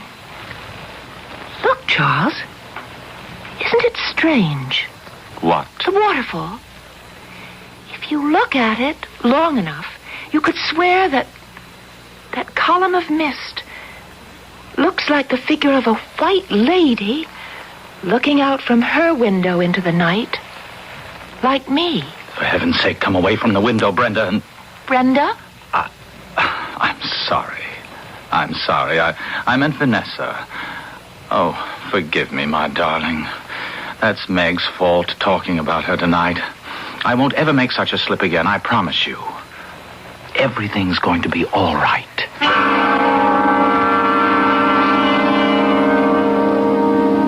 Do you really get that feeling that it isn't going to be all right at all? Ancient legends that people refuse to let die.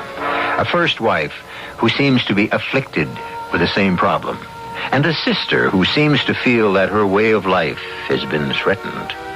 Not a very auspicious homecoming for a new and young wife whose only search is for peace and love. I shall return shortly with Act 2.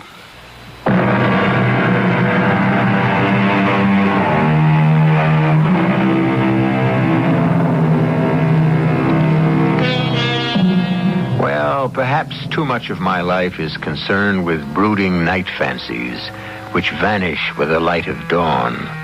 Certainly breakfast the following morning has been a pleasant and cheerful meal, with the bright sun streaming in the windows and drenching the green grass of the park and the dancing blue of the lake with sparkling warmth.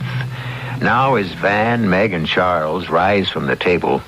I'm glad you slept well, Van. I certainly did, Meg, like a top. Well, what's on the program for you two today? Well, I thought maybe Van might like to have a look at some of the scenery around the manor. First of all, I want to start by walking down to the lake and looking at that mysterious lady I saw last night. What mysterious lady? Oh, it's just that old optical illusion that... Oh, good morning, Giles. You looking for me? Begging your pardon, sir, but Molly said you'd be finished breakfast and it'd be all right for me to come in. Of course it is, child. And you haven't met Sir Charles's new wife, have you? Van, dear, this is Mr. Giles Folkham, who lives down the road and who's not only an invaluable part of the family, so to speak, but also a fount of local knowledge. How do you do, Mr. Giles? Oh, Lord bless me, lady. Not Mr. Giles, it is, plain and simple. Oh, Giles is our jack of all trades and master of most of them. Giles, did you want something? Why, yes, sir. I wanted to know if you'd be wanting the horses ready this morning. Well, what do you say, Van? We can ride, use the carriage, or putter about in the car? Well, we got to go down to the lake first. I want to look for the lady. Oh, begging your pardon, Mum, but if I was you, I'd stay away from the lake, at least for a while. What does that mean, Giles? Why, you know what I was telling you, Miss Drayton, and you said that Oh, you mean all that nonsense about the water madness turning up again. Did you find your cow? Now, wait a minute. What's all this about water madness? Well, you know, sir. Seems everyone knows but me. Can't I be let in? Oh, it's just some silly local superstition. Why don't you get along and have a nice ride? Yes, why not? What shall it be, Van? Auto, carriage, or some good stout horseflesh? I've a nice docile little mare if you fancy the last, and I did see some riding clothes of yours, didn't I? Oh, yes, I love to ride, but no docile little mares, please. I'd like something with a little get up and go. Well, excuse me, Meg. I'll go up and change. You coming, Charles? Oh, I'm half dressed for riding already. You could bring down my jacket if you will, or I'll be up in a moment. Just want to check out the tack with Giles. Right, dear. You go ahead, Giles. Right with you. As you say, sir. Meg, what's all this about Giles's cow? Oh, you know, the usual. It's been a dry summer, and while you were off in Europe, a few cattle turned up drowned. Giles lost a cow? No. At the moment, it's just missing, but of course he's convinced the Lady of the Mist is up to her old tricks. Now, look here, Meg. I don't want any of this nonsense brought up in front of Van. I'm sorry, but she has to know sooner or later. Oh? You don't like Vanessa? I didn't say that. Then what are you saying? Great heavens. Are you too blind to see for yourself? The resemblance. You've married the same woman you did 12 years ago, except for the accent. It's like bringing a ghost back to haunt us all. I think we'll stop this right here, Meg. I'm quite madly in love with Van. It's a whole different thing than that childish schoolboy marriage of years ago. But if you don't like it, you can get out. You don't have to live here. May I remind you that the manor may be yours by entail, but it's my money that keeps it running ever since you gambled your own away. Now let me tell you something in return. As it happens, Vanessa was left a very rich girl. And not only has she given everything to me in her will, but she's already given me power to handle her money. So I don't need you anymore, Meg. The apron strings have come untied. Charles, I don't want to quarrel. I don't know how this started. Nor do I. I just want you to know how things stand. Like it here, and you're welcome to stay. If you don't like it, you can lump it. At first, I was shocked beyond belief. Charles hadn't defied me since he was a little child, and I was left to bring him up. Then suddenly, I was monstrously furious.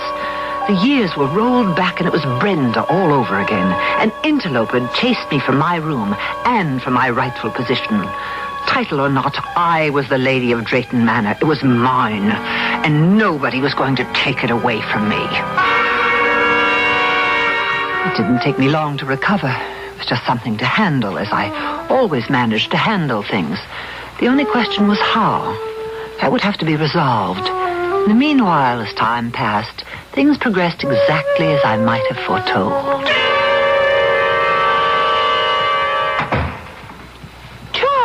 Oh, what is it, Van? You're not going off and leaving me like this? Well, good Lord, it's only for the day. I can't let old Gookie down. The pheasant are running, and we always shoot over our land together. Why can't I go with you? Oh, don't be silly, Van, my dear.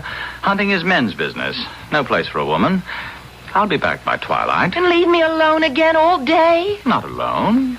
You'll have Meg around for company. It isn't working that way, Charles. I'm afraid... I don't think Meg likes me. Oh, what nonsense. Meg's a bit stiff and formal, that's all. You'll break her down. Now, don't hold me up, darling. Can't keep Gookie waiting. Just like Brenda. The woman, I should say the girl, just didn't fit in with our sort at all. That's the last of the draperies, your ladyship. Where shall I have them took? What on earth's going on here? Just a moment, Meg. Right up to my bedroom suite, Giles. Oh, yes, your ladyship. I asked you a question, I'm sorry. Van. I didn't mean to be rude. I'm going to do over our bedroom, for a start, anyway. Do over the bedroom? But it's full of family heirlooms. Excuse me. You can start taking them up, Giles. Yes, your ladyship. See, that's just the trouble, Meg. What? Well, they are heirlooms, and I'm sorry, but they loom over me. I'm trying to shake off all the cobwebs I've been fighting against. I don't want a past.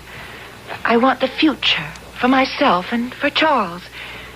Oh, I know that heavy old furniture and those musty old drapes are tradition, but they depress me, and I want it to be light and airy. So please try to understand. Oh, I understand, my dear.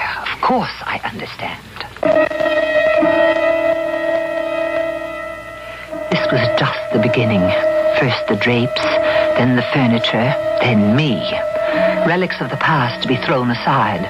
Well, I had no intention of being cast aside, but I had to bide my time. So I concealed my feelings, and I waited. You know, Van, darling, I've been thinking, and I do owe you an apology. You do? Why? Oh, about the hunting thing and other stuff. I've been neglecting you, I suddenly realized, and I never meant to. Oh, darling, I do miss you, but I can't take up all your time. It's only that, well, while we're on a sort of honeymoon... Yes, I know. I tell you what, why don't we run up to London for a little trip? Oh, I'd love it. And while we're there, we'll go on a real shopping spree. Yes, anything you say. You know what I want to do? What? The whole house. Refurnish it. Let some light and fresh air in. Would you mind? Oh, not I, but... Meg. I'm afraid she won't be very happy about it. Oh, she'll come around, and if she doesn't, we'll pack her off on a jaunt to the continent or around the world or something. Matter of fact, if we have to, we'll just move her out altogether. It's just you and I from now on that come first. I'm not ashamed to say that I was eavesdropping every bit of that conversation from behind the hedge in the rose garden. But how dare they? Change Drayton Hall. Cast me out. Oh, no, never. You'll go first, Lady Misfit. I can't understand how Charles can stand to have you go round to remind him of... But then, it isn't quite the same. But how can I move unless I have her to myself? And then suddenly, by the most tremendous stroke of luck, it was all arranged.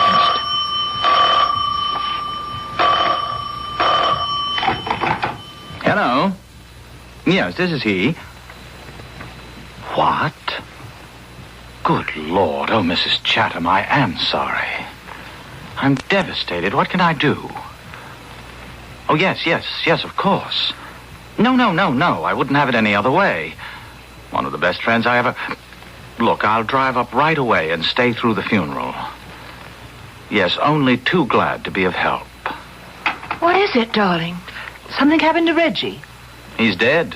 Heart attack. Just like that. Oh. His mother is in an absolute state. Can't take hold. Look, I'll throw some clothes in a bag and go there right away. I'll go with you. What? Oh, no, dear. Wouldn't work. Under the circumstances, much better I go alone. You will excuse me, won't you? And now I had her to myself. As soon as she was safely in her bed that first night, I started the water dripping. Not for long, just long enough to find out if it would waken her, and she'd hear it. I don't want to be alone again. Oh, Charles. Charles, I love you so. All right with you here, but when you're away... What's that? What's that sound? You're sure you didn't hear it, Meg? Not a sound, darling. It's a loose faucet or something, maybe in the plumbing. It's a strange sound, and Don't it just you worry. We'll have Giles get rid of it. Matter of fact, why don't we stroll down to the lake right now? What's he doing down there? He's installing a little present from me to you. Present? Yes, a light, so you can illuminate your favorite waterfall and the local legend. The Lady of the Mist. Oh, I'd forgotten about her. Yes, let's get out into the air and listen to some pleasant-sounding water. And maybe you could tell me the legend about her? Delighted to, dear. And Giles can add his own embroideries. He makes it quite an adventure, like listening to a ghost story on a windy night when one was a child. I had to move fast. Hadn't much time. And I could see my way to removing Vanessa from my life and hers.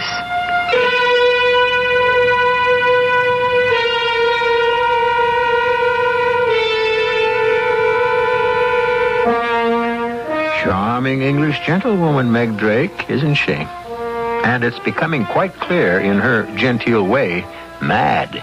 Mad as a hatter. But does she really think in a few days she can drive Vanessa mad? Or what is the way that is quite clear to her? I'll return shortly with Act 3.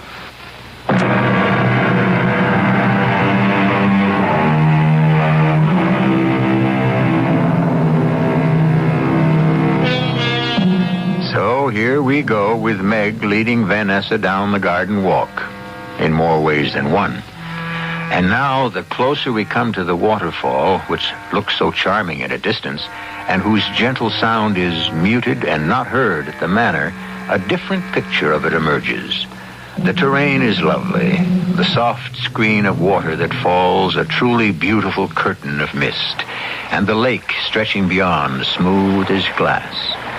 But right beneath the rock, where the water falls, is a pool that spins in a quite terrifying counterclockwise whirl, creating a deep bowl with a hole at the bottom that seems to suck everything away into infinity. I like it better from a distance. It's a little shivery close up, especially that evil-looking swirl of water in the pool. It's like some huge drain. What is it? Oh, that'd be the entrance to the cave, or the other world, like where she lives. He means the Lady of the Mist. Oh, what is her story, anyway? Oh, she was some poor lady in the Middle Ages.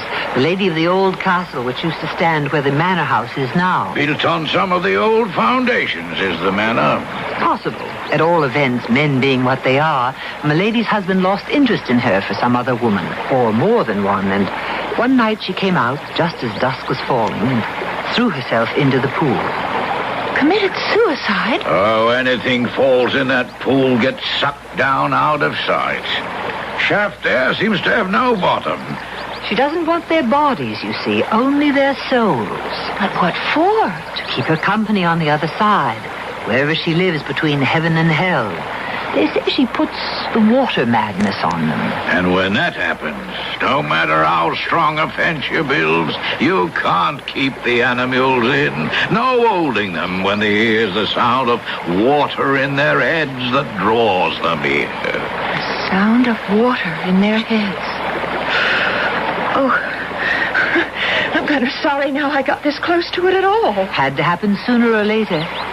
Best to have things out in the open. Oh, by the way, Giles, her ladyship thought she heard some sort of water noise in the house last night. Any idea what it could be? Why, no, Mum. You know, we checked everything out before Sir Charles and her ladyship came back. Oh, unless... Have another look and see, will you? Yes. Did you hear it, too, Mum? No, not a sound. What's the matter, Giles? Oh, nothing, Mum. I was just remembering what you told me about the First Lady. That'll be quite enough. On you go back to the house, Giles. Her ladyship and I will follow. Oh, yes, Mum. Shall we get away from here? It's damp and dreary. Yes, let's. It's out of the sun. I can feel a chill in my bones. Meg, what was it that Giles started to say about the First Lady Drayton? The first? I mean, Brenda. You cut him off, didn't you? Did I? I don't know that I meant to. Why would I? You're hiding something from me, Meg. Oh, dear. I'm not a very good dissembler, but I'd rather you ask Charles about it. Charles isn't here. Anyway, he said she died of pneumonia, didn't she? Well, Van, dearest, it was just a little... Oh, you might say white lie. He just wanted to save your feelings. Save my feelings? About what? Oh, she was found in the lake. Well, yes. She fell off the rock. Oh, dear, I didn't want you to know. Charles will be very annoyed with me. It was an accident? Well, now it's out, I suppose you might as well know all the way. It was suicide. Both Giles and I saw her, but were too late to stop her. Oh, how awful.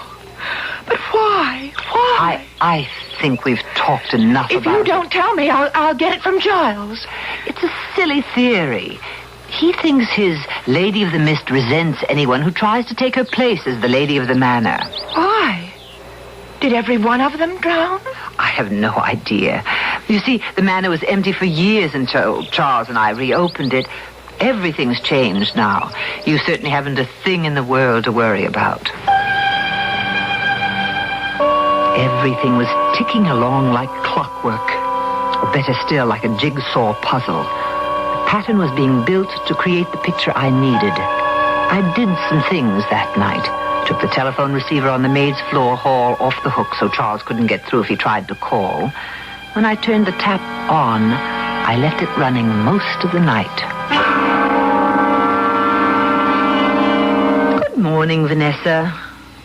What's the matter? Didn't you sleep well? Oh, Meg, I had the most awful night. Whatever is the matter? Here, let me get you some tea. I've been up all night.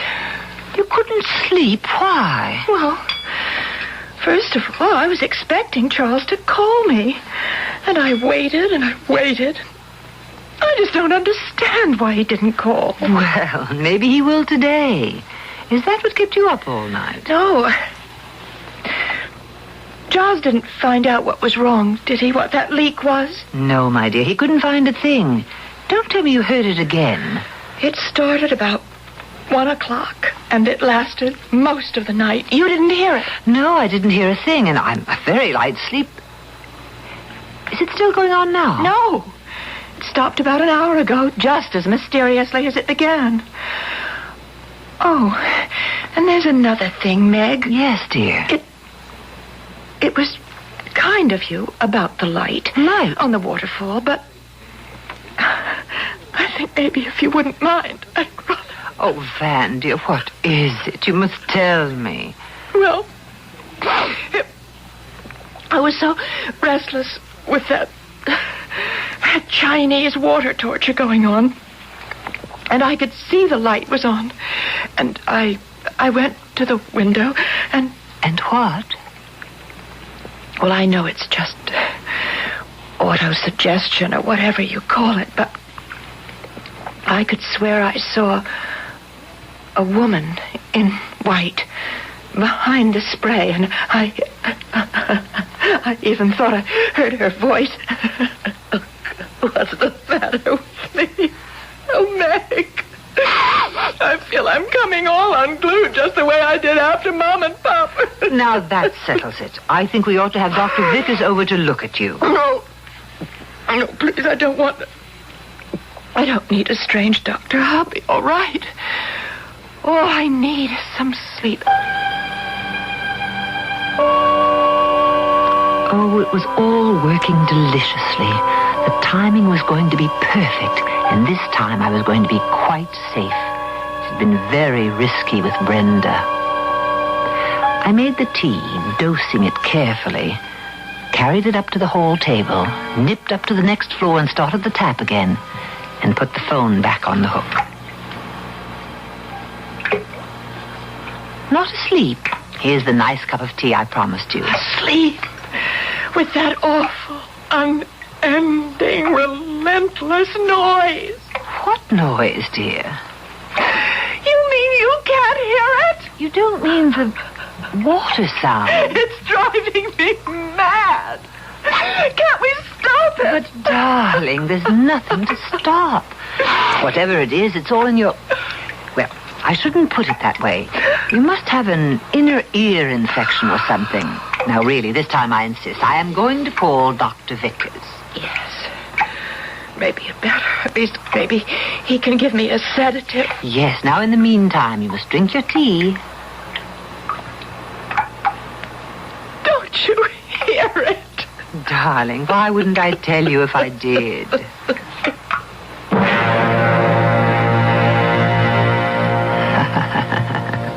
Why wouldn't I tell her, indeed? Oh, everything was going just splendidly. She drank her tea obediently, not realizing she was getting another nice jolt to keep her on the ragged edge. Then I called the doctor. On the way down to let him in, I turned off the tap, of course. Very sensitive, very highly strung young lady. She doesn't take any kind of medicine, does she? Oh, no, Dr. Vickers. Not now, anyway. What do you mean, not now, Miss Drayton? I told you about her parents, how protected she'd been, and that she'd been under psychiatric care for several years. Oh, yes, possibly. There is a slight dilation of the pupils. But then she's under such a strain that I'm a very unstable girl. You think this girl might be suicidal? It's what terrifies me. Well, I've given her a sedative and she should rest now. I'll look in again after supper. She should be watched very closely, very closely. I don't think she should be left alone for a moment, just in case. I could promise him that, all right, silly old dodderer. This time I knew I had him locked up as my witness, if I needed him. Now all I had to do was wait for dusk and hope the last act would play itself as perfectly. Vanessa, what are you doing up? I wanted to call Charles, but something seems to be wrong with the phone. It's always acting up in the country. But maybe he's been trying to get in touch with me. Oh, can't we go to the village and phone? But Charles took the car. Isn't there a carriage? Or could we go by horse? I wouldn't think of it. It's much too far in your condition, but Giles has a phone. I could go over there. Oh, no, I don't want to be left alone in the house. Well, if you feel up to it, dear, it isn't far. You would come along and make the call yourself. Oh, yes. Oh, please. Please take me. I'm sorry I'm so slow, Meg. I just feel so dizzy and weak. It's so dark. Don't worry, my little one. You'll soon be at rest. What are you stopping for? Come along. All right, Meg, but isn't that the waterfall? Of course. We have to go over the path across to the top to get to Giles. I don't want to go. Wait, I don't want to go that way. It's the only way for you to go. The only way you have to go. Meg, you're hurting me. Don't worry. You soon won't ever hurt again. Just like Brenda, only this time easier. What are you doing? Sending you to join your Lady of the Mist. Won't it be sad when you turn up days later drowned? You must be mad. You're mad. No, you are the mad one. Going to be a suicide just like Dr. Vickers was afraid you might. No! Meg, in heaven's name, are you out of your mind? Charles, how could... Let me go! No!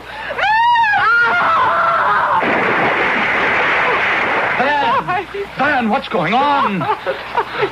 Darling. When did you get back here? I've been trying to reach you since yesterday. I was frantic when I couldn't get through and you didn't call me, so I drove back.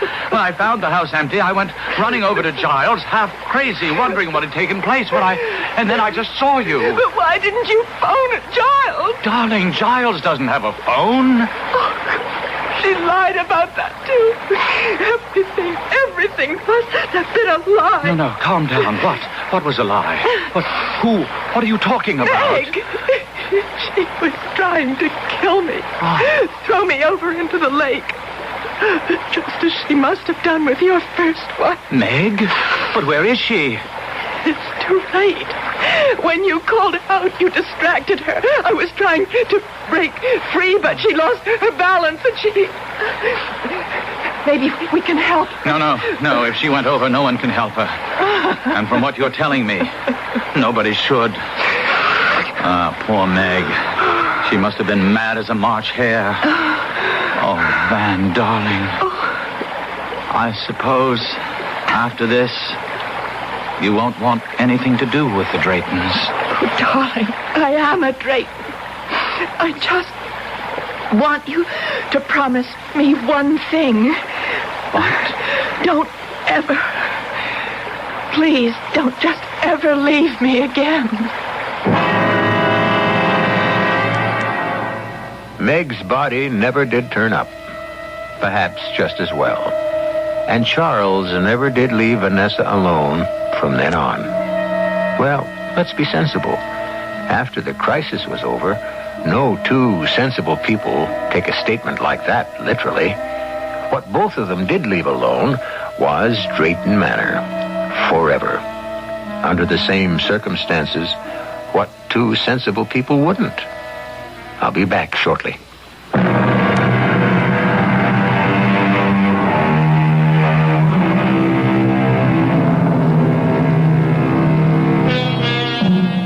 by bit, agonizingly, Van and Charles eventually pieced the story together as we know it.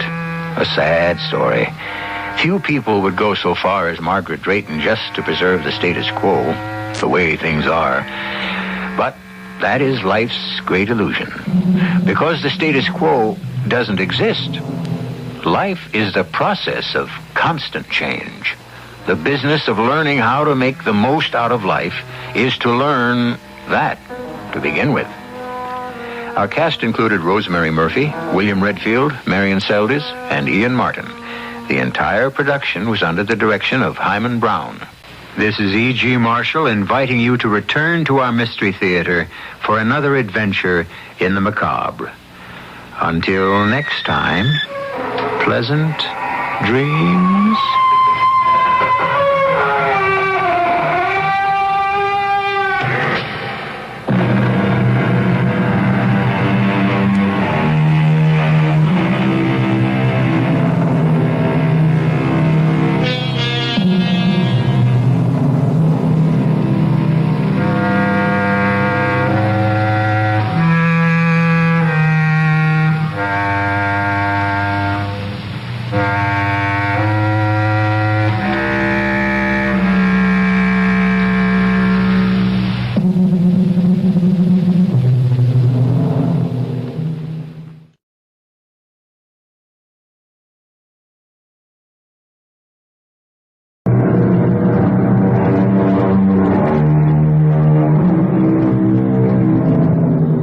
Come in.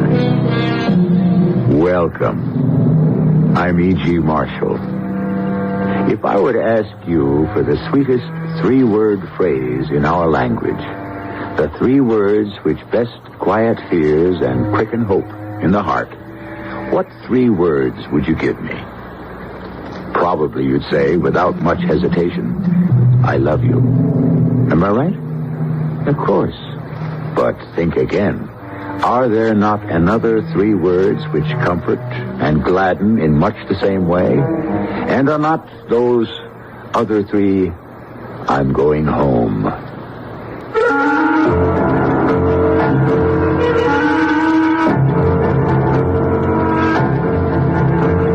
Our mystery drama, The Wandering Wind, was written especially for the Mystery Theater by Elspeth Eric and stars John Beale and Terry Keane.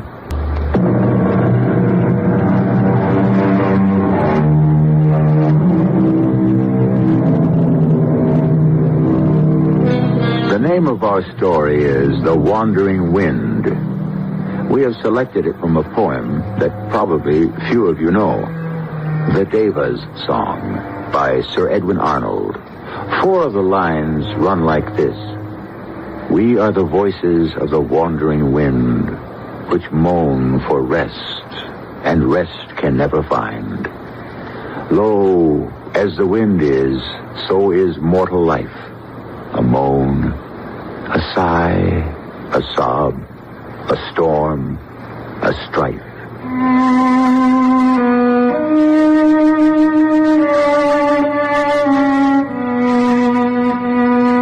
Imagine a man getting married at 63 for the first time, especially a man like me, for I'm not even a sociable person. I'm apt to cross the street to avoid speaking to an acquaintance. If I do have to greet someone, I tend to keep my eyes on the ground and then hurry on. The truth is, human contact is simply too much for me to endure. All that I knew of life, beyond the struggle to earn a living, I got from the books I read. The philosophers and the poets. They reached me. They touched me. With them, I could make contact. But a living human being? Out of the question entirely. So how, you're asking, when I was entering the frosty climate of old age, did I summon the courage to marry myself to a woman that I hardly knew? And why did she choose a man like me? For it was her notion that we should marry, not mine. Are the shelves up, John? Yes, Miss Dawkins. How much do I owe you? I'll leave that up to you. Whatever it's worth to you. Those shelves are where I keep my materials, my extra materials, remnants and things. Would $4 be all right? Yeah, that's all right. And how much for the lumber? You had to pay for the lumber, didn't you? I want to pay you for that. How much? Oh, I got it cheap. $2.35. But it's good pine. So, I owe you $6.35. Is that right? Well, if it's all right with you. You know, John, if I charge for my sewing the way you charge for carpentry, well, yeah, there. That's $6. Oh, I don't have the 35 cents on me. Oh, that's all right. No, John, that's not all right. I still owe you. Oh, some other time. No, now. I got some change in the teapot. Well, if it's not too much trouble. You can see how much trouble it is. Now, there's 3 dimes and a nickel. Okay. Thank you, Miss Dawkins. Don't thank me. You earned it. Yeah, well, thank you. I'll be getting along now. John, wait a minute. Sit down for a minute, can't you?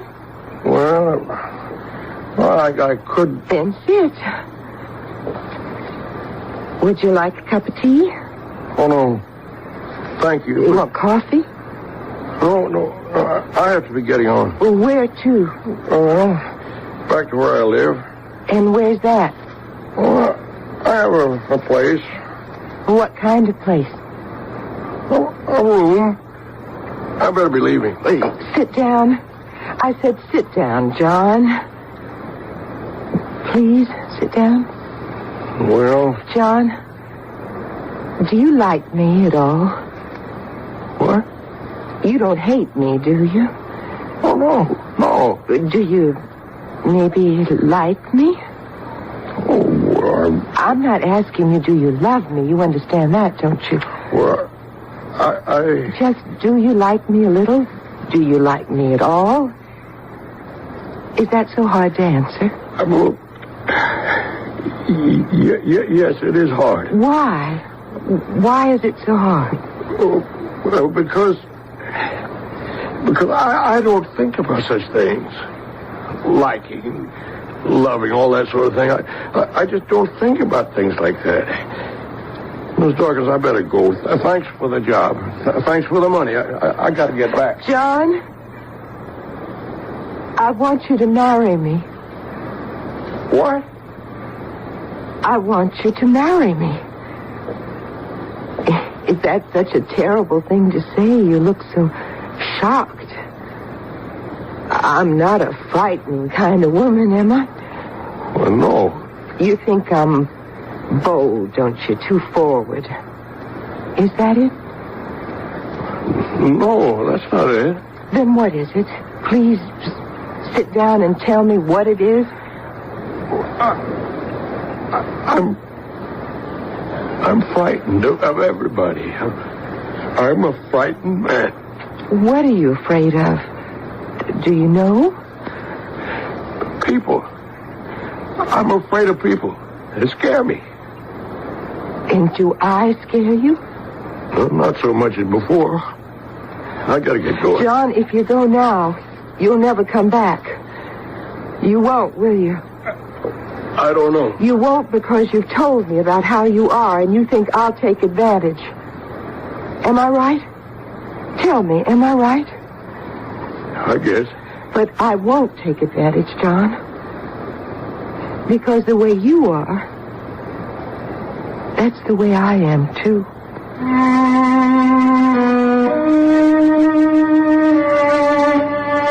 I don't know how she did it, but she did it. I moved into her house. A nice house. A few miles out of town, medium size, with a wide porch that ran around 2 sides. But it was in a terrible state of disrepair, especially the porch. I wanted to get to work on it right away, but Doreen wouldn't hear of it. Did I say her name was Doreen? Doreen Dawkins. Even after I moved into her house, it was quite a while before I could call her anything but Mrs. Dawkins. Actually, I didn't call her Doreen till after we got married. And even then, not right away. But after a while, I started to feel there was something Well, something right about me being in that house with her, being married to her. It was a feeling, I don't know how to say it. I can't find the proper words, but it was a feeling that I was home.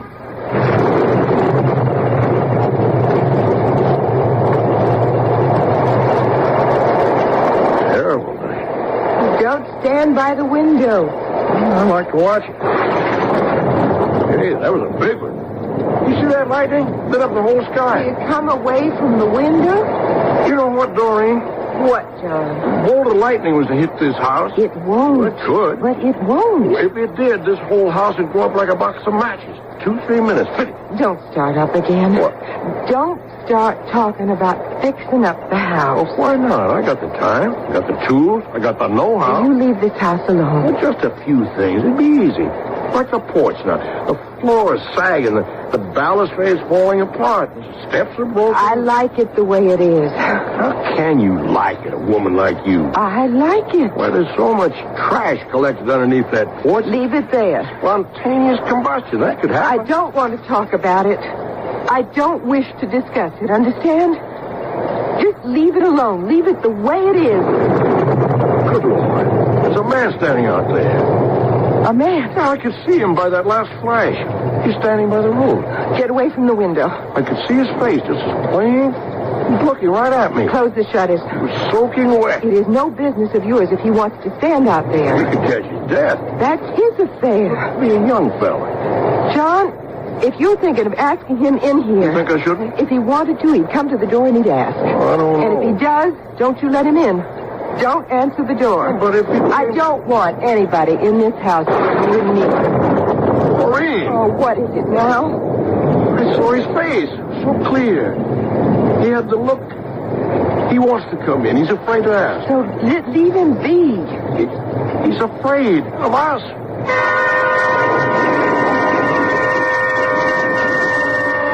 I didn't sleep all night. I kept seeing that man, a boy. He looked to be about 20. Thin, white-faced, sodden with rain, staring at the house. Not a muscle of his body moved. He just stood and stared. And now, as the sun was coming up, I recognized the look he had. Not that I'd seen it before, but I'd felt it on my own face. Felt it in my own posture. It was the look of separation, isolation, the look of being absolutely alone and helpless to do a thing about it. Doreen left early to deliver a dress she'd made for a lady, and after a while, I went to the door and opened it and looked out. And there he was, sitting down now, leaning against a big oak tree with his face turned up toward the morning sun. Good morning. Good morning. John Masters is my name. What's yours? Simon Caskia. Well, you were here last night. Yes. I thought I should ask you inside, but my wife said no. Would you like to come inside now? My wife's going out on an errand. Well, would you? Yes. Well, then, come on. Come on. What is it? You afraid? I can understand that. I've been afraid in my time. No more? Not so much as I used to be. But it took little doing and little luck. You understand? Huh? No. Well, that's all right. I don't understand either. It's just something I said because I felt like it. You ever say anything like that? No. Not even once? Well, I understand that too. Because I was a lot older than you before I said anything just because I felt like it. Now, how about coming inside? Have some breakfast, huh? How about it? I wouldn't hurt you. Of course you know that. You're not afraid I'll do you any harm. You're just afraid, huh? Isn't that how it is? Of course that's how it is. Now, you just give me your hand. Let me pull you up. Yeah, like that. That's it. Now, we're going to walk into the house together. Side by side. See? That's it. 1 foot. Other foot. That's it. Yeah. 1 foot, other foot. Here we go. 1 foot, other foot. John? John, what are you doing? Come on. 1 foot, other foot. Don't you dare take that man into my house. 1 foot, other foot. Don't do it, John. Now stop. Pay no attention, Simon. 1 foot, other foot, 1 foot.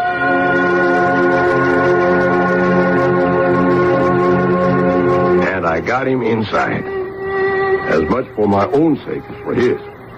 Because a great feeling of satisfaction spread over me. I had recognized a fellow sufferer. After such a long time, I had recognized my fellow man. Let me quote to you 4 more lines from the poet cited before the act began. Somewhere there waiteth in this world of ours, for one lone soul, another lonely soul, each chasing each through all the weary hours, and meeting strangely at one sudden goal.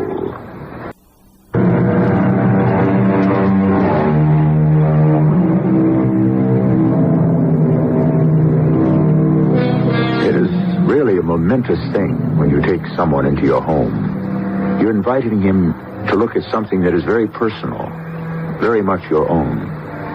You risk his disapproval even as you silently hope that he'll approve. You're taking a first tentative step towards asking him to know you yourself.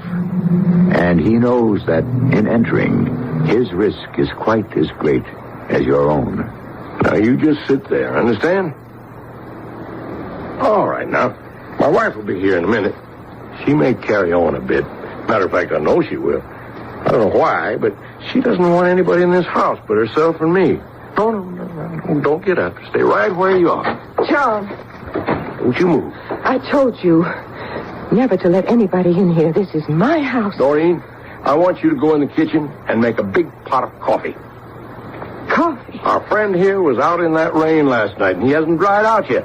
Oh, friend. He could be coming down with a cold. I don't care if he does. Yes, but I care. Now, you do what I said, Doreen. Good, strong coffee. I don't know. Do it now. What has come over you? Good, strong coffee. Now. I don't understand this whole thing. Doreen makes very good coffee. You'll feel better after. Now, I want to tell you something.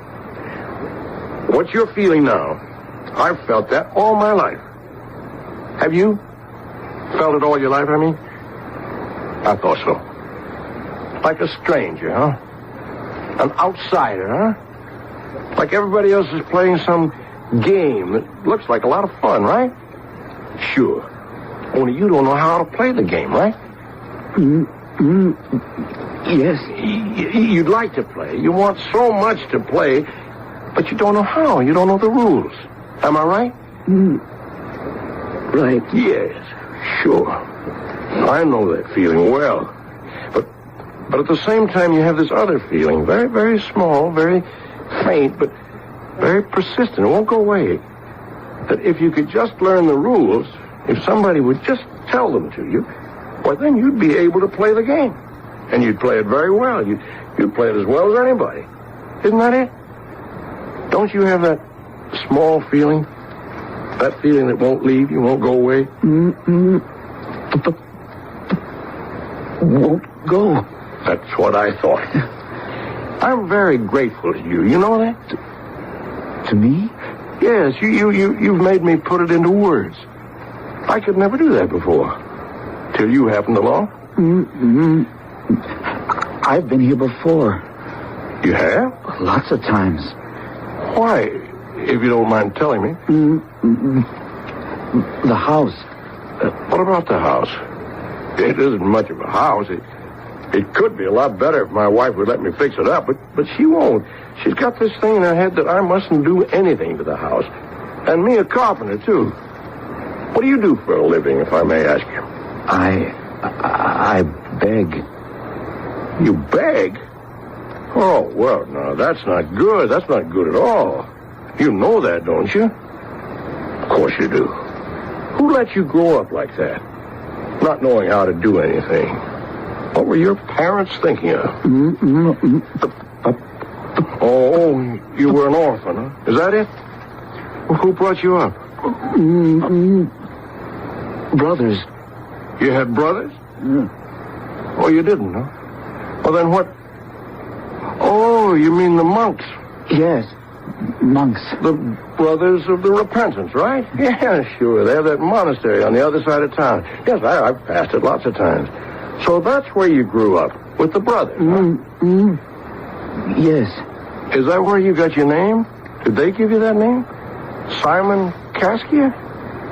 Oh, I see. Simon Caskia. I know that name. A saint. Of course, Simon of Caskia. See now, he was a lay brother, wasn't he? Yes, he was. He never got to be a real monk. He was still secular, but yes, they let him work in the monastery, didn't they? Because he was such a good cook. Yeah, isn't that the one? The one. Well, now, are you a good cook? Oh, I... Did they let you spend a lot of time in the kitchen? At the monastery? All. All your time? In the kitchen? All my time. And you learned how to cook, huh? Some. Here's the coffee you asked for. Doreen, our friend here's a cook. He can cook. What do you know about that? Well, he could hire himself out as a... I bought some toast, too. Oh, that's nice. I thought he might be hungry. Of course he's hungry. Why didn't I think of that? Pour the coffee, will you, Doreen? I brought 2 cups. Well, why didn't you bring 3? We could all have some coffee together. Oh, that's cream and sugar. Good. Get another cup, Doreen. We'll all... I'm going upstairs. Simon was telling me about himself. When he's finished, he's got to get up and go. Now, Doreen. Tell him that. Make it perfectly clear. Pay no attention. She doesn't really mean that, or she wouldn't have made you the toast. Go on now, eat up. Help yourself to cream and sugar. And look here, Doreen's brought you some strawberry jam. See? I told you she likes you. She'd never have done that. It's just this house that she's so particular about. A house? You know, something about this house. She wants it left just like it is. Yes. There's so much could be done to it. You've noticed the porch. It's going to fall down one of these days. But she won't let me touch it. Won't let me near it. One of these days. And the trash that's collected underneath it. She won't even let me clear it out. It's dangerous, all that rubbish. Must have collected for years. How's the coffee? Good. Oh, and the toast? Good jam, isn't it? Good. Simon, do you mind if I ask you something personal? No. Well, you have a peculiar way of speaking. You know that, don't you? Yes. It's kind of a hesitation. You say your words all right, but every so often you know you do that, don't you? Yeah, I know. It's not a terrible thing to do. I don't mean that. It's nothing to be ashamed of. But only the way you do it, there's sometimes one, sometimes the other, sometimes both, sometimes neither one. But, well, it's different. It's, oh, well, never mind. It's not important. It's just that, well, I'm interested in you. You understand, don't you? I'm not prying. I understand. There now. That time you didn't do it at all. Oh, well, forget it. Because I want to get on to something more important. What are we going to do with you? What? I'm not going to turn you out and let you go back to begging again. I won't do that. I want you to stay on here for a while. We've got the room. You can do something to earn your keep, if you feel like it. Or you could help out Doreen in the kitchen, if you want to. I'm no good in the kitchen, that's for sure. John? Uh-oh, that's my wife. John, is that man still there? Pay no attention. John, I want you to come upstairs. You better... You come up here, John. I want to talk with you. You better go. John? I'll come right back. Everything will be all right. You see. I'll talk to her, okay? Okay. But you stay right there, you hear? I'll have a talk with her, and I'll come straight back. It was so important to me. I wasn't going to set this boy adrift to go wandering about the world, afraid to open his mouth to anyone, afraid to wake up to the morning, afraid to close his eyes at night, afraid to feel, afraid to touch, afraid to know, afraid to live. Oh, I'd had too many years of that myself. I wasn't about to let him do the same. For him, it had to be different. I opened the bedroom door. And Doreen was lying on the bed, staring at the ceiling. Is he gone? Nope. He finished eating, didn't he? Yes. Then get him out of here. No. I want him to stay here with us for a little while. No. I won't have it. Please. You brought him in. You fed him. I fed him. What more does he want? It's not what he wants. It's what I want. I want him to stay on with us till he gets to know us. I don't want him to get to know us. I don't want him in this house. I want him out. Doreen, don't you remember how I was before you asked me in? Asked me to sit down and talk? Asked me to marry you? What's that got to do with him being here? Everything. Don't you see? He's the way I was. I was that way when I was his age. I was that way all my life till you changed me. I don't know how. I don't know what you did. I don't even know if you did anything. I don't know if I did anything. Maybe it was just luck. Just pure dumb luck that you asked me and that I said, okay. All right. Maybe God just took notice that I needed something, someone to pay attention to me. And you needed someone to pay attention to you. So he moved you to speak, and he moved me to answer. This is different. Just get him out of the house. What's so almighty precious about this house? It's my house. What is it, sanctified or something? Yes. Yes, it's sanctified. It's holy. You oughtn't to say such things, Dory. It is. It is. It's not about a house. It's sacrilegious. A house is just boards and nails and plaster. Not this house. Any house. Not this one. A house is for people to come into, not to shut them out of. Not my house. Why not your house? Why is your house so different from other people's houses? What makes it so special, so spectacular, so all-fired sacred that nobody can set a foot in it?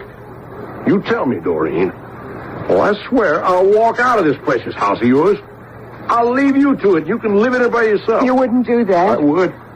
You can count on it. John? Now, you tell me, what does this house mean to you? Why do you hang on to it like it was all you had?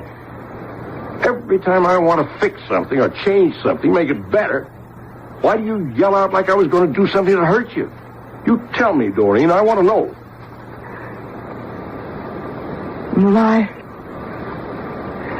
My daughter was born in this house. Your daughter? My daughter lived in this house. My daughter died in this house. Her daughter? I'd never known she'd had a daughter. Now a whole field of grief spread across her face. A grief such as I had never known and would likely never know. I took her in my arms and I held her. Held her and rocked her back and forth as she cried and cried without tears, without sound. I forgot entirely the young man who was waiting for me in the parlor downstairs. May I quote to you another poet? An American poet named Ralph Waldo Emerson, who lived in a century before ours. Here is what he wrote in 1841.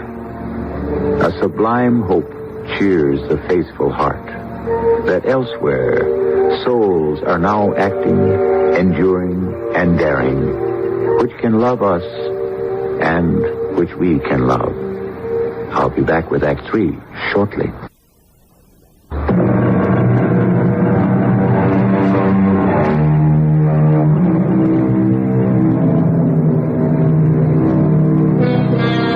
Again, let me quote to you from Ralph Waldo Emerson, who thought a great deal and wrote at some length on the subject of friendship. A friend may well be reckoned the masterpiece of nature.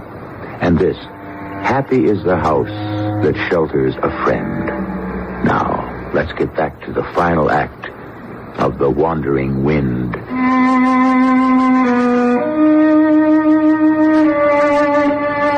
I sat and held her for a long time.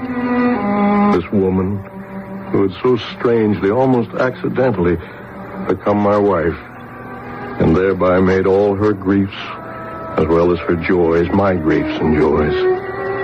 Doreen, honey, don't you want to tell me about it? I don't know if I can. You could try. I suppose. Sure you could. Now, you had a daughter. What was her name? Tell me that. Mary. Mary. That's a pretty name. Oh, she was a pretty little girl. I loved her so much. Of course you did. After her father died, we just had each other, nobody else. Mm-hmm. And we protected each other, took care of each other. Do you know what I mean? I think I do. Not that either of us knew anything. I certainly didn't. Oh, you did your best? My best. My best wasn't good enough. My best was nothing at all. No. Doing my best. I killed her doing my best. Honey, oh, Doreen, you don't expect me to believe that. But it's true. It's true. You just tell me all about it. I love you, you know. What? I love you. You never said that before. Well, I should have. Well, I'm saying it now. I love you, John. You never said that before.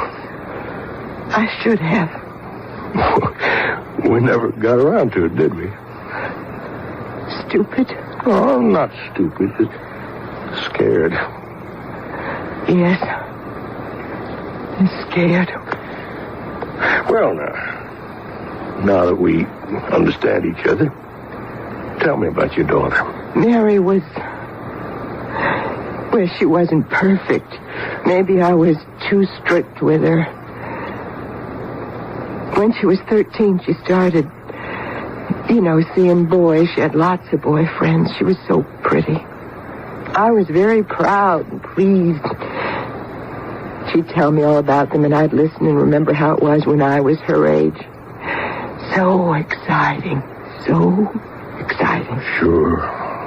But confusing, too. Oh, sure. I should have told her more. I should have told her. Told her what? About boys. About men, all that. Only I didn't really know anything. I didn't know what to say. I would have said it. You see, nobody ever told me anything. I just got married when I was 16, and I had Mary a year later, and then my husband died, so I didn't know anything about other things. One day, she was just 14. She came home, and she told me she was pregnant. Oh, Doreen. Yes, pregnant. 14 years old and pregnant. So what did you do? I was so scared. So scared somebody would find out. You know how people are. They wouldn't give me any work. They'd shun my daughter. They'd call her names. They'd snicker behind her back. I mean, they would, John. Well, some of them, maybe. Most And of them. how was I going to support her? How was I going to raise the baby? Who was going to pay for all that? So what'd you do? I shut her up. in this house. I never let her go out.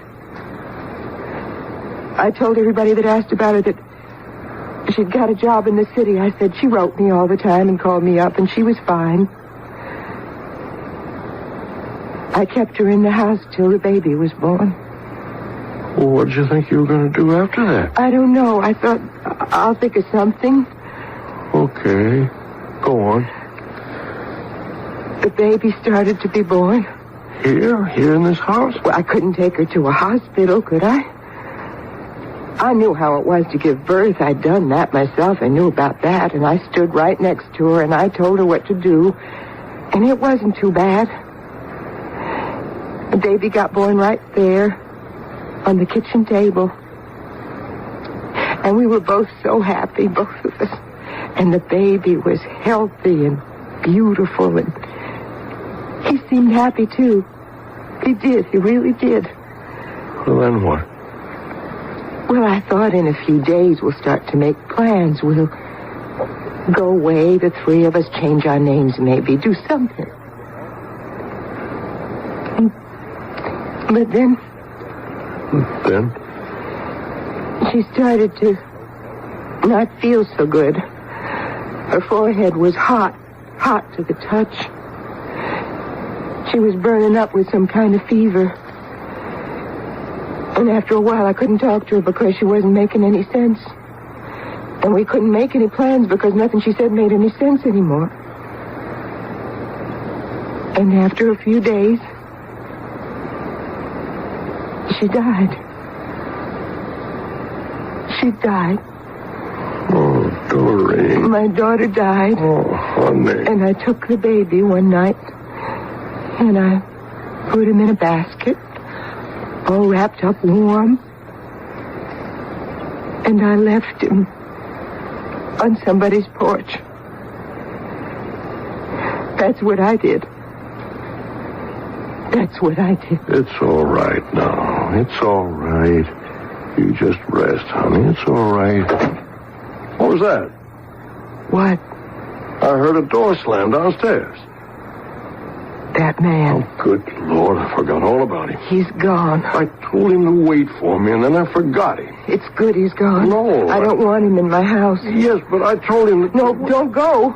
Well, this is important to me, Doreen. I'll explain it to you later if I can. But I have to tell you something, John. Later. I'll be back. I raced down the stairs. I left Doreen lying on the bed, exhausted but calm and peaceful. I don't know what was driving me, just this tormenting feeling that nobody should be left to wander this perilous world alone. I couldn't save all of them. I couldn't catch up with all of them, but this one man, there was a chance for me, and a chance for him, and I could not bear to miss that chance. Simon, you here? Simon Kaskia. Young man, you here? It's me, I'm back. I said to wait for me. Where are you? Simon? Did you leave the house? Did you think I wasn't coming back? Simon Kaskia, it's me. I'm here. John? Please, John? He's not in the house, Doreen. I looked in all the rooms. Well, then he's left. Well, he can't have gone far. I'm going to get my coat and go after him. You don't even know which direction he went in. Probably towards town. That'd be logical, wouldn't it? He begs for a living. Did I tell you that? That's a disgrace, a young fellow like that having to beg on the streets. All he needs is somebody to straighten him around, feed him up. Not just food. That part's easy. I mean, feed up his confidence. Let him know somebody's by his side. Like me being here. Doreen, I'd never have moved in here if you hadn't asked me. You know that. I know, but... Then you know why I have to go find that young man. Only if you do find him, John. Don't bring him back to this house. Why not? Because my daughter is buried here.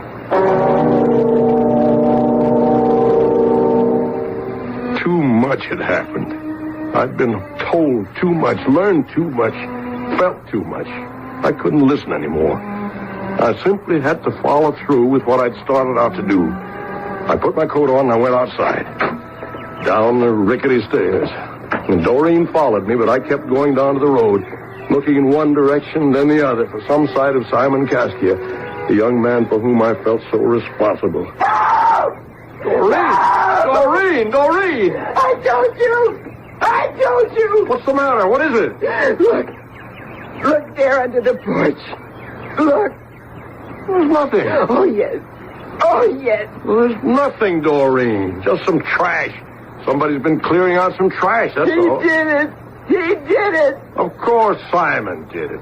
I talked to him about all that rubbish under the porch. Look, it's all right.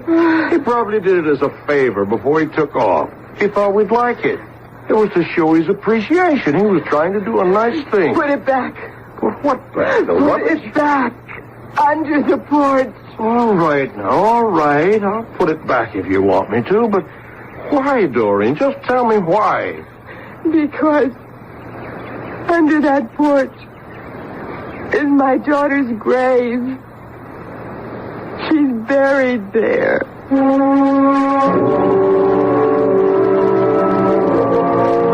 I didn't put the rubbish back.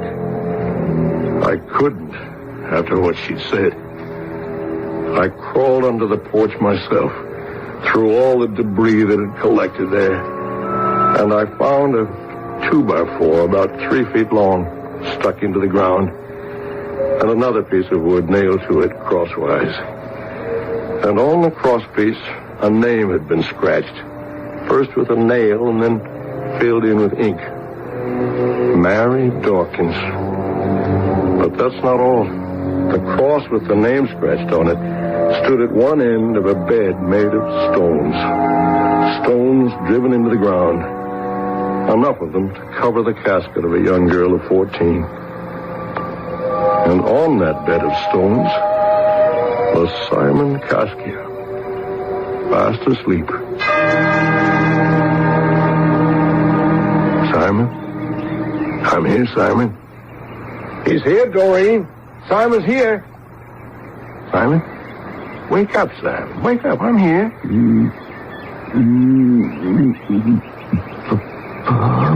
Wake up now. It's all right. I'm here. Mama. Papa. We're here. Right here.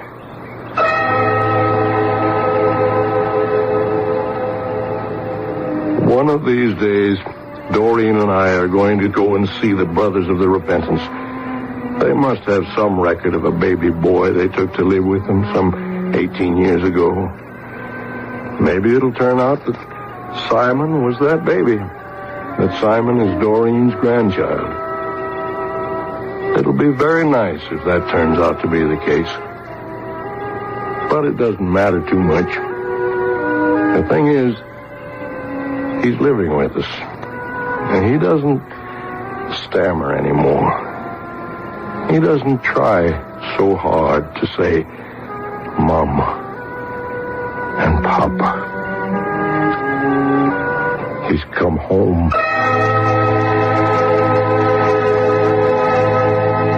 Do you believe such things?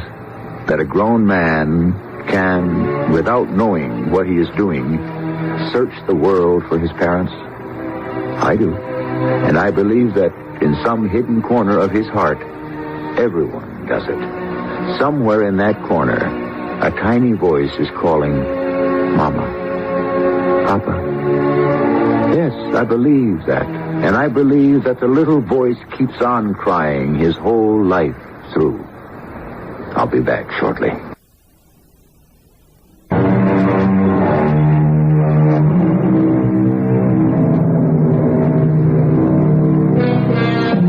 Most of us start out calling our parents Mama and Papa. Then about age 5, that seems babyish, lacking in dignity or respect or something. Some people even graduate later on to Sir and Ma'am, or call their parents by their first names. I've heard of people who do that. But the sweetest words, the words of love and dependency, will always be Mama and Papa. Our cast included Terry Keane, John Beale, and Gordon Gould. The entire production was under the direction of Hyman Brown. Until next time, pleasant dreams.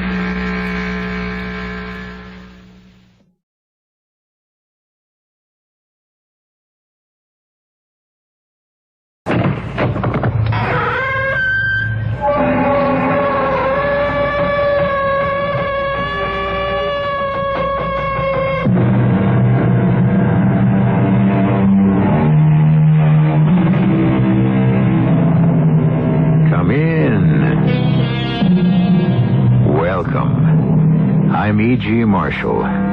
The optimist proclaims that we live in the best of all possible worlds, and the pessimist fears that it's true. However, whether the world is good or bad, or even indifferent, at least there is unanimous agreement that this is the only world we have. Or is that agreement unanimous?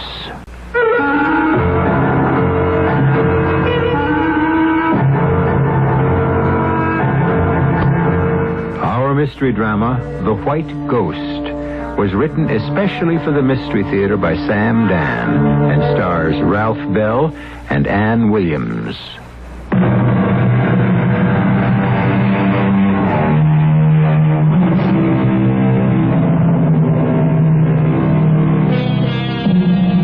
It was a gentleman named John Haywood who back in the Elizabethan era said, "You can't have your cake and eat it."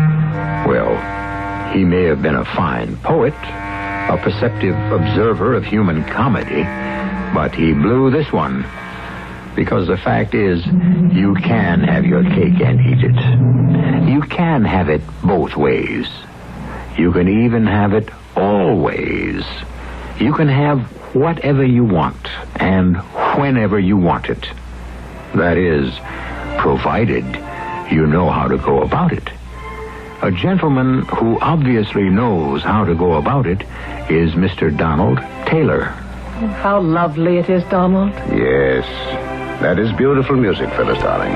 Not just the music, but everything. Everything? Oh, yes, everything. Does a woman have the right to be as happy as I am? Well, darling, that sounds like a question that might be probably posed on some soap opera program. And I feel guilty. Oh, why? There's so many people I know who are miserable. Well, darling, that's not your fault. I can't believe I'm so lucky. You're not lucky. You work very hard. I do? At what? At being you. At being the most wonderful wife a man could ever dare to hope for. Oh, excuse me, dearest. Hello. Darling. Yes. Oh, you're not alone. No. Have you told her yet? No, Congressman. But you promised. You promised you'd work it out. Yes, well, of course. With her. Certainly. When? Well, you know what it says in the Bible, Congressman. To all things there's a season. Don, I must see you. Uh-huh. Congressman, can't it wait? Donald, if I don't see you tonight, I'll kill myself. Well, that is a rather extreme position. I mean it, Donald. I'll kill myself. And before I do, I'll send a letter to all the newspapers telling them about us. Oh, I see. You'd better get over here. Well, Congressman, I think this does call for a meeting. I'll be there within the hour. Is something wrong, dear? Oh, it's just that if you elect a fool, you can expect him to behave according to form, as It's a little political problem which requires my presence. Oh, shall you be out late? Yes, I'm afraid so. It'll be a long, boring evening, but the proposed legislation is of the utmost importance. I'm so proud of you, Donald, darling. My dear, I shall return just as soon as I possibly can. I've stopped telling my friends about you. Oh, have you? They simply cannot believe that anyone could be so kind, so considerate, so gentle.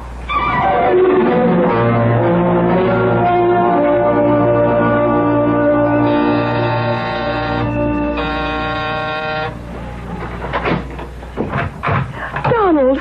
Oh, Donald! Donald! Why did you strike me? Don't you ever do that again. Don't you ever call my home again. Don't you ever threaten. And don't you ever forget it. Donald! What's come over you? You'll kill yourself and write a letter to the newspaper. Which paper would print it? Which paper is anxious to invite a libel suit? I wouldn't write a letter to any paper. I just said that because I'm so frightened and miserable. Trudy, we've come to the end. The end? Of what? The end of the affair. Affair? Every affair has a beginning, and whatever begins eventually ends. It's the law of nature. But I love you. And you love me. Oh, do I? Well, you said so. Donald, you said you were unhappy, desperately unhappy at home. You said you wanted to leave her and marry me. Were you lying to me? Yes. Donald. I've paid generously for the privilege of telling you a lie. And you have quite a bit to show for it. The apartment, clothes, jewelry. Why do you think I agreed to the apartment? Why do you think I agreed to everything? I believed you, Donald. Oh, now sit down, Trudy. I know you come from a small town, a very small town, but surely no one is that naive. I believed you. Now, look, I want to do something for you. I have a friend. He's quite wealthy. What are you saying, Donald? Well, wouldn't you like to make another connection? A gentleman who would certainly take the very best care of you. Don't you dare talk to me like that. I'm not that kind of a girl. Oh, my dear, you are. You are now. And you should be grateful to me for seeing to it that you will be highly successful. I was a good girl. I guess nobody ever talks like that anymore. Oh, go ahead, laugh at me. Trudy, Jim Pendleton is absolutely wild over you. He saw us that night at the party. Small town girls like me. We come to the big city. We think we're going to become somebody. You know, he said to me the next day, Don, who's that absolutely smashing girl and you're then with? This is what we become. Everything always works out for the best, Trudy. Now, look, why don't we have a drink, I never thought it would that it could ever happen to me. Jim Pendleton's really a very lucky devil. He is? When I think of you and Jim, I know I'm going to be jealous. Well, would Jim object to sharing me with you, Donald? Jim is quite busy. He does go out of town a great deal at that. And, I guess what he doesn't know. You know, you're really a wonderful girl, Trudy. Am I? Oh, yes. Of course, you are understandably upset. When I walked in here, I must admit that I was too, but you're basically a level-headed girl, you know. That's why I was attracted to you in the first place. Good girl. You're behaving admirably. Now, come here. Sit down. I've got a gift for you. Have you? I thought it'd be a kind of a going-away gift, but, looks like you're not really going away. That's a coincidence. I have a gift for you, too. Oh, really? Well, that's wonderful. Where is it? I've been keeping it in this drawer. Oh, yes? What is it? It's an ounce of lead. Trudy. Trudy, you're crazy. Yes. I believed you. That should prove I was crazy. Now, Trudy, put down that revolver. A gift from me to you. Now, you can't get away with I this. don't want to get away with anything, Donald. After I kill you, I'll turn the gun on myself. Now, Trudy, listen to me. There's nothing you can tell me, Donald. Not anymore. Now, Trudy. I don't care anymore. Goodbye, Donald. I can't be found here dead in your apartment. I'll write a note. I'll explain it. Goodbye, Donald. It doesn't fire. Why doesn't it fire? All right, give me that gun. Let go of me. You fool, quit pulling that trigger. What? There might be a live valve. Let go of the gun now. Why doesn't it fire? Let go. Let go. Trudy. Oh, no. No.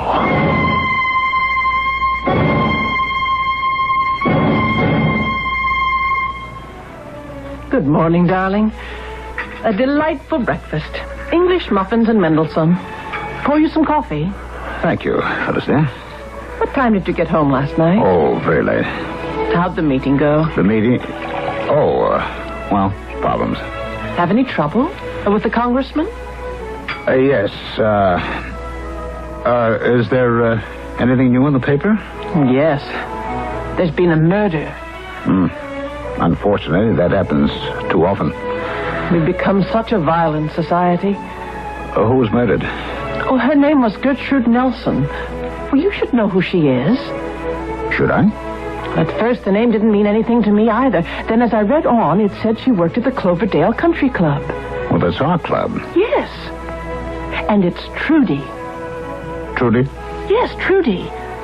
The stunning blonde-haired girl who was cashier in the coffee shop. Oh, Trudy. Someone broke into her apartment and shot her. Broke in? Yes. Well, there were signs of a struggle, as if she'd put up a fight. And a rear window was broken. Her empty purse was on the floor. Evidently, some money and jewels were taken. Do the police have any leads? The paper doesn't say. Oh, poor girl. She was sweet. The one that did this thing. Does he realize he snuffed out a beautiful young life? Or has murder become so ordinary, so commonplace? Oh, now, darling, it doesn't do to let your thoughts dwell on morbid matters. Besides, there's nothing anyone can do for her now. I'm sorry you're so upset. Oh, she was a poor girl trying to make something of herself. The world is so unfair. My darling, you have to accept the world for what it is. Oh, yes, I suppose so. Well, I must get to the office. But you haven't had breakfast. There's no time, dear. I'll see you this evening. Is something wrong? Oh, what could be wrong? I don't know. It's just you seem so abrupt and so preoccupied. As if something's troubling you. Oh, dearest. I look at you, and I don't have a worry in the world.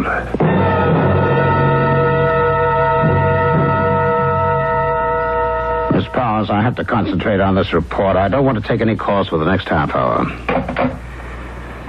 Oh, didn't I just tell her? Oh, damn, it's a private line. Hello. Hello. Donald. Who? Donald, darling. It's me. What is this? Me. Trudy. You're dead. I want you to know I'm very happy. Who is this? You would be happy here with me. Now, listen. With me.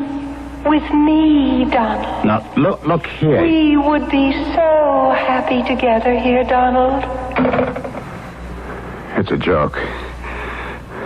It's a practical joke. But who knew about Trudy and me? I was careful. No one knew about us. If anyone knew, they'd tell the police. Wouldn't they? Well, the police haven't called on me. They would if they knew. So if it isn't a joke, but... Oh, no, it can't be. It can't be. The other thing either. It can't be Trudy. It can. It can't. It is. It isn't. Life is filled with questions. True or false. Multiple choice. we're always being confronted and tested, particularly if we're involved with murder. But on this show, in addition to questions, you also get answers. A few will be delivered when I return with Act 2.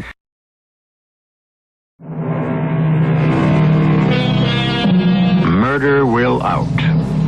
Who says so? Well, in a variety of statements, scores of poets and sages assure us that murder cannot be kept secret or hidden. Is that really true? How many murders remain unsolved? How many killers evade the law? Unfortunately, quite a few. Donald Taylor is doing a bit of soul searching. He didn't exactly kill Trudy. It was self-defense. They struggled for the gun. She actually killed herself. But can he afford to have even that much known? Of course not. Dear Phyllis, this letter will serve to introduce Karen Hagstrom. You know how you complain it's so difficult to find an adequate maid? Well, Karen worked for Bert's mother. A lovely woman, perhaps a bit superstitious, but we all can't be perfect. From here, it's on to Singapore and India. See you in 6 months. Love, Lolly Smith. Well, Karen? Yeah, ma'am?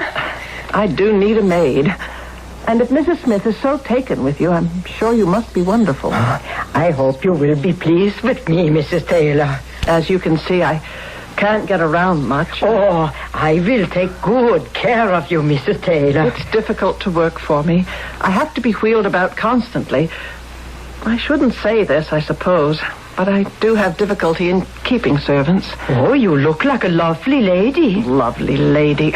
I'm an old lady. Oh, no. Oh, it's so sunny. Let me wheel you to the terrace, and I will brush your hair.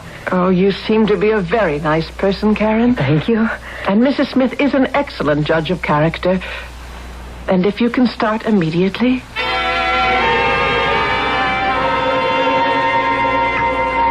Darling, you look magnificent.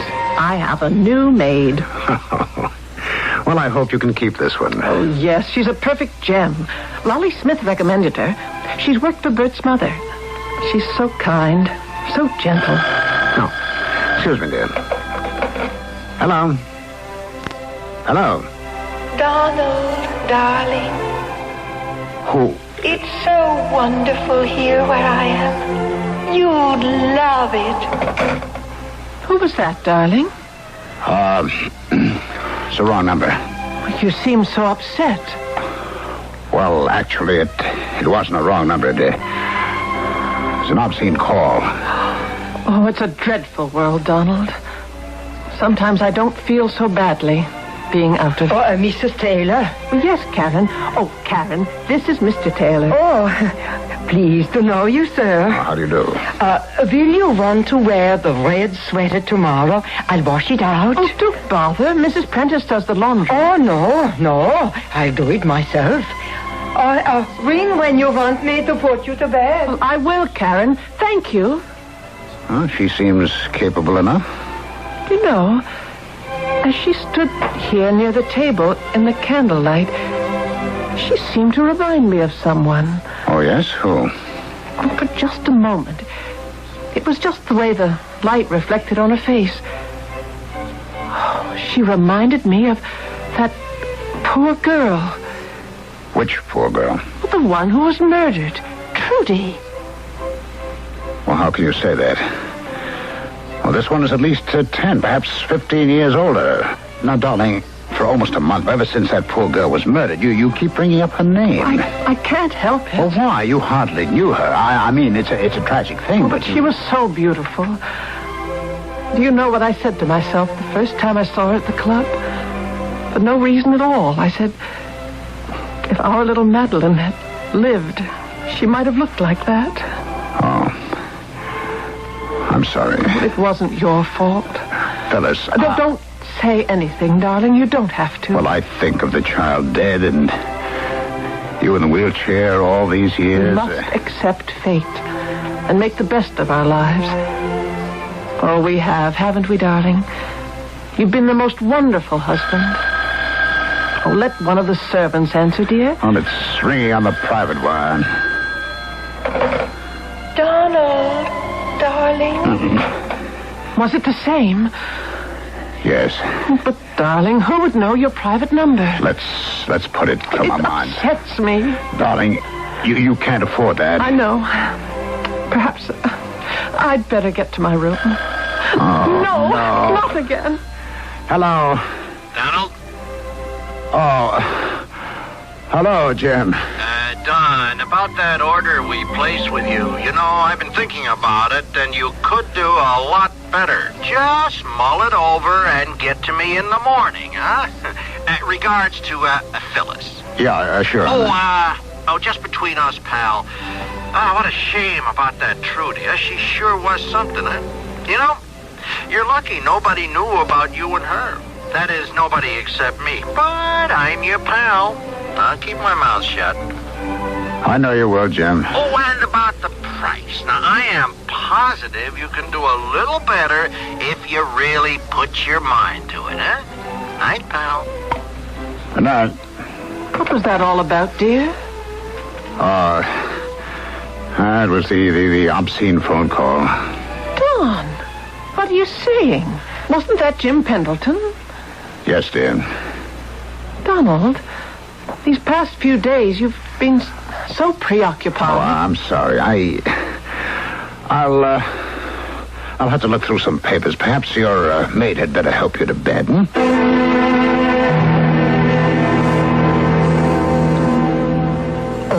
Yeah, Mrs. Taylor, she was a witch. Oh, now, Karen, surely you don't believe... You can't believe in witches. Then why did the milk turn sour? Why did the horses take sick and die? Why did the barn burn down? Answer that, Mrs. Taylor. Natural causes. So, and the witch is part of nature, too. A witch is a living thing. Oh, this is so comfortable, Karen. I shall be back after midnight to help you turn around and fix the bed. But, Karen, dear, you won't get very much rest. Oh, I am not here to rest, Mrs. Taylor. I'm here to work.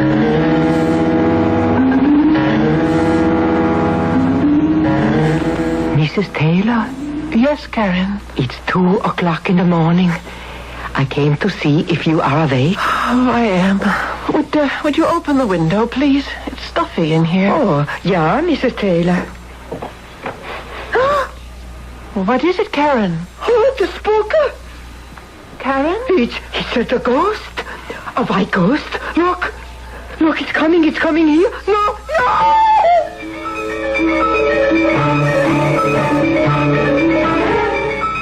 Oh, I am so sorry. I bothered everyone. Now, Karen, you know there's no such thing as a ghost. Where was this ghost, Karen? She came from the woods near the greenhouse and on the lawn. She? Oh, yeah, she. The white ghost. Oh, she's always a woman. And this woman, she had long blonde hair. She's always a girl who's been murdered. And she comes back. Now, that's nonsense. Oh, no. But it is true. She always comes back to the house of the people who have loved her to let them know she still loves them. But we don't know any girl who has been murdered. Yes, we do. But she was a stranger. I loved her. Now, look, it's time we all got to bed. Good night, Karen. I'll see to Mrs. Taylor. Yeah, good night. Poor girl. She made it seem so real. Could it be true? Could what be true? She's convinced she actually saw a white ghost. Darling, you do need your rest. Try to sleep.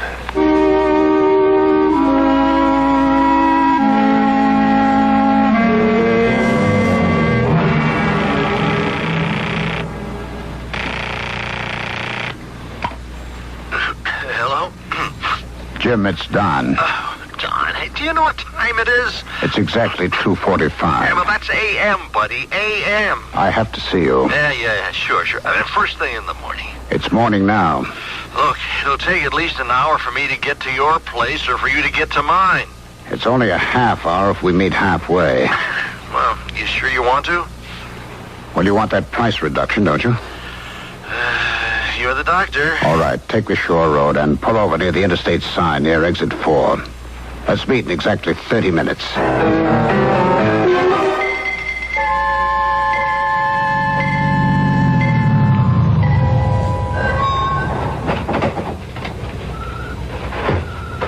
Don? Hello, Jim.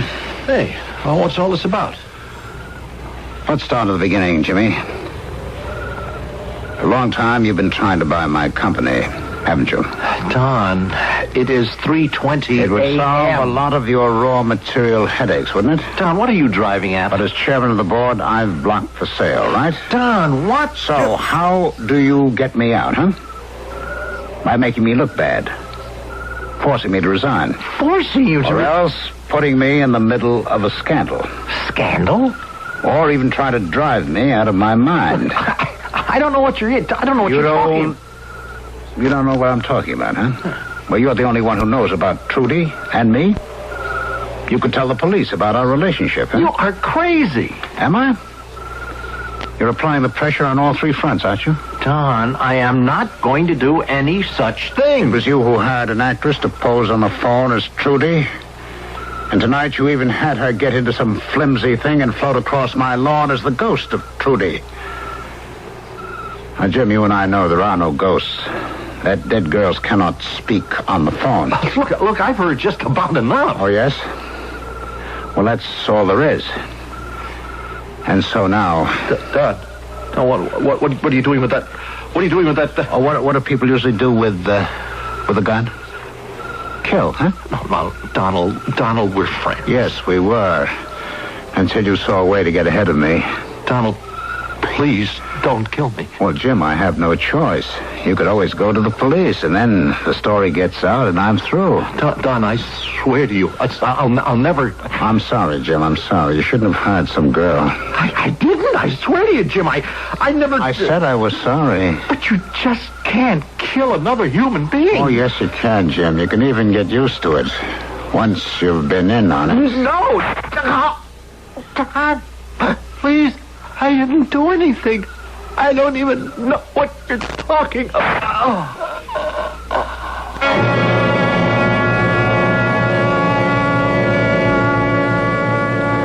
Good morning, Phyllis Dolly.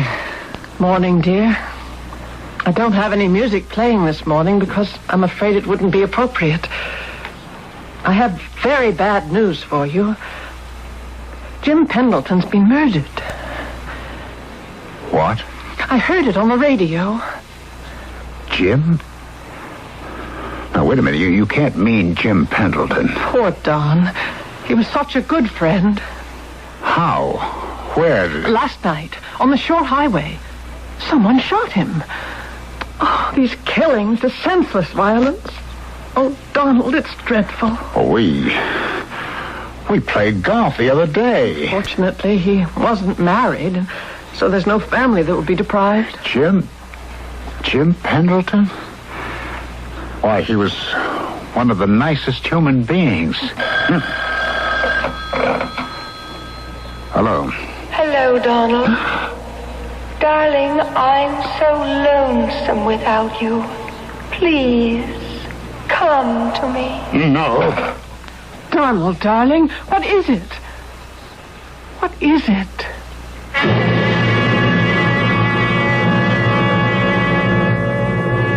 What is it indeed? Or more properly, who is it? Trudy, we know, is dead. And if Jim isn't paying someone to impersonate her on the phone or to behave as her shade, then with what are we dealing here? For this kind of answer, you have to be here for the third act, which I shall bring in just a few moments.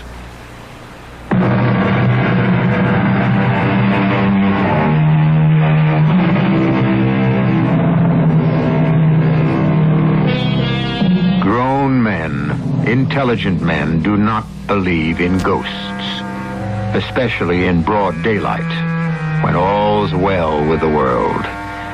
Yet there comes a time at night when no one is too sure. Especially if it's a trying time. A time filled with fears and guilt. Then the veneer of a few thousand years of civilization is stripped away. Then we are all back there. In the caves. Shuddering at shadows. Yeah, Mrs. Taylor, the place is haunted. Haunted? Yeah, from the old country. The old people say the white ghost is the unmarried young girl that dies. Oh, come, Carrie. Yeah, and she dies for love. Well, the only young girl we knew who died recently was poor Trudy Nelson. And she didn't die for love. She was murdered. This is her ghost, and she did die for love. Karen, could you bring in some fresh coffee, please? Yeah. I'll have some too, Karen. No, not until dinner. That's what your doctor said. Phyllis, darling, how can you listen to all that nonsense? Well, it isn't nonsense if she believes it. Well, don't you find it upsetting? Why should I? I think it's rather charming. Besides, she's such a wonderful maid. Well, how could I do without her? So gentle, so understanding. How can I ever thank Lolly Smith for recommending her? Hello? Donald. Oh, no. Donald, come with me. Come with me. Now, listen. Why do you avoid me? I come to the house to see you, and you avoid me. No. Donald? It's all right, dear. Those obscene phone calls? You should report it to the police, now shouldn't you? There's nothing anyone can do. Oh, Don, you're not well. I wish this maid of yours wasn't so superstitious. It's kind of getting to me. What is? Oh, this ghost she sees. You know, that girl has been on our minds ever since... Why? I wonder why. Mr. Taylor, someone to see you. Oh, yes? Who is it, Karen? Well, he said he was a policeman. Police? Yeah. But why would... Well, it probably has to do with Jim Pendleton's death. But why would the police come here? Well, why? Because we were close friends, that's why. That was a stupid question. Oh, darling. I'm sorry. I'm so sorry. I understand. Where is the police officer, Karen? I put him in the library. Thank you, Karen. You were Mr. Pendleton's best friend, Mr. Taylor? No. We were friends. Mm-hmm. Did he have any enemies you knew of? Well, what do you mean by enemies? Well, people who felt he injured them. People who may have hated him enough to kill him. Well, the truth is, Lieutenant, I didn't really know him very well. We belonged to the same club. We played golf together. Mm-hmm. My company sold raw materials to his company. I see. But although we were cordial, spent some time together, it was... well, now that I think of it, it was all on the surface. So, you see, I couldn't tell you very much. Well, you both belong to the Cloverdale Country Club? Yes, that's right. And you knew a Miss Trudy Nelson? Well, yes, she was the cashier in the coffee shop. Yes, she was murdered a month ago. I know that. Both Miss Nelson and Mr. Pendleton were killed by bullets fired from the same gun. Oh? Well, how is that possible? Well, it's a fact. What it means or how it fits in, we don't know yet. How well did you know Trudy Nelson, Mr. Taylor? How well? Mm-hmm. Well, I was aware of her as the cashier at our club. She was extremely attractive. Well, that's about all. Did you ever see Miss Nelson away from the club? Meaning what? I think the question is clear. Well, so was my answer, no. Now, Miss Nelson has a sister. She came in recently from the Midwest. She said that Trudy used to call her on the phone every week and chat about the people she met here. And she mentioned you. Me? Yes. The sister said that Trudy had told her that you and she were having an affair. Now, that's a lie. She really had no evidence to support it, so we weren't going to embarrass you. I just thought I'd let you know what her sister said. Where is her sister? Oh, probably gone back home. She looked like a big farm girl. Well, if you should think of anything that might be helpful to us, please get in touch with me. Yes, I certainly will.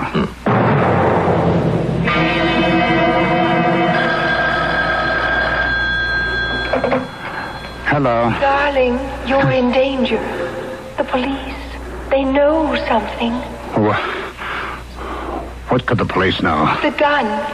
Why did you use the same gun? Oh, poor Donald, you were not made to kill. You were made to love. Come with me. Join me. Join me. Hello. Hello. Oh, I'm going mad. I've got to stop this. I can't let myself go. I can't. Karen? Yeah, what is it, Mrs. Taylor? Do you hear something? No, Mrs. Taylor. What time is it? It's 4:00 in the morning. I was asleep and I heard the telephone ring in Mr. Taylor's room. I couldn't go back to sleep, and then I heard footsteps. Oh, there? Outside. Oh, it might have been your husband walking. Oh, no. The steps were too light. It was a woman's walk. Are you sure? I saw her. You saw her? It was the ghost. The white ghost. But how could you see her? Well, if I lean all the way over, I can look out the window. Oh. And there she was. By the greenhouse. I thought I heard voices in here. Phyllis, what are you doing up? Oh, yes, I heard the phone ring in your bedroom. Who could have been calling so late? Well, it was nothing, dear. It was nothing at all. But, Donald... I'm sorry it woke you. I'm glad it woke me, because I saw her. You saw who? Trudy. Trudy? The ghost of Trudy, the white ghost. The white ghost with the golden hair. That's impossible. The same ghost Karen saw out there. Oh, Don, tell her we understand. But, Phyllis, Darling, I'd go out there if I could. You must do this for me. Well, why? Why? Because I feel that if one of us told her we understand, she'd be able to rest. Finally. Phyllis, do you realize what Do it for me, Donald, for me. But it's madness. It's real. Donald, darling, it's real. I saw her. I saw the white ghost with my own eyes. Well, I can't. Are you afraid? But why? I mean, what's to fear? She was a fine young girl. How could she harm you? But, Phyllis, Karen. Yeah, Ma'am? Karen, will you go outside with Mr. Taylor and help him find the white ghost? No, I couldn't. Karen. Besides, look, there's nothing to fear. She was such a lovely girl. I will go.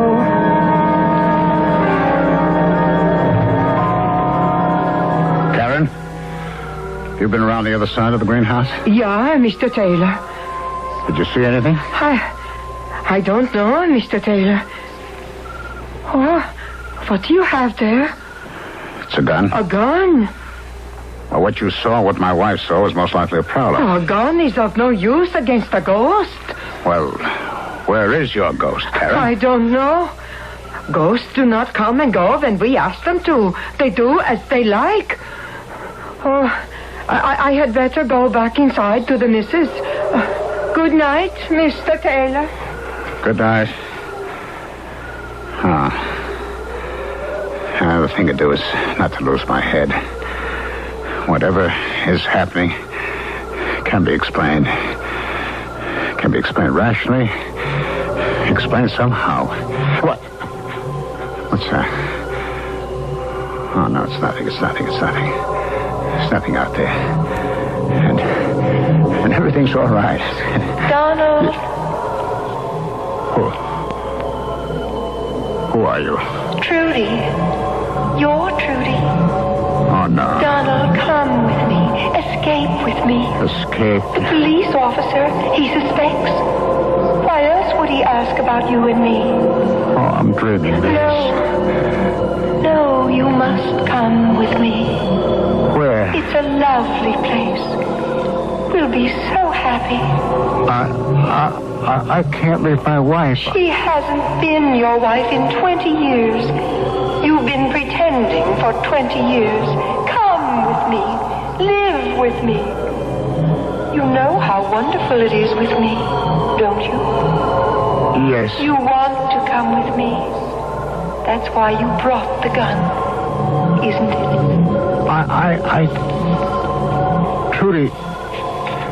Trudy, I didn't mean to kill you. It's just that sometimes I do things I can't control. I know. I didn't mean to kill you. I didn't mean it. But you didn't kill me. People who love each other never die. You and I, we will live forever. Now, look in my eyes and raise the gun slowly to your head. Don't look at the gun. Just look into my eyes. You won't feel anything. Just look into my eyes. Look. Look. And...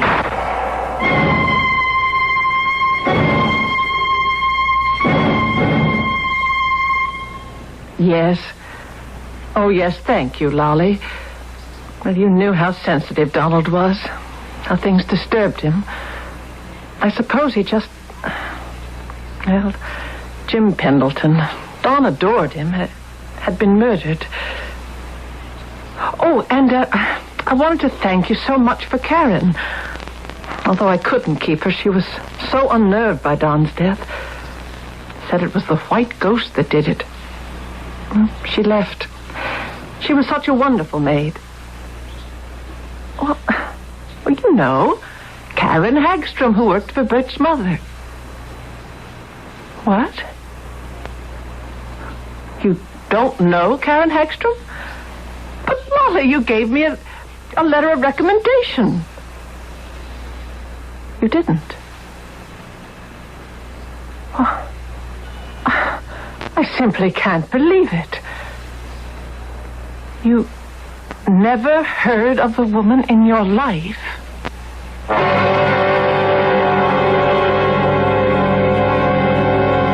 So, there you are. How do you want it? We are dealing with Trudy's ghost. Or Jim Pendleton did hire someone to pretend, and maybe no one told her to quit, so she just kept pretending. The police lieutenant said Trudy had a sister. Was that Karen Hagstrom? Well, that's what a properly told ghost story is supposed to do. Raise more questions than it answers. I may have more in just a few moments.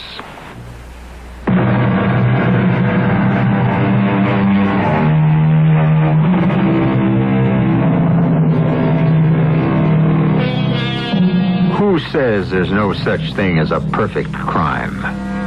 If you analyze our story, you'll see we have no fewer than 3, which shows how prodigal we can be. The death of Trudy Nelson? The case is closed. The murder of Jim Pendleton? The case is closed. And how did Donald Taylor die? Was it suicide? Who knows? That case is closed.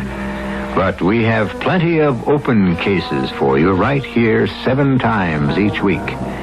Our cast included Ralph Bell, Ann Williams, Joan Shea, and Earl Hammond. The entire production was under the direction of Hyman Brown. This is E.G. Marshall inviting you to return to our Mystery Theater for another adventure in the macabre.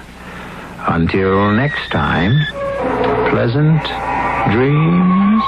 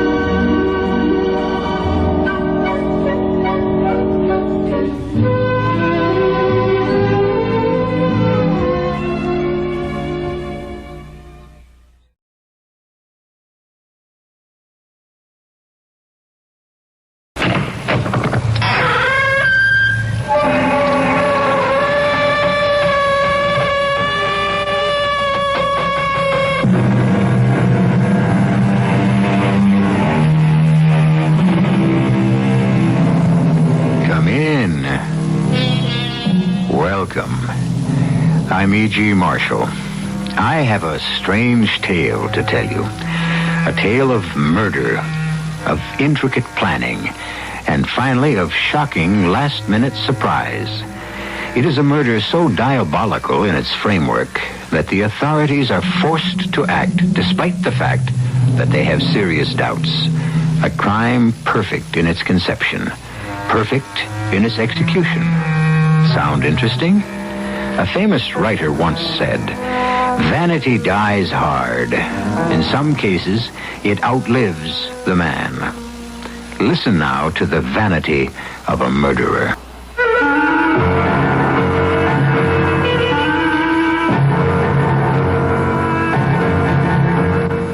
Our mystery drama, Vanity Dies Hard, was written especially for the Mystery Theater by Sidney Sloan and stars Marion Seldes and Robert Dryden.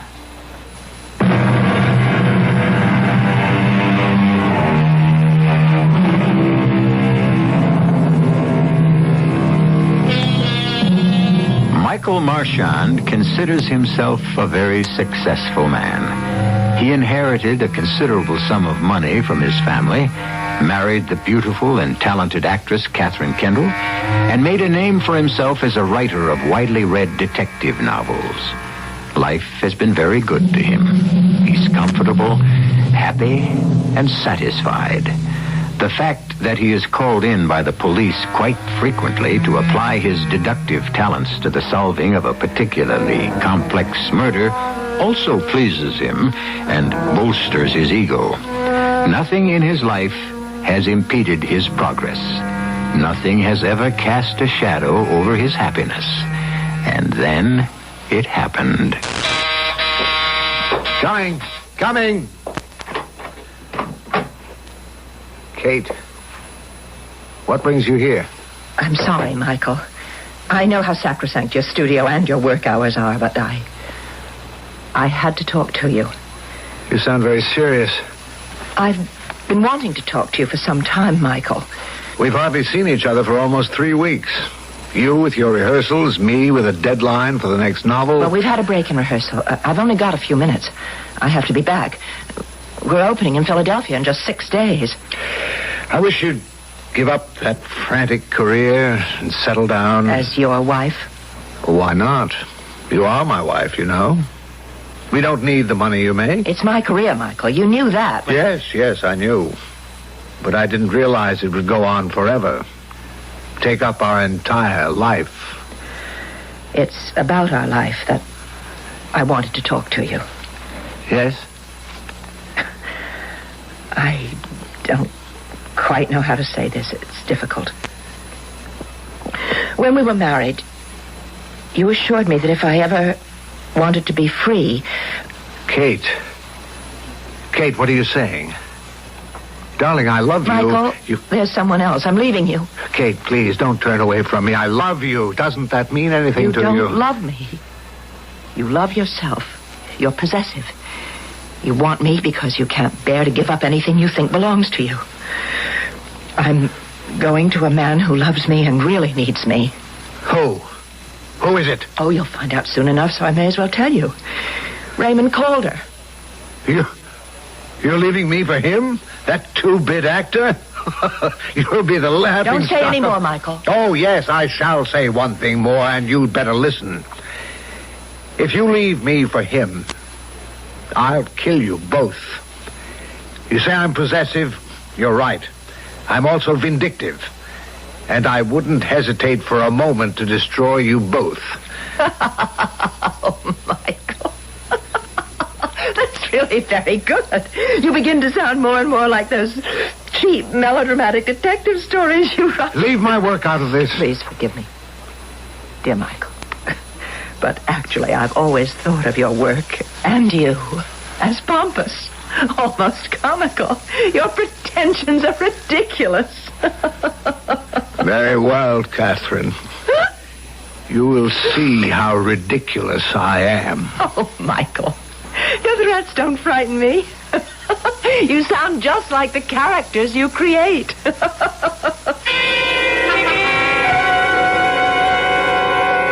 Okay, Kate, you take the scene from the top again?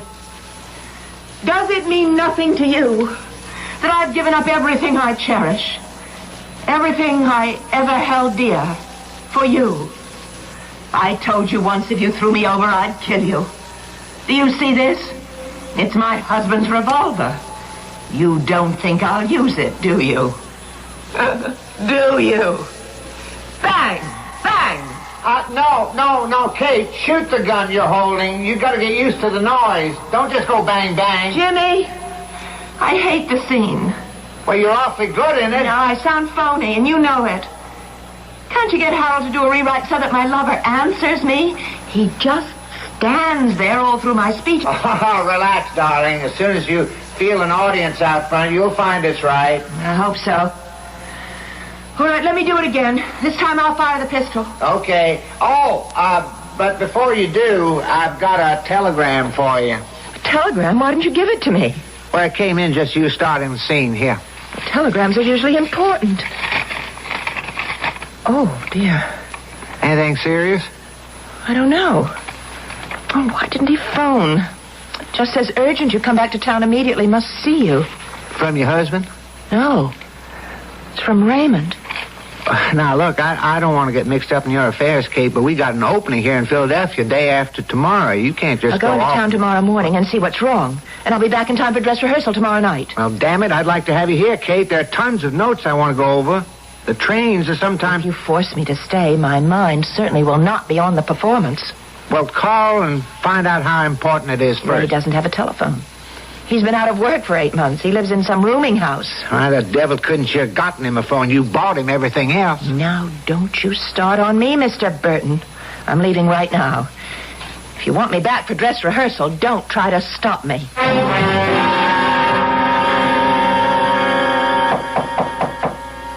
Coming.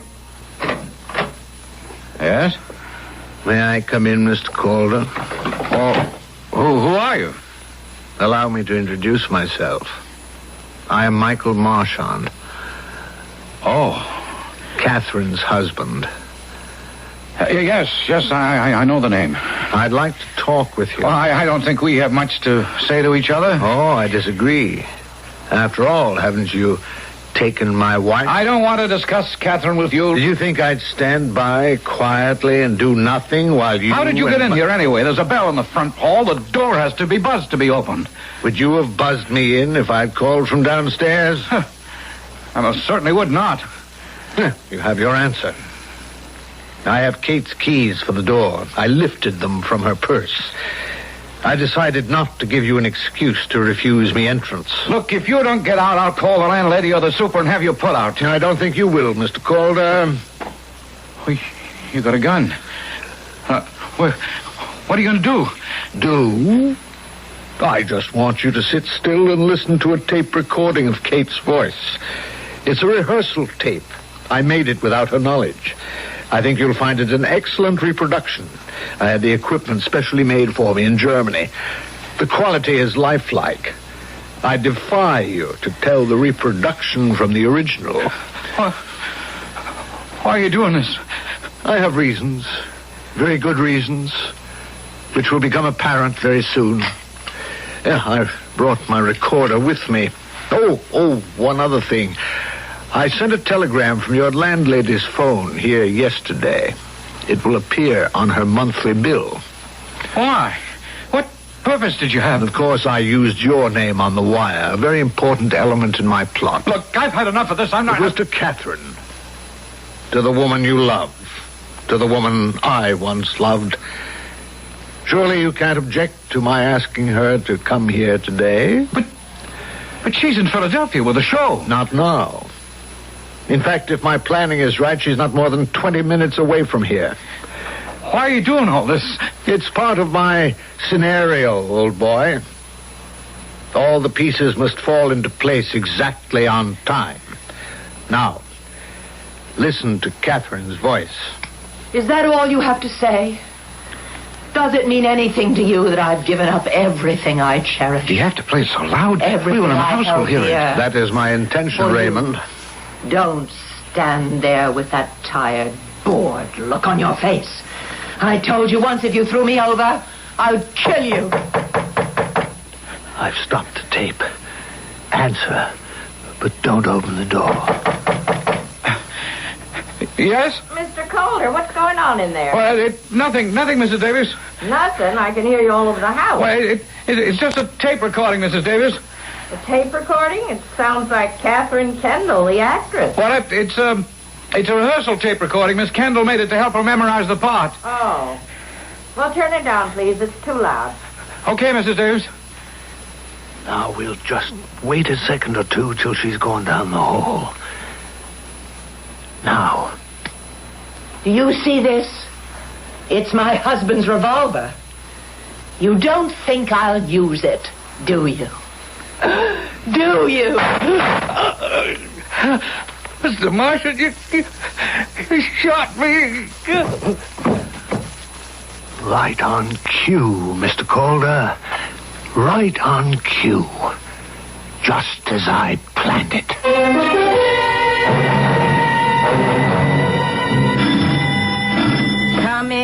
Coming. Oh, yes? I've got to see Mr. Calder. Oh, well, you could have rung his bell, Miss Kendall. I did. There's no answer. No answer? Well, that's strange. Come in. What do you mean, strange? I heard you up there in his room not 10 minutes ago. You couldn't have. Oh, I'd know your voice anywhere, Miss Kendall. I heard you talking in Mr. Calder's room. Loud, too. Like he was angry. I just got off the train a half an hour ago. The train from Philadelphia. I took a cab. I came here immediately. Well, then how could I have heard you in the room? I know. Now I remember. Mr. Calder said it was a tape recording of you rehearsing a play. Well, I never made a tape of any rehearsal. No? Well, here's his room. He's not in. Did you see him go out? He could have gone out and I didn't see him. Would you mind if I go in and wait for him? No, why should I? It ain't as if he was a stranger. Door's locked. Oh, I got a passkey. There you are. You can go right in. Thank you. And when he comes, I'll tell him you're in here. Here, what's this? The keys on the floor. Why, they're your keys, aren't they? It says KK on the holder. Well, they are my keys, but how did they get here?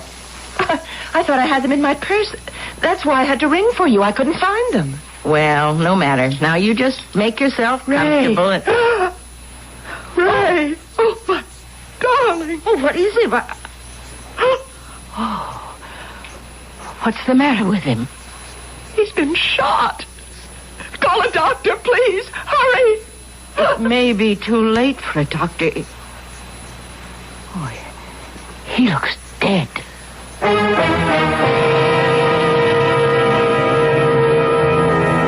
Evil success feeds on itself and stimulates its own appetite. A man like Michael Marchand is not satisfied with having disposed of the man who came between him and his wife. He wants more. His intention is to entangle his wife in a web of suspicion and fabricated evidence to gain his ultimate objective. Her humiliation, her disgrace, and finally, her destruction. I'll be back shortly with Act 2.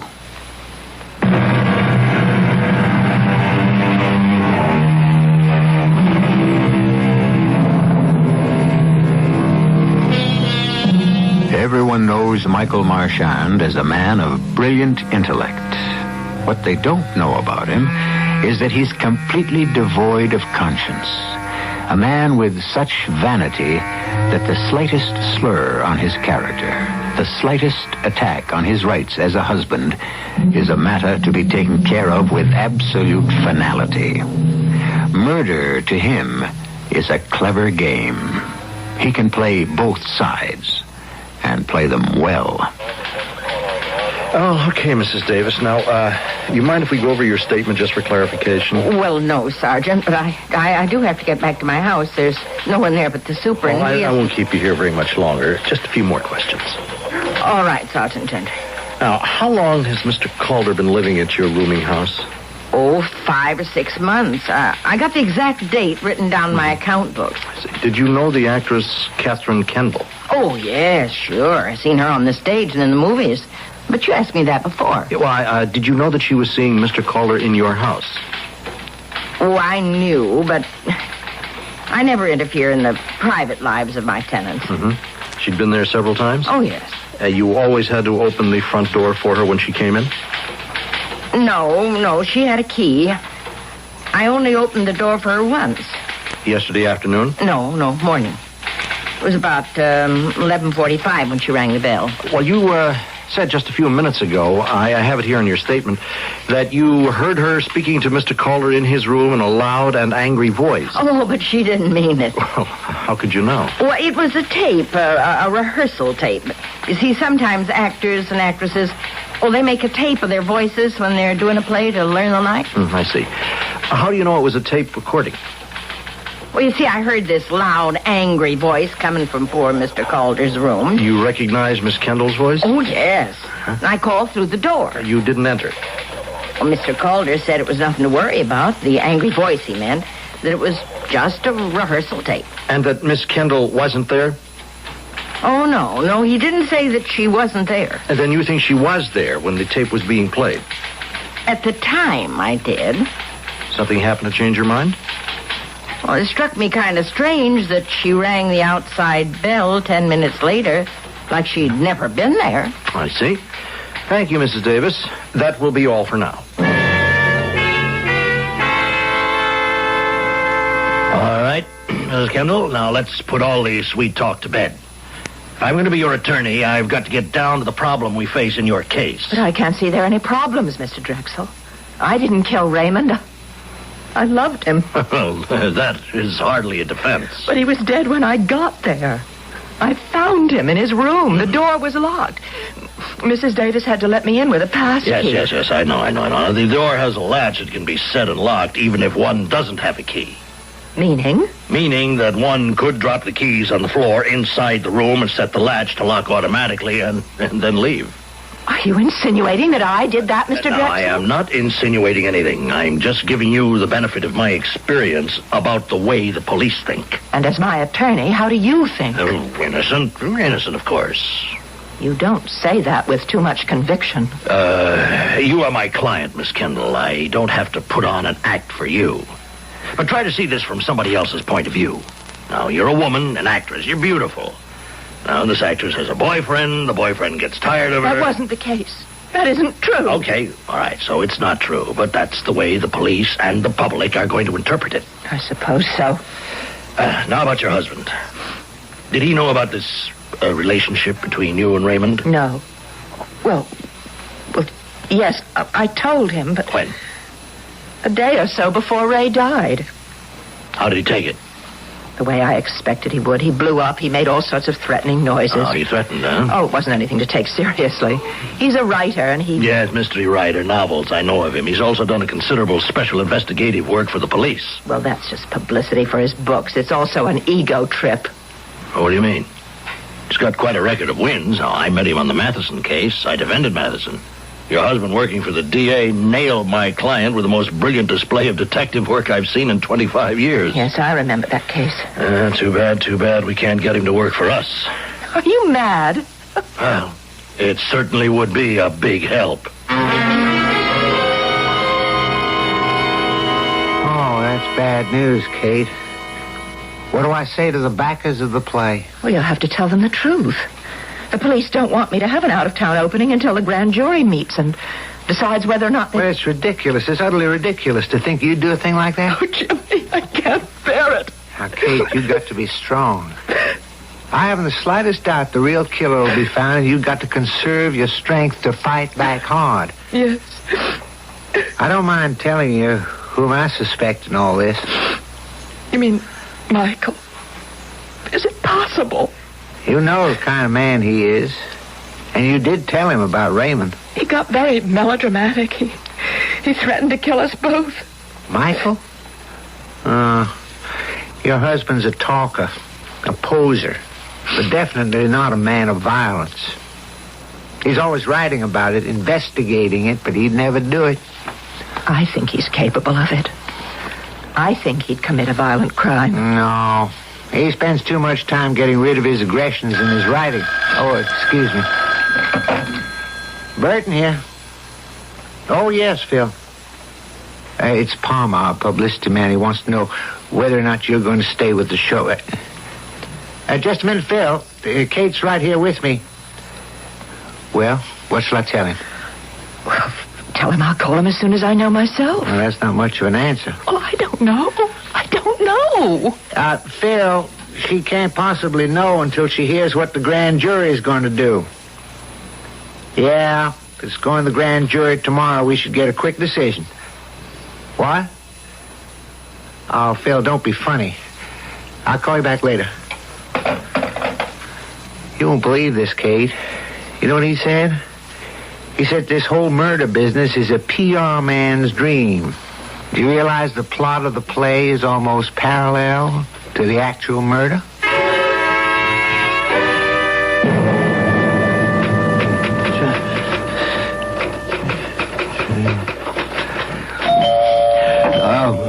Just a moment. Well, Mr. D.A., good to see you. It's good to see you, Mike. You know Lieutenant Harvey Gentry, Chief of Homicide? Know him. We're old friends. Worked on several cases together. Well, come in, gentlemen. Ah, you look good, Mike. Well, can I get you something? A drink? Coffee? No, thanks, Mike. This isn't exactly a social call. I guessed as much, Alex. Is that the reason you didn't call before you dropped in? Afraid your prime suspect would head for Brazil? You are our prime suspect, Mike. I mean, after all, your wife was running off with another man. You had words. You threatened her life and the life of Raymond Calder, the other man. She say that? Yeah, approximately. In her statement, she said... you want me to read it to you, Mike? No. If she says that, let it stand. Well, isn't that true? Well, you put me in a very awkward position. I was very much in love with Kate. Still am, I guess. I wouldn't make any statement to the district attorney that would contradict her. Did you kill Raymond Calder? Seems to me that if you thought I was the culprit, you'd have been here immediately instead of waiting 6 days. You've been watched, Mike. We had men on you almost immediately. And what have you discovered? That you haven't left your flat here since it happened.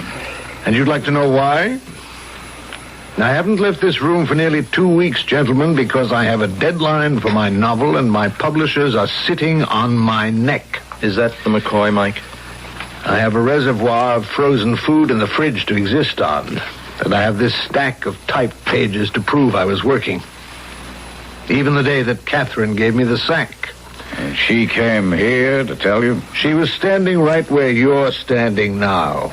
And she gave it to me brisk and cold like a weather report. But you threatened her and the man she was running away with. I don't know. She says I did. Maybe I did. I thought I'd lose my mind.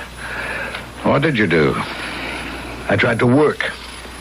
I thought I could get my mind off my troubles. Well, when did you leave the apartment? Leave? I just told you I didn't. Oh, I see. You're always the policeman, Harvey. Mm-hmm. Well, just for the record, I didn't leave.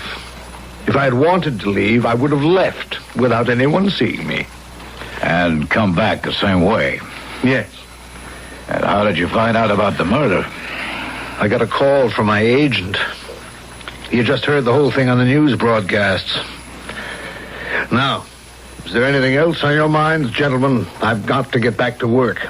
No, nothing, Mike, except, What? I wish we had you working with us. How could I? I don't know. You know, this isn't going to be an easy one. You see, Mike, it points too definitely at Catherine Kendall. It is almost too easy. Understand?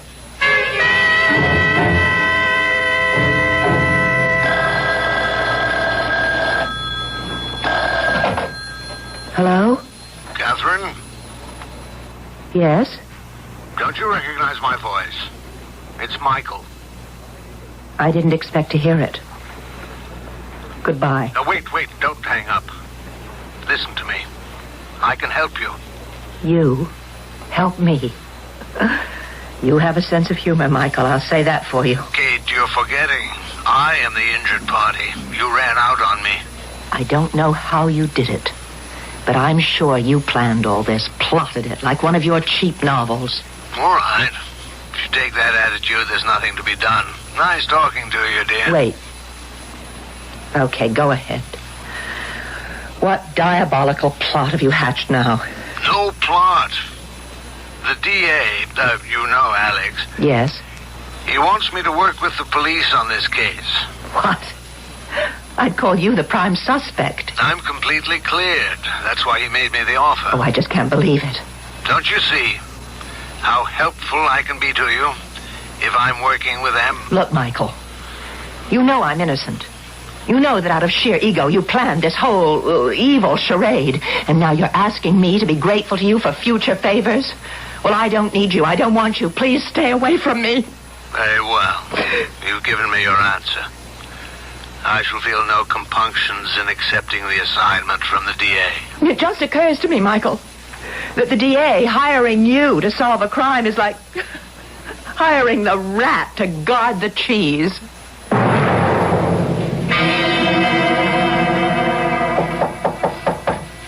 Come. You wanted to see me, Mr. DA? Oh, yes, Lieutenant. I'm expecting Mike Marchand. I wanted you present. What's the plan of action? Well, as you know, the grand jury voted to indict Catherine Kendall. Yeah. We locking her up? No, she's had bail posted for her by her producer. Bail? For a murder one indictment? I persuaded the judge to go along with her lawyer's request. Convinced him that the bail would aid us in nailing the real killer. Oh. You don't think she did it, huh? If she did kill Raymond Calder, it was the greatest job of reverse planning by a murderer I've ever run into. The plot is just too beautiful. She'll be convicted in the shortest murder trial in history. The jury won't even have to leave their seats to bring in a verdict. So what's the problem?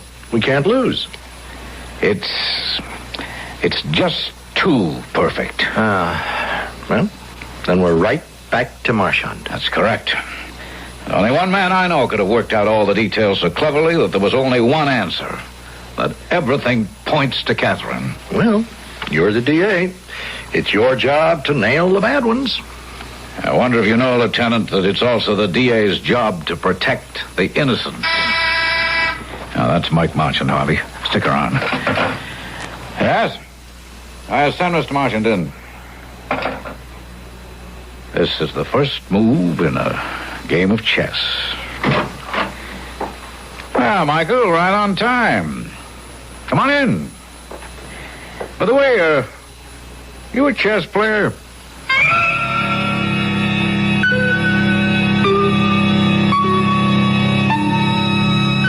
Michael Marchand is not above suspicion. The DA secretly considers him a prime suspect and wants him nearby where he can watch him. Perhaps the DA underestimates the evil intelligence of this man. We can be certain that Michael knows of the DA's suspicions and will find a way to turn them to his own advantage. Perhaps even convince him of Catherine's guilt. The pieces to the puzzle are being skillfully slipped into place. I'll be back shortly with Act 3.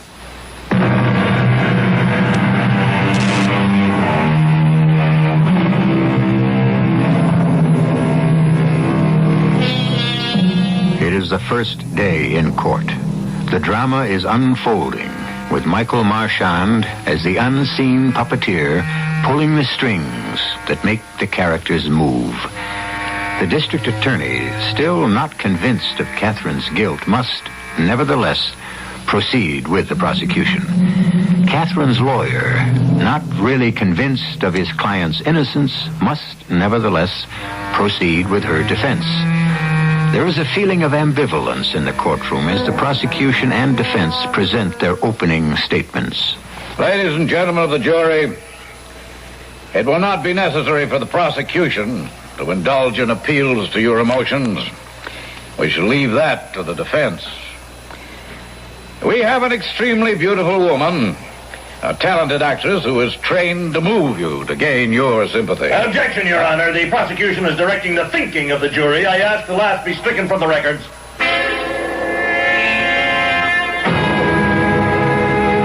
As the attorney for the defendant, it is my job to prove to you the charges against Kate Kendall are false. Now, despite all the circumstantial evidence that has been dredged up to convict her, this great lady is innocent of the charges. Now, we will show you that Catherine Kendall is an honest woman. We shall show you that when she realized she could no longer live with the man she married, she went to him and told him so. She didn't hide her love for Raymond Calder in the back streets of her life. She honestly faced up to the decision.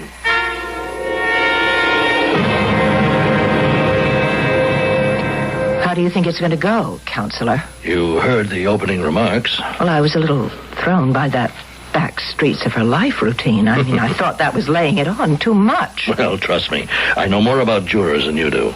They like that kind of emotional appeal. It sinks right in. They don't have to think. I wish they would think. I'd have a better chance. Look, Miss Kendall, everyone feels this case is hopeless. Hopeless? Well, I didn't do it. I'm innocent. You know it. I know it. I believe it. But do you think the jury is going to believe it? And what's more, do you know that the prosecution has your husband secretly working for them? It doesn't surprise me. He told me he might be. Yes, they think they've got an airtight case against you. Circumstantial. You said that in your opening statement. All they've got is circumstantial evidence. Well, we pretend that circumstantial evidence won't stand up in court, but I can tell you it stands up very well. Many men have been convicted on purely circumstantial evidence. You paint my future in glowing colors, Mr. Drexel. Miss Kendall, will you believe me when I tell you that I do have your best interests at heart? I do. And I would like to give you some advice. The way things look, you'd have a better chance of copping a plea. What? Well, that's legal slang for changing your plea. To guilty? That's right. But I'm not guilty. You have had a better chance with the judge than you have with the jury. You plead guilty, the jury is dismissed. No. And the judge, Judge Murdoch, he's not a bad guy. No. He'll sentence you. No. He'll give you several years. You'll be eligible for parole in 3 or 4 years. Mr. Drexel, I don't want to play small legal games. I'm innocent. If I'm going to be pronounced guilty of a crime I didn't commit, could never commit, well, so be it. But I don't want any more tricks.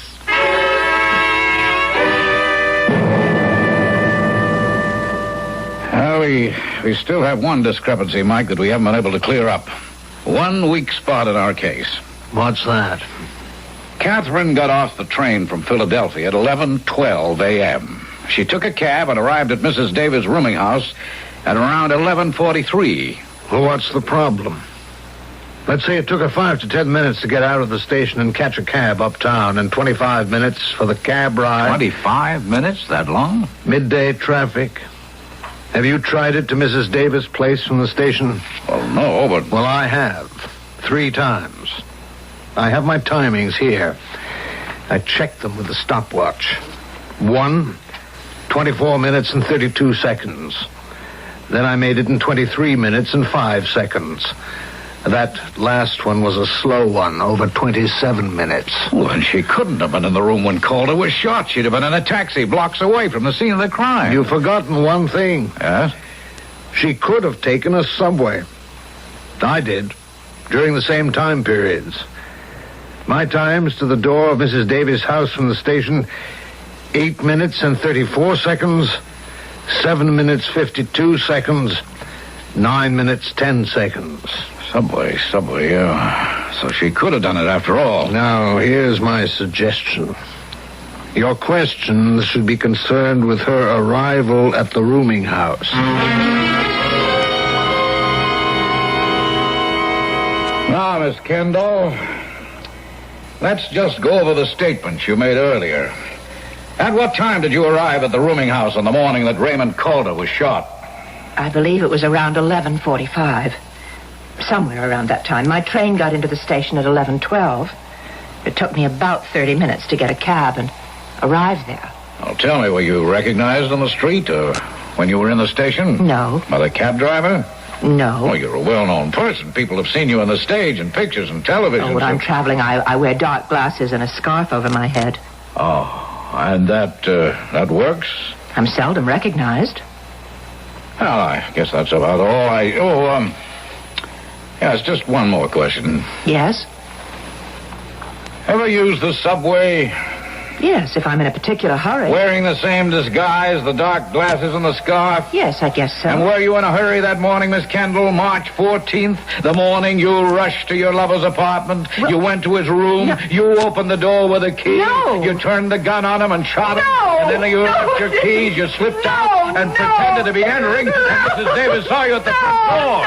Objection, Your Honor, objection! Badgering the witness, I ask that the question and all the district attorney's remarks be stricken from the record.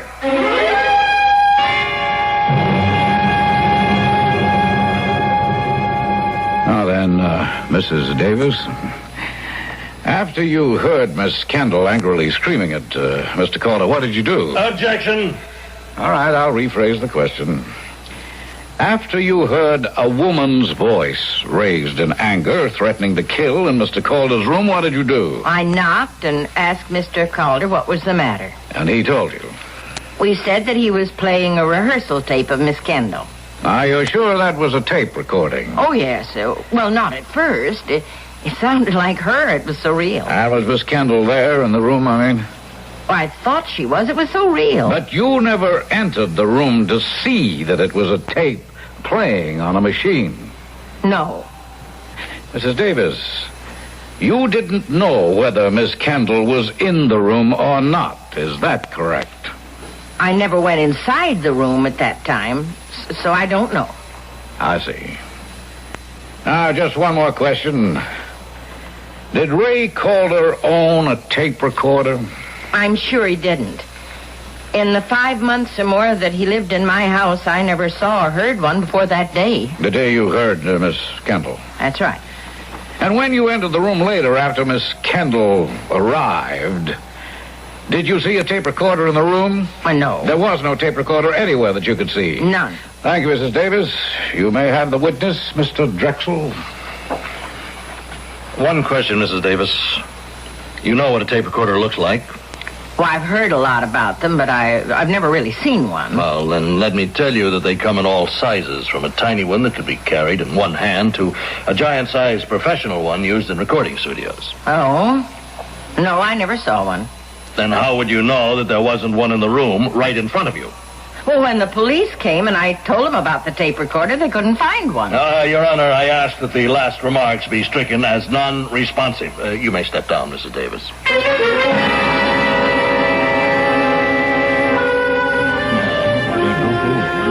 The jury's been out longer than I thought they'd be. Think she'll get off, Mike? No. No, your case was so strong that Drexel nearly had a nervous breakdown trying to beat it down. I'll give 100 to 1 odds the verdict is guilty. Oh, wait a minute. The jury's returning. We, the jury, find the defendant, Catherine Kendall, guilty of murder in the first degree. Your Honor, please, Your Honor, an unusual request. The husband of the defendant, Michael Marchand, wishes to make a statement. Go ahead, Mike. The judge nodded yes. Your Honor, Miss Kendall is not guilty. I killed Raymond Calder because he stole my wife.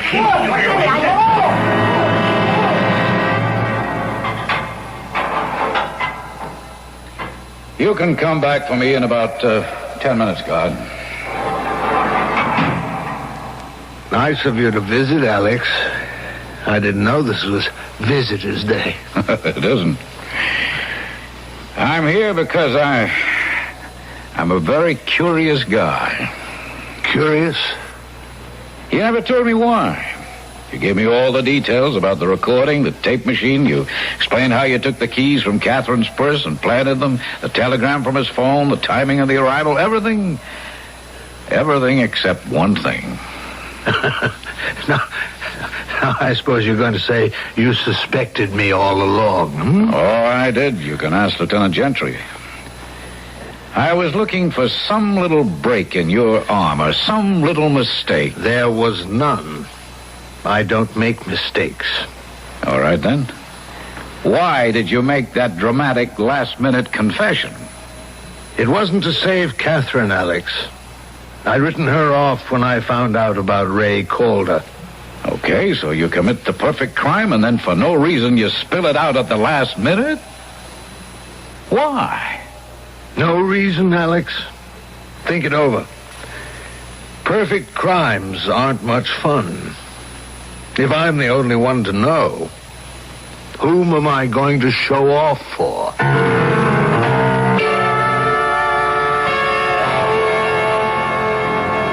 So there you have it.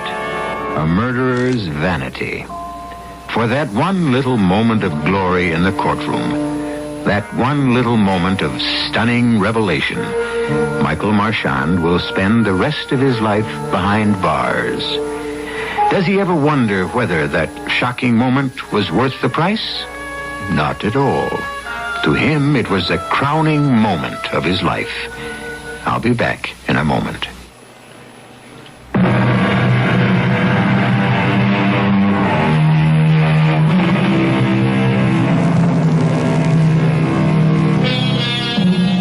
Vanity dies hard. In some cases, it outlives the man. In the annals of crime, the Calder case will be long remembered. Men engaged in the pursuit of criminals will speak of it as the perfect crime. And it was perfect in every detail, except one. The killer was a vain man, and his vanity demanded that he be praised for his brilliance. And so Michael Marchand, criminologist, writer, conscienceless murderer, was betrayed and defeated by his own ego. Our cast included Robert Dryden, Marion Seldes, Earl Hammond, Ian Martin, and Mary Jane Higby. The entire production was under the direction of Hyman Brown. This is E.G. Marshall inviting you to return to our Mystery Theater for another adventure in the macabre. Until next time, pleasant dreams.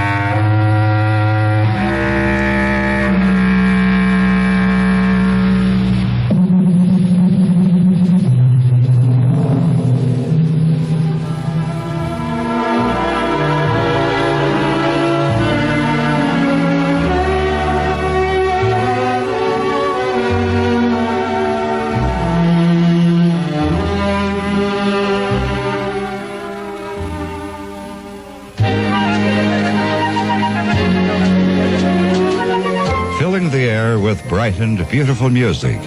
This is KIXI, AM and FM, Seattle.